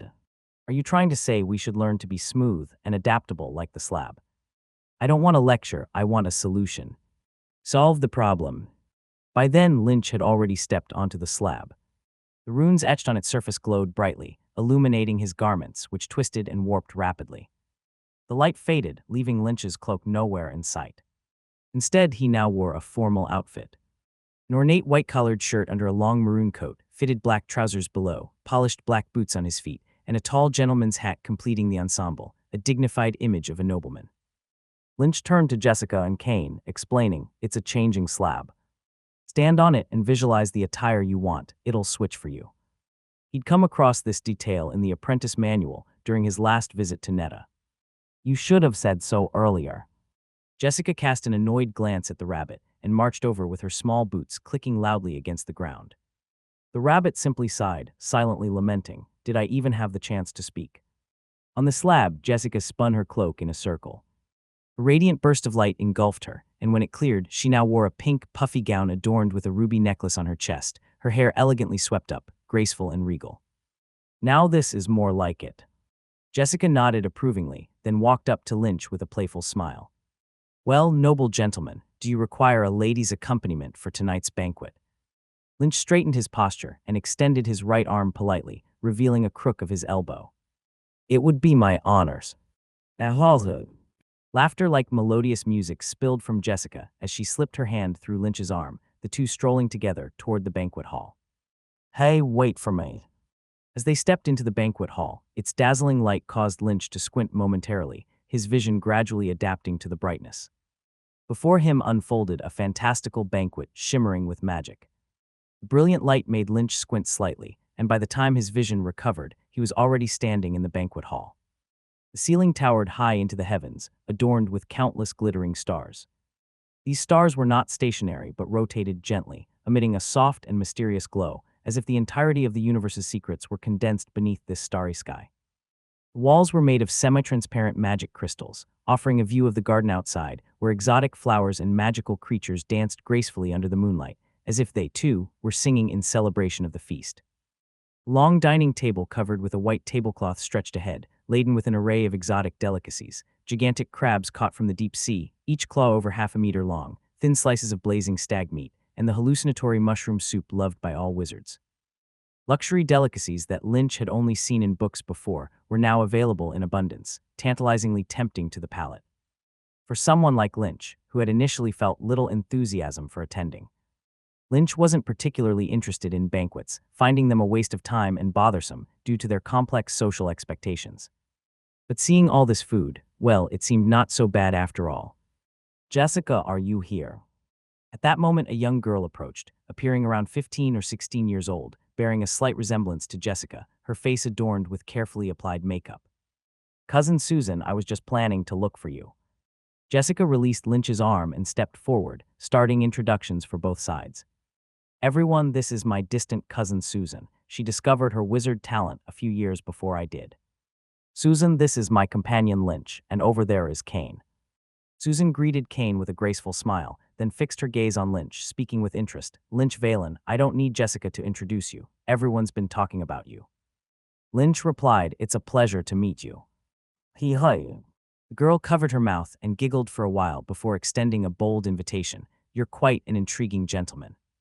May I have the honor of dancing with you when the music starts later? Lynch hesitated, but I don't really know how to. Susan, however, didn't leave him any room to decline. Then it's settled. And while we're at it, I'd love to hear the legendary story of how you defeated the Black Wizard Apprentice. Well then, I'll see you later. With that, she pulled Jessica and went off in another direction. What on earth? Lynch felt as though the world had transformed overnight. Back at the Shadow Tower, he had been nothing but the invisible man, a mere dot in the shadows. An ignoble birth, average aptitude, and scant impression among his fellow apprentices. Apprentices rarely invited him to gatherings, and his name was absent from their conversations. Only time he ever drew any chatter was as the unlucky fool whose experimental materials had been swapped upon entering the tower, thus missing out on monumental opportunities, or the fortunate novice who pleased a wizard with Parker's peculiar creation during a previous assessment. But now, the moment he stepped into the banquet hall, he noticed multiple gazes trailing him. His night training endowed him with keen hearing, allowing him to catch fragments of hushed discussions about him. Is this the hero who defeated the Black Wizard Apprentice? The bearer of the warrior feather. His facial features are well-defined, and those gray eyes. Why, interested in him even at this age? Why not? He's the bearer of the warrior feather. I heard he used to be a peasant. A noblewoman like Susan would never have spared him so much as a glance before, let alone invited him to dance. Jessica had spoken less than 10 sentences to him in the past 3 years at the tower, but now she could casually link arms with him. Countless subtle changes made Lynch realize the world indeed felt somewhat different. Where should we go next, Lynch? At that moment, Kane approached. He hailed from a shoemaker's family in the Laurent Kingdom. Though his upbringing wasn't as lowly as Lynch's, he was still from the modest lower middle class and appeared uneasy at this unfamiliar scene. Lynch said, I'm going to grab something to eat. Want to join me? Rushing to eat right after entering doesn't seem great. If someone catches us looking uncivilized, we'll be ridiculed. Kane hesitated. Lynch said, well, I'm going then. The world could change as it pleased. He hadn't cared about others ignoring him before, and he wouldn't start adhering to so-called refinement and elegance just because of newfound attention now. In this world, aside from magic and knowledge, nothing was worth changing himself over. At the dining table, Lynch generously indulged himself. Juicy crab meat exploded with the freshness of the ocean and the lingering notes of magic. Thin slices of blazing stag meat kindled a fiery sensation within upon consumption. The curious mushroom soup, as strange as its appearance, painted the world in vibrant colors once swallowed. Such vulgarity, so many ladies, yet all he sees is food. A bumpkin remains a bumpkin. Even at the top, he's still a bumpkin. In a setting like this, he doesn't know to make connections and only stuffs his face. Foolish. Exactly. How many times in life does one get such a break? This is the perfect opportunity to leverage influence and connect with people who can open doors, introduce oneself to esteemed inner tower apprentices, or even the pureblood wizard families. A wasted chance. What a squander of the warrior feather. Surface politeness stemmed from novelty. Deep-seated biases wouldn't change so easily, just as hardworking scholars who made their way to prestigious universities from small towns could not entirely escape labels such as small-town exam machines. To some, they were still outsiders begging for scraps. This was ultimately a world ruled by strength. Until Lynch wielded sufficient power, true respect would remain out of reach. Hey, is that cloak? It's one of the tower apprentices. Tower apprentices are here. 3 laves. That's a high-level apprentice. At that moment, murmurs erupted among the crowd as people surged toward the entrance, moving to greet an apparent VIP. Lynch instinctively glanced in that direction and saw 2 apprentices stepping through the doorway. They weren't dressed in formal attire, but wore the standard cloaks of inner tower apprentices, a boy and a girl. Lynch's gaze first landed on the girl. She was breathtaking, like someone straight out of a fairy tale. Her delicate face bore smooth, soft lines, her slightly pointed chin crafted with masterful precision like a work of art. Her porcelain-like skin was exquisitely pale and fine, tinged with the faintest pink, as though a blush might spread with just a touch. Her bright eyes shimmered like deep lakes brimming with vitality and curiosity. Her long lashes curved like tiny fans, each blink whispering enchanting tales. Her straight, refined nose added dimension to her features, while her rosy lips, hinting at a gentle smile, blossomed like spring flowers, a captivating charm. Beautiful. Though the girl appeared close to his age, beautiful didn't feel entirely fitting. Yet the word sprang to Lynch's mind instantly upon seeing her. Given his mental maturity, ogling someone of her age was plainly inappropriate, so Lynch quickly turned his eyes toward the boy beside her. In contrast to the girl, the boy appeared far more ordinary, with gray eyes like Lynch's, a lean face with slightly prominent cheekbones, and unnaturally pale skin that seemed treated with something, though its texture was rough. Yet the moment Lynch saw the boy, his gaze locked involuntarily. Then, his brow furrowed slightly. At the same time, the boy, while mingling with the crowd, scanned the room as though seeking someone. When his eyes met Lynch's, they halted. "Excuse me for a moment." With contrived politeness, the boy excused himself from those around him and strode purposefully toward Lynch. The crowd instinctively parted, forming a natural path. Music abruptly paused, and the murmuring conversations among the guests around the hall mysteriously faded, plunging the vast chamber into a hushed stillness. Tap, tap, tap. Only the boy's footsteps resonated softly. One step, 2 steps. The dozen or so paces vanished swiftly as the boy stood before Lynch. He wore a warm yet insincere smile, as though Lynch was an old acquaintance. Long time no see, Lynch. Perhaps mixed within that tone, his enthusiasm might not be entirely feigned, for he and Lynch indeed once knew each other very well. Alfredo, that was the boy's name. He and Lynch hailed from the same hometown, sharing the same humble origins as peasant children. They had grown up together, worked side by side, mischief and hardship shared alike, a bond closer than brothers, surpassing even the camaraderie with Subaru Carl and the others. Until the day Al secretly swapped his experimental materials. To be honest, Lynch never expected to see Al here again. If he had known in advance that Al would attend the welcome party tonight, Lynch would never have come. Looking at Al in front of him, Lynch felt a bit emotional. There was no trace of his former peasant self on him anymore. He carried himself with elegance and nobility, every word, expression, and gesture abided by etiquette, so much so that even the most picky etiquette tutor couldn't find a single fault. But it wasn't like Jessica's innate confidence that conveyed a sense of nobility. His actions were overly precise, as if he were performing mechanically. Although standard, it gave people a very deliberate feeling. His cloak was meticulously managed, and the 3 wisdom leaves badges symbolizing a high-level apprentice on his chest were particularly eye-catching. High-level apprentice. Upon seeing the badge, Lynch was slightly surprised. Although he always knew that apprentices living in the tower, advancing under the guidance of a wizard, were faster compared to their wild counterparts, this speed seemed too outrageous. His gaze lifted, and Lynch met the same gray eyes as his own, but when he saw the other's gaze, Lynch couldn't help but pause slightly. That was because he found that apart from the ordinary feigned politeness, there was a hidden flicker and contraction in the other's eyes, a look Lynch knew to be present only under certain psychological conditions. That was fear and unease. Is he afraid of me? What do I possess that could make him afraid? Lynch quickly pondered. At the same time, Al was also swiftly scrutinizing Lynch, from his attire to his language and gestures, missing not a single expression.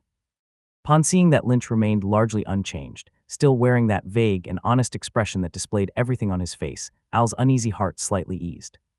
Yes, Al was uneasy, and the root of his unease was none other than the warrior feather in Lynch's possession. Everyone believed the greatest value of the warrior feather lay in itself, which wasn't true. Its real value was the implication behind it, representing the recognition of the 7 supreme judges ruling the Shadow Tower. This recognition in itself meant nothing, weighted as a mere feather in ordinary hands. But in the eyes of some insightful individuals, it was a key to the upper echelons. It could generate topics and attention, thus providing the opportunity to meet high-level figures. If used properly, it could even secure a place in this circle, and if one earned the appreciation of a significant figure, soaring to great heights would be quite possible. This is exactly why Al came here today. He wanted to see what kind of person Lynch really was. After all, no one knew better than himself how his current identity and status were attained. He couldn't bear to see a nemesis who hated him to the core strive to reach his level, posing a threat to him. Having worked so hard and paid so much to own what he had today, if there was any threat, he must curb it in the cradle. On the other side, Lynch squinted his eyes slightly. Oh, then quickly opened them wide again. He had basically guessed the source of Al's unease. After all, it wasn't a complicated matter. Their grievances were just that small. Thinking a bit revealed it was likely the recent issue that had sparked his vigilance. So how should he respond? After quickly pondering, Lynch turned his head and coldly said, "Go away, I don't want to see you." Al was once a peasant. He was most familiar with, most scornful of, and most looked down on peasants.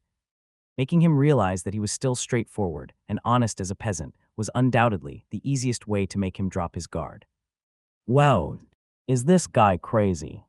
How dare he speak to a tower inner apprentice like that? If the leap between outer ring apprentice and inner ring apprentice was a change in status, then the difference between tower outside apprentice and tower inner apprentice was like night and day. Seeing Lynch's blatant disrespect in front of a Neta apprentice, the surrounding apprentices erupted with chatter. But soon enough, well-acquainted apprentices began to explain. "SHH, lower your voice, they used to know each other." "Really? Isn't it said he was just a peasant? How could he possibly know a noble Neta apprentice?" "It's a long story." Those past events weren't a secret, they were one of the major topics surrounding Lynch. Especially after his rise, it became widely known among the apprentices. For a time, they were whispering in intrigue. Lynch's reaction did not anger Al, but rather brought a genuine smile to the corners of his mouth. Still this foolish, simple. No, he still needed further verification to confirm this. He leisurely continued, "Look at you, still the same bad habit, which was why the teacher chose me after the assessment at that time." He then sighed, feigning sincerity, "I truly advise you to change. This isn't your farm anymore. The wizard world is not a simple place, and it won't work if you don't understand the ways of the world." Oh. So that was why he wasn't chosen by the wizard back then. "I knew it, Senior Al is excellent. How could he have done such a despicable thing? This peasant claiming to be honest is truly deceitful." Indeed, Al, despite also being a peasant, was far more strategic than Lynch. With a few provocative words, he managed to focus everyone's attention on Lynch, filled with suspicion, dislike, and other negative emotions. Lynch sighed in his heart. He knew Al was still uneasy about him, continuing to test him. So despite being unwilling, he could only bite the bullet and continue playing his part. Thus he stood up angrily, "You're lying. At that time you secretly swapped out my experimental materials, you vile scoundrel." His eyes turned red, appearing hysterical. "If it weren't for you, I should be residing in the tower now, becoming a wizard apprentice, being trained by the wizard. Everything you have now was deceitfully taken from me." Lynch knew there were no chances of reconciling the conflict between him and Al. If he couldn't make Al drop his guard today, what awaited him would be countless schemes, and he wouldn't foolishly sit back and watch Al rise. The Shadow Tower was, of course, a place of strict rules and order. Harming or killing among apprentices was undoubtedly a heinous crime. But Lynch knew Al too well. He was an extremely radical person, one who could definitely push for fish dies, net breaks if truly pressured. Rules might not necessarily hold him back. With an external device at hand, Lynch only needed to grow strong in peace, with no need to risk his life with Al so soon. What an impolite fellow. Indeed, how could he say such things? Senior Al achieved today's success through his own hard work, not seeing the countless efforts the person silently put behind the scenes. A peasant remains a peasant, greedy and envious, with a mind full of unearned gains. No wonder he wasn't chosen by a wizard. It's a pity to have given the warrior feather to him. The voices grew louder, no longer concealed. After all, between a peasant getting lucky once and a high-level apprentice backed by a wizard, with everyone there being no fool, on whom should they place their trust? Al's smile widened. And first hearing the news that the long-forgotten Lynch had acquired a warrior feather, it indeed startled him for quite some time. He couldn't understand how that clueless fool suddenly emerged. His biggest fear was that Lynch, like himself, had learned the path to success, knew how to be patient, secretly grow stronger, awaiting the day to seek revenge. But it seemed he worried too much. This was just a peasant, foolish and naive, with everything written on his face, merely enjoying a streak of luck this time around. Al shook his head and sighed. "Seeing you like this truly disappoints me." "Apologize. You must apologize to Senior Al. Others have always been considerate for you, yet all you harbor in your heart is resentment and jealousy. How can one live like this?" "Apologize, apologize." Clamoring calls for apology rose like waves one after another, and Lynch suddenly became the target of everyone's sanction. Such is the marvel of fate. Just a while ago, he was the focal point of tonight, the legend spoken of mouth to mouth. Yet the halo of heroism hadn't been enjoyed enough before. Look at him now. A circle formed around him, as if the world itself was against him. Hey, hey, hey. What's all this racket? At this gray moment, a lazy yet somewhat arrogant voice sounded from the door, like a beam of light descending from the sky. At the door walked in a young apprentice. He was also clad in the black standard cloak reserved for Neta apprentices, but at the cuffs was an intricate pattern embroidered with silver thread, a crest only usable by those from noble wizard families. Meaning this was a pureblood from a genuine wizard family. The young apprentice bulldozed through the crowd, hurriedly reaching Lynch's side, immediately throwing an arm over his shoulder, standing side by side with him. Facing the surrounding hostility, he sneered, "Apologize." Rudely he declared, "Today I stand here. Let's see who dares to make my brother Graham Scoozy apologize." The crowd went deathly silent. No one dared to utter a sound. Scoochai. Could it really be that Scoochai?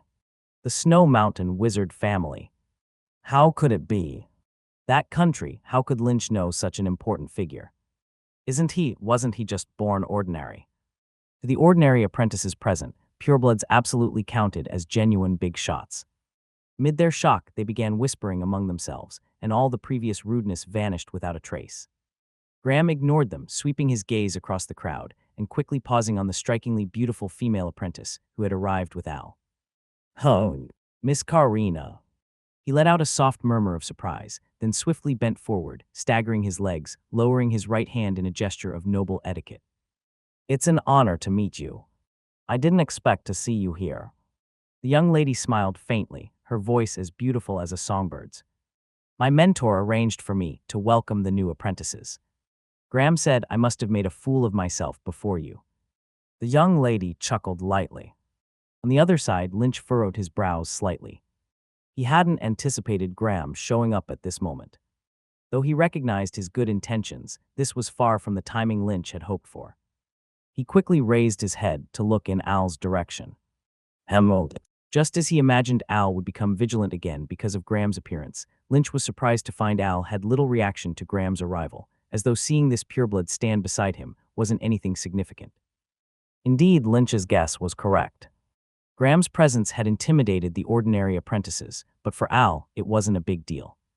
Having spent years mingling in Neta, Al was already well acquainted with the family powers of the Shadow Tower and the entire region of ancient ruins. He knew which ones were truly formidable and which merely maintained a facade of strength. The Scoocha family's influence was average, and Graham was far from impressive. Even if Graham stood by Lynch's side, he posed no substantial threat to Al.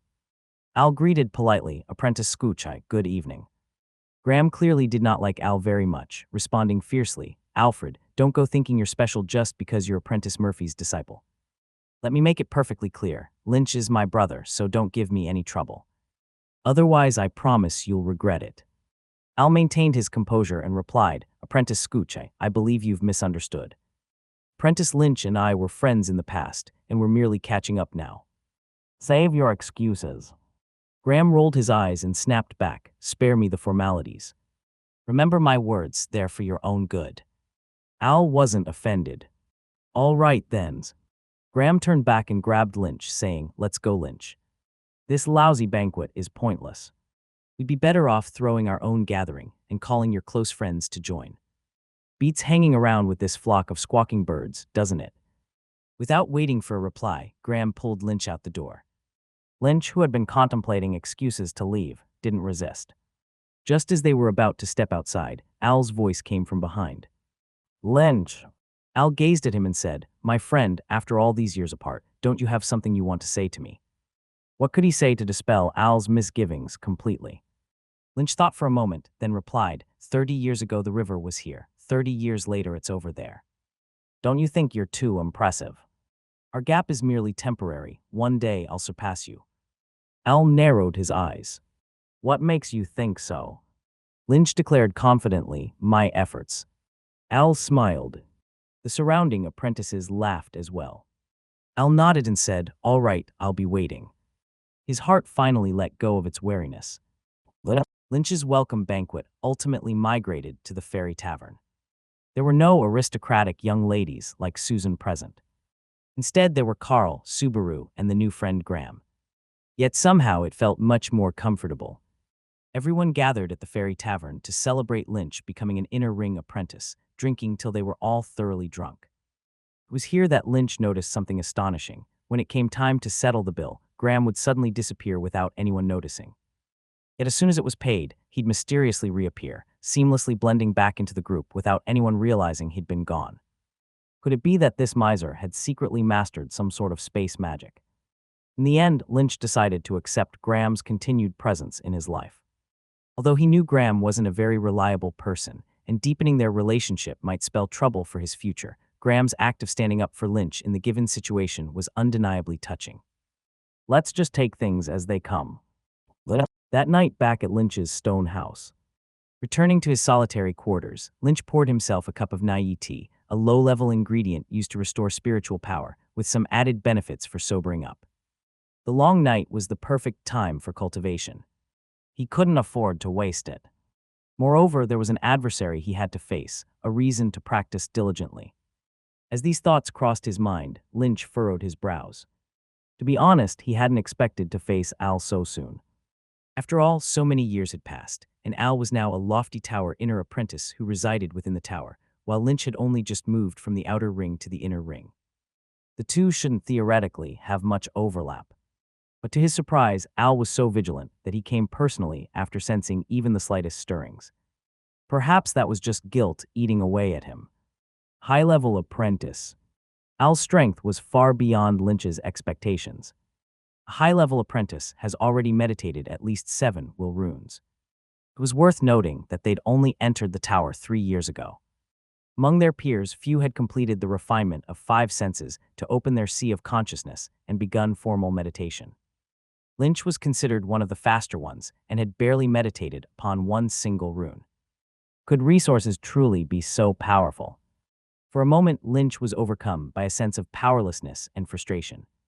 It seemed as if the apprentice's common belief might truly be correct, that in this world, what mattered were background, resources, and talent. Quiet persistence like his own felt like a foolish endeavor. A lifetime of tireless cultivation couldn't even compare to a great figure's fleeting act of patronage. Years of hard work amounted only to what others could achieve with a single vial of magic potion or a piece of high-level material. Maybe I need to change my approach as well. Unconsciously, a strange flower appeared in Lynch's hand, its center adorned with an elegant blue crystal. Beneath its smooth, pristine surface, wisps of peculiar energy swirled like mist in clouds, radiating a faint blue glow. Lynch stared at the blue crystal in his hand, lost in thought. Zold crystal. Over the past few days, Lynch had been delving into the library to research detailed information about this magic material and had found the correct method of using it. If applied, it could bring a significant increase in spiritual power within a short period. So should he use it? Staring at the soul crystal in his hand, Lynch's eyes flickered faintly, torn and uncertain. For a long time. No. Ultimately, Lynch shook his head. The main concern was the side effects. The so-called correct usage of the soul crystal mentioned in books merely eliminated the painful torment that comes from using it, but it could not completely remove its side effects. Forcibly absorbing the energy within to aid cultivation might indeed boost spiritual power in the short term, but it would leave impurities in the soul afterward. These impurities would directly affect advancement and even the subsequent journey on the wizard's road. This world offers no free gains. Regardless of how precious the magic potion or magic material is, there are always side effects, and forcing growth is inadvisable. There's no necessity right now either.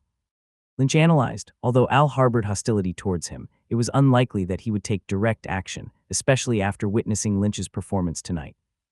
After all, Al was now a high-level apprentice in the tower, with limitless potential ahead, while Lynch was merely a low-level apprentice who had just arrived at the inner ring, albeit fortuitously obtaining the warrior feather, but nothing more.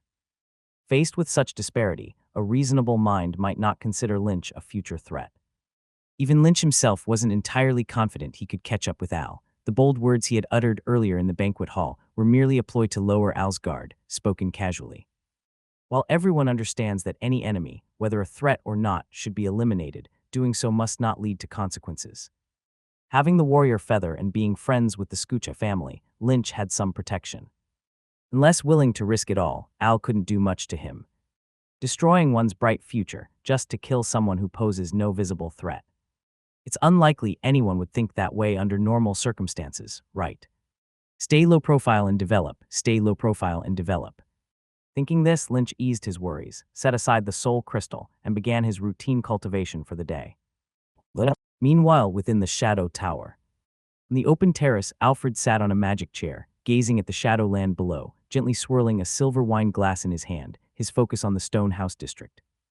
Oh, how foolish I was to have felt fear because of that silly boy, a mere peasant.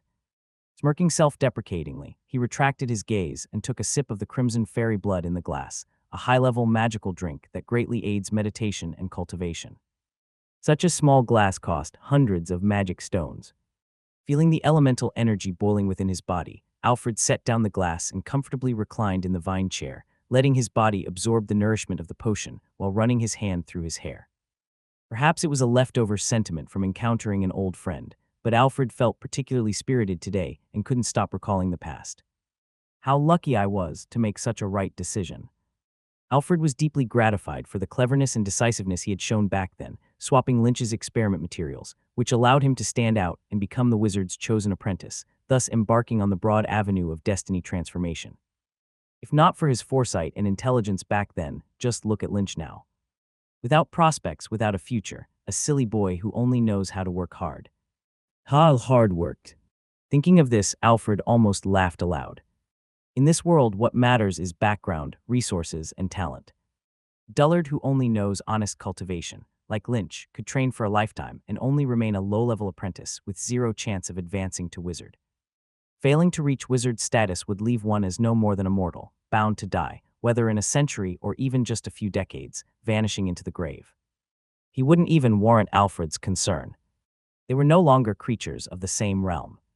Advancing to wizard, that is the true pursuit. Such insignificant distractions should no longer occupy my thoughts. Shaking his head, Alfred banished Lynch from his mind entirely. Creako. Just then, the sound of grinding teeth echoed as the door outside swung open. An older man wearing a gray cloak stepped inside. It was Alfred's mentor, Wizard Murphy. Alfred promptly rose. Mentor. Murphy waved dismissively, his face kind. All right, sit down. You just drank fairy blood. Now is the best time to absorb its effects. Lie down and don't move. Yes, mentor. Alfred quickly reclined again. Murphy approached, his smile full of concern. How was it? The fairy blood painstakingly concocted by your mentor, is it satisfactory? Alfred nodded firmly. You're the one who brought about my transformation today. Murphy said, this is nothing. As he spoke, he reached into his pocket and retrieved a magic potion bottle filled with a dark green liquid, presenting it to Alfred. Once your spiritual power stabilizes, drink this bottle of potion afterward. Taking the bottle, Alfred asked hesitantly, what is this? Murphy frowned slightly, displeased. Do you think I would harm you? Alfred quickly replied, that's not what I meant, mentor. I understand. I'll drink it right away. Only after watching Alfred pour the potion down did Murphy nod, in satisfaction. Looking into Alfred's gray eyes intently, Murphy continued, Alfred, my student, remember, trust your teacher. I will provide you with endless resources to help you become a wizard. Only I can help you ascend to a wizard. No one else can. Alfred firmly nodded. Yes, mentor, I trust you. A few days later, Lynch moved into his new residence in the Inner Ring district. This was an independent cottage in a Gothic style, 2 stories high, encircled by a fenced yard with several rooms inside, bedroom, living room, dedicated cultivation room, laboratory, bathroom, a clear upgrade from the shared quarters in the Stonehouse district, which lacked even private washrooms. Finally, an independent experiment area. Seeing the brand new laboratory, Lynch was overjoyed and immediately began his first transformation experiment. Mid-level magic plants transformation technique +3. Becoming an Inner Ring apprentice granted access to significantly greater resources than before. All knowledge under the wizard level within the main specialization could now be obtained directly from the study vault, while knowledge from other disciplines could still be borrowed from the library. His knowledge list grew substantially. Mid-level magic plants transformation LV0, 12500. Elementary biological transformation LV0, 6300. Amphibious creature transformation details LV0, 32300. Mammalian transformation. Faced with the abundance of knowledge, Lynch couldn't suppress his excitement. There was more to learn. Determined, he began fervently grinding away. Time flew by, and over a month passed. Newly acquired knowledge progressed rapidly, with several fields already reaching level 1, and amphibious creature transformation even advancing to level 2 proficiency. Of course, the cost was Lynch, sleeping less than 20 hours over the entire month. But it didn't matter. Learning new knowledge kept him from feeling tired. 3 months quickly slipped by. Finally, after months of accumulation, Lynch succeeded in breaking through the latter stages of meditation progress, unfolding a new chapter in this particularly challenging pursuit. Meditation LV2, 36-6000. Second basic will rune glimmered faintly in his spiritual sea, signaling a significant leap in spiritual power, climbing to level 3. Spirit 3.2. On average, apprentices required 3-5 years of meditation to form the second basic will rune, yet Lynch had managed it in just over a year, a remarkable achievement by any measure. Among those who became inner ring apprentices alongside him, only Jessica had managed to condense a single rune, while Kane was still at 0. To Lynch, though, it wasn't about being exceptional. What truly thrilled him was the increase in spiritual power. The realization of a roughly 1/5 boost brought immense joy. More energy for grinding. Time passed quickly, seasons changing, and 6 months whisked by in a blink. During this period, Lynch achieved significant breakthroughs, maxing out the knowledge list for all previously studied subjects in his specialization. Undeterred, he immediately sought out new material. High-level magic plants transformation LV0, 12-1000. Mid-level biological transformation. From fundamentals to proficiency in water creature transformation. Elemental creature transformation. Besides in specialty knowledge, Lynch even spent magic stones to acquire cross-specialty material. Mid-level extraordinary cultivation. Basic alchemy. Elemental basics. Basic magic potion. After mastering foundational topics, he planned to purchase several spell models from different disciplines. Lynch refused to confine himself to just one school of thought. To him, the entire magic world was an ocean to explore. Beyond magic, his progress in knight training also showed promising results. Basic swordsmanship max. Knight breathing method LV2, 128-6000. The apprentice knight career consisted of 3 training stages focusing on muscle, bones, and skin, corresponding to LV0, LV1, and LV2. Completing all 3 levels marked the end of apprenticeship, signaling full-fledged knighthood. Lynch anticipated this eagerly. Even at LV2 of knight breathing method, his physical attributes had undergone substantial improvements. Strength 2.1, Agility 2.3, Constitution 2.1. This translated to twice the physical capabilities of an average person. Lynch felt as though he could take down a bull with his bare hands. And this was just as an apprentice knight. How formidable would full-fledged knight status be? Fueled by anticipation, Lynch burned with enthusiasm for grinding. Grind, grind, grind. While other apprentices reveled at gatherings, Lynch studied books in the library. While others hunted or took scenic strolls, Lynch conducted experiments in his lab. While others relaxed in playful leisure, Lynch focused on sword practice in the training room. Even as others slept soundly, Lynch tirelessly meditated and studied through the night. Regardless of day or night, wind or snow. Seasons turning, the rhythm of time flowed through relentless dedication to accumulating experience. In the blink of an eye, 3 years passed. 3 years later. Dark Forest Tree Demon Forest. The Tree Demon Forest is located on the eastern side of the Dark Forest, south of the Shadow Tower. It is a second-level hunting ground, inhabited by many demon-like creatures. Often, some mid to high-level apprentices come here to hunt. At this moment, somewhere in the Tree Demon Forest. Rustle. Long branches quickly swayed through the overgrown land, and the twisted tree spirit raised its whip-like branches high, fiercely lashing forward. A boy stood in front of it. With thick eyebrows and bright eyes, he stood proud and tall, his upper body bare, muscles well-defined. Facing the approaching vine-like branches sweeping like a gale, he calmly picked up the wide, great sword from beside him and leaped into the air. With this leap, he jumped more than 3 meters high. A silver glow appeared on the blade as the boy, like a mountain pressing down, swung the sword towards the twisted tree demon. The twisted tree spirit urgently waved its dense branches, forming a net in front to stop the boy. However, the space ahead suddenly distorted, and a ball of flame appeared out of nowhere, slamming heavily onto the branch net. Crackle. The scorching flames made the branches crackle and pop, and in an instant, a big hole was burned in the branch net. Without another chance to defend, the leaping boy had already passed through the hole, appearing before the twisted tree spirit. Whoosh! The fierce sound of the wind breaking exploded. The silver glow traced a dazzling, cold light in the air, like a streak of silver lightning, striking directly onto the twisted tree spirit. Crack! With a crisp sound, the huge trunk, which required 4 people to encircle it, was split in half. The twisted tree spirit let out a mournful wail, and leaves and branches flew everywhere, soon falling silent. In the blink of an eye, this terrifying creature, equivalent to the strength of a mid-level apprentice, collapsed to the ground like this. Swoosh! The great sword in Lynch's hand distorted and shrank, turning into a short magic wand, which he held up forward. The shadow on the ground suddenly came alive, twisting like a long snake towards the split tree trunk, and in a moment, it extracted the heart of the twisted tree spirit from within. Looking at the tree demon's heart in his hand, Lynch grinned, quite a catch. A tree demon's heart is worth several hundred magic stones. Stowing away the tree demon's heart, Lynch tucked the magic wand into his waist and walked to a small brook nearby, squatting down to wash his face. The clear stream reflected his image clearly. Compared to his youthful look 3 years ago, Lynch's appearance had changed significantly.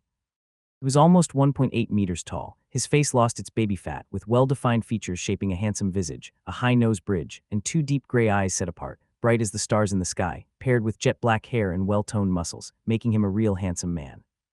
That's really considered lucky. Lynch's parents were actually quite ordinary-looking, but they each had some outstanding features: his mother's beautiful eyes and his father's high nose bridge, all of which Lynch luckily inherited. You couldn't see it due to his young age before, but as he grew older and continued his night training, his looks and demeanor greatly improved. In terms of appearance alone, Lynch now rivals any top male star on Earth. Russell. After a simple wash, Lynch took out his clothes and dressed up. A white shirt covered his abs, with a gray vest over it, making him look proper and prudent. Finally, he put on a big pair of black-framed glasses and adjusted his bangs to cover his eyebrows. In a flash, the charismatic, star-like figure disappeared, replaced by a pure, honest, and obedient-looking boy. Being excessively flashy in appearance isn't good, especially with a major enemy in sight, so ever since a female apprentice approached him on the road, Lynch decided to keep a low profile. Whether or not he's handsome isn't the main point. Discreet development is what's important. Finally, taking out a large magic book to hold in his arms, he successfully transformed into a Harry Potter type of bookish boy. After checking himself in the mirror twice and finding no issues, Lynch turned and left the forest. Soon after, a party of 3 apprentices, 1 male and 2 females, passed through the bushes into this woodland. All of them were wearing inner ring apprentice cloaks. The male was a mid-level apprentice, while the 2 females were low-level apprentices. The 3 were shocked to see the twisted tree spirit split open and dead in the middle. The twisted tree spirit has been taken down. He had been eyeing this twisted tree spirit for a while, carefully prepared, and planned an attack to take it down today, but to their surprise, someone else beat them to it. The male stepped forward to examine it closely, growing more astonished. A clean and swift action, a fireball technique opened the way and burned through the twisted tree spirit's defenses, then a one-hit kill with a sharp weapon. It must be a powerful individual skilled in both fire elemental and body refining techniques. Susan, you're in the fire elemental studies. Any idea who it could be? The girl who was asked came forward. She was the same Susan who had met Lynch at the orientation party 3 years ago. Someone who combines fire elemental and body refining. Frowning as she thought for a moment, Susan shook her head. I don't know, Lucas. To be able to defeat a twisted tree spirit solo, that would require at least mid-level apprentice strength. Among our school, there are only a few with such power, and to my knowledge, none are dual-trained in body refining studies. That's odd, Lucas fiddled with his magic wand, puzzled. Could it be a Netta apprentice at work? Or perhaps someone from the law enforcement team or another department's high-level apprentice? But it doesn't make sense. They wouldn't need to do this. Could it be an apprentice from the refining system cross-training in fire elemental studies? The other female apprentice, Michelle, suggested. Susan replied, that's possible though. Most of the public courses for inner ring apprentices are open, allowing those with inner ring status to attend freely. Thus, it's common for apprentices from other studies to crash other courses not belonging to their specialization. However, the number of such apprentices is quite large and fluid, making it difficult to identify anyone specific. Lucas said, whoever it is must be a prodigy. I can't even finish the courses in my own specialization. The three nodded in agreement, particularly Susan, who, as part of the fire elemental studies, could easily tell that to inflict such damage with a fireball technique, one would need to have mastered it at a skilled level. This isn't merely about a spell. Spell represents the embodiment of knowledge. Mastering a skilled level of the fireball technique requires a massive accumulation of related elemental knowledge, a complexity far beyond merely mastering the spell itself. Susan, who has been studying fire elements for 8 years, knows the fireball technique but has only reached a level of proficiency, which is considered good among peers. Yet now another apprentice from outside has come to their courses, learning to a proficient level by crashing the lessons, surprising her. A master. After a brief analysis, the three reached a unanimous conclusion. There's a master hidden among us apprentices. Meanwhile, the master had already moved back to the Shadowland. After a simple lunch, Lynch donned his cloak, put on his glasses, and headed to Shadow Square. Goblin Bick introduced him to a job, saying a client needed assistance with biological transformation, and Lynch agreed to meet at 2 o'clock in the afternoon at the fountain in Shadow Square. Arriving at the Dew Spring, Lynch took off his glasses to wash his face as usual. Although it was already afternoon, the effect of the dew collected by the fairies was minimal, but the cool spring water was still refreshing. He took out a handkerchief, wiping the water from his face as he looked up at the sky. Today was the day the guardian clouds reduced its mass to release energy. The vast expansive clouds that had long covered the sky were reduced to a small cluster due to the release of elemental energy, revealing the long-lost sky over this ancient land. Even more rare, it was a sunny day, with brilliant sunshine lighting up the square, making everything bright, the breeze blowing not too cool, not too warm, just right. 17. At just the right age, on a sunny day with perfect weather, everything seemed just right. And just at this right moment, a pleasant voice sounded behind him. "Excuse me, are you Mr. Lynch?" The voice, as pleasant as a nightingale's song, was so enchanting one couldn't help but want to see the owner. Lynch turned around. In the bright sunshine, under the gentle breezes like poetry, a girl slowly approached. She wore a pure white cloak as snow, with exquisite silver lace along the edges, swaying with the wind. The sunlight filtering through the cloak's light fabric outlined soft, holy halos as if she merged with the sunshine. The light was blinding, and he could only see her features clearly when she got closer. Straight, elegant nose, lips pink like blossoming cherry flowers, a calm smile on her lips like a spring flower. The sunlight showered her exquisite face, gilding it with a soft golden edge, making her seem more transcendent and otherworldly, truly like an angel descending to the human world at just the right moment. Unconsciously, Lynch felt his heartbeat slow down. He nodded instinctively, yes. At the same time, the girl arrived right in front of him, showing a charming and confident smile. "I'm Avery Karina Tavendish, pleased to meet you." "Is it really her?" After a brief moment of surprise, Lynch quickly regained his composure, put on his glasses, and politely said, "Hello, Miss Karina." Beautiful women always subconsciously attract men's attention, but that's just a natural male instinct. Not to mention, Lynch wasn't interested in this aspect, and even if he were, he wouldn't set his sights on someone with such complicated status. Avery Karina Tavendish, a young lady from the top wizard family, the Tavendish family. How powerful is this family? Let's just say among the 3 white wizard organizations dominating the ancient ruins, namely the Shadow Tower, Dawn Wizard Academy, and Starshin Castle, every high-ranking member of these wizard organizations has members from their family. The Green Wizard Calvin, one of the 7 great judges of the Shadow Tower, is from this family. Their influence is deeply entrenched, with the family's bloodline spread throughout the ancient ruins. It is said that even in the Black Tower Alliance, their bloodline exists, making them a genuinely top-tier noble family. And the Avery Karina before him was one of the direct bloodline members and had a chance of becoming the family heir. Avery nodded amicably, then got straight to the point. "Has Bike thoroughly explained our commission details to you?" Lynch shook his head. "No, he hasn't."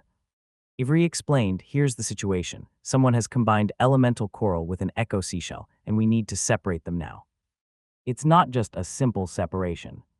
While separating, we also need to ensure the mental link between the echo seashell and elemental coral remains intact until the echo seashell is extracted and replaced with a moonlight stone to seal the magic circuit." Lynch furrowed his brows slightly, as this was indeed no easy task. The elemental coral itself is a very sensitive magic creature, and although it is unknown how someone combined it with the echo seashell, they certainly did a very intricate transformation. Just separating them is already not easy. Moreover, ensuring that the elemental link between them isn't interrupted and transferring the echo seashell out to seal the magic circuit adds a workload that's just daunting. What makes it worse is that elemental coral falls under deep-sea magic creatures, unable to survive out of water, meaning all this work must be done underwater. Lynch said this is not an easy job. Avery shrugged slightly. Bike told me you are the best biological transformation apprentice we have here. This is true. This complicated and delicate work requires extensive knowledge of biological transformation as a foundation, something not many apprentices can achieve. Lynch asked, where is the location? When do we depart? For how long will we be there? Avery's eyes brightened. Elemental coral is a very sensitive magic creature that, once removed from its natural environment, no longer produces elemental energy, losing its value when combined with an echo seashell, as it primarily provides the energy for the echo seashell. Lynch, instead of asking her to bring the elemental coral to take a look, directly inquired about the location, indicating his solid foundational knowledge. Avery nodded and said, at the border between the Ramos Duchy and the Saladin Kingdom, near Crescent Bay. If you don't have any issues on your end, we plan to leave in 3 days, for a period not exceeding 3 months. A little long. Lynch asked, what about the remuneration? Avery said 5,000 magic stones, with an advance of 2,000 magic stones.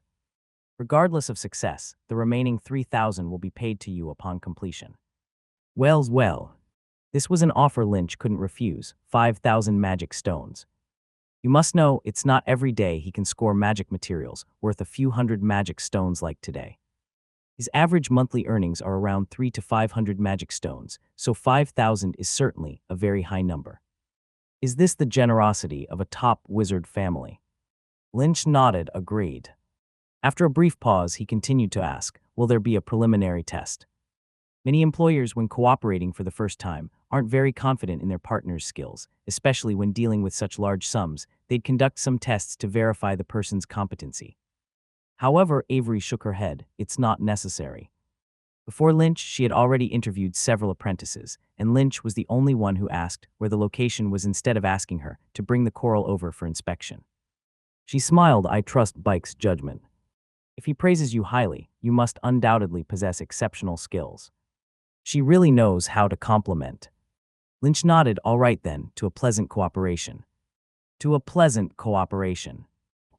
After parting with Avery, Lynch first went to the material recycling area of the tower, where apprentices could sell or trade the magic materials they gathered or hunted outside for magic stones.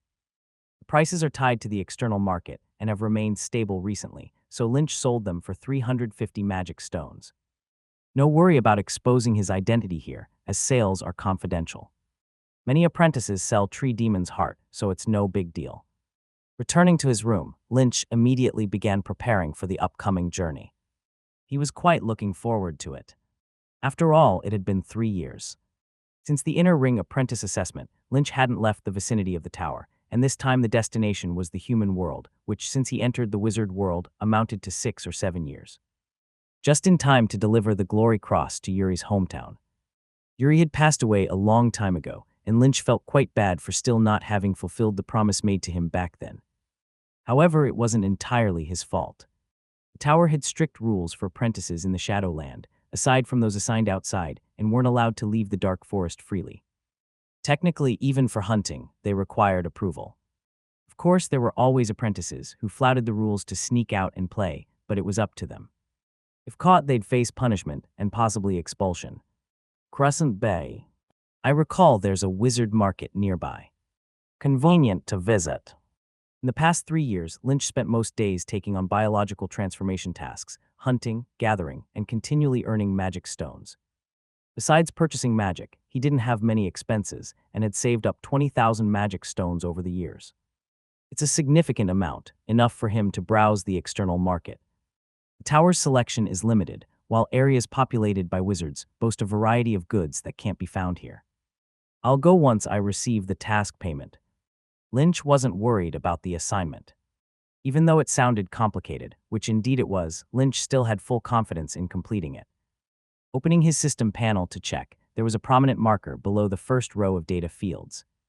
Trait Biological Transformation Expert.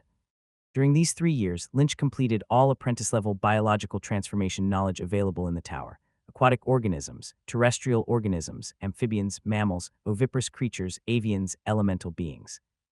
He dived into every biological transformation topic he could access. Upon mastering this knowledge, a specific entry appeared on his data list. Trait: Biological Transformation Expert.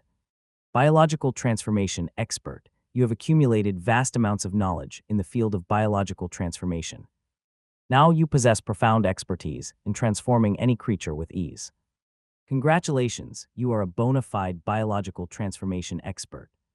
Trait effect: As a biological transformation expert, you demonstrate extraordinary comprehension when studying materials related to biological transformation, allowing you to swiftly grasp any knowledge in this field. This was the first knowledge-based trait Lynch had achieved through relentless effort, and he could deeply sense the benefits it brought him. Previously, learning materials in this category took him half a day to fully understand, with skill level merely increasing by 1 or 2 points. But now he could easily understand any biological transformation book placed in front of him. A single reading session would effortlessly increase his skill level by tens of points, sometimes even by dozens. Think about it, it makes sense. Practice makes perfect. No matter what the task is, the more you do it, the better you grasp its underlying principles and logic, making similar tasks much more efficient afterward. I wonder if similar traits exist for other knowledge categories once mastered. They probably do, he mused. Apart from his main specialty, over these 3 years, Lynch hadn't neglected other fields of magic knowledge. If you want to know how much he mastered in total, just take a glance at his data panel. Fire element control, from basics to mastery, max. Elemental studies, basic concepts and interaction rules, max. Formation of wind element. This was the elemental category. Bloodline fusion basics, max. Observation records of 120 blood cell factor variations, max. Giant bear bloodline analysis. This was the bloodline category. Soul study, max. Daily hypnosis techniques, max. Communication between soul and divinity, max. This was the spiritual category. From spells to body refinement, all the way to spiritual topics, the 3 major wizard categories, from elemental studies to bloodline analysis to soul hypnosis, and dozens of other magical disciplines, Lynch has dabbled across them all. Even Lynch himself wasn't clear on the exact number of books he had read, but he maintained a process of completing one book within 3 days to a week, consistently borrowing a new book after mastering the knowledge of the previous one. For 3 years, he had never stopped. In the Copper Key archives, Lynch had gone through over half of the books. Among the remaining ones, excluding repetitive content, there weren't many left to tackle. Besides self-studying these topics privately, Lynch frequently attended lectures across various fields of magic. Elemental, biological, spiritual. Regardless of the category or magical discipline, as long as there was an open class listed on the schedule, Lynch would guarantee he'd secure his seat early in the classroom. Some open classes were scheduled during inconvenient hours, either too early or too late, and barely had any apprentices attending, even from the relevant discipline. Nevertheless, Lynch's enthusiasm remained unwavering. Even when some classes explored dense content and the instructors gave dull lectures that left most apprentices dozing off midway, Lynch's eyes flickered with passion as he diligently took notes. Bear in mind, many nights beforehand, Lynch had already spent the entire evening grinding through lessons. With such a near-maniacal devotion to learning, Lynch developed an astonishing mastery of apprentice-level knowledge. To put it simply, throw him into any academic subgroup under the 3 major categories, and he could seamlessly integrate, often ranking among the top students in the class. When it came to mastery of apprentice-level knowledge, no one across the Shadow Tower could rival Lynch's proficiency, not even some wizards. For wizards, knowledge equates to power. Such an immense foundation of magical knowledge ultimately resulted in a large repertoire of basic spells for Lynch. Fireball technique, max. Fire element control, max. Wind blade, max. Wind summon skill, max. Earth sinking, max. Water control skill, level 1. Hypnosis. Spirit resilience. Skin cell hardening. Blood boiling. Beyond mastering spells in elemental magic, excluding the light attribute, Lynch delved into spiritual and refining systems alike. Across the 3 major spell categories, Lynch had learned over 20 spells. It's worth noting that apprentices joining the inner ring around the same time, as Lynch could only manage to learn 1 or 2 magic spells on average. Learning 3 spells already classified someone as a top student. Meanwhile, Lynch had acquired nearly 10 times as many. Even more frightening is that several of his spells had been honed to mastery level, something unparalleled even among the resource-abundant Inner Tower apprentices under the tutelage of skilled wizards. Such extensive spell-learning efforts culminated in a new spell-related trait. Trait Magic Little Expert. Magic Little Expert, you've learned over 20 apprentice-level spells across different magical disciplines. Your proficiency spans the 3 major spell categories. Congratulations, you are a true Magic Little Expert. Trait effect, studying any apprentice-level magic will grant a 5% 35% efficiency bonus. This trait is remarkably powerful, though its efficacy varies depending on the type of magic learned. Simpler magic spells enjoy the full 35% bonus, with significant leaps in proficiency each time. However, more complex spells see smaller bonuses. This disparity is most noticeable in elemental magic. When studying most spells, Lynch could ensure his trait's bonus exceeded 20%. For dark and fire elements in particular, he almost consistently hit the full 35% bonus, seeing skill increases of multiple points, sometimes 10 or even dozens per session. Conversely, when dealing with water element and light element spells, progress was painfully slow, often yielding only 1 or 2 points of proficiency increase each time.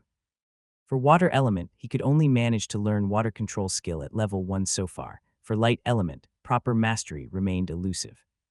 This struggle stems from a common issue with opposite system elements. Constructing magic models for opposite elements is hampered by elemental clashes, complicating the process significantly. Though Lynch thoroughly understood both water element and light element on a theoretical level, issues arose every time he attempted to build a spell model. The interference would disrupt his spiritual power, forcing him to stop. Take it slow, I'll tackle this later, Lynch thought. After several unsuccessful attempts, Lynch decided to leave the more challenging puzzles for the future. With so many other spells remaining to master, there was no need to get stuck on these for now. Having covered knowledge and spells, let's move on to the most critical aspect, perhaps the most direct indicator of a wizard's power, meditation level. Thanks to 3 years of unrelenting effort, Lynch had long surpassed the stage of being a fledgling apprentice with merely one basic, rune and feeble spiritual power. Now he had truly grown. Meditation LV3, 11,980, 12000. After 3 years of relentless effort, Lynch's meditation level finally reached level 3. Basic runes in his sea of consciousness had grown to 3, and he was now just a step away from level 4. It's worth noting that the period between level 3 and level 4 is also known as the bottleneck period. Advancement is incredibly difficult. Just look at the skill level requirements. Level 1 to level 2 only needs 3,000 skill points. Level 2 to level 3 requires 6,000, but level 3 to level 4 demands a whopping 12,000 skill points. This is, after all, the first real threshold on the wizard's road. Crossing it means a dramatic leap in rank, advancing from low-level apprentice to mid-level apprentice, heralding a brand new chapter for the entire journey as a wizard. Fail to cross it, and that wizard's road essentially comes to an end. This is no overstatement. The average time for apprentices to advance to wizards is 50 years. And that statistic only accounts for those who manage to succeed. In reality, most apprentices won't even make it into that calculation. An overwhelming majority of apprentices remain stuck at the low-level apprentice stage, endlessly cultivating magic their entire lives, only to die with regret as mere low-level apprentices equipped with sparse magic knowledge. The reason behind this phenomenon is, frankly, a little absurd. According to data collected by wizards, the primary reason most apprentices fail to advance isn't a lack of talent or resources. It's simply a lack of effort. This phase of the wizard's road is actually the one with the least reliance on resources and talent. To put it lightly, as long as you're not cursed with the legendary, inferior talent, regular apprentices cultivating on a regular schedule can usually make the transition. It just takes a bit more time. But the fact of the matter is, most apprentices don't put in the effort they should. After an hour or 2 of meditation, they're already complaining about fatigue. Even when their spiritual power is far from depleted, they're itching for a nap. After 1 or 2 days of meditation, they've already scheduled themselves a week-long break. Their efforts are sporadic at best. Forget about cultivating tirelessly like Lynch. For many apprentices, even maintaining a basic daily meditation routine feels like an insurmountable challenge. Still, you can't entirely blame them. Cultivation is undeniably monotonous, sitting still every single day, absorbing elemental particles one by one. It might be bearable for a day or two, but over time, the repetitiveness can make a person feel completely numb. Spiritual power that's stagnant like water might not budge for days, weeks, or even months, enough to make anyone question the essence of wizardry. So what happens if they don't meditate? Unrestrained, carefree youth. Falling in love, rolling in bed sheets. Joining gatherings on a whim. Bonfires, fine food, exquisite wine. Mastering one or two supernatural spells, and sneaking off to the mortal world to revel in the mortals, reverent adoration. The vibrant and dazzling landscapes of the wizard world are far too tempting, coaxing apprentices to stay put. The monthly allowance of 100 magic stones is more than enough for them to live a modest but thrilling life. The sun is shining. Youth is glorious. Can I just play around for a few years, 12,345,678 years perhaps, and then slowly start cultivating? After all, there's plenty of time. Cultivation. Who cares about cultivation? Aside from sloth and distraction, there's another key reason. Luck-based thinking. Just look at the Netta apprentices and those purebloods from wizard families. They hardly put in any effort to cultivate, yet they easily achieve mid-level or even high-level apprentice status. Advancing to wizard status isn't even a major challenge for them. Given these examples, why would I buckle down and cultivate diligently? With the same amount of spiritual energy, wouldn't it be much wiser to attend more banquets, network with a few powerhouses, and cozy up to those high-ranking individuals? Wouldn't securing a golden opportunity be better? Sitting in a meditation room for years, what takes others just one dose of magic potion to achieve. Grabbing elemental particles one by one, who knows how long that will take?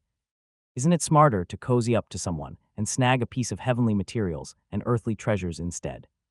Instead of stupidly sitting there and cultivating like a fool, why not work on finding a sponsor, or at least venture out somewhere and hopefully stumble upon some ruins or strike it rich? Doesn't that beat sitting there like an idiot? Cultivation. Forget about it. Apprentices holding such thoughts in the wizard world are far from rare. In fact, you could say they're everywhere. Most apprentices indulge in this mindset. They all believe the world is full of miracles, yet refuse to acknowledge that miracles are rare exceptions. All in all, these three factors together mean that the majority of apprentices fail to settle down and seriously meditate. Advancing from elementary to mid-level becomes the most ruthless filter of apprentices on the wizard's road. I should be able to advance to mid-level apprentice this month, right? Lynch was genuinely excited about this advancement. After all, his spiritual power had already entered the 5 range, and reportedly, advancing from low-level to mid-level apprentice would bring a significant boost to spiritual power.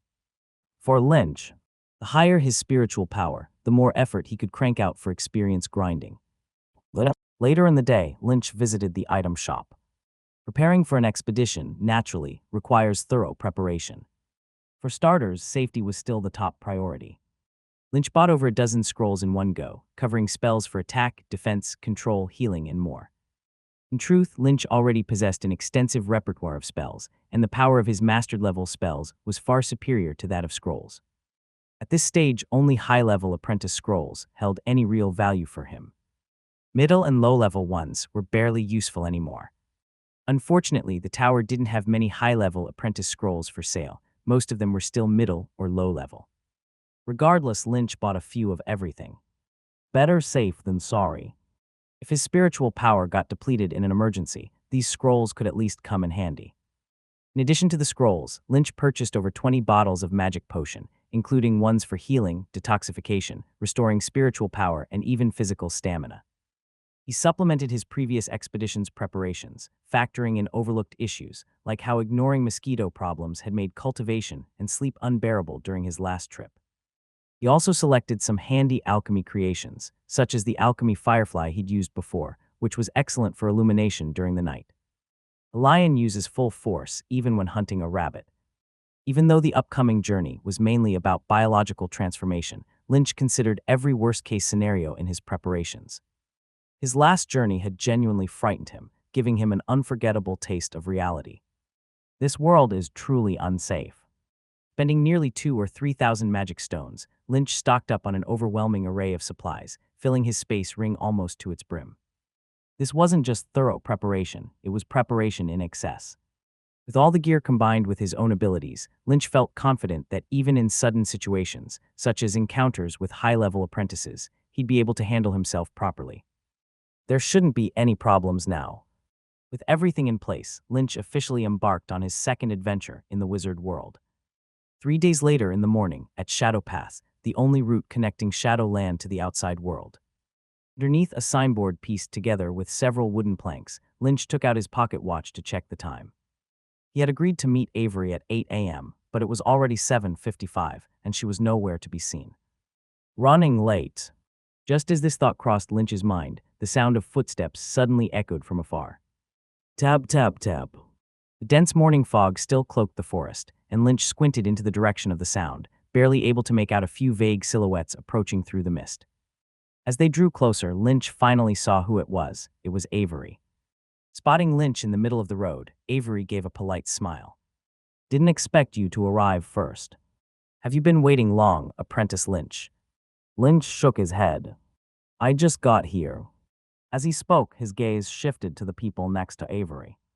Avery hadn't come alone. She was accompanied by 2 male apprentices. One of them appeared to be about Lynch's age, burly in build, wearing a badge indicating his status as a low-level apprentice. His cloak hung loosely over his shoulders, revealing a black hunting outfit underneath. At his waist hung a cross sword, completing the image of a knight. The other looked visibly older, likely around 25 or 26, wearing a badge marked as a mid-level apprentice. In his hand, he held a magic wand adorned with multiple gemstones, its value evident at a glance. He was of medium build, with slightly curly brown hair and an ordinary face, though his chin was slightly raised and his eyes narrowed, exuding an air of arrogance. After briefly scanning the two, Lynch's focus returned to the apprentice wielding the sword, and his expression showed slight surprise. He recognized the man from a prior conflict. Adam Stark. Meanwhile, Avery noticed Lynch's gaze and began introducing the 2 companions. Lynch, these are my timemates. This is Adam Stark, and the one beside him is Lucas Filman. She paused briefly, then turned to her teammates and said, Gentlemen, this is Apprentice Lynch Valen. He will be assisting us in handling the elemental coral.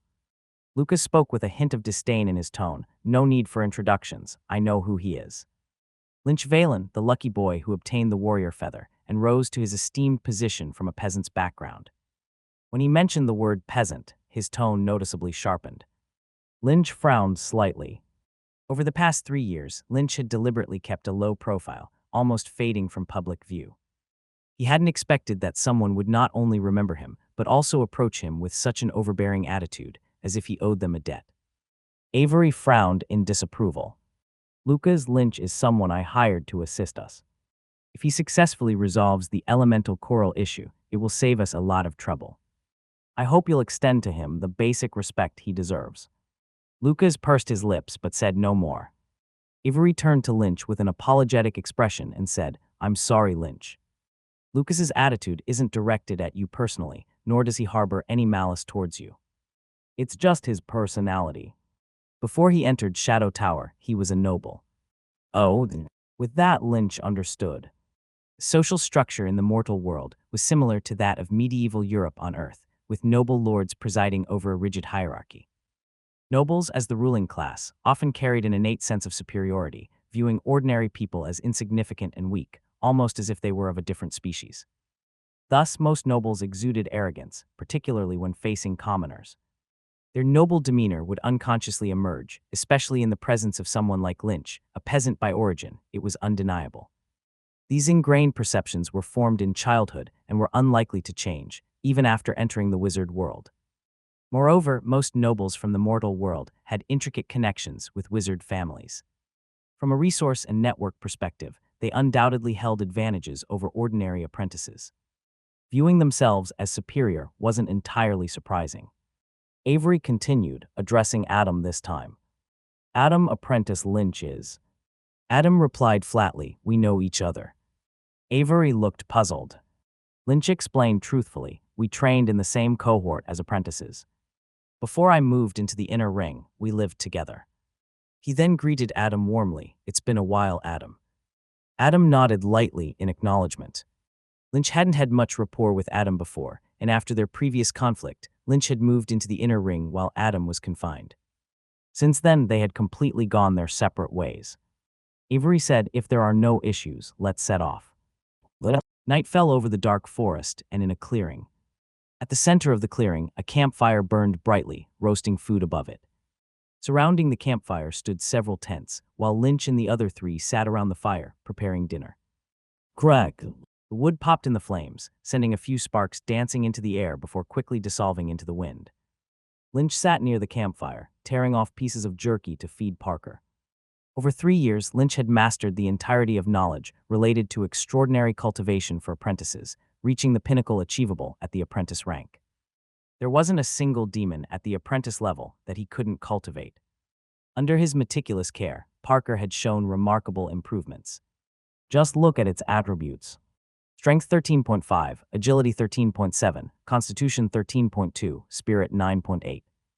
3 basic attributes exceeded an astonishing 13, which was already equivalent to the level of a high-level knight in the human world.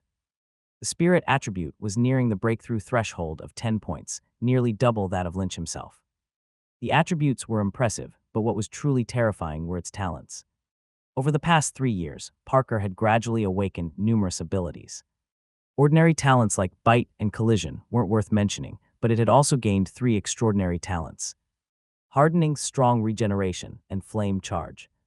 Hardening enabled Parker to instantly increase the density of its skin and scales, greatly enhancing its defensive power. In this state, its body became harder than steel. Even Lynch's full-strength attacks struggled to break through.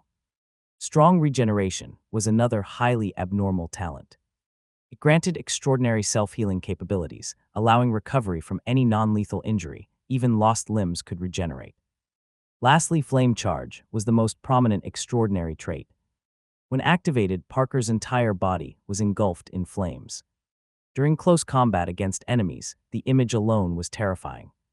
As ironic as it was, Lynch, despite possessing numerous magical skills and swordsmanship expertise, found himself decisively outmatched in raw combat against Parker. Over the years, his primary combat goal had become defeating Parker. Rustle, rustle. Just then, the faint sound of rustling broke the stillness of the night. A nearby bush suddenly quivered. As Lynch was about to react, the other 3 had already sprung into action. "Stay here, don't move," Adam said sternly, drawing his crossed sword as he stepped to Lynch's left. At the same time, Avery raised her magic wand and moved to Lynch's right, and even Lucas, who had previously disdained Lynch, filled in the final gap.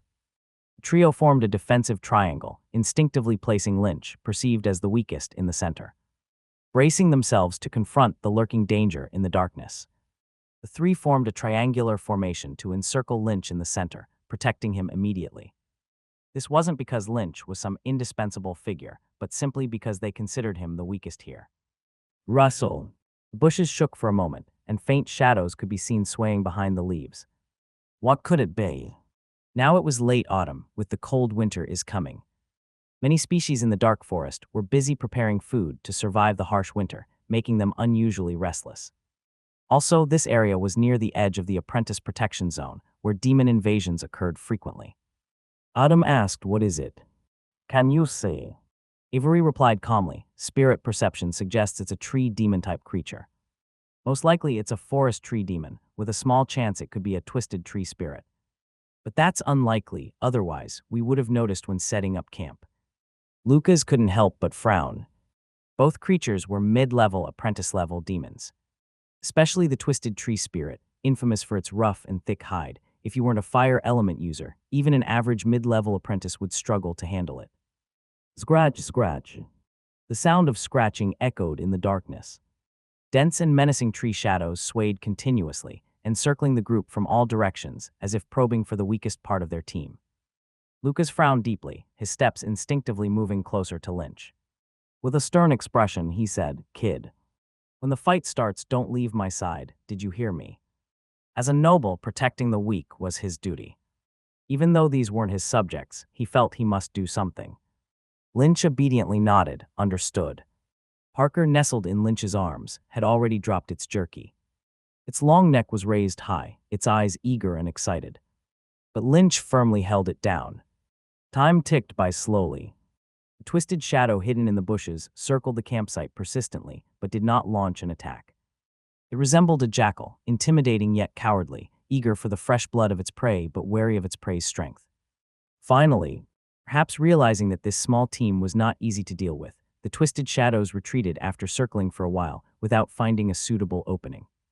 The swaying bushes gradually moved farther away until the noise disappeared completely. Lucas let out a sigh of relief. That beast is gone. Avery remained silent. Raising her slender right hand, she gathered a cluster of light element in front of her. With a gesture towards the distant bushes, the light element quickly flew in that direction, sinking into the bushes.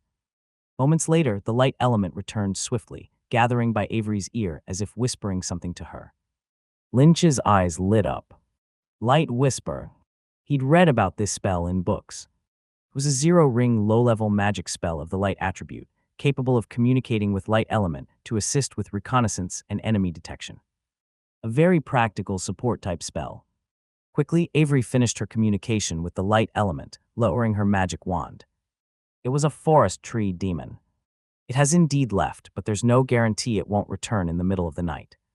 Adam replied coldly, "I'll take the night watch." "All right." Avery nodded, then arranged, "Tomorrow night will be my turn, the night after that Lucas, and the night following." Her gaze fell on Lynch. However, before she could finish, Lucas interrupted, clearly uneasy. "Let Adam take that watch again. It's better to stay cautious when we're out in the field." Avery nodded, "Fine." Lynch, was there really a need to look down on him so much? He was, after all, the recipient of the warrior feather, someone who had once soloed a black wizard apprentice. Then again, he couldn't entirely blame them. Lynch had been too low profile for the past 3 years. Over these years, he had been studying alone, never attending any gatherings or events among the apprentices. He avoided everything, including spell exchange tournaments and magic arenas. Even during the tower's periodic assessments for apprentices, he barely passed and avoided standing out in any way. With such low visibility, his famed achievements from 3 years ago had long been forgotten by almost everyone. Occasionally, someone might bring it up, but only as a joke over tea. "Hey, look at that guy. Didn't I say it back then?" Luck doesn't favor someone forever. If you're weak, you're weak. Comments like that. Now Lynch had become a completely ordinary member of the tower. Fading into the crowd best described his current status.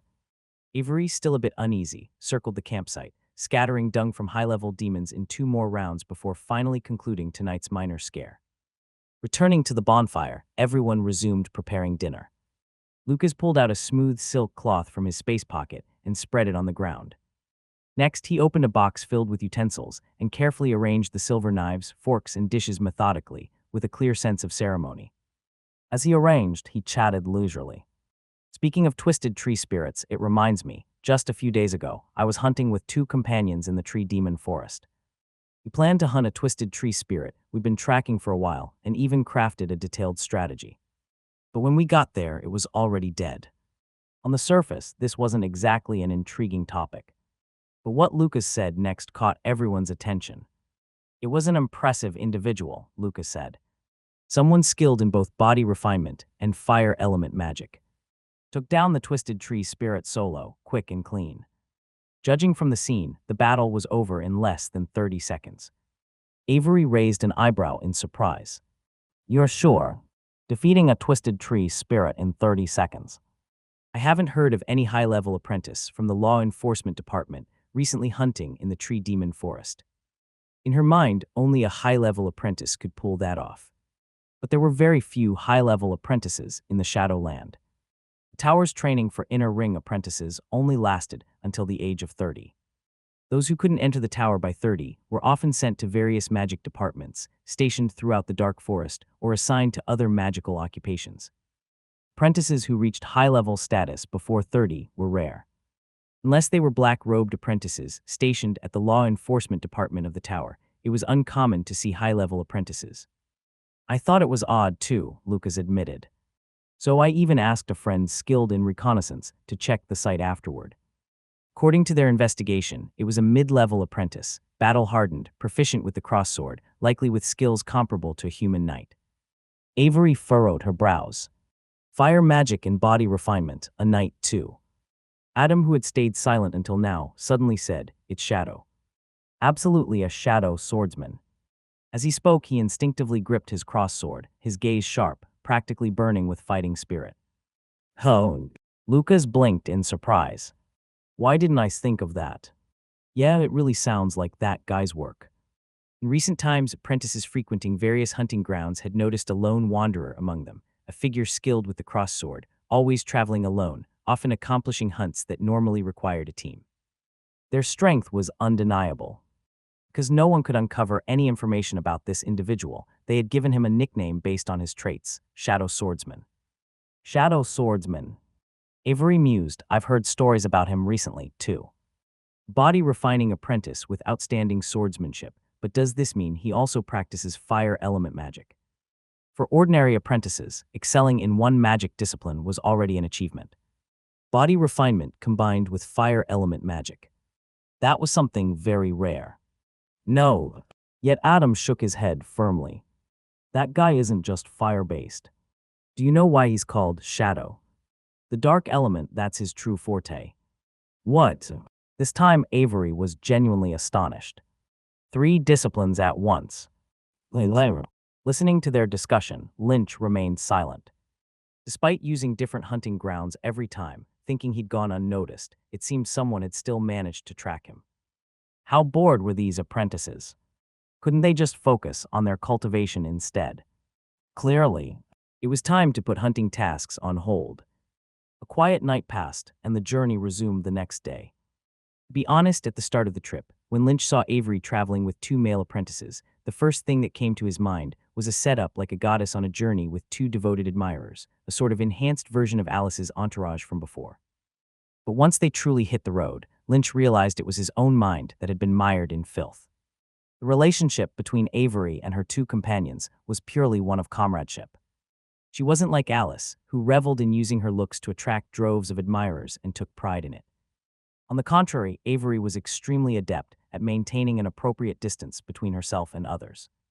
She didn't come across as unapproachable, aloof, and cold, yet at the same time, she never gave anyone the impression that she was interested in them, avoiding any ambiguous feelings or improper thoughts. Frankly speaking, for a girl as stunningly beautiful as her to pull this off was no small feat. But reflecting on her background, it wasn't surprising at all. With her kind of upbringing, there was never any need to rely on her appearance to gain confidence or fulfill vanity. Perhaps this is where the fundamental difference between a top-tier, privileged beauty and an ordinary, beautiful woman lies. After navigating the shadow path for 2 days, the group arrived at the Lake of Dust and Illusion on the 3rd morning. This was a lake situated south of the Shadow Tower. Its name originated from the human world. In human lore, it was said to be the boundary between reality and illusion. Crossing this lake would lead one deeper into the forest, where the legendary wizards resided. It was rumored that one could learn magic there and gain unimaginable riches. Though most of these stories were fabrications by minstrels, there was a grain of truth to them. The lake was indeed one of the gateways to the dark forest, and in some sense, marked the boundary between the wizard world and the human world.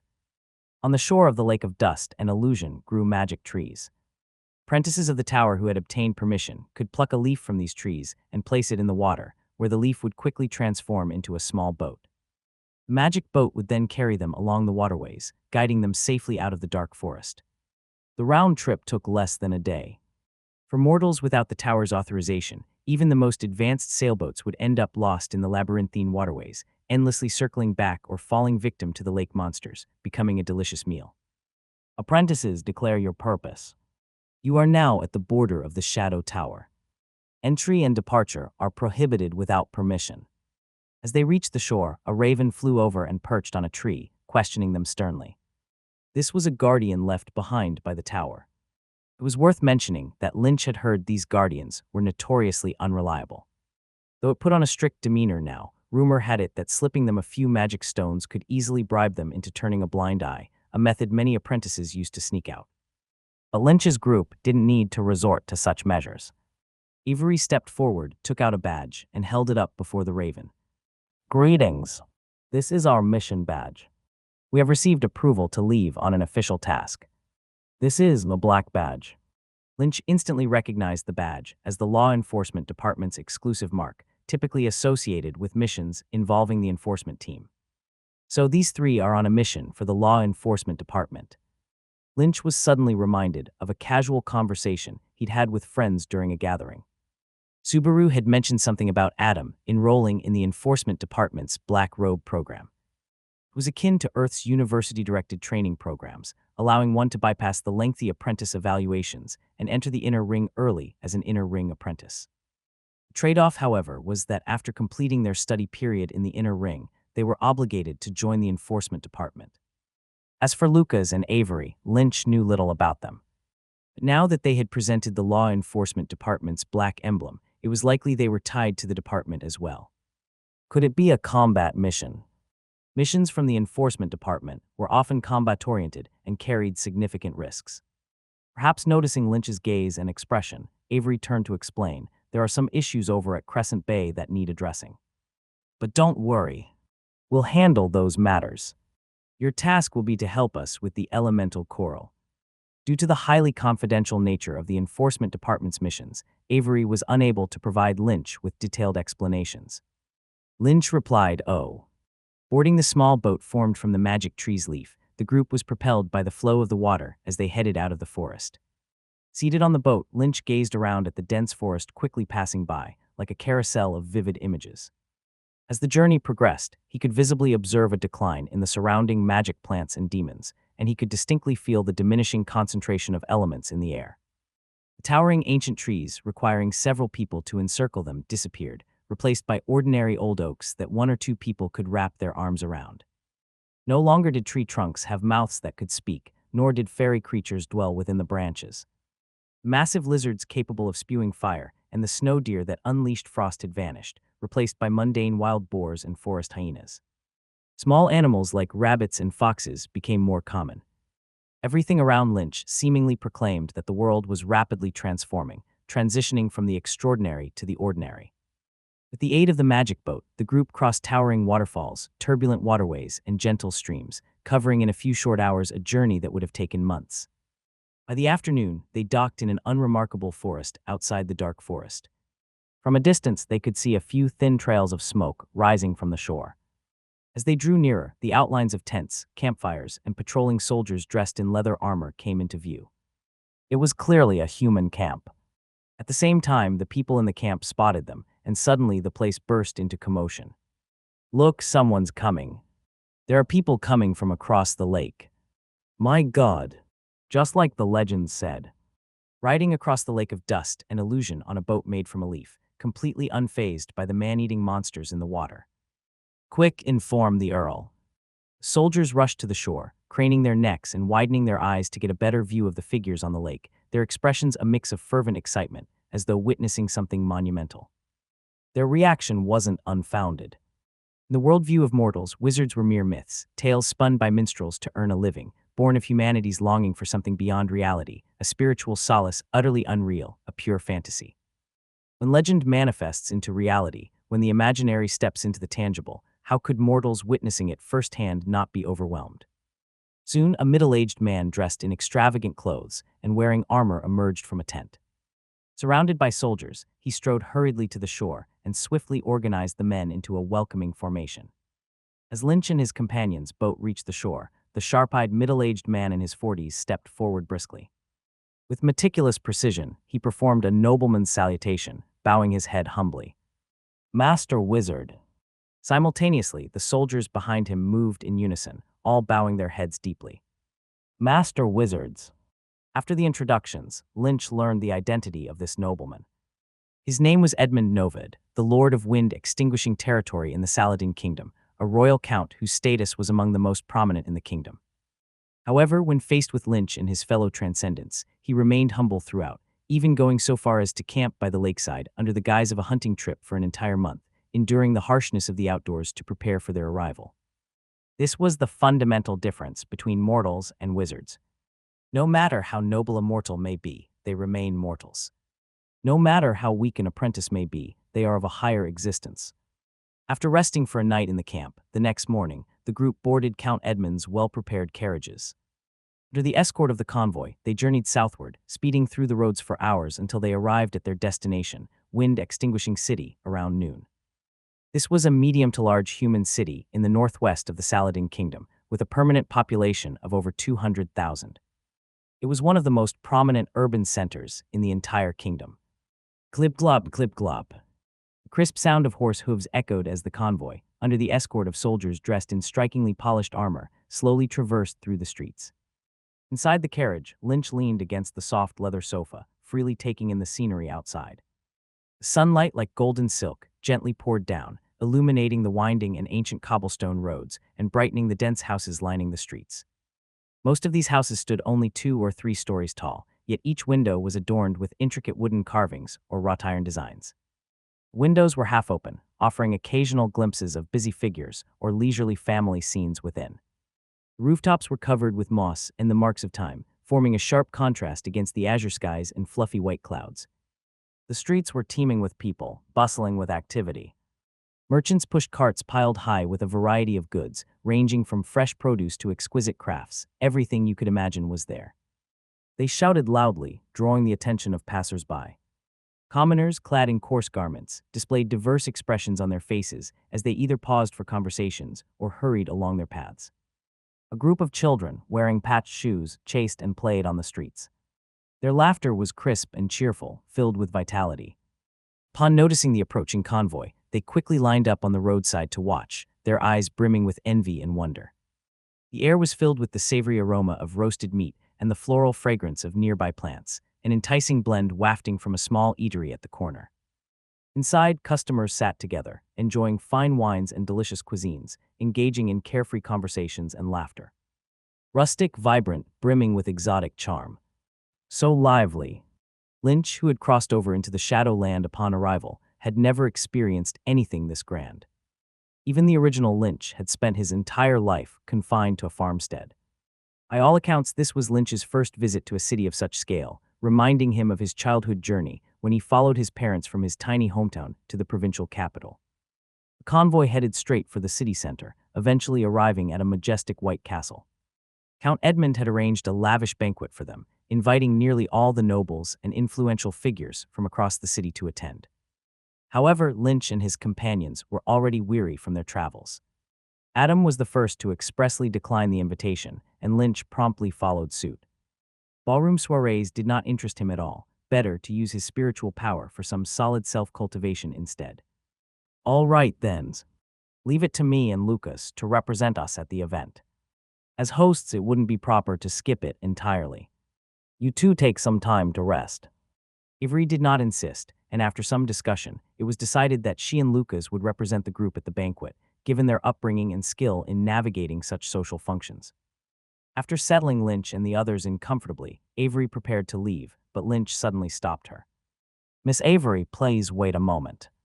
Avery turned around and asked, "Is there something else, Apprentice Lynch?" Lynch stepped forward and clarified, "It's like this. I have a friend who unfortunately passed away due to an accident. Before his death, he entrusted me with delivering his crossed sword back to his homeland, which happens to be in the Tulip Domain in the Saladin Kingdom. I would like to inquire when my assignment is scheduled to begin so that I can plan accordingly."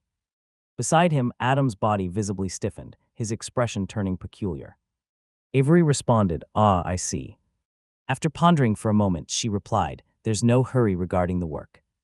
On our end, we still need some preparation time. It could be a week or two, or perhaps even a month or two.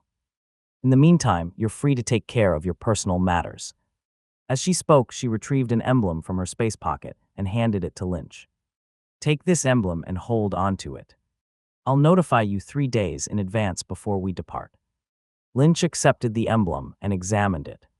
Intricate magic patterns were etched on its surface. Avery explained, "When the emblem starts glowing and generating heat, that means our preparations are nearing completion. At that point, you'll need to reach here within 3 days to join us." "Is that all right?" Lynch nodded. "Understood." Avery spoke a few words to Count Edmund, who promptly summoned a servant and gave instructions. Shortly afterward, the servant returned, carrying a wooden tray. On it was a small cloth bag filled with various coins. Avery handed the cloth bag to Lynch and said, "Here's some currency from the human world. It'll help you as you travel through town." This was the work of an elite cultivated by a high-level family. Indeed, one had to admire the meticulousness of the young lady. Even though human currency was worth little compared to magic stones, a kilogram of gold would only cost 2 or 3 magic stones. She still thought of such minute details, earning immediate favor.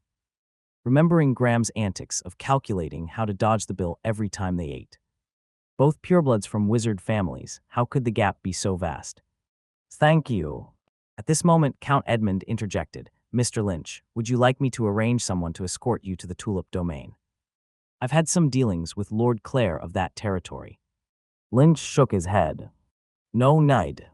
Just prepare a horse for me, and that'll suffice. Before heading to the tulip domain, he still planned to explore a few places, particularly some covert locales. Upon leaving the Count's castle, Lynch was about to depart when a voice suddenly called out to him from behind. Lynch. Lynch turned in puzzlement to see Adam approaching. Lynch asked, is something wrong? In 3 years, Adam had matured significantly. He now towered over Lynch with a height exceeding 1.8 meters, his features more pronounced, albeit with an icy demeanor akin to a block of ice. Over the past few days, he'd barely uttered a word. Adam approached slowly, hesitating for a long while before finally speaking. You are traveling to the tulip domain, for Yuri's sake, aren't you? Lynch nodded. Yes. Adam fell into brief silence before asking, so, Yuri commissioning you to deliver the glory cross back to his father before his death, was that true? Lynch looked at him in confusion. Why else? 3 years ago, after the High Tower had lifted its veil on apprentice examination protocols, Lynch had disclosed everything he knew to Adam. He had believed their misunderstandings were wholly resolved. Could there still be lingering doubts? Adam scratched his head before candidly admitting, I thought you said that just to covet Yuri's glory cross. Lynch, After a moment of silence, Lynch replied, I didn't. What I told you was the truth. Adam nodded. All right, I believe you now.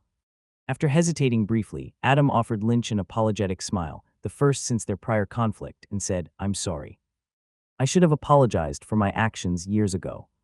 Lynch shook his head. It's fine. I've already forgotten about it. Adam smiled, a rarity, considering their history, and said, the glory cross was something Yuri cherished as if it were his life.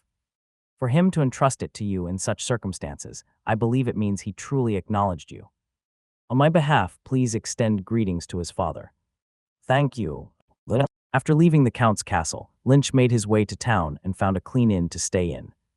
Though he intended to stroll around wind-extinguishing city for a couple of days, the reason he chose to leave the luxurious Count's castle and move to a small inn was primarily because he was about to advance. Yes, after days of meditating and cultivating, by last night his skill level had already reached 11,999, just 1 point away from breaking through the final barrier of low-level apprentice to achieve mid-level apprentice status. While advancing to mid-level apprentice wouldn't cause as dramatic fluctuations as advancing to wizard, there would still be noticeable shifts in spiritual power that Lynch didn't want others to notice, so he opted to move out. Settling into the inn, Lynch took advantage of the night to complete a round of meditation. Unsurprisingly, everything unfolded smoothly and naturally. Meditation level 4, 320000. Mid-level apprentice. From tonight, it officially begins. This session of meditation seemed exceptionally long compared to the past. It took several minutes before Lynch slowly opened his eyes. Such intense spiritual power. So this is what it feels like to be a mid-level apprentice. The first sensation Lynch felt was fullness. His spiritual power had never been as abundant as it was now, almost inexhaustible. He closed his eyes to take a look at the spirit vortex. After years of hard work, the spirit vortex, once the size of a thumb, had expanded to roughly 5 centimeters in diameter, and in just this brief moment, it suddenly swelled to nearly double its size, now as large as a fist. It resembled a miniature galaxy. Lynch opened his eyes and checked the visually intuitive data panel for confirmation. Spirit 8.6. Tusk. No wonder his spiritual power felt unprecedentedly inflated. His spirit attribute had previously been only 5.1, barely breaking into the 5 range. But in just a short while, it had skyrocketed to 8.6, a growth of 3.5 points, more than a third increase. To think that it took him years just to break through to the 3 range of spirit when he started meditating. Such overwhelming spiritual power. 8.6 spirit was equivalent to spiritual power rated at 86. Lynch never felt his spiritual power to be so abundant before. It gave him a sense of security he'd never felt previously, no longer worrying about depletion from casual use. Now that spiritual power was addressed, let's discuss other changes, namely the most significant difference between low-level apprentices and mid-level apprentices. Life Force. Upon advancing to mid-level apprentice, Lynch's data panel displayed a new entry. Life Force plus 30. The distinction between low-level apprentices and mortals was largely in physical strength. While low-level apprentices might live longer than mortals, their extended lifespans depended on forcibly enhancing their bodies with magic potions and materials, like supplementing zinc when deficient or calcium when lacking. In essence, their lifespan remained bound to the mortal limitations. But advancing to mid-level apprentice changed everything. Starting with the mid-level apprentice stage, every step on the wizard's road would grant increases to life force, a unique energy exclusive to the path of transcendence that allowed wizards to live longer than ordinary people. With continued augmentation of life force, wizards could passively delay aging, maintain cellular activity indefinitely, and survive for as long as they existed. The ultimate pursuit of wizards, truth and eternity, includes eternity, which refers to life force. 30 points of life force. Does this mean I've gained 30 years of life? Lynch recalled reading a book which stated that, when elementary apprentices advanced to mid-level apprentices, they typically gained an additional 30 years of lifespan. This likely corresponded to the 30 points of life force here. It couldn't be a coincidence. What sort of mysterious energy is this? Lynch found himself deeply curious. Wizards had various intricate methods to prolong their lifespans, and other ways of extending life existed, though they all adhered to the basic logic and fundamental rules governing this world. But life force was different. It seemed entirely detached from standard rules, unreasonably granting additional years, defying logic in an astonishing way. A worthy subject for study. Shaking his head, Lynch temporarily set the question aside. It was clearly not something that could be understood in a day or two. All things required a gradual, step-by-step approach, focusing on what mattered at the moment was key. With this thought, Lynch's face lit up, confidence radiating as he regained his posture on the chair and activated the undying bird's feather once more.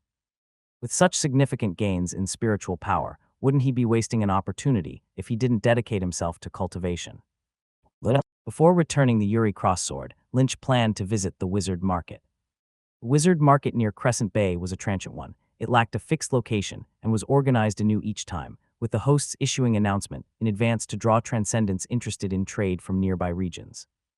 It was somewhat reminiscent of Earth's rural fairs. The next market would be held in 3 days, so Lynch spent these days wandering the city, exploring and enjoying the exotic realm during breaks from cultivation. As an Earthling, Lynch found this otherworld's human settlement quite enchanting. The streets offered various local delicacies, such as special sweet cakes made from wheat, topped with sesame seeds and honey, and slightly upscale eateries served exotic dishes like peacock and heron meat. At the slave market, one could purchase brawny men, typically prisoners from rival forces or wildlings without citizenship in the Seven Kingdoms. Occasionally, young women appeared, though they were quickly acquired by brothels. Brothels were the favorite destination of male apprentices visiting the human world. Young, beautiful, and rigorously trained female slaves, they were adept at pleasing men, often keeping apprentices confined to the beds till their last copper coin was spent. As for Lynch, who prided himself on maintaining purity, he had no intention of losing his virginity in such places. However, since the brothel staged large theatrical performances, he decided to drop by for a look. What could he say? He left slightly disappointed. Although advertised as theater, the performances felt more like low-budget live-action films, a chaotic display of scantily clad men and women jumping around with a barely polished script, the majority of scenes essentially erotic. The only memorable aspect of the show for Lynch was its name, Knight and Wizard, supposedly about the legendary great knight Grant Gwodies of the neighboring Ramos Duchy. Another spot that caught Lynch's attention was the duel arena. Resembling architectural styles of ancient Roman amphitheaters, it frequently hosted fierce matches where organizers brought in lions, tigers, and other beasts, pitting them against warriors from all over. Victors could claim handsome prize money. The raw, bloody clashes easily fueled adrenaline and sensory thrill, making this the most popular entertainment in town, filled to capacity with both commoners and nobles alike. Unfortunately, Lynch visited during an off period. The arena had canceled recent matches for unknown reasons, with no announcement regarding their resumption. After 2 days of wandering and feasting, the third day arrived, the start date of the wizard market. Early in the morning, Lynch unfolded the magic map he had purchased back at the tower. As the market date arrived, the map revealed the specific location of the event. The market's hosts were none other than Golden Carriage, a renowned wizard organization specializing in commerce within the ancient ruins.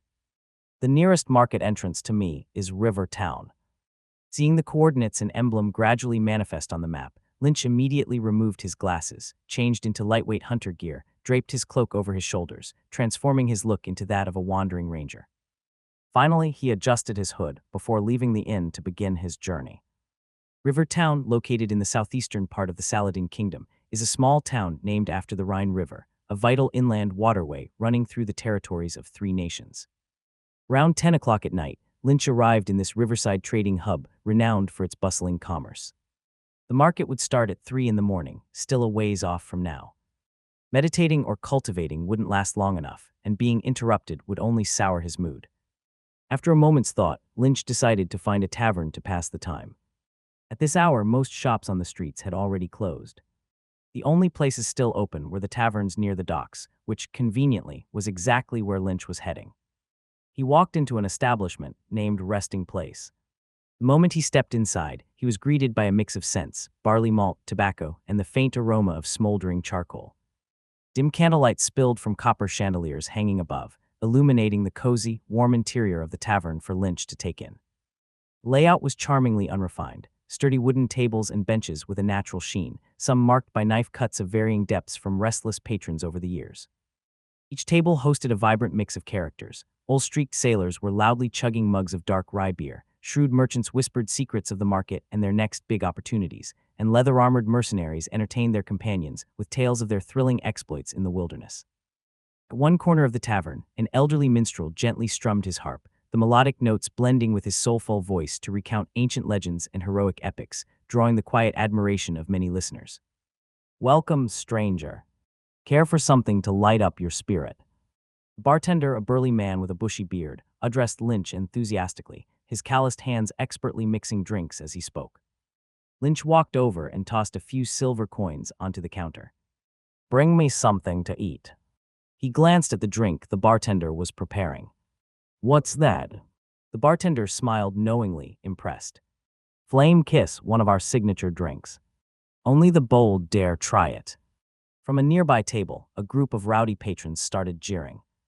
"Think you've got the guts to try? Or are you running back to your mommy for her milk?" "Hello. Pretty boy, careful. One drink and you might wake up in some duchess's warm bed." "Hello." Lynch barked confidently, "Sure, I'll take it." "Attaboy." The bartender exclaimed in approval and slid a brimming oak mug over to him. Without hesitation, Lynch grabbed the mug and drained it in one go. A fiery liquid coursed down his throat, sharply burning all the way to his stomach. It felt as if a flame had ignited within, spreading a fiery warmth through his veins, making his blood feel like it was boiling. Lynch slammed the mug down with a grin. "That's the stuff. Well done. Didn't expect such nerve in someone so young." The tavern patrons banged their tables and benches in uproarious approval, filling the room with clamorous cheers. In this world, where taverns were stages for small glories, downing a flame kiss in one gulp was akin to earning a badge of honor. The infectious energy of the moment ignited Lynch's own sense of camaraderie, his boldness swelling amid the praise. Clinka, clinka. Embarking on a whim, he scattered a handful of gold coins onto a nearby table. "Tonight's tab is on me." To punctuate his display, he plucked a single gold coin and flicked it toward the corner minstrel. The coin arced gracefully through the air and landed neatly in the hat on the minstrel's table. "Play something lively. Stir up the fun." Throwing a rock into still water couldn't have caused a bigger splash. The tavern erupted in deafening cheers. The regulars praised Lynch's generosity, thumping their tables and stomping on the floorboards. The bartender's face lit up as he beamed ear to ear, his eyes sparkling like polished gems. Taking his cue, the minstrel hopped up on a table and, with his weathered voice, launched into a robust, foot-stomping ballad. "Superb." Downing another mug of Flame Kiss, Lynch roared his satisfaction. Wasn't he worried about attracting trouble with such theatrics? If anything, Lynch hoped for some mischief. Last, the patrons here didn't seem to include the greedy and lawless types often found in tales. The truth was simple: Lynch had been bottling up too much for too long. By nature, he wasn't someone who conformed to rules. Reality had forced him to tread carefully, but now that he had a rare chance to cut loose, he intended to indulge fully. Just then, a wiry man entered the rowdy tavern. Clearly a regular, he greeted a few nearby patrons, though most were too absorbed in the festivities to notice him. Annoyed by being ignored, he called out to another table, only to be overlooked again. Bunch of fools. Did treasure just wash up in the river or something? Unaware of what had sparked the commotion, the man couldn't help but feel slighted by the lack of attention. Resentful of being sidelined, he decided to stir things up to steal the spotlight. But how? As he pondered, he approached the bar. The spot next to the bar was already occupied, blocking his way. Seated there was a young stranger, clean-cut, strikingly handsome, with pale, delicate features that screamed pampered rich kid out on an adventure. The man's eyes glinted with a sudden idea. He scowled and barked at the youth. Move it. You're in my way. The tactic worked. As soon as his words fell, the boisterous tavern hushed. All eyes turned toward him. Taverns loved a spectacle. Relishing the spotlight, the man raised his voice, his words more brash. Unless you'd prefer a swim with the fishes in the river. Lynch had been enjoying his drink, momentarily lost in the hubbub of the tavern, and hadn't noticed the man until those sharp words cut through. He calmly set his mug down and lifted his gaze. Were you talking to me? Oh. The man laughed loudly, thrusting a fist into Lynch's view. You planning to test the strength of this? It's the fist that once fought a sea demon. Around here, the name Grupa, the Water Knight, is well known. In the human world, knights represented the apex of combat prowess, which was why so many sought to glorify themselves by adopting the knightly title. Interesting. A faint smile curved Lynch's lips. Without a word, he picked up his oak mug and began tearing it apart, right in front of the man's shocked eyes. Made from solid aged oak, the mug was crafted by hand, its walls over a centimeter thick, a thickness tough enough to double as a shield. Yet here it was in Lynch's hands, being shredded like mere paper. The crisp snapping of wood echoed through the tavern as the mug splintered into strips under his effortless grip. The tavern fell deathly silent. The man stood frozen, utterly dumbfounded. Grupa was a dockworker in River Town, loading and unloading cargo since his teenage years. Now it had been over a decade. Dockwork was anything but easy. It was pure physical labor. Though the pay was decent, many found it too grueling and quickly switched jobs. A worker like Grupa, who had stuck with it for over 10 years, was truly rare.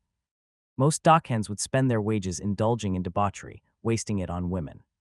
But Grupa was different. He meticulously saved every coin, spending not a penny beyond necessary expenses. Why so diligent, Grupa? Are you planning to save up for a wife? Multiple acquaintances had asked him this, and a few widows, aware of his savings, even tried to arrange a match through intermediaries. But to all these inquiries, Grupa always gave the same response. No. His explanation was straightforward. I can't waste my money on things like that. I'm saving up to buy a ship someday, so I can sail west along the Rhine River to the sea to seek out the legendary wizards and embark on thrilling adventures with them. Those familiar with Grupa knew that this wasn't the first time he'd said so. It seemed as if he were spellbound by the tales he'd heard, dreaming of things that existed only in fantasy: wizards, sea demons, magic. He constantly fantasized about embarking on a dazzling and exciting adventure. Life is short, just a few decades. I refuse to let my life be so dull and ordinary, he often declared, and when he said this, his eyes would shimmer with light. Fool, dimwit, idiot. That was the consensus among those who knew him. After all, everyone knew that wizards, magic, those were all just figments of legend, stories concocted by minstrels. They were nothing but fantasy. Only a fool would immerse himself in such dreams and believe them to be true. Once there had been some young men who, like Grupa, enjoyed fantasizing. They would gather, share their whimsical visions, and imagine their fantastic journeys. But as the years passed and they grew older, those young men gradually let go of their illusions, returned to reality, got married, and settled down. Only Grupa remained unchanged, clinging to his dreams as ever. Yet fantasy is, after all, just fantasy. Time flew by, and over 10 years had elapsed. Grupa was now over 30, with half his life already gone. Despite all this time, he had yet to embark on a single adventure. While his wages were sufficient for sustenance, saving enough for a seafaring ship was nothing more than a hopeless pipe dream. Maybe I should give up. As his physical strength waned and the wrinkles on his face deepened, Grupa began to reckon with reality. At times he hesitated, should he abandon his absurd and laughable dream, marry, and settle down. But he simply couldn't resign himself to this.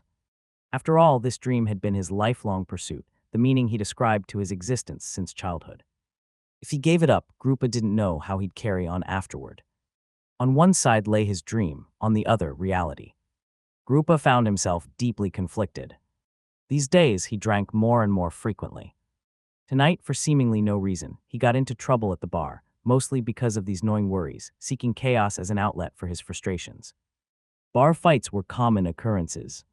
When people got drunk or simply felt dissatisfied, they'd find an excuse to brawl. It was entirely normal in a tavern setting, and come the next morning, everyone would still laugh it off. What Grupa didn't expect was to have picked on someone he absolutely shouldn't have tonight. As he watched the oak mug being shredded into splinters, his face instantly went pale. Such strength was clearly beyond the capacity of an ordinary person. The seemingly fragile, pretty boy standing before him was evidently a knight master. Why would a knight master come to a place like this? Grupa wasn't the only one stunned. Tavern patrons were equally dumbfounded, unable to understand why a noble knight would show up in such a shabby tavern at this hour and even treat them to drinks. Fortunately, this knight was broad-minded. Despite Grupa's offense, he did not take it personally. After demonstrating his immense strength, he spared him and casually said, "Go find a seat. Tonight the drinks are on me." "Why, yes. Yes, sir." Grupa dared not utter another word, stammering his reply before sheepishly retreating. The tavern returned to its usual uproar as the drunkards raised their mugs and shouted, "Praise you, Knight Master." In mere hours, dawn arrived. It was already 3 in the morning. The tavern, now silent, had calmed down. Most of the drunkards had been dragged home by their wives. Those left behind, unwanted or too far gone, were sprawled out on the floor, snoring in drunken slumber. At one table, Lynch shook his head slightly. Years of cultivating the night breathing method meant that the effects of the alcohol were negligible to him. Similarly, the spiritual power of a wizard wasn't something mundane alcohol could dull. Still, the place he was headed to next required caution. Lynch pulled a bottle of awakening potion from his pocket, drank it, and with a wave of his hand, summoned a breeze to dispel the stench of alcohol from his body. "It's about time." He glanced at the time on his pocket watch one last time, then donned his cloak and left the tavern. Meanwhile, at a table near the entrance, Grupa, who had been slumped over, was startled awake by the sudden chilly breeze and sneezed. The jolt cleared his head. As he sat up, he happened to see Lynch heading out the door. Off to relieve himself. Grupa assumed so, thinking that it was far too late to head home. He would have left earlier if that were the case. Remembering how he had offended him earlier, Grupa, despite the knight's graciousness, felt it was only proper to offer a sincere apology.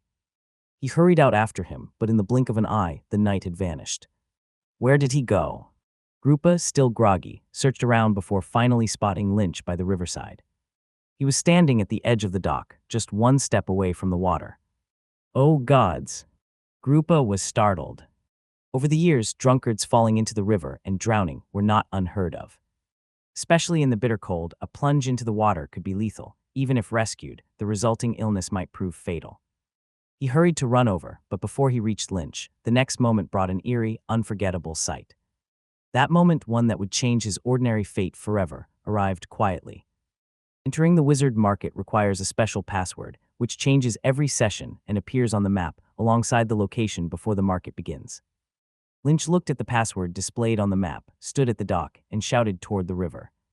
Little boat drifting along, passing through the forest and troubles. The gateway to the dream lies ahead, just one step away. Shortly after the echo of his voice faded, the previously calm river surface rippled, and amidst the waves, an exquisite, transparent crystal ship rose from the water. Such absurd passwords. Really, I wonder what kind of mental state the organizer was in when they came up with this. Grumbling to himself, Lynch pulled out a silver mask and put it on, a mask he had asked a blacksmith in Wind Extinguishing City to forge just 2 days ago. Its design featured an eerie smile, inspired by an animation back on Earth. With the mask secured, Lynch stepped onto the crystal ship. The water rippled, and the boat, as if guided by an invisible hand, slowly started moving downstream. At the same time, 100 meters away on another dock, Grupa rubbed his eyes repeatedly, his expression akin to someone who just saw a ghost. What's going on? What just happened? A crystal ship. A crystal ship rose straight out of the river. Did I see this correctly? The drunken haze in his mind cleared in an instant as Grupa felt a chill run down his spine due to the strange sight. No, it must be an illusion. I've surely had too much to drink. But after thinking for a moment, Grupa shook his head. How could that be possible, right? But if it isn't an illusion then, what about that night? Oh no. He didn't actually fall into the river, did he? Grupa hurried to the riverbank, yet the surface had already calmed down. He scanned left and right, with no signs that anyone had fallen in. Where did the knight go? Could it be? I seem to remember that knight shouted something to the water earlier. What was it again? Although Grupa had been standing quite far away, and ordinary people wouldn't have heard what Lynch shouted, Grupa had sharp ears since childhood. Coupled with the current quietness, he managed to catch it. After recalling for a while, he quickly remembered Lynch's words and began shouting them out in imitation. Little boat drifting along, passing through the forest in troubles. The gateway to the dream lies ahead, just one step away. Hoo-hoo. A breeze seemed to blow past, but apart from that, nothing happened. Grupa's unease slightly dissipated. I knew it. I really should cut down on drinking. He shook his head and was about to leave when suddenly, splash, splash. The crisp sound of flowing water emerged, and the previously calm river surface rippled with layer upon layer of waves. Soon after, an exquisite crystal ship appeared in the center of the water. Time seemed to pause for a moment. Grupa's expression visibly shifted, eyes widening, pupils shrinking, the color draining from his face as he began to tremble. A GH. He stumbled backward, mouth quivering as he tried but failed to make a sound. Finally, a ghost, he screamed and turned to flee, his face pale and colorless. Yet mere moments after running a short distance, Grupa's footsteps came to a halt. It seemed he had suddenly thought of something, and he slowly turned back with hesitation. Though his expression remained fearful, there was a tinge of excitement and eagerness that couldn't be ignored. Could this possibly be? In this instant, the countless tales sung by minstrels surged in his mind, the legends drifting through time that seemed to have stepped into reality at this very moment. Gulp. Grupa swallowed hard, his heartbeat pounding so intensely that he could clearly hear the rhythmic thump-thump-thump in his chest. Fear and exhilaration blurred in his emotions. Staring at the crystal ship floating in the river, logic told Grupa he should immediately turn back, awaken everyone in the tavern, and find the town sir to notify the lord and summon knights. Yet inexplicably, Grupa didn't follow his own rational thoughts.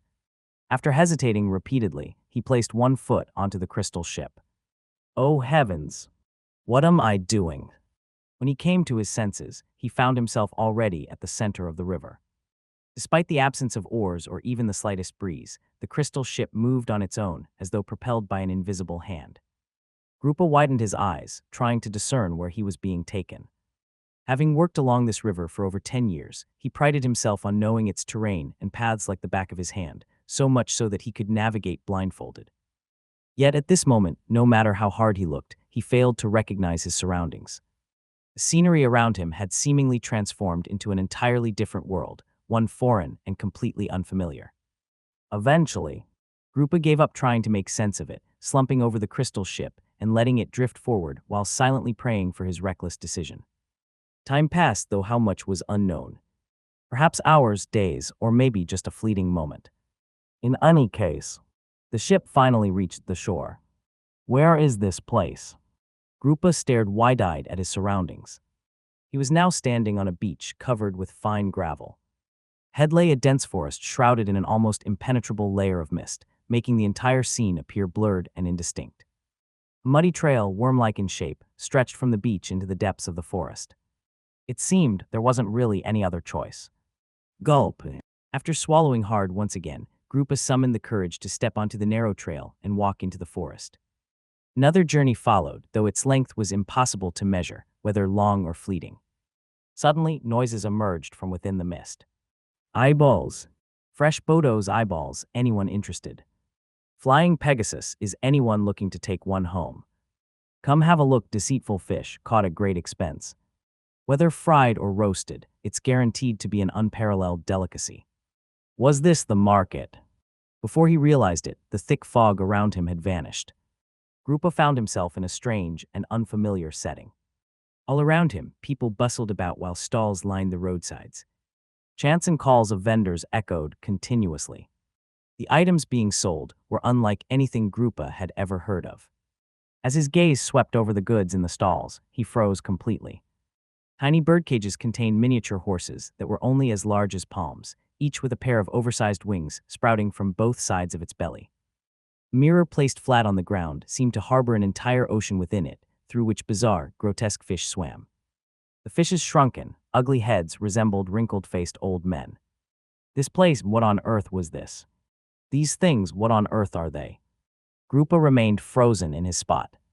Don't block the roads. A dissatisfied voice behind him shook him out of his stupor. When he turned toward the sound, he saw a small wooden hut walking toward him. Yes, walking. The hut had chicken-like thin, scaly legs beneath it. Sitting on a rocking chair at the front of the hut was a lady wearing a pointed hat, puffing away at a smoking pipe as she glared at him angrily. Sorry. Grupa quickly stepped back. Bang! As he moved backward, he accidentally knocked into a wooden table behind him. The table was holding a large glass jar filled with round, egg-like objects of unknown origin. As the jar wobbled from the collision, its contents flipped over, revealing their true forms, eyeballs. They crowded against the jar's edge, curious eyes staring directly at Grupa. Oh! Grupa let out a scream and fell flat onto the ground. Meanwhile, next to him at a nearby stall, a transaction had just concluded, though the buyer's space pocket was too full to carry the purchased goods. Let me toss out some useless junk. The buyer rummaged through their pocket and finally pulled out a large chunk of gold, tossing it aside carelessly. Boom! A dull thud sounded as the gold hit the ground beside Grupa, creating a deep dent in the dirt. The sound snapped Grupa's frozen thoughts back to reality. He looked at the bizarrely crowded market, filled with fantastical goods, seeing items that seemed only to exist within folklore. In an instant, he finally understood what was happening. Wise. Wizard. It's wizards. At this moment, dreams and reality converged into one. On the other side, Lynch was casually strolling through the market. This is really interesting. This kind of wizard market was his first visit. Watching the bustling crowd of transcendents and the array of peculiar goods, Lynch felt as though he had returned to the dark forest. After wandering for a while, Lynch finally stopped at a stall selling magic books. A wide, oversized rug was scattered with piles of books. Lynch crouched down and casually picked up a few, flipping through them. Each book had been enchanted with special magic, showing only the cover and a portion of the opening content. The rest remained frustratingly blurred. After flipping through a few books, Lynch lost interest. They were all basic magic knowledge that he'd already read and practically worn out.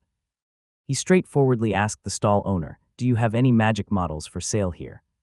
The stall owner, an elderly man with a white beard and hair, was seated on a wooden chair smoking a pipe. The badge on his chest revealed he was a high-level apprentice. Wizard markets primarily served apprentices, as the number of full-fledged wizards throughout the entire ancient ruins was limited. Those prominent figures had their own exclusive trading venues. Upon hearing Lynch's inquiry, the old man placed down his pipe and knocked on a large wooden chest beside his feet. The chest immediately extended two long arms from its sides, flipped its head open, and revealed stacks of thick books inside.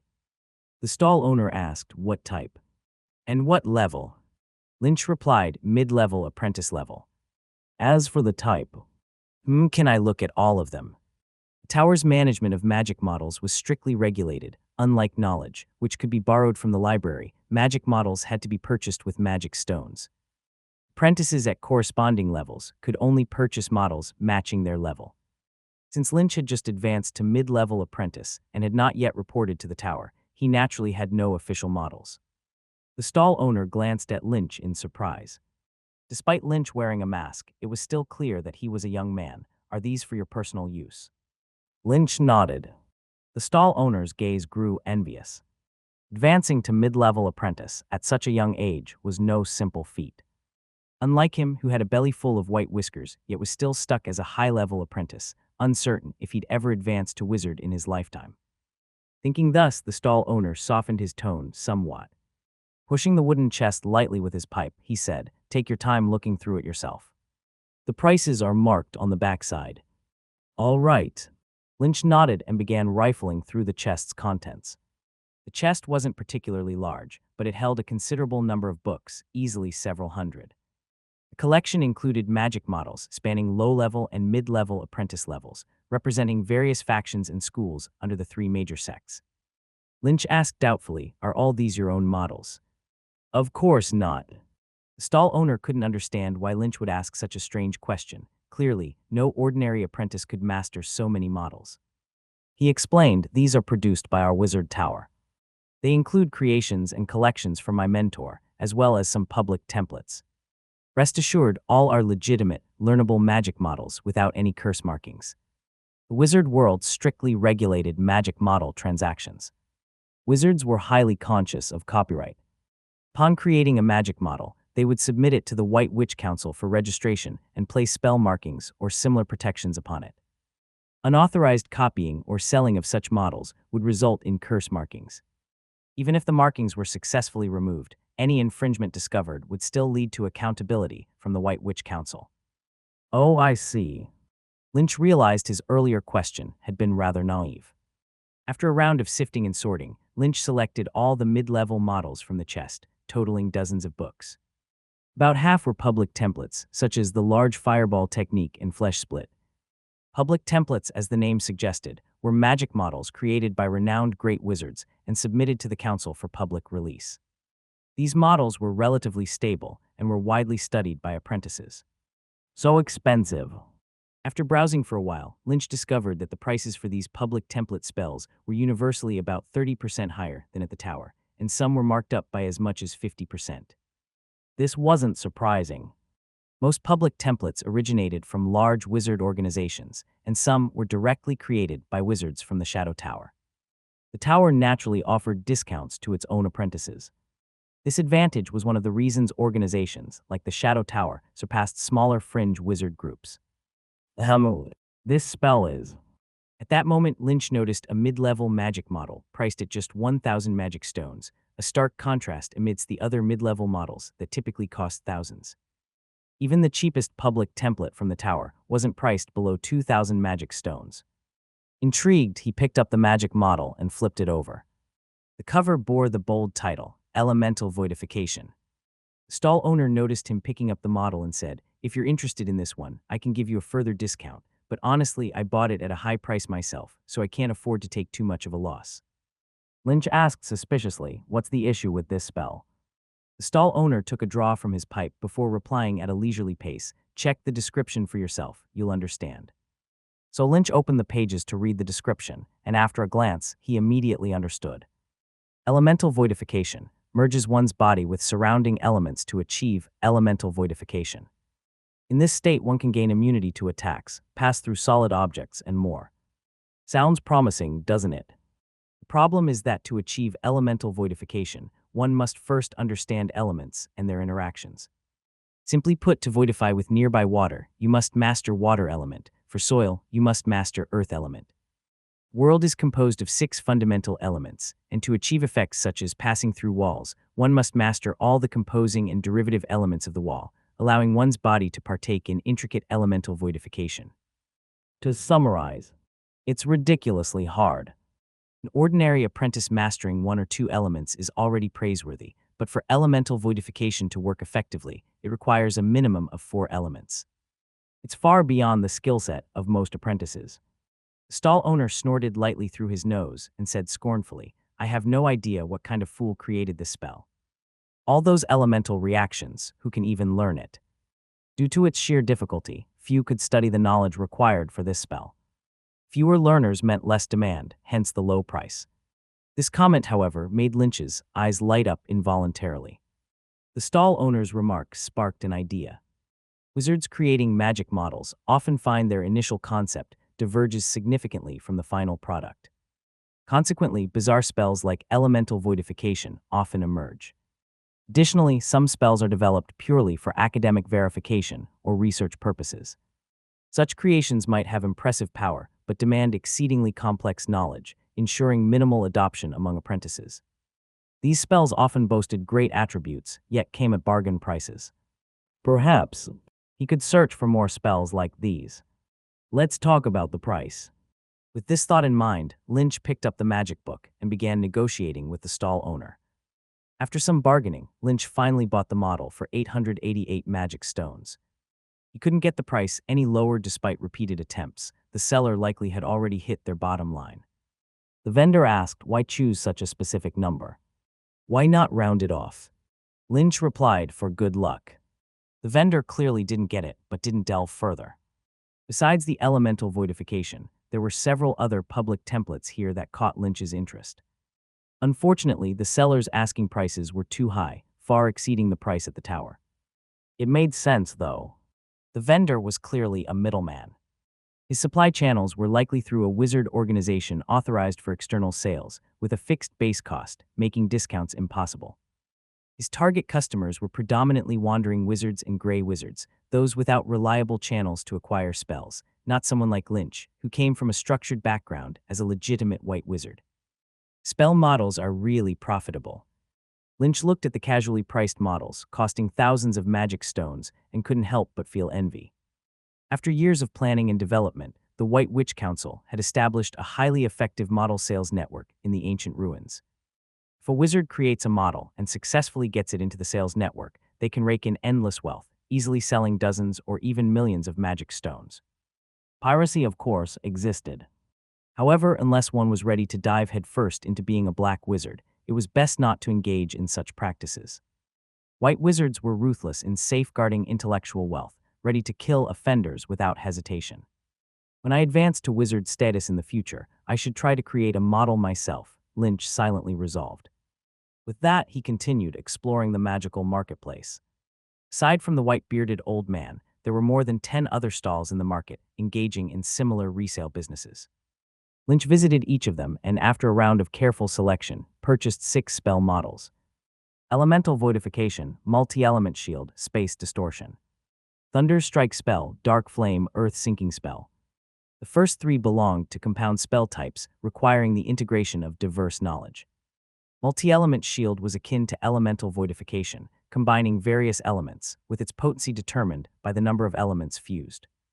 A single element could offer a maximum defense of 6 units, which was subpar for mid-level apprentice magic, even inferior to certain low-level apprentice magic. Fusion of 2 elements could barely reach 10 units, meeting the threshold for mid-level magic. 3 elements could achieve about 16 units, earning the mid to upper rank of mid-level magic, and 4 elements could exceed 25 units, comparable to ordinary high-level apprentice magic. If more than 5 elements were fused, the defensive performance could surpass 30 units, which held its own even among high-level apprentice magic. Next came Space Distortion. Though its name sounds impressive, it is essentially a spell combining spiritual and elemental forces, mainly utilizing the derivative element, gravity, from earth elements, along with spiritual power for spatial distortion.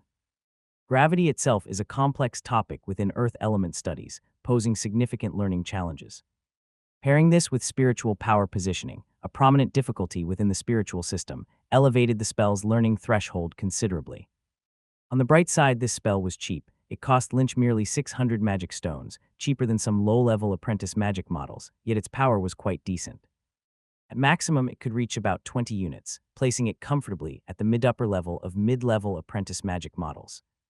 Generally, apprentice energy caps were as follows: elementary apprentice limited to below 10 units, mid-level apprentice between 10-25 units, and high-level apprentice ranged from 25-50 units. After discussing these knowledge-heavy spells, let's move to the remaining 3, Thunder Strike Spell, Dark Flame, and Earth Sinking Spell. These 3 are public template spells. Upon reviewing the prices, Lynch found they differed only by a few magic stones from the tower options. All 3 were bought at the same stall, presumably due to the vendor's special sourcing. Given such minor price differences, Lynch decided it wasn't worth waiting several months until his return to the tower.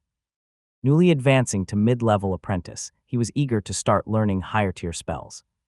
These spells, being mature templates, didn't warrant further elaboration. Thunder Strike summons a lightning bolt to attack a target, with potency ranging from 15 to 18 units. This derives from the thunder element, a mutated property of wind element, and is practically a staple for apprentices following the wind element mutation path. Dark Flame summons a black flame to attack enemies, with about 13 units of base power. While the energy coefficient isn't large, it inflicts an additional 6 units of corrosive effect upon hitting the target, making it highly troublesome. A well-known spell, combining darkness and fire, recognized by all apprentices learning these two systems. Earth Sinking Spell distorts the ground using spiritual power to form a trap, with a maximum range of about 5 meters. It's a classic control system spell. Lynch had observed some playful tower apprentices using this to prank their peers. Detected Knowledge Carrier Elemental Voidification, automatically loaded. Elemental Voidification LV0-0500. Detected Knowledge Carrier Multi-Element Shield, automatically loaded. Multi-Element Shield LV0-0500.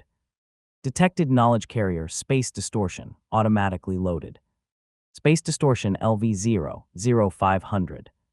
Detected Knowledge Carrier Thunder Strike Spell, automatically loaded. Thunder Strike Spell LV0-0500. Detected Knowledge Carrier Dark Flame, automatically loaded. Dark Flame LV0-0500. Detected Knowledge Carrier Earth Sinking Spell, automatically loaded. Earth Sinking Spell LV0-0500. Looking at the newly added skill bars on his system interface, Lynch felt ecstatic. He now had new magic models to master. And unlike those low-level apprentice models from before, these were bona fide mid-level apprentice magic models. Spiritual power serves as the foundation for wizards, knowledge is their strength, and magic is the tangible embodiment of that power. Truly mastering mid-level apprentice magic marked Lynch's rightful entry into this rank of apprentices. Aside from magic models, Lynch also bought various items at the marketplace, including materials, alchemical gadgets, magic plants, demon organs, and more. This perfectly exemplified the saying, knowledge is wealth. As the saying goes, there's deceit in commerce. This held true even in the wizard world, where the seemingly honest stall owners employed endless ploys and strategies. Mislabeled goods, using inexpensive materials to masquerade as similar but premium ones. Randomly arranging rubble or other objects disguised as treasures supposedly from certain ruins, tricking buyers into thinking they've landed a bargain. Some even hired accomplices to exaggerate the atmosphere and lure buyers. The marketplace brimmed with such trickery, and Lynch witnessed firsthand a foolish buyer being conned by a seemingly clueless vendor into purchasing striped reeds disguised as stardew flowers. The former was worth tens of thousands of magic stones, whereas the latter was a mere wild plant priced at 20 magic stones. The vendor pretended to be ignorant, asking for 3,000 magic stones. Thinking himself clever, the buyer haggled it down to 2,000 magic stones and hastily fled, thinking he'd struck gold. Realizing his mistake much too late, he returned to find the stall empty, with no trace of the vendor in sight, left to rage and frustration. Such incidents were commonplace in the marketplace. Lynch, too, encountered several sellers attempting to deceive him. However, armed with substantial knowledge and a moderate, discerning attitude, he unmasked their schemes one by one, avoiding all traps. Not only did he avoid losses, but he also made a tidy profit. Lynch discovered materials on sale swayed from the tower's apprentice collection prices, some higher, some lower. For instance, mist shadow flowers were bought by the tower at 20 magic stones each, yet he encountered several priced at 18, 17, or even 15-16 magic stones. The issue was that these materials varied in quality, with some being outright spoiled. They weren't easy to distinguish by appearance alone. For instance, a seemingly radiant starlight grass could have a broken stem. Spoiled or subpar materials wouldn't be accepted by the tower, meaning any magic stones spent on them would be wasted. But this wasn't an issue for Lynch. His foundational knowledge of magic plants and demon materials had long since maxed out. Within the ancient ruins region, there weren't any apprentice-level magic plants or demon materials he couldn't identify. This underscored the importance of knowledge. Relying on his immense knowledge base, Lynch carried out a purchasing spree, acquiring starlight grass, mist shadow flowers, blue spot mushrooms. Anything profitable material was bought up to later sell back to the tower. A rough calculation showed he'd reaped a profit of several hundred magic stones, nearly approaching 1,000. Indeed, regardless of the realm, speculating and hoarding is the swiftest way to riches. Seeing such substantial profits, Lynch even entertained the idea of switching careers to become a full-time trader. Still, it remained just a thought. Not only were market cycles long, but the locales didn't always align conveniently. More importantly, the tower wouldn't tolerate ongoing exploitation. The tower's generous apprentice buy-in prices were meant to provide support. A few instances were fine, but long-term abuse of these loopholes could provoke severe consequences. What a harvest! What a harvest! With his space ring packed to the brim, Lynch took one last loop around the market and, finding nothing else worth acquiring, decided to wrap up this delightful venture. Yet just as he prepared to leave, an item at a roadside stall caught his attention. What's this? It was a metallic sphere, engraved with a line of characters. These weren't standard rune language characters, but rather those mysterious, distorted symbols recorded in the ancient book he had taken from Black Wizard apprentice Richard 3 years ago. Lynch looked at the metal sphere on the stall. This kind of metal sphere actually has a specific name, alchemy sphere. It is the final form of an alchemy creation, designed by wizards specializing in alchemy disciplines. From the very beginning of its creation, precise mechanical structures enable the alchemy creation to alter its form, eventually condensing into a sphere of this size. The purpose of this design is firstly for convenient storage, and secondly because circle is the spiritual totem of alchemy.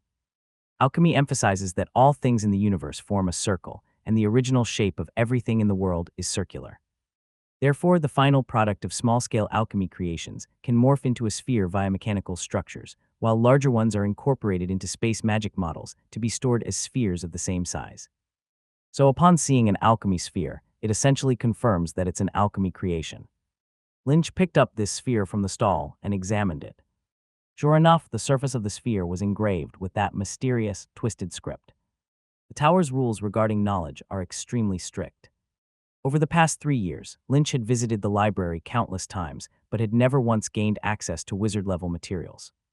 As a result, he still couldn't decipher this script. After confirming the script, Lynch immediately asked the stall owner, "What is this?" The stall owner was a young apprentice in his 20s, likely new to the business.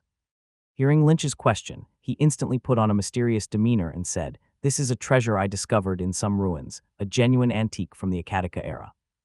No build-up, completely contrived performance. He might as well have written, "I am a fraud" on his face. Really? Lynch continued, "I don't see anything that ties this to Akataka. That's because you don't recognize its worth." The young stall owner immediately pointed to the mysterious script on the alchemy sphere and declared, "Look here, these patterns are exclusive to the Akataka era." Lynch asked, "What are these symbols? Are they letters? What do they mean?" The stall owner replied, "I'm not entirely sure about that. But I'm certain it's definitely an alchemy creation from the Akataka era, likely tied to one of its alchemy wizard organizations." Lynch displayed an expression of mild interest. "How much?" The stall owner said, "Initially, I intended to sell it for 20,000 magic stones, but since you seem to have a connection with it, I'll let it go for 10,000. Hey, don't walk away." Lynch turned and walked off. There's no doubt that items from the Akataka era do hold some value, but not every piece is worth tens of thousands of magic stones. Especially when it's something like this, an unclear alchemy creation with unknown function. Selling it at such a high price is purely a scam targeting fools. The stall owner hurriedly called after him, "Hey, business is all about negotiation, right? You should at least haggle." Lynch turned back and said, 20. The stall contained an assortment of miscellaneous items, all of negligible value, broken copper, and worn-out trinkets. Coupled with the stall owner's status as a low-level apprentice, most of these items were likely scavenged from some forgotten corner. If he offered too high a price, it might arouse suspicion in the stall owner. But 20 magic stones was admittedly. The stall owner's face turned green. He exclaimed, "Come on, this is something I risked my life for, braving treacherous ruins to retrieve. Those are genuine ruins." Lynch frowned slightly, 25. The stall owner looked distraught. "For this little trinket, I lost 3 brothers who were as dear to me as family." Lynch replied, 30. The stall owner thumped his chest and wailed dramatically, "Must I?" Lynch turned and walked off again. "Hey, don't leave again. Find 35 magic stones. Let's say it's fate." In the end, after paying 35 magic stones, Lynch successfully purchased the alchemy sphere from the stall owner. Although he knew this thing was indeed connected to ruins, holding it in his hand, still left Lynch with a nagging sense of being scammed. Forget it, it's just 35 magic stones at most. Even if it turns out to be worthless, I can consider it an act of charity. Comforting himself with this thought, Lynch tucked the alchemy sphere away. After concluding the transaction, Lynch was ready to leave the market. However, at that moment, someone bumped into him. Over the past 3 years, after enduring various trials and tribulations, Lynch's physical strength had vastly improved. Even a wild boar charging at full speed would struggle to move him. Yet being struck now still caused him to stagger backwards several steps, unsteady on his feet. "Don't block the way." Before he could steady himself, a harsh voice rang out beside him. Lynch turned to look and saw a man standing nearby. This was a very peculiar-looking man, appearing to be in his 30s. He was extremely short, standing only about 1.3 or 1.4 meters tall, resembling a dwarf. Coupled with his stocky build, he looked like a short, fat wild pig. These features were still within the realm of understanding, but his mouth was exceptionally bizarre, a massive mouth that occupied nearly 2/3 of his face, filled with 2 rows of sharp, densely packed teeth that made him look terrifying. Lynch quickly stepped aside. He sensed an oppressive spiritual aura radiating from the man. Though the man wasn't wearing a badge, his strength undoubtedly surpassed that of a high-level apprentice. Lynch reckoned it was wiser to avoid provoking someone he couldn't defeat. The man stopped in front of a nearby stall owner, and it seemed the two were acquainted as they began to converse. Lynch was about to leave, but the content of their conversation made him pause. The stall owner addressed the short, stout man. "Barton, why are you here? I thought you'd retreated with your mentor back to that place." Lynch froze. Barton. He had heard this name before. It was mentioned in Richard's diary as one of his senior apprentices. Could it be someone with the same name? Lynch squatted by a nearby stall, pretending to examine goods. The short and stout man, Barton, replied, "The land of no light isn't a place fit for long-term habitation. Occasionally, you need to come out for some fresh air and deal with a few things." Land of no light. Lynch felt a chill in his heart. That place was widely known as a haven for black wizards. Anyone coming out of there was almost certainly a black wizard. Just the fact that someone who might be a black wizard shares the same name doesn't confirm it's the same Barton. But when Lynch listened to the description of Barton's appearance in Richard's diary, it matched exactly. Could it really be this much of a coincidence? Just as Lynch had this thought, Barton's next words shattered any notion of coincidence and left him deeply shocked. The vendor asked curiously, "What's the matter? Do you have a way to strike it rich?" Barton replied, "No real method, just a windfall. If you can help me find someone, I can give you a portion, 15%. Oh, the vendor's interest was piqued. "Let's hear it." Barton said, "My mentor once took on an apprentice, a junior of mine. A few years ago, he was killed." The vendor smirked sarcastically. "I didn't expect someone like you to talk about feelings. Did I hear you right?" Barton shot back with equal sarcasm, "Feelings? Have you forgotten who I am, you idiot?" After a pause, he explained, "Before that kid died, I bought him a revenge mark. The plan was to profit after his death. I waited for ages, and he finally died. But the meat chicken that killed him has been elusive ever since." As he spoke, Barton's expression twisted into something grotesque. Of all places to die, that fool had to die in the dark forest. Damn it, utterly damn. From the tone of their conversation, it was evident this wasn't the first time they'd done something like this. The vendor wasn't at all surprised, instead laughing dryly. "Ha ha ha, miscalculated, didn't you? No profit and you wasted a revenge mark. What a pity." Clearly what he thought was a pity was the wasted mark, not the dead apprentice. Barton said, "That's what I thought at first too. After the mark's location appeared on my map, it stayed holed up in the shadow tower and didn't come out. Then not long after, it completely disappeared from the map." The vendor said, "Nothing you can do. It must have been erased." "No." Barton's expression turned strange. "If that were the case, I wouldn't have come here. The odd thing is, the mark hasn't fully disappeared. It occasionally reappears on my map, always at the shadow tower." The vendor was startled. "That's bizarre. I've never heard of anything like that." Barton said, "I found it odd as well. I even wondered if my map was faulty, so I had it checked. Turns out there wasn't anything wrong with the map. The problem lies with the mark. A few days ago, the mark reappeared on my map. But this time it was in the human world. It was the first time it left the Shadow Tower in years. As soon as I saw the mark, I rushed over. Unfortunately, I was still a step too late. Just the day before yesterday, the mark disappeared again. Its last location before vanishing was in this area, likely somewhere nearby. The vendor said, I get it. You think the marked meat chicken might come to the wizard market, so you're looking here. Any leads? None. Barton shook his head, his gaze instinctively sweeping his surroundings as he spoke. A chilling gleam flickered in his eyes. But I have a feeling that meat chicken is definitely somewhere in this market, maybe even right near me. His gaze lingered briefly on Lynch, standing nearby, before moving on. The vendor said, then you've got your work cut out for you. Meanwhile, at a stall nearby, Lynch was crouched, sifting through goods. Though the weather was pleasant and his temperature-controlled cloak provided comfort, Lynch felt a chill coursing down his spine, as if he had fallen into an ice cellar. If it were back when he'd first transmigrated, he'd likely have been scared out of his wits by now. Even if no one acted against him, he would have panicked and exposed himself. Thankfully, years of experience had tempered him.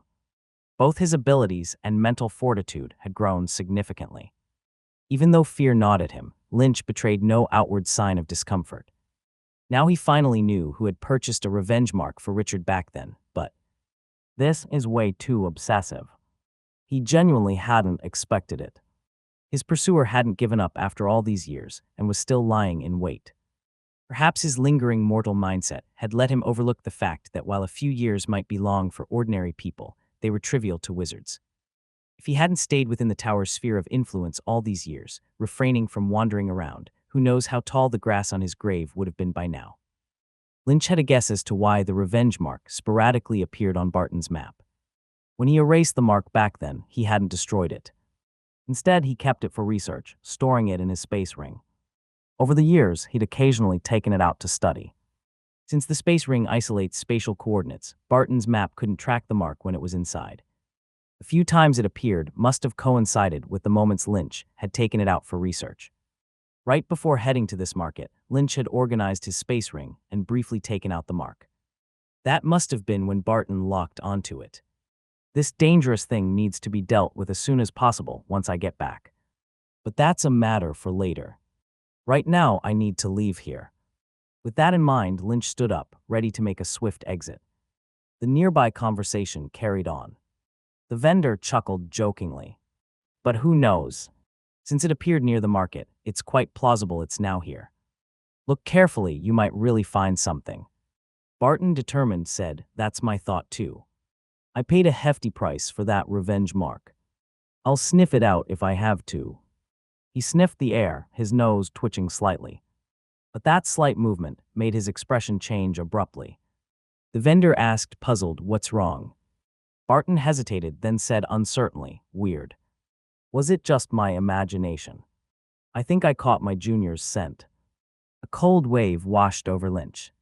His entire body felt like it had been plunged into ice. Suddenly, he recalled that many of Richard's belongings were in his space ring. When organizing it earlier, he had inevitably handled some of those items. According to Richard's journals, Barton's body had undergone multiple organ modifications, including sniffing cells from a split demon hound being implanted in his nose. Could it be that even faint traces carried over? No, impossible. Even a split demon hound couldn't have such exaggerated olfactory abilities. Stay calm. Constantly reminding himself, Lynch subtly channeled his spiritual power and silently prepared spells, ready for the worst-case scenario. Where is it? Barton's nose twitched more rapidly as he slowly moved closer to Lynch. Lynch's palms were slick with sweat. His spiritual energy was tightly coiled, and several magic models in his sea of consciousness were already silently activated, primed for combat. Thump, thump. Despite the noisy street, Lynch could almost hear his own heartbeat pounding in his chest. Thankfully, after sniffing for a while, Barton shook his head as though he hadn't discovered anything. He said, finding that little rat won't be easy in a short time. I'm planning to head to the Ramos Duchy for a feast before resuming my watch. Want to join me? The vendor said, you dare go there. You and your mentor are wanted men now. Aren't you afraid the white wizards will come for you? Barton nonchalantly replied, we've already paid the price for breaking the rules. If those white-robed fools come after us now, they'll be the ones overstepping. And a meal served at my doorstep tastes far better than ordinary mortals. He opened his mouth, extending an impossibly large tongue to lick his thick lips, a gleam of pure greed in his eyes.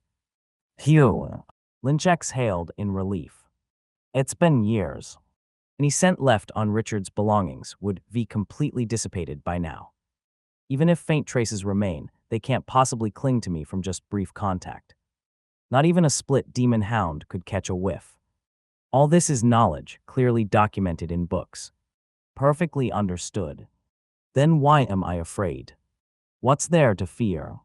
Ultimately, it's still a lack of cultivation. He had thought his progress in recent years was sufficient to thrive in this cruel wizard world. But now Lynch realized he was far weaker than he had imagined.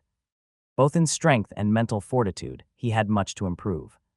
The smooth sailing he'd experienced recently, along with his complacency after advancing to a mid-level apprentice, evaporated quickly. Though nothing had truly happened today, the terror served as a sharp reminder. In this brutal world, he was still weak, so weak that he couldn't truly protect himself. Keep it up. Shaking his head, Lynch turned and quickly disappeared into the bustling market crowd. Who knows how much time had passed? Achoo! Grupa stretched and woke up under a tree. Where am I? Rubbing his eyes, he looked around to find himself in a strange forest. Grupa recalled in confusion, how did I end up here? Oh. His face changed as he remembered that peculiar experience. Images of the bazaar market and that man with the exaggerated mouth crashing into him flooded his mind. Right, that eerie market, and them, where did they go? But as he scanned his surroundings, he found no trace of any market or wizards. This was merely a plain, desolate wilderness. Could it have all been a dream? Grupa shook his head and laughed at himself. Haha's had a walted. I can't believe I'd dream about something so strange. Guess Jack and the others are right. I should stop indulging in unrealistic fantasies. Time to find a woman and settle down. Before he could finish, his voice abruptly ceased. That was because he had suddenly noticed a massive, golden pile of glittering gold at his feet. Grupa's eyelid twitched violently. A few days later in the Saladin Kingdom, Tulip Domain. Before leaving Wind-Extinguishing City, Count Edmund had helped Lynch draft a letter detailing Lynch's identity and the purpose of his visit to the Tulip Domain. Upon arriving, Lynch handed the letter, bearing the Novelrecap family crest, to an apprentice knight who had come to question the identity of this unknown visitor after receiving reports from the domain's subjects. The knight dared not show negligence and instructed Lynch to wait before hurrying off to the castle. At this moment, Lynch stood on a hillside, waiting while enjoying the surrounding scenery. Soon after Yuri left for the wizard world, his father, Knight Clare, was granted the title of Baron, officially becoming a noble.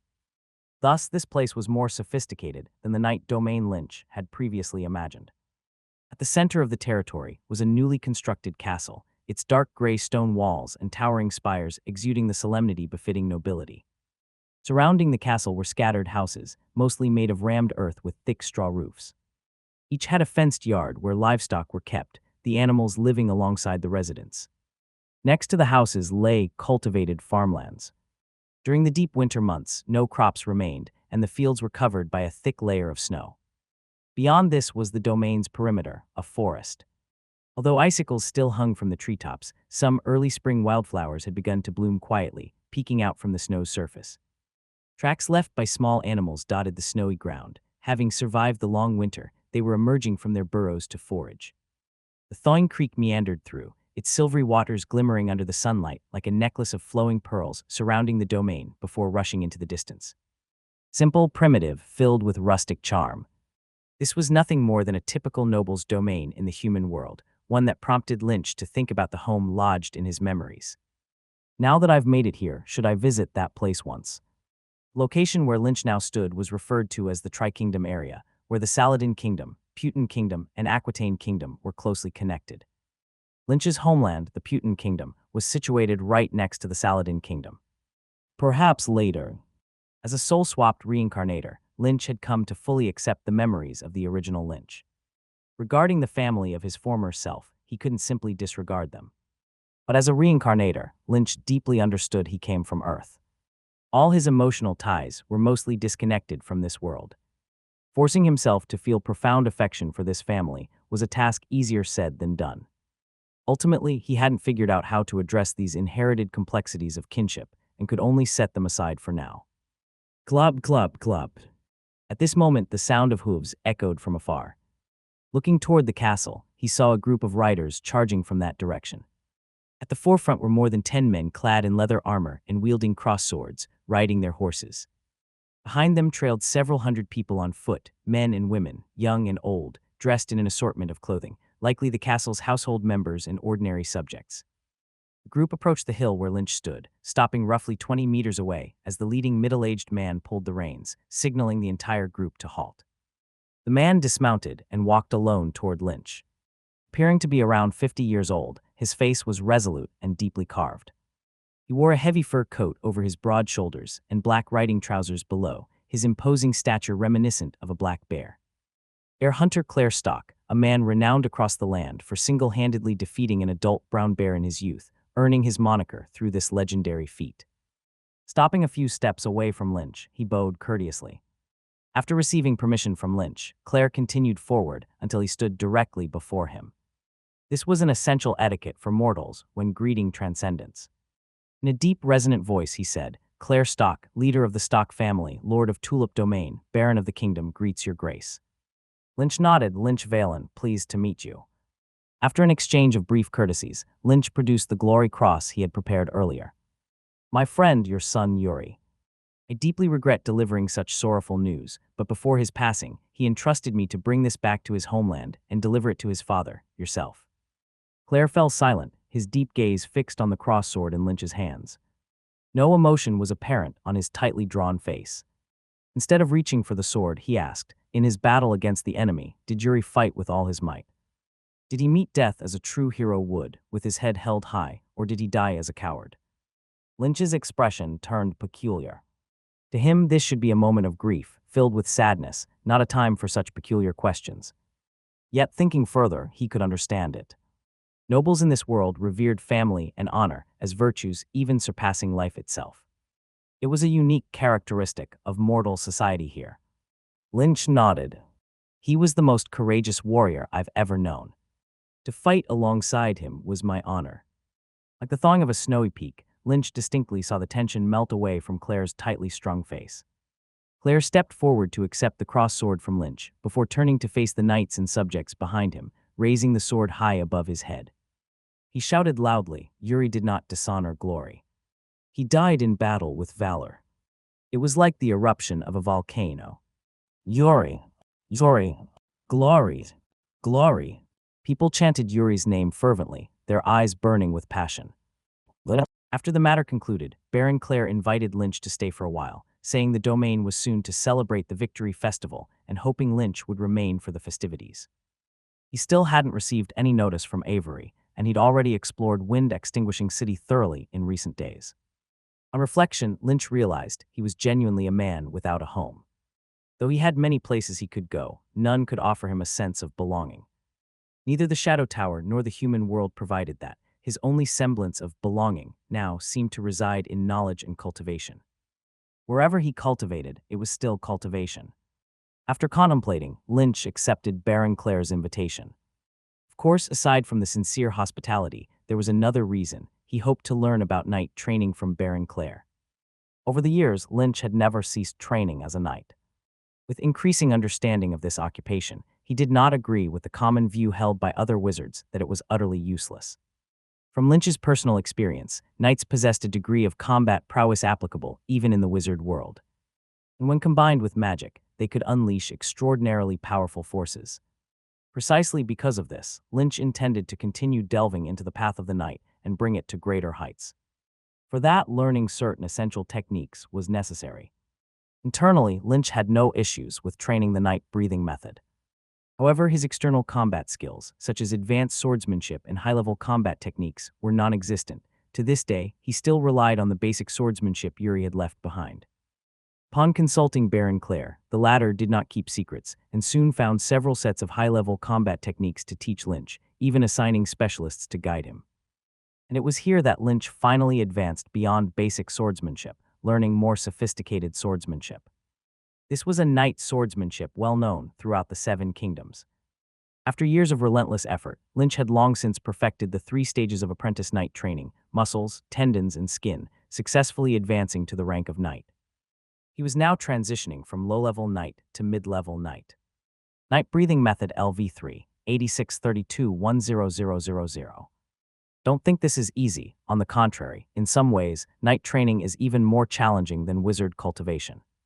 Wizards merely need to meditate to improve their strength, but knight training requires combining physical exercises with synchronized practice, which is incredibly grueling. The sweat Lynch had shed over the past few years could almost be calculated by tonnage. Of course, the rewards of diligent effort were undoubtedly worthwhile. A glance at his attributes is enough to prove it. Strength 8.3, Agility 8.6, Constitution 8.2. The average of his 3 basic attributes had already surpassed 8 points, equivalent to 8 times that of an ordinary mortal, making him essentially a small-scale superhuman. His physical defense could be described as copper skin iron bone. Ordinary blades and swords, unless wielded with sufficient force, could at most scratch his skin's surface, but it would be difficult to harm the dermis or the muscle layers beneath. In terms of speed, his burst movements were now fast enough to rival a cheetah in full sprint. And as for offensive capability, relying purely on raw physical strength, he could easily slash through a tree so large it would take several people to hug it.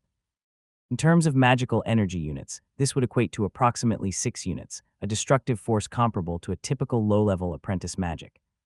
In contrast, a mid-level apprentice within the refining system would need to undergo bloodline fusion or even enhance their body by transplanting certain organs to achieve such extraordinary physical performance. Yet Lynch had achieved all this without damaging his body in any way, purely through natural growth and cultivation. And this was not even the full extent of what being a knight entailed. Inside the Stock family's training room, Lynch sat cross-legged on a mat, practicing the knight breathing method. It was visibly clear. A faint mist-like substance streamed across his body's surface. This mist surged into him with every inhale and exhale, coursing through his limbs and flowing toward his abdomen, where a thumb-sized, seed-like object resided. This was the knight's exclusive power seed, also known as the life seed. The power seed's primary function was to enable knights to harness a specialized transcendent attribute-like power. It went by various names, but it was most commonly referred to as fighting spirit, the mist-like substance currently swirling around Lynch. This fighting spirit was a peculiar form of matter. Its greatest function was to fortify the knight's body. When activated, it could significantly enhance the knight's physical capabilities. For instance, if Lynch poured fighting spirit into an all-out sword strike, he could deal over 10 units of damage, approaching the potency of mid-level apprentice magic. Beyond that, it could imbue the body with tremendous vitality. While it couldn't extend lifespan like the power of life, it could accelerate wound healing, boost metabolism, and enhance resistance to common illnesses. A transcendent attribute not linked to elements or spiritual power. Lynch was highly curious about the composition of this mysterious substance. However, despite combing through the entire library, he found no relevant information. Perhaps no wizard had ever studied this energy, or maybe the related research was simply beyond his reach. In any case, Lynch still hadn't figured out its exact composition.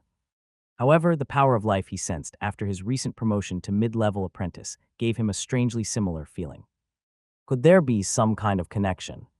Night breathing method skill level +5. Before long, Lynch completed another cycle of night breathing method training. After a brief pause, he stood up and began his swordsmanship training. The swordsmanship technique was called direct death without advance, a set of high-level swordsmanship skills composed of advanced combat moves like charge, heavy slash, and fearless. Though nominally a swordsmanship technique, it was more accurate to describe it as a complete combat skill set. In addition to sword techniques, it incorporated footwork, defensive maneuvers, and techniques for utilizing fighting spirit, all of which needed to be seamlessly coordinated. This high-level swordsmanship was widely known throughout the mortal world. Lynch had heard of its name long before because its creator was none other than the legendary Great Knight Grant Gwodis of the Ramos Duchy. In a stage play Lynch had once watched, this great knight had used this swordsmanship technique to repel an army of thousands. It was even rumored that he had once stood his ground against wizards. Lynch wasn't sure if the legends were true, but this swordsmanship was indeed on an entirely different level from the basic swordsmanship he had learned earlier. If he mastered it, he was confident that he could hold his own against typical low or mid-level apprentices, even without the aid of magic. Of course, although this swordsmanship was exceptionally powerful, it was also notoriously difficult to master. Across the entire human world, few could claim proficiency. Nowhere was this more evident than on his system panel. Direct death without advance LV0, 16,3000. Even the entry-level stage required 3,000 skill points, more difficult than any of the mid-level apprentice magic models he had recently learned. It was undoubtedly the most challenging technique in Lynch's current repertoire. All right, time to grind harder. There was no need to overthink it. No matter how difficult something was, as long as Lynch could see his skill level inch upward, he never lost confidence. Living in the castle, Lynch quietly refined his techniques while waiting for news from Avery. In the blink of an eye, more than a month had passed. During this month, aided by his magic little expert trait, Lynch had made significant progress on several spells he had purchased from the marketplace. Elemental Voidification LV0, 386,500. Multi-Element Shield LV1, 128,1500. Space Distortion LV1, 89,1500. Thunder Strike Spell LV1, 222,1500. Dark Flame LV1, 279,1500. Earth Sinking Spell LV1, 108,1500. Other than Elemental Voidification, the rest had gradually reached LV1 and successfully passed the entry-level stage. As for Elemental Voidification, Lynch admitted he had underestimated this spell's complexity. It required an understanding of the interactions between various elements and the combinations of derived elements. Learning it was exceptionally frustrating, with skill level increases of only 1 or 2 points at a time. Lynch now fully understood why this mid-level apprentice spell, despite seeming excellent in every way, was sold at such a low price. It was simply not something easily mastered. As for the other spells, they were manageable. Although they were all significantly more challenging than the ones he had learned previously, Lynch's solid foundational knowledge allowed him to progress steadily without major setbacks, his skill levels consistently improving over time. Time slipped by unnoticed as Lynch immersed himself in training. Before he knew it, another week had passed. The long-anticipated Victory Festival arrived as scheduled. Victory Festival, the most widespread and significant festival in the mortal world of the Seven Kingdoms and the entire ancient ruins territory. The history of this festival can be traced back to about 1,000 years ago. It is said that during that time, the mortal world was ruled by cruel and evil black wizards, and the entire region was filled with slaughter, blood, death, and endless chaos.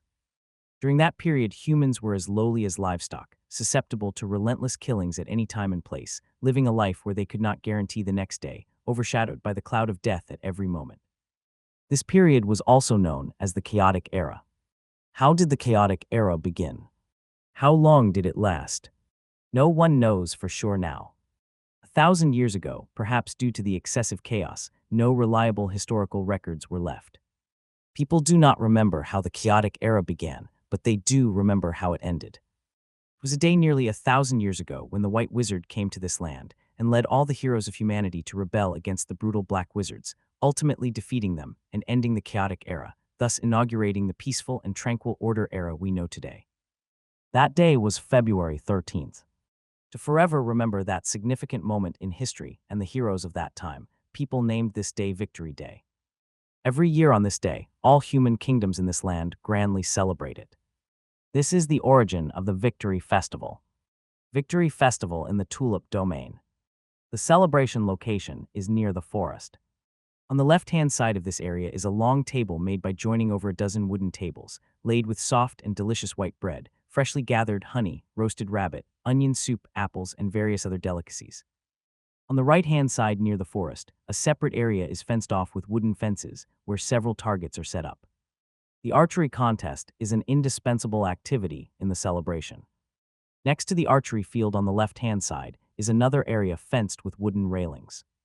This is the martial arts arena, where the spectacular swordsmanship duels of the apprentice knights and knights are always the most welcomed events at the celebration. At this moment, the formal celebration contests haven't started, but two youngsters are already engaging in a match in the arena. And surprisingly, a crowd surrounds the place tightly, and girls with flower crowns have their eyes sparkling like stars. Who do you think will win? Will it be Mr. Lynch or young Master Jamie? Oh, this is truly a century-old conundrum. After all, both of them are equally handsome. I really can't answer. Public's enthusiasm is not only due to the swordsmanship contest itself, but primarily because of the identities of the two contestants. One is the eldest son of the Baron, heir to the Tulip Domain, young Master Jamie, and the other is Mr. Lynch, who recently arrived at the Tulip Domain. Because the wizards established rules prohibiting the casual disclosure of wizards' existence to ordinary people, Baron Clare also did not explain Lynch's identity to the subjects, only externally announcing him as an esteemed guest from Wind Extinguishing City. It is human nature to refuse to be ordinary. When mortals learn that wizards and magic truly exist in the world, they rarely continue to live their stable lives as before, instead divining ways to find wizards, acquire magic, and hence achieve overnight wealth and change their fate. This is something the wizards, who hope to see the normal operation of human society, do not wish to see. Therefore, wizards deliberately hide their existence from mortals, letting them only exist in the history, myths, and legends of the mortal world.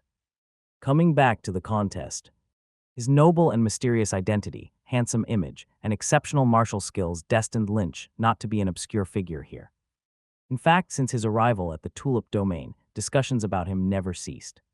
Seeing him step onto the stage now, the venue erupted with excitement, with nearly all the unmarried young ladies of the Tulip Domain gathered by the fence. Their eyebrows showed affection, their eyes glittered, and the admiration on their faces was apparent to anyone. Clang! Clang! In the field, the sound of interlocking metals resonated continuously. Sparks flew as the two crossed swords collided, with Lynch and Jamie engaging in a back-and-forth battle. After dozens of rounds, Lynch seized a flaw revealed by Jamie, launching several consecutive aggressive attacks with his cross-sword, making Jamie's cross-sword momentarily unstable. Lynch took advantage of the opening, made a final upward swing with a backhand, and knocked Jamie's cross-sword away. Wow! The victor has been decided. Young Master Jamie actually lost. Amazing! Spontaneous cheers burst from the crowd, with applause resounding enthusiastically. Jamie walked over to pick up his cross-sword, saying enviously to Lynch, "Lynch, you guy, really gave me a shock. In all my years, this is the first time I've been defeated in swordsmanship by someone my age." Jamie was assigned as a swordsmanship instructor for Lynch by Claire. As a renowned prodigy knight in the Saladin Kingdom, he has the perfect capability for teaching. He is not yet 20 and only slightly older than Lynch, with a more congenial nature, so after some interaction, they did not maintain a teacher-student relationship between wizard and mortal, but rather befriended one another like regular friends. Lynch chuckled, "Unexpected opponents appear at unexpected times. A defeat pushes you not to become complacent. Keep striving, the title of Great Knight is beckoning you." In truth, Lynch knew Jamie intentionally lost to him. As a transcendent, it's impossible to achieve genuine equality with mortals here, and Baron Clare's initial intention of appointing Jamie as a swordsmanship coach was to forge a connection. Jamie shrugged, wiped the sweat off his face with a white handkerchief, then pulled out a small mirror, tidying his hair while saying, "Forget about being an ascetic. It would be such a waste to spend this prime of youth and such a handsome face on night training, wouldn't it?" He paused, then urged Lynch, "And you, don't lock yourself in cultivation all day. Look around the field, so many passionate and beautiful girls are waiting. Do you not plan on doing anything?" Handsome, young, powerful, noble, each is incredibly attractive to women, and having them all combined in one person makes the allure irresistible. Given the openness here, if Lynch wanted, he could have company overnight tonight. Lynch replied, "That's why you lost to me." Jamie shrugged indifferently. "As a loser, I feel pretty good." Roar! At that moment, suddenly, a ferocious roar erupted from not far away. A brown bear was charging out of the woods. "Bear! It's a bear! Oh heavens! Everyone get away!" It was an adult brown bear, roughly estimated to be over 3 meters tall and possibly weighing in tons. As it charged out of the forest, it resembled a heavy freight train rushing forward, instantly smashing and destroying the tables laden with food. Its terrifying presence dared no one to approach, and people screamed and fled in all directions, throwing the entire venue into chaos. "Lily, get away from there!" Oh! The brown bear, rampaging its way, reached a 5 or 6-year-old girl. The girl, unable to run away, was so frightened she fell to the ground, while the giant bear had already raised itself, ready to strike at the girl with its pair of icy claws. The girl's mother let out a scream, fainting on the spot. Seeing a disaster about to occur, suddenly a figure flashed through the crowd and appeared in front of the young girl. Snap! The anticipated tragedy did not happen. Lynch's hands grabbed forward and, like two pincers, firmly grasped the brown bear's pair of paws, effectively stopping the terrifying beast. Then Lynch took a deep breath, exerted force with his hands, and directly lifted the huge brown bear weighing over a ton, throwing it over 10 meters away. It landed heavily on the grass with a whoosh. "Oh my God! What happened?" That bear was thrown out, heavens. Is he even human?" The crowd was stunned. The crisis hadn't ended yet. The brown bear, scrambling up again, bared its fangs and growled at Lynch, poised to fight desperately at any moment. Jamie picked up a sheep-horn bow from the side, drawing the bow and setting the string, with shining silver fighting spirit gradually infusing the arrow. Just as he was about to resolve the beast with a shot, a thick hand suddenly pressed down on the longbow, stopping Jamie. Baron Clare had walked over at some point. He said indifferently, "Let it go. It is a pregnant mother bear, perhaps disturbed by our celebrations here."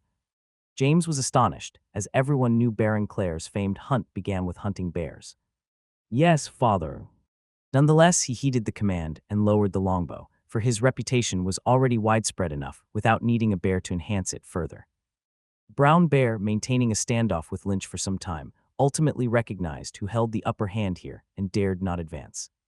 After growling angrily twice, it turned and ran northward, soon disappearing into the depths of the forest. With that, the small commotion ended, and a legendary story spread far and wide. "Lynch! Lynch! Bear thrower Lynch! Bear thrower Lynch!" The people called out Lynch's name loudly, bestowing him with an honorary title. This little episode did not bring much impact on the celebration.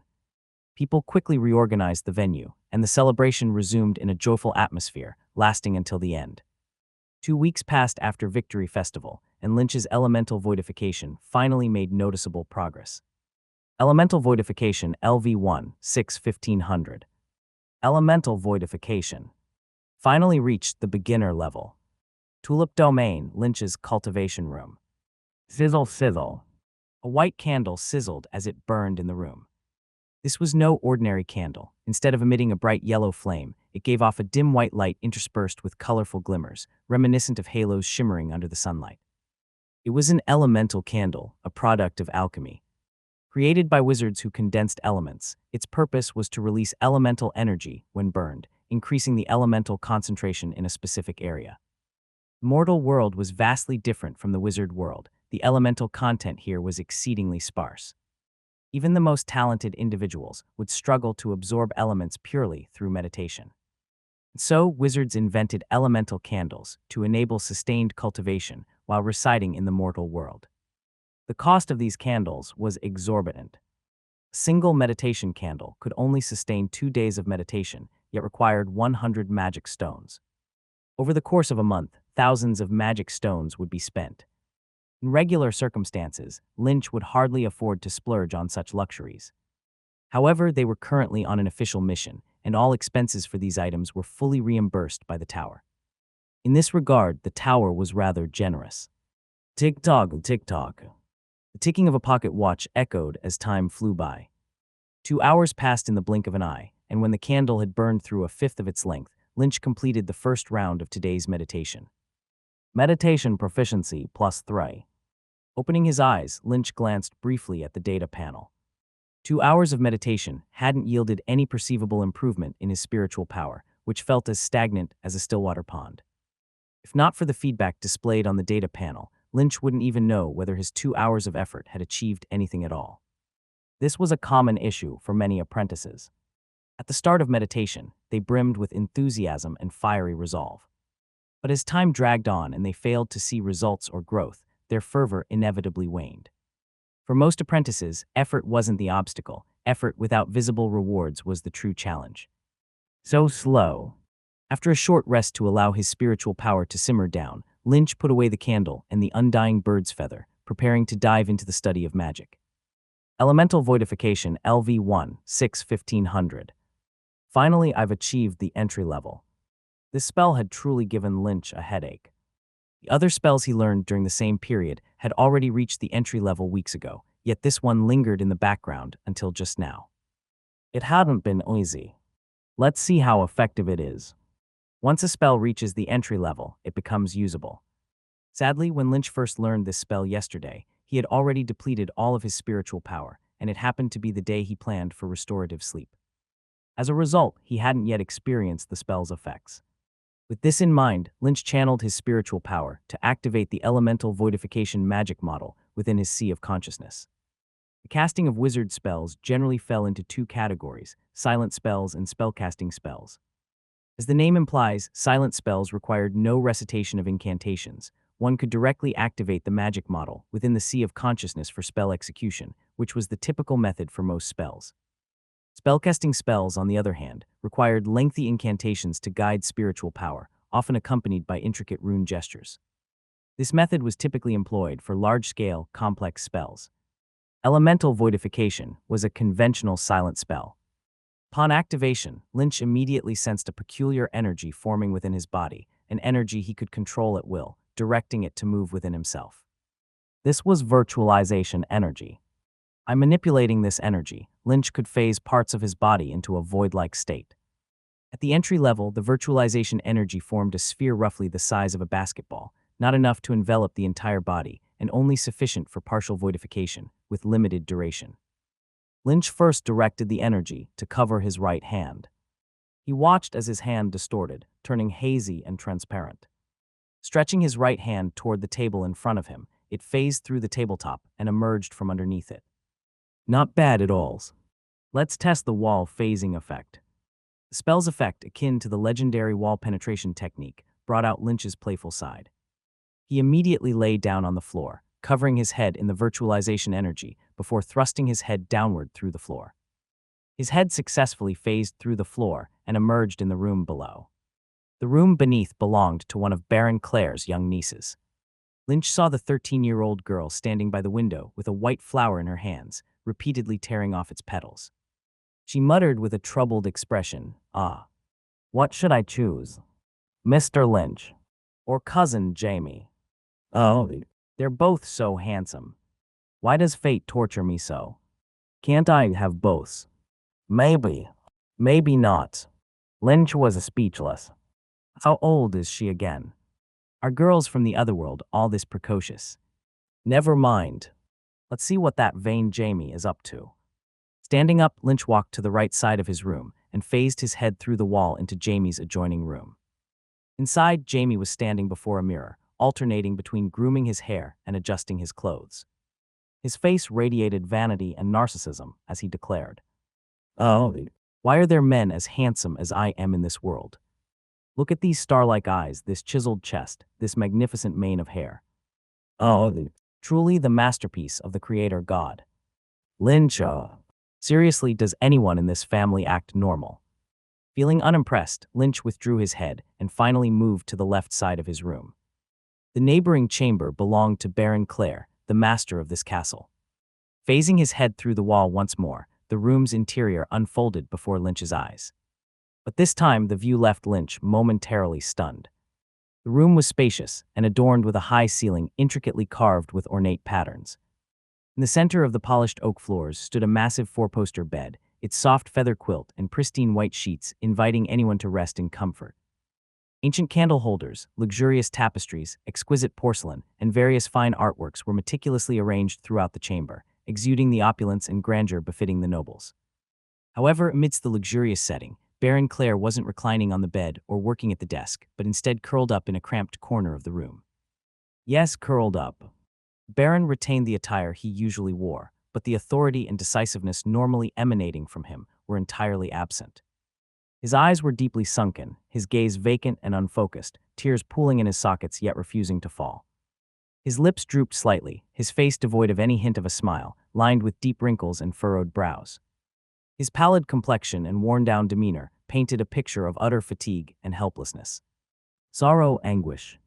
There he was, curled up in the corner, still dressed in his heavy fur coat, but stripped of his former gravitas.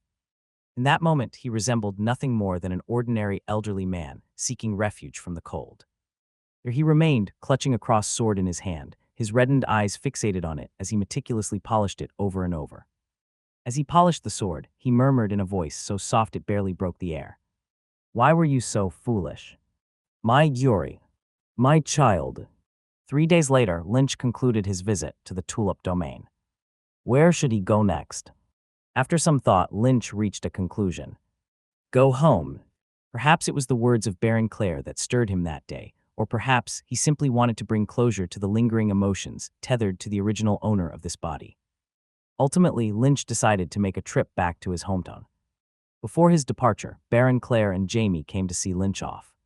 Besides providing essential horses, money, and supplies, the Baron also gifted him a sword as gratitude for driving away the giant bear and saving the subjects on Victory Festival Day. This was a greatsword, a massive, enormous greatsword. Its blade was more than 20 centimeters wide and over 1.5 meters long. Its surface glowed deep crimson, forged from an incredibly rare volcanic meteorite iron, crafted by a legendary blacksmith renowned across the Seven Kingdoms, Thomas the Flaming Iron Hand, who had since passed away. The title of Master Blacksmith was reserved for fewer than 10 contemporaries across the human world, highlighting the rarity of this greatsword.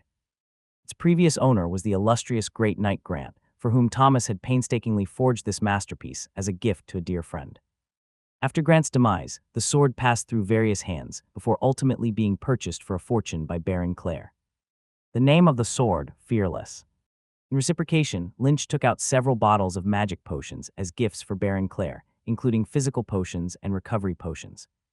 In an era plagued by illnesses and rampant epidemics due to the absence of antibiotics, even knights weren't immune. Though these items might not hold the same material value as the greatsword for mortals, they were, in essence, priceless treasures capable of saving lives in critical moments. Finally, Jamie and Lynch agreed to spar in swordsmanship together again someday. Several days later in the Putin Kingdom, Frost Snow Town. The small Frost Snow Town recently witnessed an extraordinary event. Not long ago, Gerald, the eldest son of the Valen family, encountered a snow monster while escorting the Lord's daughter, Miss Selena. In the critical moment, Gerald stood courageously against the monster, drove it away, and saved Miss Selena. In gratitude for Gerald's bravery and selfless contribution, the Lord, Baron Kate Bane, officially bestowed upon Gerald the surname of the Bane family and began teaching him the night breathing method. That said, the Valen family itself was quite remarkable in its own right. Originally, the family were mere peasants on the estate, lacking even the most basic identity, destined for a lifetime of labor for the Lord, their status equal to livestock. Yet a few years ago, their fortunes changed. Their youngest son, Lynch, was taken as a student by a mystic scholar visiting from the royal capital with promises of further education. Prior to departure, the scholar paid generously to purchase the family's freedom from the Lord, even granting them land, thereby elevating them from peasants to freemen. At the same time, the family's eldest son was recruited by the Lord as a guard within the castle, while their youngest daughter was brought into the castle to work as a maid. What was thought to be an already miraculous shift in fate took on an even more legendary turn now. Being granted a surname, taught the night breathing method, this signified the Lord's intention to train Gerald into a knight. Becoming a knight meant permanently escaping the status of a commoner and stepping into the privileged domain of nobility. Mere years from peasants to nobles. It was like something out of the ballads sung by minstrels, a tale so fantastical it bordered on myth. At this moment within the Lord's castle, knock knock knocks. A series of knocks sounded on the door. Lord Acate, seated at his desk sorting through documents, set down the papers in his hand, looked up and said, "Come in." The door opened and a young man in his early 20s stepped inside. He was none other than Frost Cold Town's newfound celebrity, Gerald Valen Bane. Gerald said, "My lord, did you summon me?" Kate stood and greeted him with a warm smile. "How's the training with the night breathing method coming along?" Gerald frowned slightly. "It's not easy. Night training typically began in childhood." For Gerald to start at his age meant he had already missed the optimal period, making the process daunting. But Gerald quickly reassured him, "But please rest assured, my lord, Gerald will work twice as hard." Kate nodded and replied gently, "I trust you." After a brief pause, he added, "But there's no need to push yourself too hard. Night training takes time, requiring patient accumulation.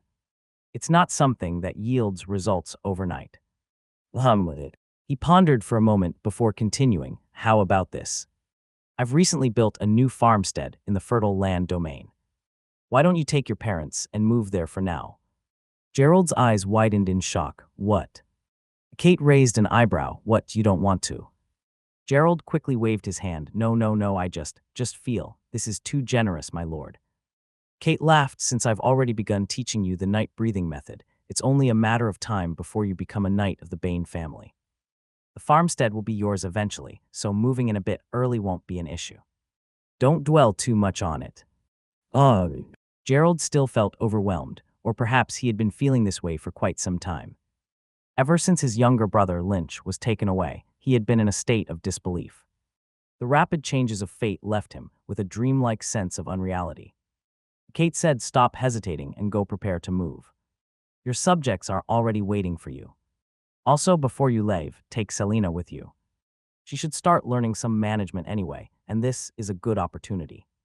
As for your sister Nala, she should stay in the castle for now to continue her studies. There aren't suitable teachers for etiquette in the farmstead." "Got it."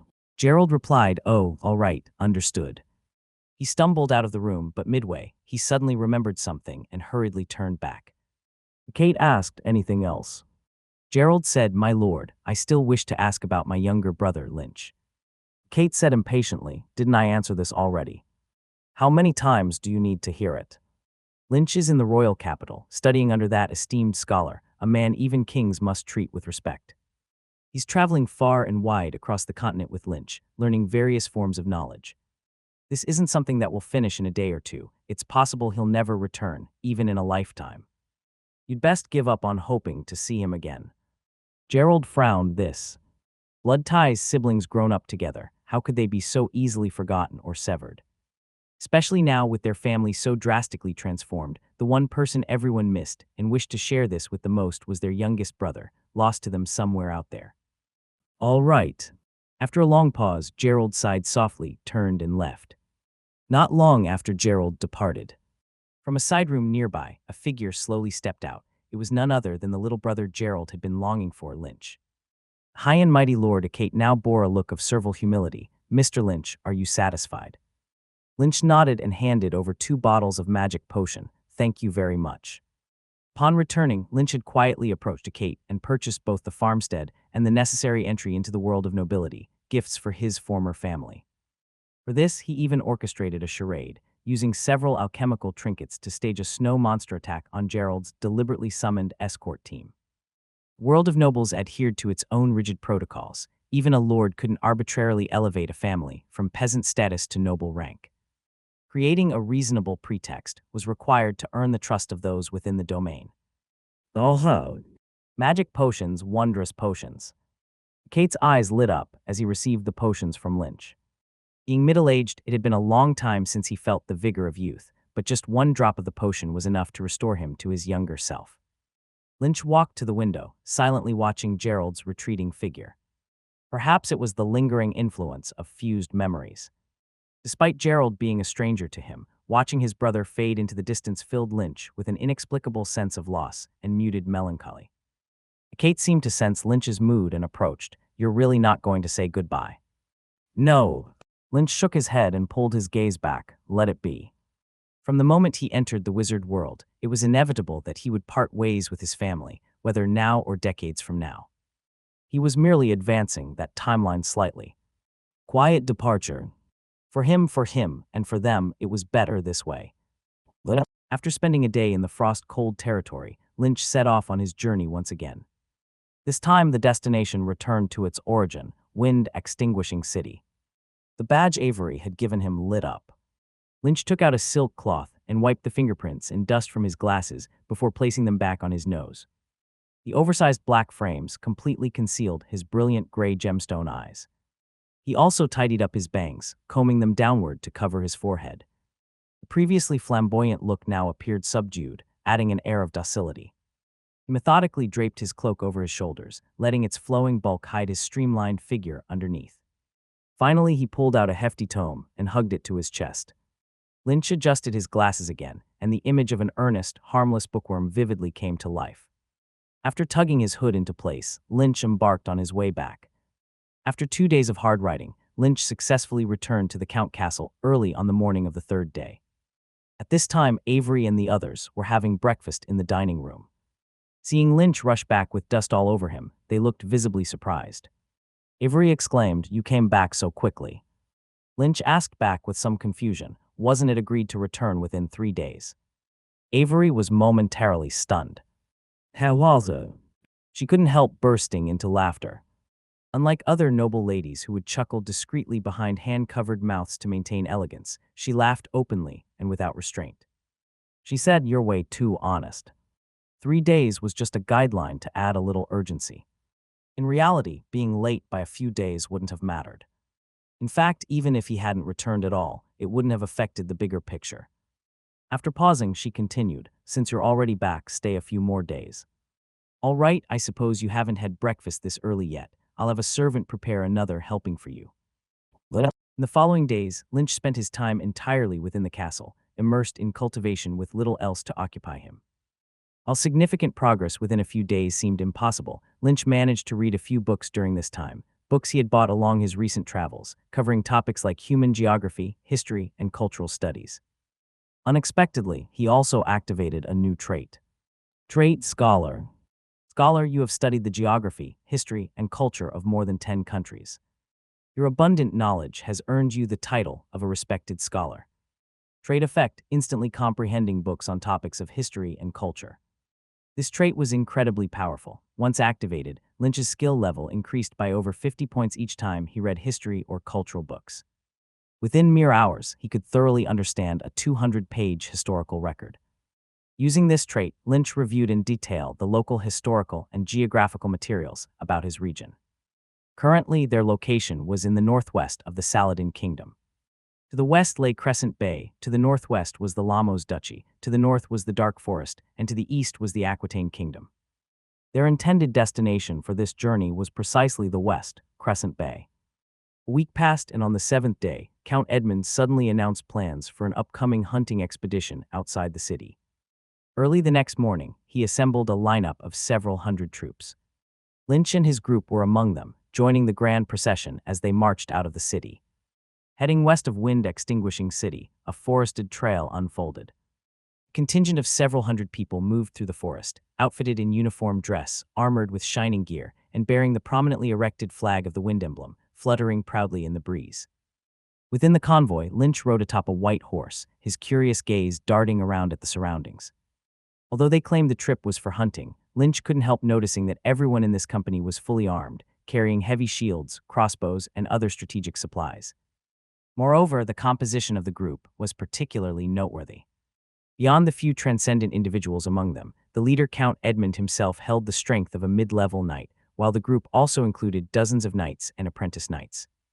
Even the ordinary soldiers were well-equipped and highly trained. Such a well-organized and outfitted force could undoubtedly conquer cities and seize territory. Yet here they were, claiming to hunt in the forest. Who would believe that? Lynch urged his horse forward to inquire with Avery at the front. "Miss Avery." Avery turned her head. "What's the matter?" Since the previous day, her expression had grown stern, devoid of humor, with furrowed brows suggesting deep contemplation. Lynch asked, "Can you tell me about the mission now?" "Oh, that." Avery paused to think before saying, "Your task is just to help us handle the elemental coral. As for anything else, if you really want to know, I'll tell you once we're closer to the destination." After a brief pause, she managed to offer a rare smile and reassured him, "Don't worry, here, you're the safest." All right then. The convoy traveled westward for an entire day. By evening, they arrived at a dense forest area near Crescent Bay and set up camp under the pretense of hunting. Later that night, Avery came to Lynch's tent, where he was cultivating, to wake him. "We're setting out now." Under cover of darkness, the group silently approached the bay area, where a ship awaited them at the shore. "Are we setting sail?" Lynch wondered. Looking at the ship, Lynch noted it wasn't just an ordinary small vessel, but a three-masted sailing ship capable of maritime voyages. The group boarded the deck, and the helmsman and sailors promptly unfurled the sails and raised the anchor. The ship quickly drifted away from shore, propelled west-northwest by the sea breeze.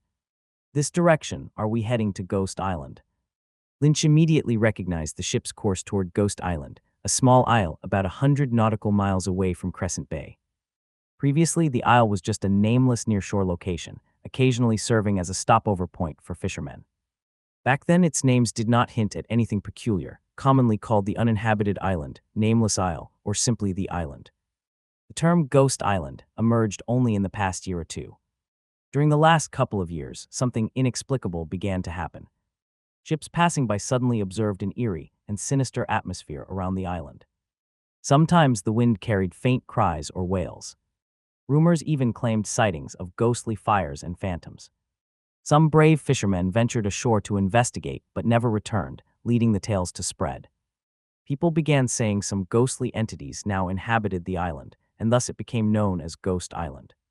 Lynch. As Lynch was lost in thought, Avery approached him, accompanied by Adam. Looking out at the dark and boundless sea, she turned back and said, "It's time you learned about our mission.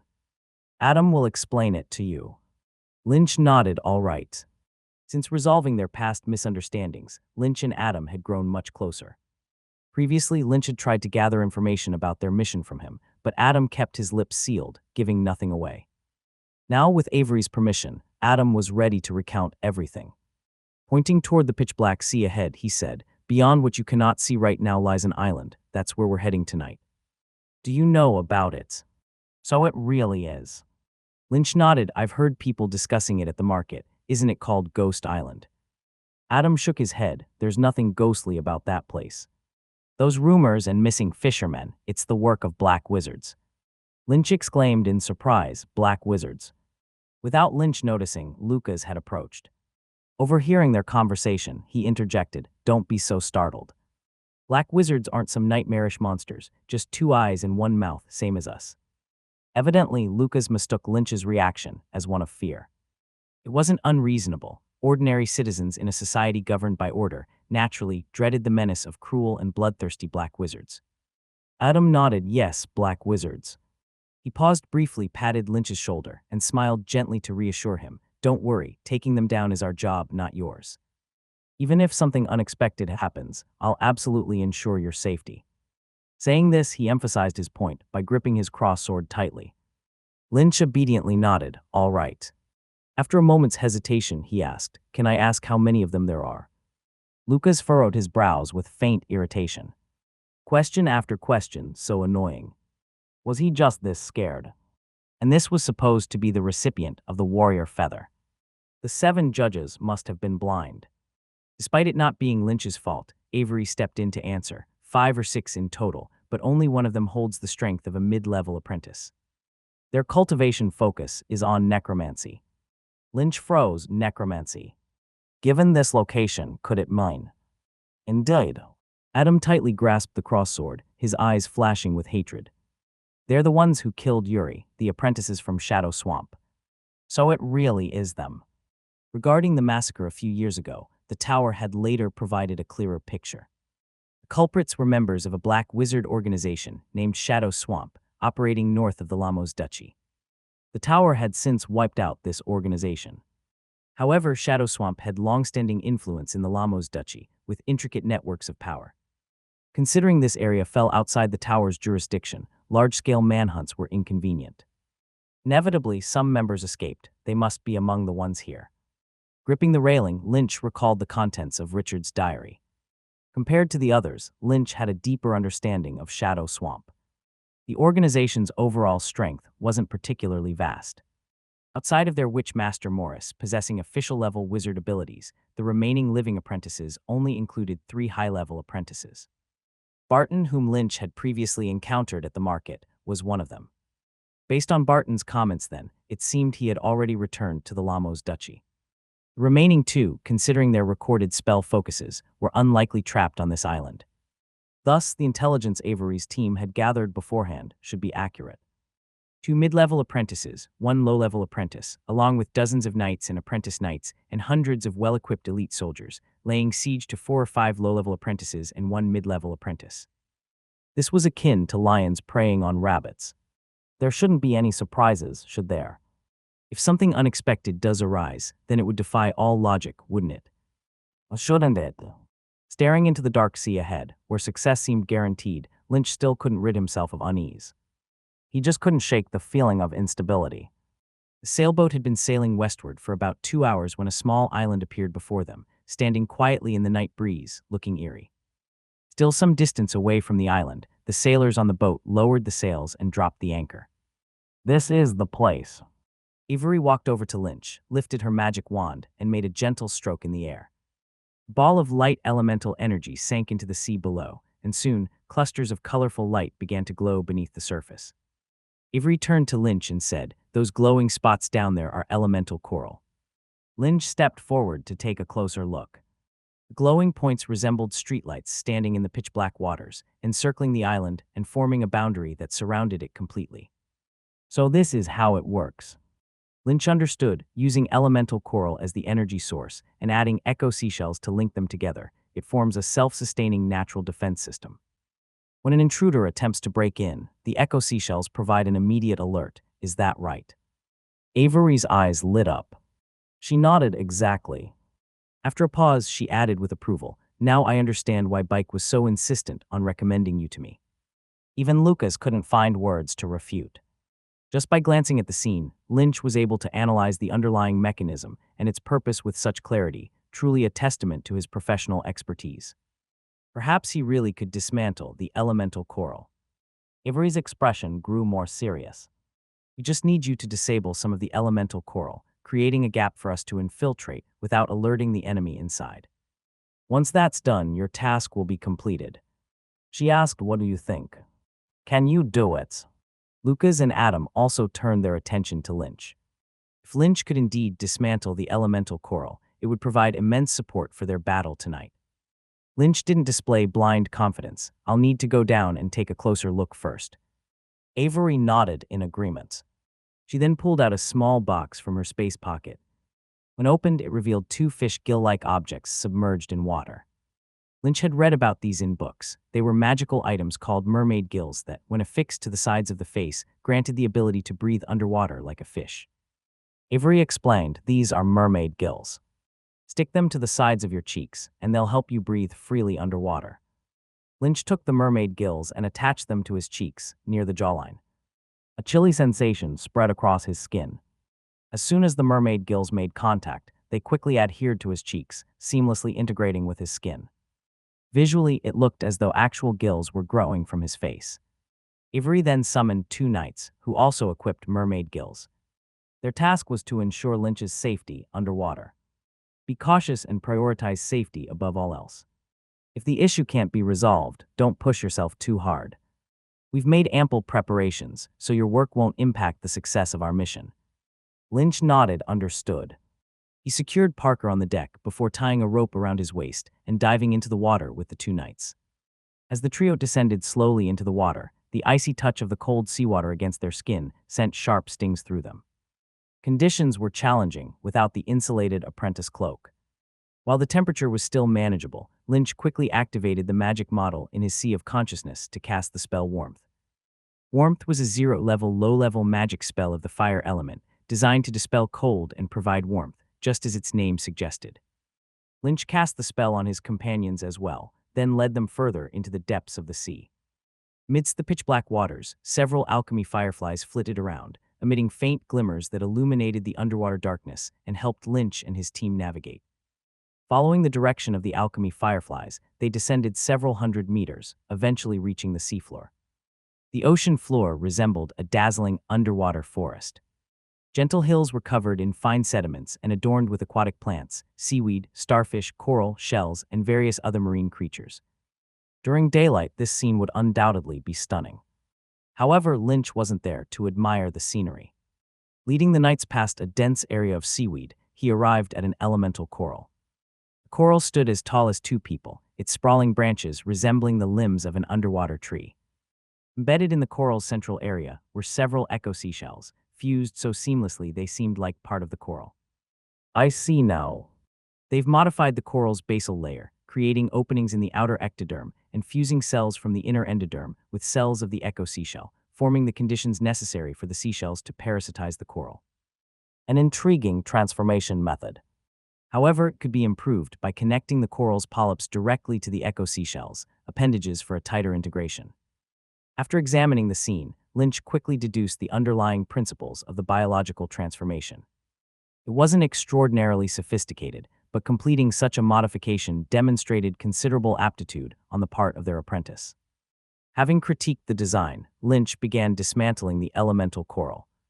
Meanwhile, on the sea's surface, aboard the storm sailing ship, Lucas stared at the pitch-black waters with a worried expression. Do you think that kid can pull it off? Avery replied, let's hope so. But we shouldn't blindly place our faith in him. Stick to the original plan and have the knights ready.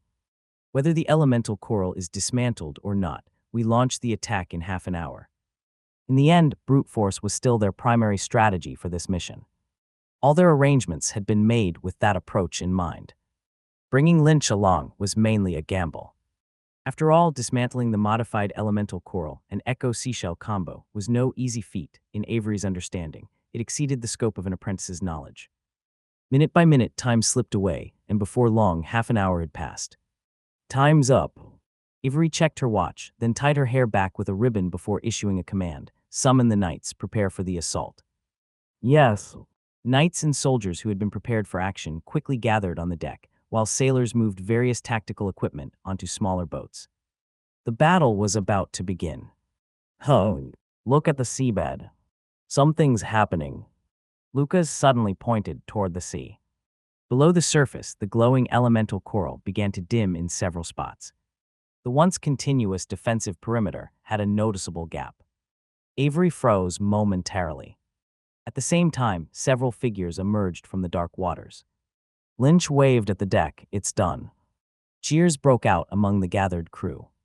Anyone with experience knew the vast advantage of a surprise attack compared to a full-scale assault. Even Lucas, who hadn't thought much of Lynch, broke into an approving grin. Good kid. Well done. Standing at the edge of the ship, Avery looked stunned. Though she had brought Lynch along, it was mostly a gamble of chance.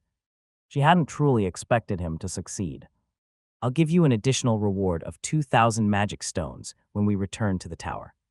After saying this, Avery led the knights onto the boat and silently moved toward the island through the breach Lynch had opened. Watching the small boat gradually disappear into the night, Lynch frowned and muttered the words he'd wanted to say but hadn't. Saying something like that before the war begins, it's not very auspicious. Lucas wasn't wrong. Lynch was indeed afraid. No, afraid might not be the right word. More accurately, it was disgust. Lynch was not a belligerent person. He detested war and abhorred conflict. Compared to the life-or-death struggles of warfare, all he wanted was to study and learn in a stable environment. Ultimately, truth and eternity were his pursuits. Wars could not assist him with that. They only brought risks and obstacles. Anything that hindered his pursuit of the wizard's road would face his rejection. Let's hope everything goes smoothly. He shook his head and left the deck, returning to the cabin where he lit his lantern and pulled out a book, resuming his studies and cultivation. A few hours later. Ghost Island. Having just experienced a massacre, Ghost Island was strewn with corpses lying in disarray. Avery had led the knights to the center of the island, where they stood at the foot of a mountain. Within the center of the mountain was a massive cave eroded by seawater. Thanks to their meticulous preparation, the attack had gone unusually well. When their assault began, the Black Wizard faction stationed on the island had been caught entirely unawares, unable to organize even a semblance of resistance before being crushed. The followers suffered heavy casualties, with 2 low-level apprentices slain on the spot. The remaining 3 low-level apprentices and 1 mid-level apprentice sustained injuries of varying severity and fled in panic with their surviving followers into the cave. Standing at the cave entrance, Avery asked Count Edmund, "Edmund, what's the situation around here?" "All taken care of." Edmund wiped the blood off his cross-sword and said with satisfaction, "Those damn black rats were completely unprepared for our sudden attack. We've cleared all their outer strongholds, eliminating 33 of them, with 65 surrendering." He gritted his teeth and added, "Those vermin who colluded with the Black Wizards, wait until I hang them all." Since this Black Wizard organization appeared here, his territory had known no peace. Fishermen vanished frequently at sea, and even entire villages and towns suffered attacks. To make matters worse, these scum seemed to be growing bolder, attempting to expand their influence here. They started recruiting outlaws and forming armed groups, even brazenly soliciting skilled fighters straight from the city's duel arena. The knights he'd dispatched had failed to return. Seeing the situation spiraling out of control, he had no choice but to seek help from the Shadow Tower. Avery nodded. "Well done." After pausing for a moment, she issued further orders. "Leave some men here to guard the entrance. The rest will follow me inside." Understood. Soon the knights and soldiers gathered at the cave entrance. Before entering, Avery left Lucas behind to assist the troops in securing the entry point. Lucas was deeply dissatisfied with this arrangement. Why am I stuck guarding the outside? At a time when they could earn glory through combat achievements, he naturally didn't want to be left out. Avery's voice was firm. This is an order. Lucas simmered with frustration, but ultimately said no more. Avery softened her tone. Relax, no one will take your share of the credit. We're a team now, guarding the entrance, and ensuring our escape route is equally critical. Lucas's expression finally eased. Avery led the knights inside. After trekking for more than 10 minutes and crossing a long, shallow riverbank, the group arrived at the deeper part of the cave. Upon entering, they realized the interior space of this cave was extraordinarily vast. Its visible range alone was several kilometers across, and its height towered hundreds of meters. It was filled with jagged stalactites, towering stone columns, and water pools of various sizes. The air was incredibly humid, each breath chillingly filling their lungs. The area was too massive, and the trails and bloodstains on the ground had been washed away by the river. After consideration, Avery divided the soldiers into pairs to spread out and search. Master, we've found something over here. Not long after, a soldier ran to report.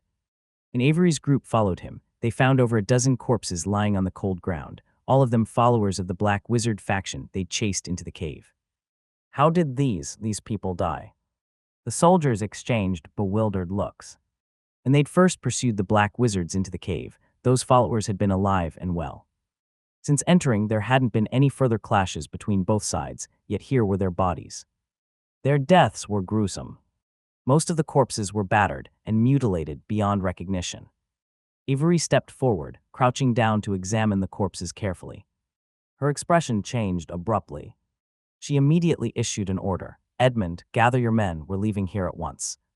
Edmund was startled. He couldn't understand why Avery would suddenly issue such a command when they were on the brink of delivering the enemy a fatal blow. Nevertheless, he obeyed. Understood. Since the start of the war, this young witch had demonstrated strategic brilliance. Every directive was meticulously planned and executed, with a calm demeanor in the face of all unexpected situations. If she suddenly made such a decision, there was surely a reason. Edmund hurriedly gathered the knights, who fortunately hadn't spread out too far. Within moments, he quickly rounded them up. The group hastened back toward the exit under Avery's lead. Adam approached Avery and asked, did something happen? Earlier, he too had been sent off to search for the enemy and hadn't seen the corpses Avery had encountered. Avery's expression was grim. There's something here.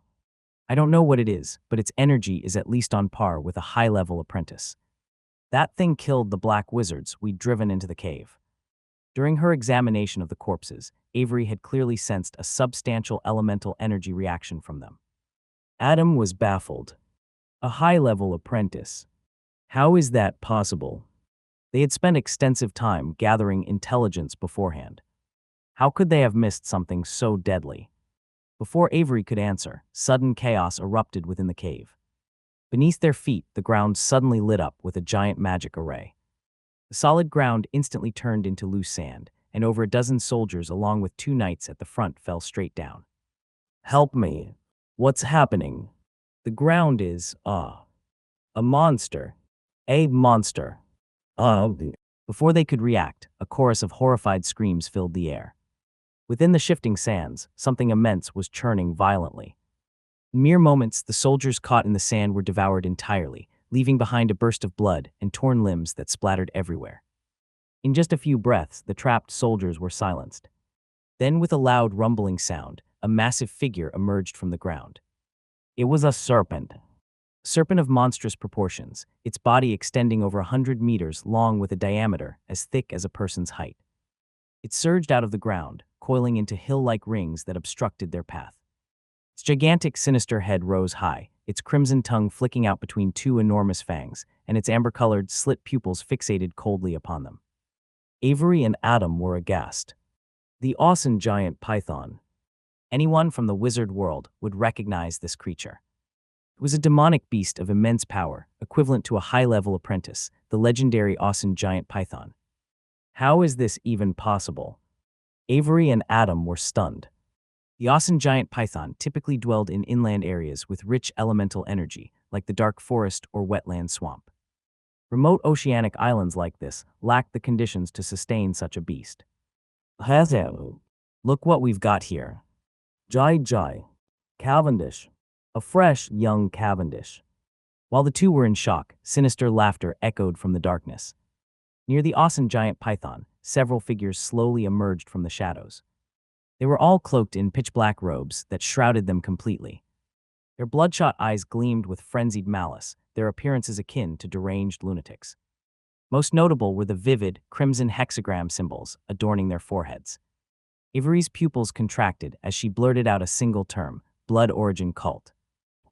Meanwhile, aboard the Storm, Lynch sat at a desk, flipping through a book, his brow deeply furrowed. For some reason, he'd been unable to settle his mind today. He struggled to focus on studying, a rarity for him, and concepts that were usually clear came to him with difficulty. It felt as though something was about to happen. Knock, knock, knocks. Just then an urgent knock sounded at his door, followed by a trembling voice. Master Wizard, are you awake? We have an emergency to report. Lynch stood up, grabbed his lantern, and opened the door. In the narrow hallway outside, several sailors stood crowded together. Their faces were illuminated by lantern light, revealing varying degrees of fear and panic. What's going on? Lynch asked, puzzled. A nearby sailor stammered, It's the sea, please come take a look. Lynch followed the sailors out of the cabin and onto the deck. And soon he understood the source of their terror.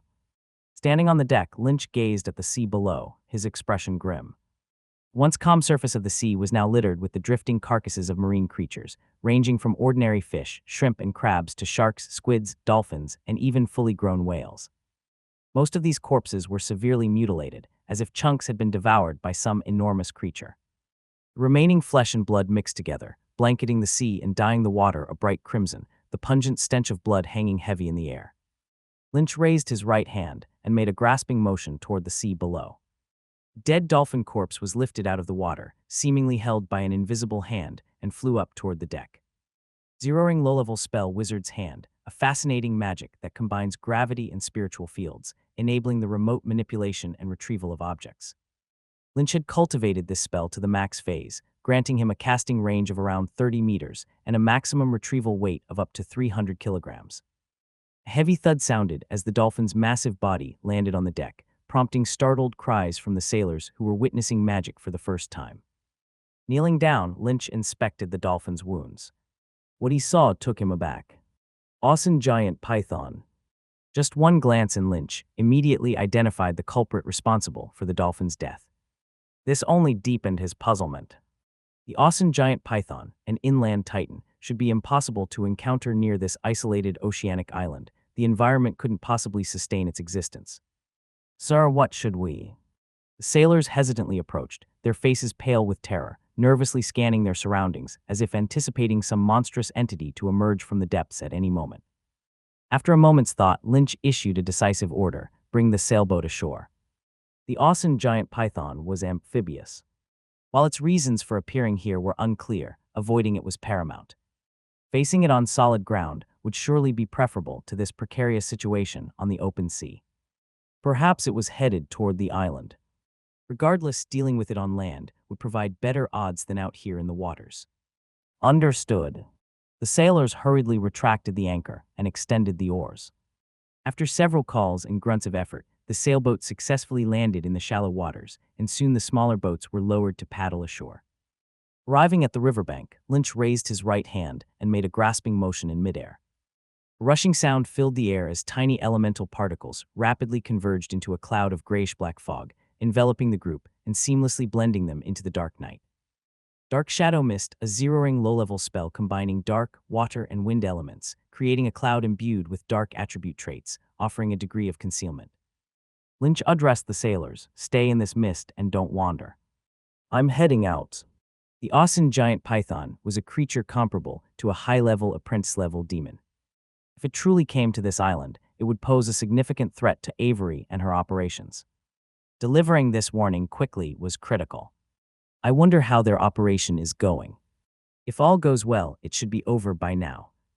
Earlier, the island echoed with shouts and the sounds of fighting, but those noises had ceased some time back. Logically, the battle should have concluded.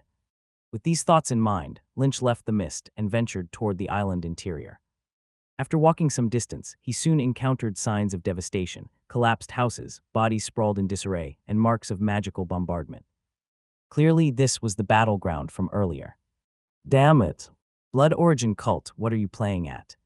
We're all comrades of the Black Tower Alliance. Are you really trying to take advantage of the chaos? Someone was here. Lynch's keen hearing suddenly picked up a voice from afar. Silently, he cast light body skill on himself, his figure flickering as he darted toward the source of the sound. A few leaps later, Lynch reached a forest area near the riverbank. In a clearing at the center, 7 or 8 figures cloaked in black were gathered. They were distinctly divided into 2 factions. One side consisted of a low-level apprentice accompanied by 2 humans, their cloaks bearing a skeletal insignia, the same symbol Lynch had seen earlier on Richard's cloak. Evidently, these were Shadow Swamp apprentices. The opposing group had twice the number, including 2 low-level apprentices. Although they also wore black cloaks, these had no special emblem. Instead, each bore a crimson hexagram mark on their foreheads. Blood Origin Cults. Lynch recognized the insignia from books. It belonged to a Black Tower Alliance-affiliated Black Wizard organization specializing in bloodline spell research. At their feet lay the corpse of a human, whom Lynch identified as one of their knights.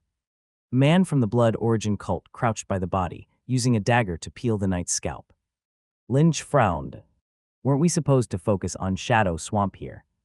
Why is Blood Origin cult involved too? Moreover, Lynch observed the clearing. Blood Origin cult apprentices had encircled the Shadow Swamp apprentices, their attitude far from friendly, hostility practically radiated from the standoff. Addressing the Shadow Swamp apprentices' questioning, a Blood Origin cult apprentice laughed mockingly. Comrades. Oh, what a novelty. You think you'll find that among black wizards? Infuriated, the Shadow Swamp apprentice growled, You. Uninterested in further argument, the Blood Origin cult apprentice issued an ultimatum with a wave of his hand. Enough nonsense. If not for us, you idiots would already be dead. Surrender your magic wands and space pockets, and I promise you'll leave here alive. The Shadow Swamp apprentice's eyes reddened in anger. Promise. Who talks about promises among black wizards? He gritted his teeth and pulled out a scroll, activating it. Bring it on. Kill them. Blood Origin cult apprentice, prepared for retaliation, smirked savagely and commanded, Kill them all. Battle erupted instantly, escalating into a fierce melee. The Shadow Swamp apprentices cast dark element spells, poison liquid splash, dark entanglement. Richard had used similar magic, indicative of the limited repertoire within small wizard organizations, whose apprentices were often uniform in skill. However, this apprentice displayed more finesse than Richard. His spellcasting and combinations were notably skillful, ranking him highly among low-level apprentices. He even activated a medium magic defense scroll, likely his confidence to take on 2 opponents single-handedly. But sheer numbers were against him. His adversaries from the Blood Origin cult were no slouches either. One had integrated the giant troll bloodline, focusing on defense, while the other wielded the evil eye bloodline specializing in offense. Their teamwork was equally adept. After exchanging blows for over 10 rounds, the giant troll apprentice absorbed 2 direct hits of dark corrosion, closing in to deliver a decisive strike. Working in tandem, the evil eye apprentice's withering beam shattered the Shadow Swamp apprentice's defense scroll. With his protection gone, the Shadow Swamp apprentice was left vulnerable, a lamb before slaughter. A final withering beam pierced his heart, and he collapsed lifelessly to the ground. Damn vermin tough to kill. The evil eye apprentice spat on the ground, pulled out a handkerchief to wipe the blood dripping from his corner eye.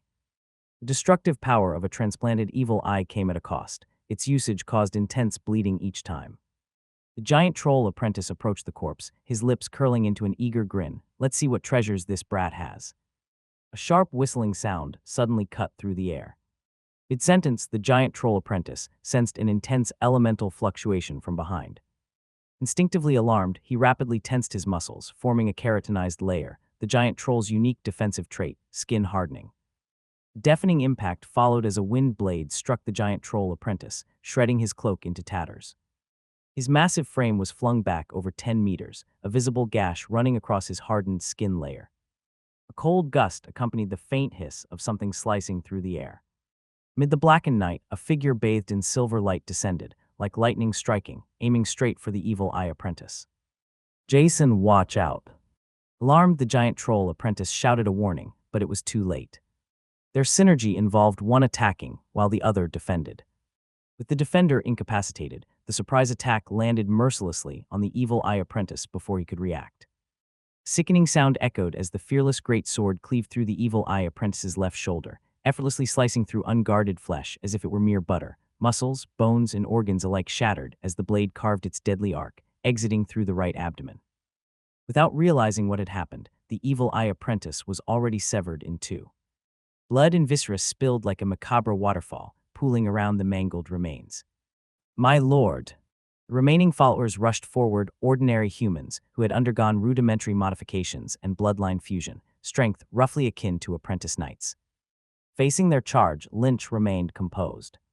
Raising his left hand skyward, he pointed a finger. Dark clouds gathered quickly overhead, violent purple lightning surging within. Lynch's outstretched hand fell, slicing downward toward the advancing enemies. A thundering roar ensued as lightning struck from the clouds, instantly engulfing the attackers. The disparity between supernatural power and mortal bodies was evident. The thunderbolt left the human followers charred and lifeless, their bodies collapsing as silence reclaimed the clearing. The only survivor, the now terrified giant troll apprentice, stared at Lynch in horror, a mid-level apprentice. Instinctively, he attempted to flee, but before he could, a black chain shot forth from Lynch's back, binding him securely in place. Holding his blood-drenched great sword, Lynch approached. "I have some questions for you." The giant troll apprentice paled. Will you spare me?" Glancing at the scalped knight, Lynch replied honestly, "No. But I can make your death quicker." A few minutes later. Thud. Giant troll apprentice fell to the ground with empty eyes, his neck twisted and broken, his face contorted as if he had endured an unimaginable torment. The giant bloodline indeed excelled in physical defense, but in terms of spiritual defense, it left much to be desired. Lynch, with his mastery of hypnosis, easily pried open his mouth and obtained the information he wanted. "An ambush." Lynch furrowed his brow. According to the giant troll apprentice, they were sent by the Wizard Tower to support the Shadow Swamp apprentices here. But judging by the timing of their deployment and the arrangement of their actions, it seemed more like they were deliberately sent to ambush them. "Has the information been leaked?" "No. Perhaps this is a trap from the very beginning." Considering the entire sequence of events, it looked more like this Shadow Swamp group was used as bait to lure them. But what would be the purpose of such an elaborate scheme? Who would bother going to such lengths just for these few apprentices? The awesome giant python. Originally, Lynch thought the large-scale military mobilization to hunt down the Shadow Swamp apprentices was already excessive, but he didn't expect these black wizards to be equally resolute in their actions. A force consisting of an awesome giant python, equivalent to a high-level apprentice, over 10 low-level and mid-level apprentices, and numerous followers. This was the combined strength Lynch had just learned about from the other side. Such power, to put it bluntly, in the human world, it would be enough to annihilate a medium to large noble domain, or even a small nation lacking high-tier combat forces. As expected, I knew it. Lynch chuckled bitterly, unsure whether to feel gratified by his accurate instincts or dismayed by the reality. Now's not the time for emotion. Think about how to deal with this. For a fleeting moment, Lynch wanted to leave this place quickly, to escape far away from the trouble here. But upon further reflection, where could he escape to? This isolated island, surrounded by seas, offered no viable escape route for him alone. Even if he pressured the sailors to abandon the others and flee, what then? Should he return to the tower clad in disgrace, branded a coward to await judgment? Or should he wander as a gray wizard for the rest of his days? And even if he returned to the tower, could he ensure that he wouldn't face similar situations at other posts after turning 30? As a gray wizard, would he truly be able to cultivate peacefully for the rest of his life without getting caught in any power struggle? In the end, this wasn't the human world where disputes at a late-night diner culminated in a mere exchange of curses anymore. This was a real, savage jungle. Survival of the fittest, simply avoiding problems wouldn't resolve them. It was time to face them head-on. Then bring it on. Perhaps he indeed had grown. Lynch didn't exhibit the same level of panic as last time when confronted with danger.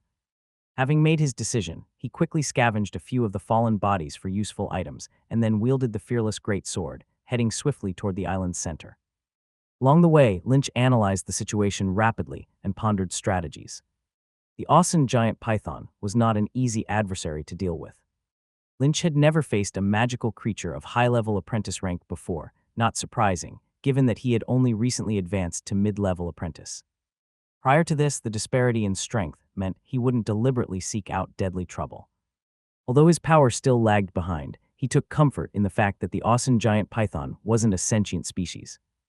Along with his sufficient understanding of such creatures, Lynch believed he had a certain chance of winning in a real fight, perhaps even a favorable probability. However, this depended on a one-on-one encounter. If he had to face the crowd of middle and low-level apprentices, and their followers as well, it would truly be a mismatch. I need to act quickly.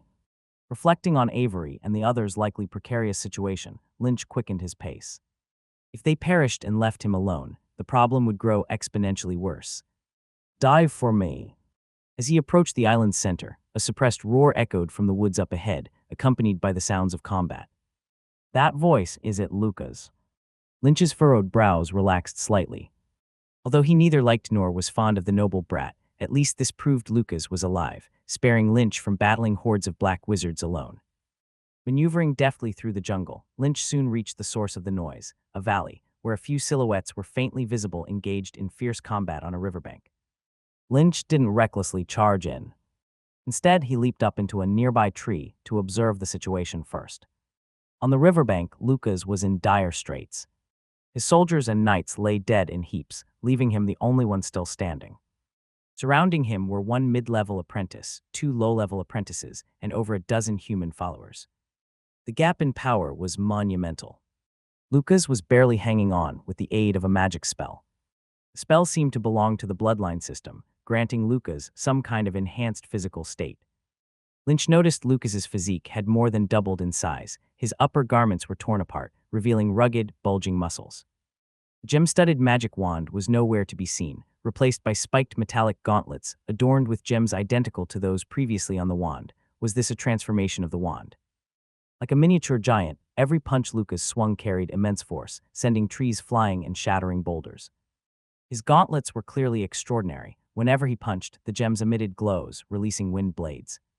Thanks to this formidable strength, Lucas surprisingly managed to hold his ground against the crowd, even showing subtle signs of breaking through and escaping. Heh, little mouse, what are you staring at? Intensely focused on Lucas's fierce struggle, Lynch abruptly heard a sinister voice behind him. In the next instant, a sharp elemental fluctuation surged toward him, a swift wind blade. Lynch tilted his head to the side, casually dodging the wind blade. However, this sudden movement also revealed his position to everyone. Oh, my luck seems to be on your side, sneered the apprentice who cast the wind blade. Lynch glanced at him. He appeared to be of low-level apprentice rank. Lynch couldn't make out his facial features clearly, but noticed a crystal ball in his hand, flickering faintly with light, likely a decent magic item. Lynch! Lucas exclaimed in shock. What are you doing here? Lynch leapt down from the tree. Lucas was evidently furious, his tone aggressive. Damn it, didn't I tell you to stay on the ship? What the hell are you doing here? His anger was not unwarranted. If he were alone, there was still a slim chance he could fight his way out and regroup with Avery and the others. But dragging Lynch, a perceived liability, along reduced his odds to zero. Should he abandon Lynch to save himself? Would he ever have the face to return to the tower afterward? Lucas had no answers to these questions. But soon he realized he wouldn't need to think about it anymore because his brain shut down entirely. Be quiet. Fed up with Lucas's ranting, Lynch curtly silenced him. Without indulging further conversation, he gripped the great sword tightly, leaping toward the enemy ahead. His movement was astonishingly swift, like a forest predator, soaring high before spinning 360 degrees in midair to strike at a man below. The man's skin, seemingly enhanced through some cellular transplant, looked nearly as tough as stone under tension. He had previously taken a direct punch from Lucas without injury. Yet faced with Lynch's descending blade, he had no time to react. With a resounding crack, his body was bisected like a shattered stone, cut cleanly in half by Lynch. A knight. Seeing the silver glow on Lynch's blade, the Blood Origin cult apprentice's expression grew serious. Although knights were merely mortal beings, they still posed a substantial threat among apprentices. One of the low-level apprentices quickly raised both hands, reaching across a distance to grab at Lynch. This apprentice specialized in the plant system, his outstretched arms elongated into thorn-covered vines, whipping toward Lynch like barbed whips. Zero-ring low-level spell, Poisonous Thorns.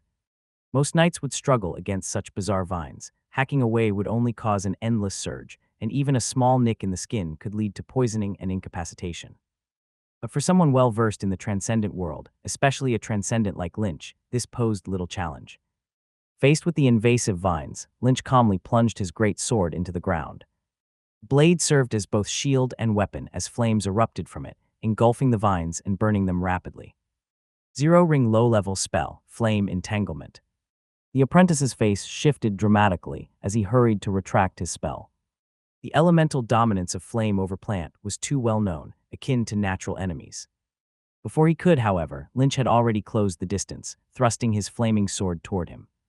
Bays, watch out. The other low-level apprentice tried to assist, unleashing a wind blade toward Lynch. But a sudden clay wall surged from the ground, intercepting the wind blade completely. Zero-ring low-level spell, Clay Wall. Before the second apprentice could react, another wind blade emerged from behind the wall and slashed across his body with a ft, leaving a massive wound. If not for his modified body cells, he might have been cleaved in half. Meanwhile, the first apprentice had been split into two. The Blood Origin Cult apprentices froze in disbelief.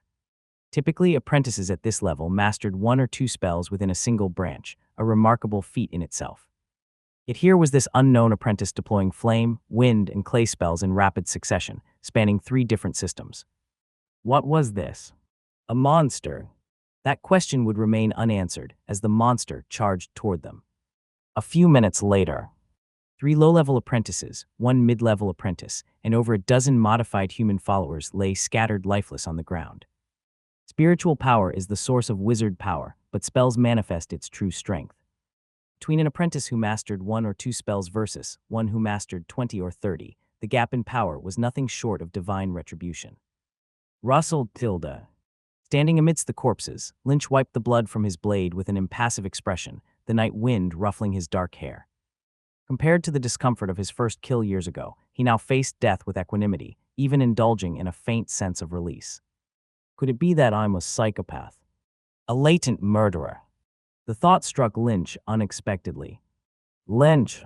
A voice called out. It was Lucas, clearly shaken. Taking a deep breath, Lucas asked in sheer astonishment, that shadow sword.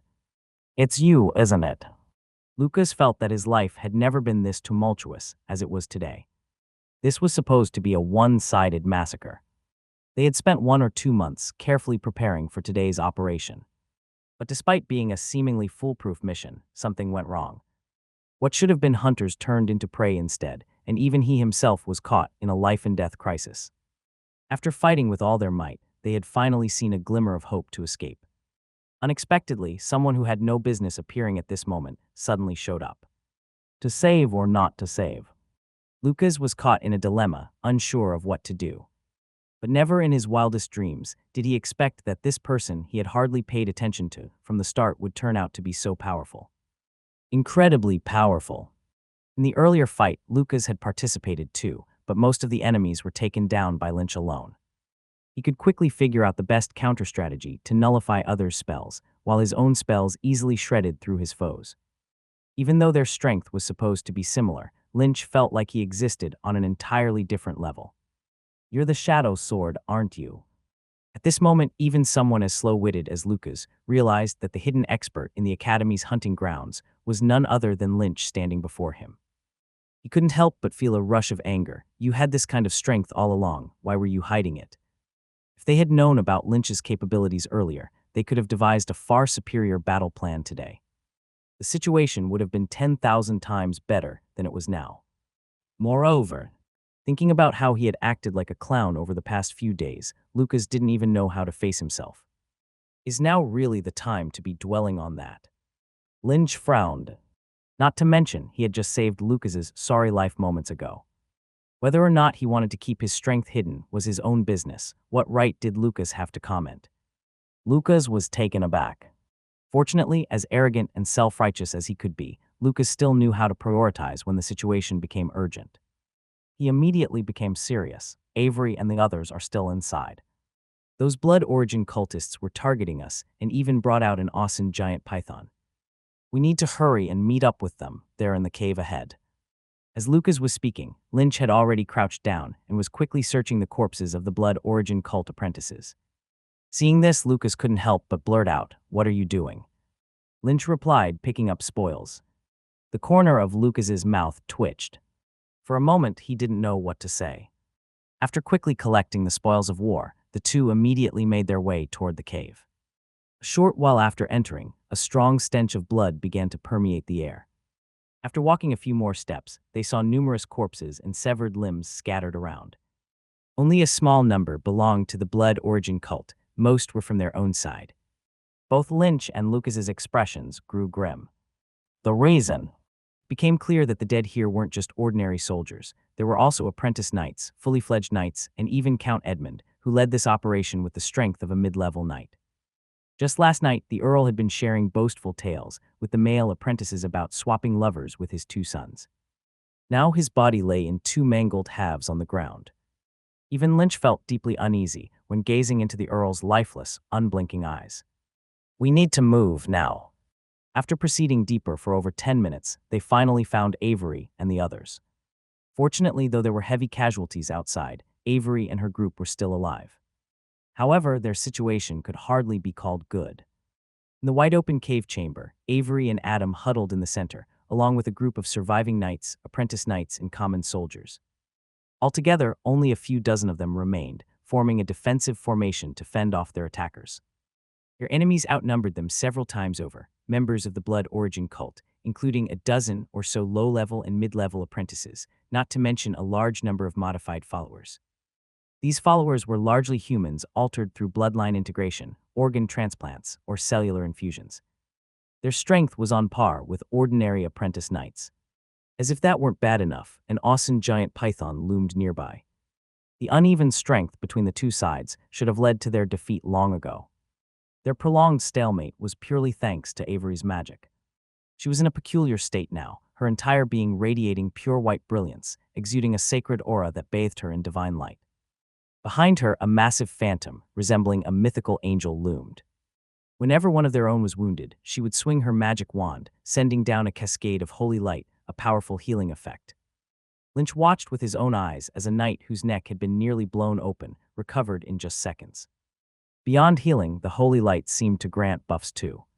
The knights and apprentice knights bathed in its glow moved faster and hit harder than before. Lynch was taken aback. Divine attribute magic. Divine attribute magic, the result of combining bloodline and spirit, possessed incredibly potent powers. It required extraordinary bloodlines and vast resources to harness. Ordinary apprentices could never master it. Lynch had only ever read vague descriptions in books. There wasn't time to dwell on it. Standing on the outskirts of the battlefield, Lynch and Lucas noticed a flicker in the space not far from Avery. There a figure had been concealed. It was a mid-level apprentice, seemingly enhanced by chameleon-like bloodline abilities. His entire body had transformed into that of a giant lizard, with rough, bumpy skin constantly shifting colors to blend seamlessly with his surroundings. Using this ability, he had remained invisible amidst the battlefield's chaos and crept toward Avery, the core of the team, intending to ambush her. Two knights stood guard near Avery, but neither of them had noticed the approaching enemy. Now less than 5 meters away, Lucas urgently shouted, "Avery, watch your back." But it was already too late. Just as Lucas's voice rang out, the lizardman dropped his camouflage and launched a sneak attack on Avery. With a body even larger than a Bengal tiger's, he leaped forward, razor-sharp claws aimed at the knights protecting her. One knight didn't react in time and had his head crushed instantly. The other was sent flying by a swing from the lizardman's massive tail. In the blink of an eye, Avery was left alone. Avery's expression changed slightly. She quickly retreated while the nearest knights rushed to her aid. But the closest one was still over 10 meters away, and the gigantic lizard already bared its sharp teeth. The situation was spiraling toward the worst possible outcome. Just then, a streak of black lightning suddenly shot through the crowd from dozens of meters away, slamming into the corpse of the decapitated knight. A layer of violent dark elements rapidly emerged on the corpse's surface, causing it to swell. In the next moment, boom! A thunderous explosion shook the cavern. Boom! A thunderous explosion echoed through the cavern, shaking its entirety. The rapidly bloating knight's corpse burst apart with a deafening roar, sending flesh and bone fragments flying in all directions, propelled by a violent surge of energy. The transformed lizard apprentice happened to be directly in front of this explosion knight at the moment, as if a grenade had been tossed onto its body. Even the formidable physique of the giant lizard couldn't endure such a devastating blow. In an instant, the giant lizard was sent flying, its tail and half of its body blown to smithereens, landing on the ground with a blood-curdling scream. Corpse explosion. This is a zero-ring low-level spell of the necromancy school, where injecting a trace of dark attribute elemental energy into a corpse stimulates the residual energy within, causing a massive explosive impact. Though it is of a low level, the spell is quite unique because its power doesn't primarily depend on the caster's own strength. It relies heavily on the medium used to unleash the explosion, namely the body to be detonated. As a mid-level apprentice, Lynch can theoretically activate mediums equivalent to high-level apprentice units at maximum potential, producing explosive power that reaches high-level apprentice-level damage. Necromancy spells often demand high-quality mediums, but their resulting power is equally astonishing. There are many similar spells, such as certain rare bloodline magic spells or even the divine attribute magic that Avery cast here. They might be of low spell levels, but possess power far surpassing their ranks. Ultimately, the spell levels defined by wizards are broad categorizations, though a handful of spells exist outside these confines due to special circumstances. However, such spells are relatively rare. The chaotic skirmish within the cavern seemed to pause momentarily following the thunderous explosion. Avery, are you okay? Taking advantage of the brief lull, Lucas and Lynch rushed to Avery's side. At the same time, Adam swiftly disengaged from his opponent and retreated. Avery shook her head. I'm fine. As she spoke, her expression turned puzzled as she glanced toward Lynch, standing beside Lucas. The earlier powerful dark attribute spell had clearly originated from him. Where did Lynch learn such a potent spell? Furthermore, Avery distinctly sensed that the spiritual fluctuations around Lynch currently matched those of a mid-level apprentice.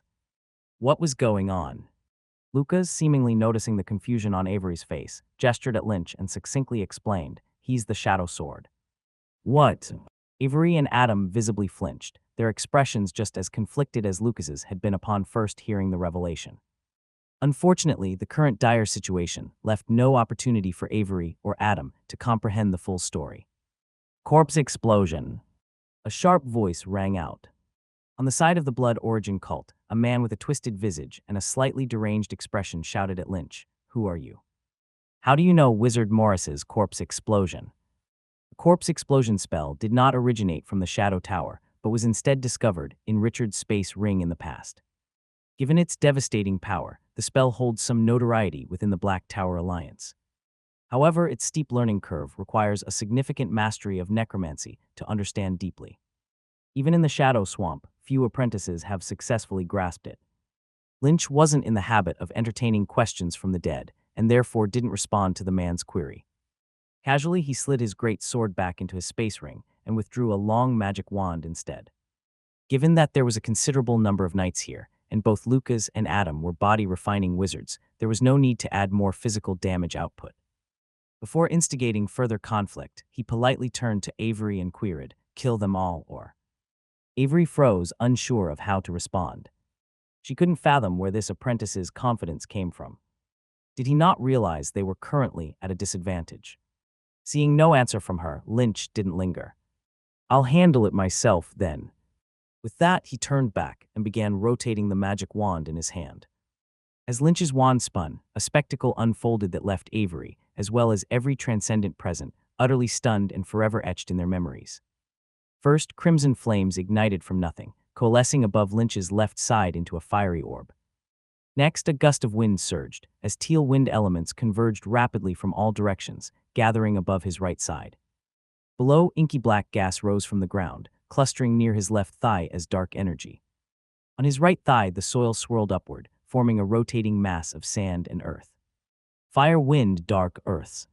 4 elements, 4 spheres of energy interwove around Lynch, their dazzling radiance shocking everyone present. How is this possible? Even someone as knowledgeable as Avery had never heard of any apprentice capable of mastering so many elements simultaneously. The assembly of elemental energy meant Lynch at least had a spell corresponding to each element. Flap flap. The sound of wings beating cut through the air. Unable to contain its mounting bloodlust, Parker darted out from beneath Lynch's cloak. Flapping its wings high above, it opened its tiny mouth, unleashing a torrent of flame breath that instantly illuminated the cavern. At the same time, Lynch swung the wand in his hand. The fiery elemental energy encircling him shot forward as a streak of flame. Simultaneously, the wind elemental energy from his right quickly caught up, enveloping the flames with high-speed rotations. In an instant, a colossal fire dragon tornado roared into existence within the cavern. Fire Dragon Tornado, a zero-ring low-level spell combining flame and wind elements into a hybrid magic. Though apprentice level, its energy output reached a staggering 11 degrees, rivaling even mid-level apprentice spells. No mortal body could possibly withstand the extraordinary power of such energy units. As the colossal fire dragon tornado rampaged through the cavern, two Blood Origin cult followers unable to flee were engulfed in its wake. The sharp blade-like winds sliced the enemy's bodies with countless wounds, while flames consumed them entirely. Within moments, the two unfortunates had turned into fiery silhouettes, only to be torn apart by the spiraling wind. As the massive fire dragon tornado swept across the battlefield, the previously hushed combat roared back to life. Leave one or two alive. After her prolonged shock, Avery finally regained her composure. The heavy expression on her face had dissipated entirely. Although she still couldn't make sense of Lynch's abilities, she no longer cared to ponder them. She only had one thing left she wanted to do. Clenching her teeth, she spoke in an icy tone, "Kill the rest of them."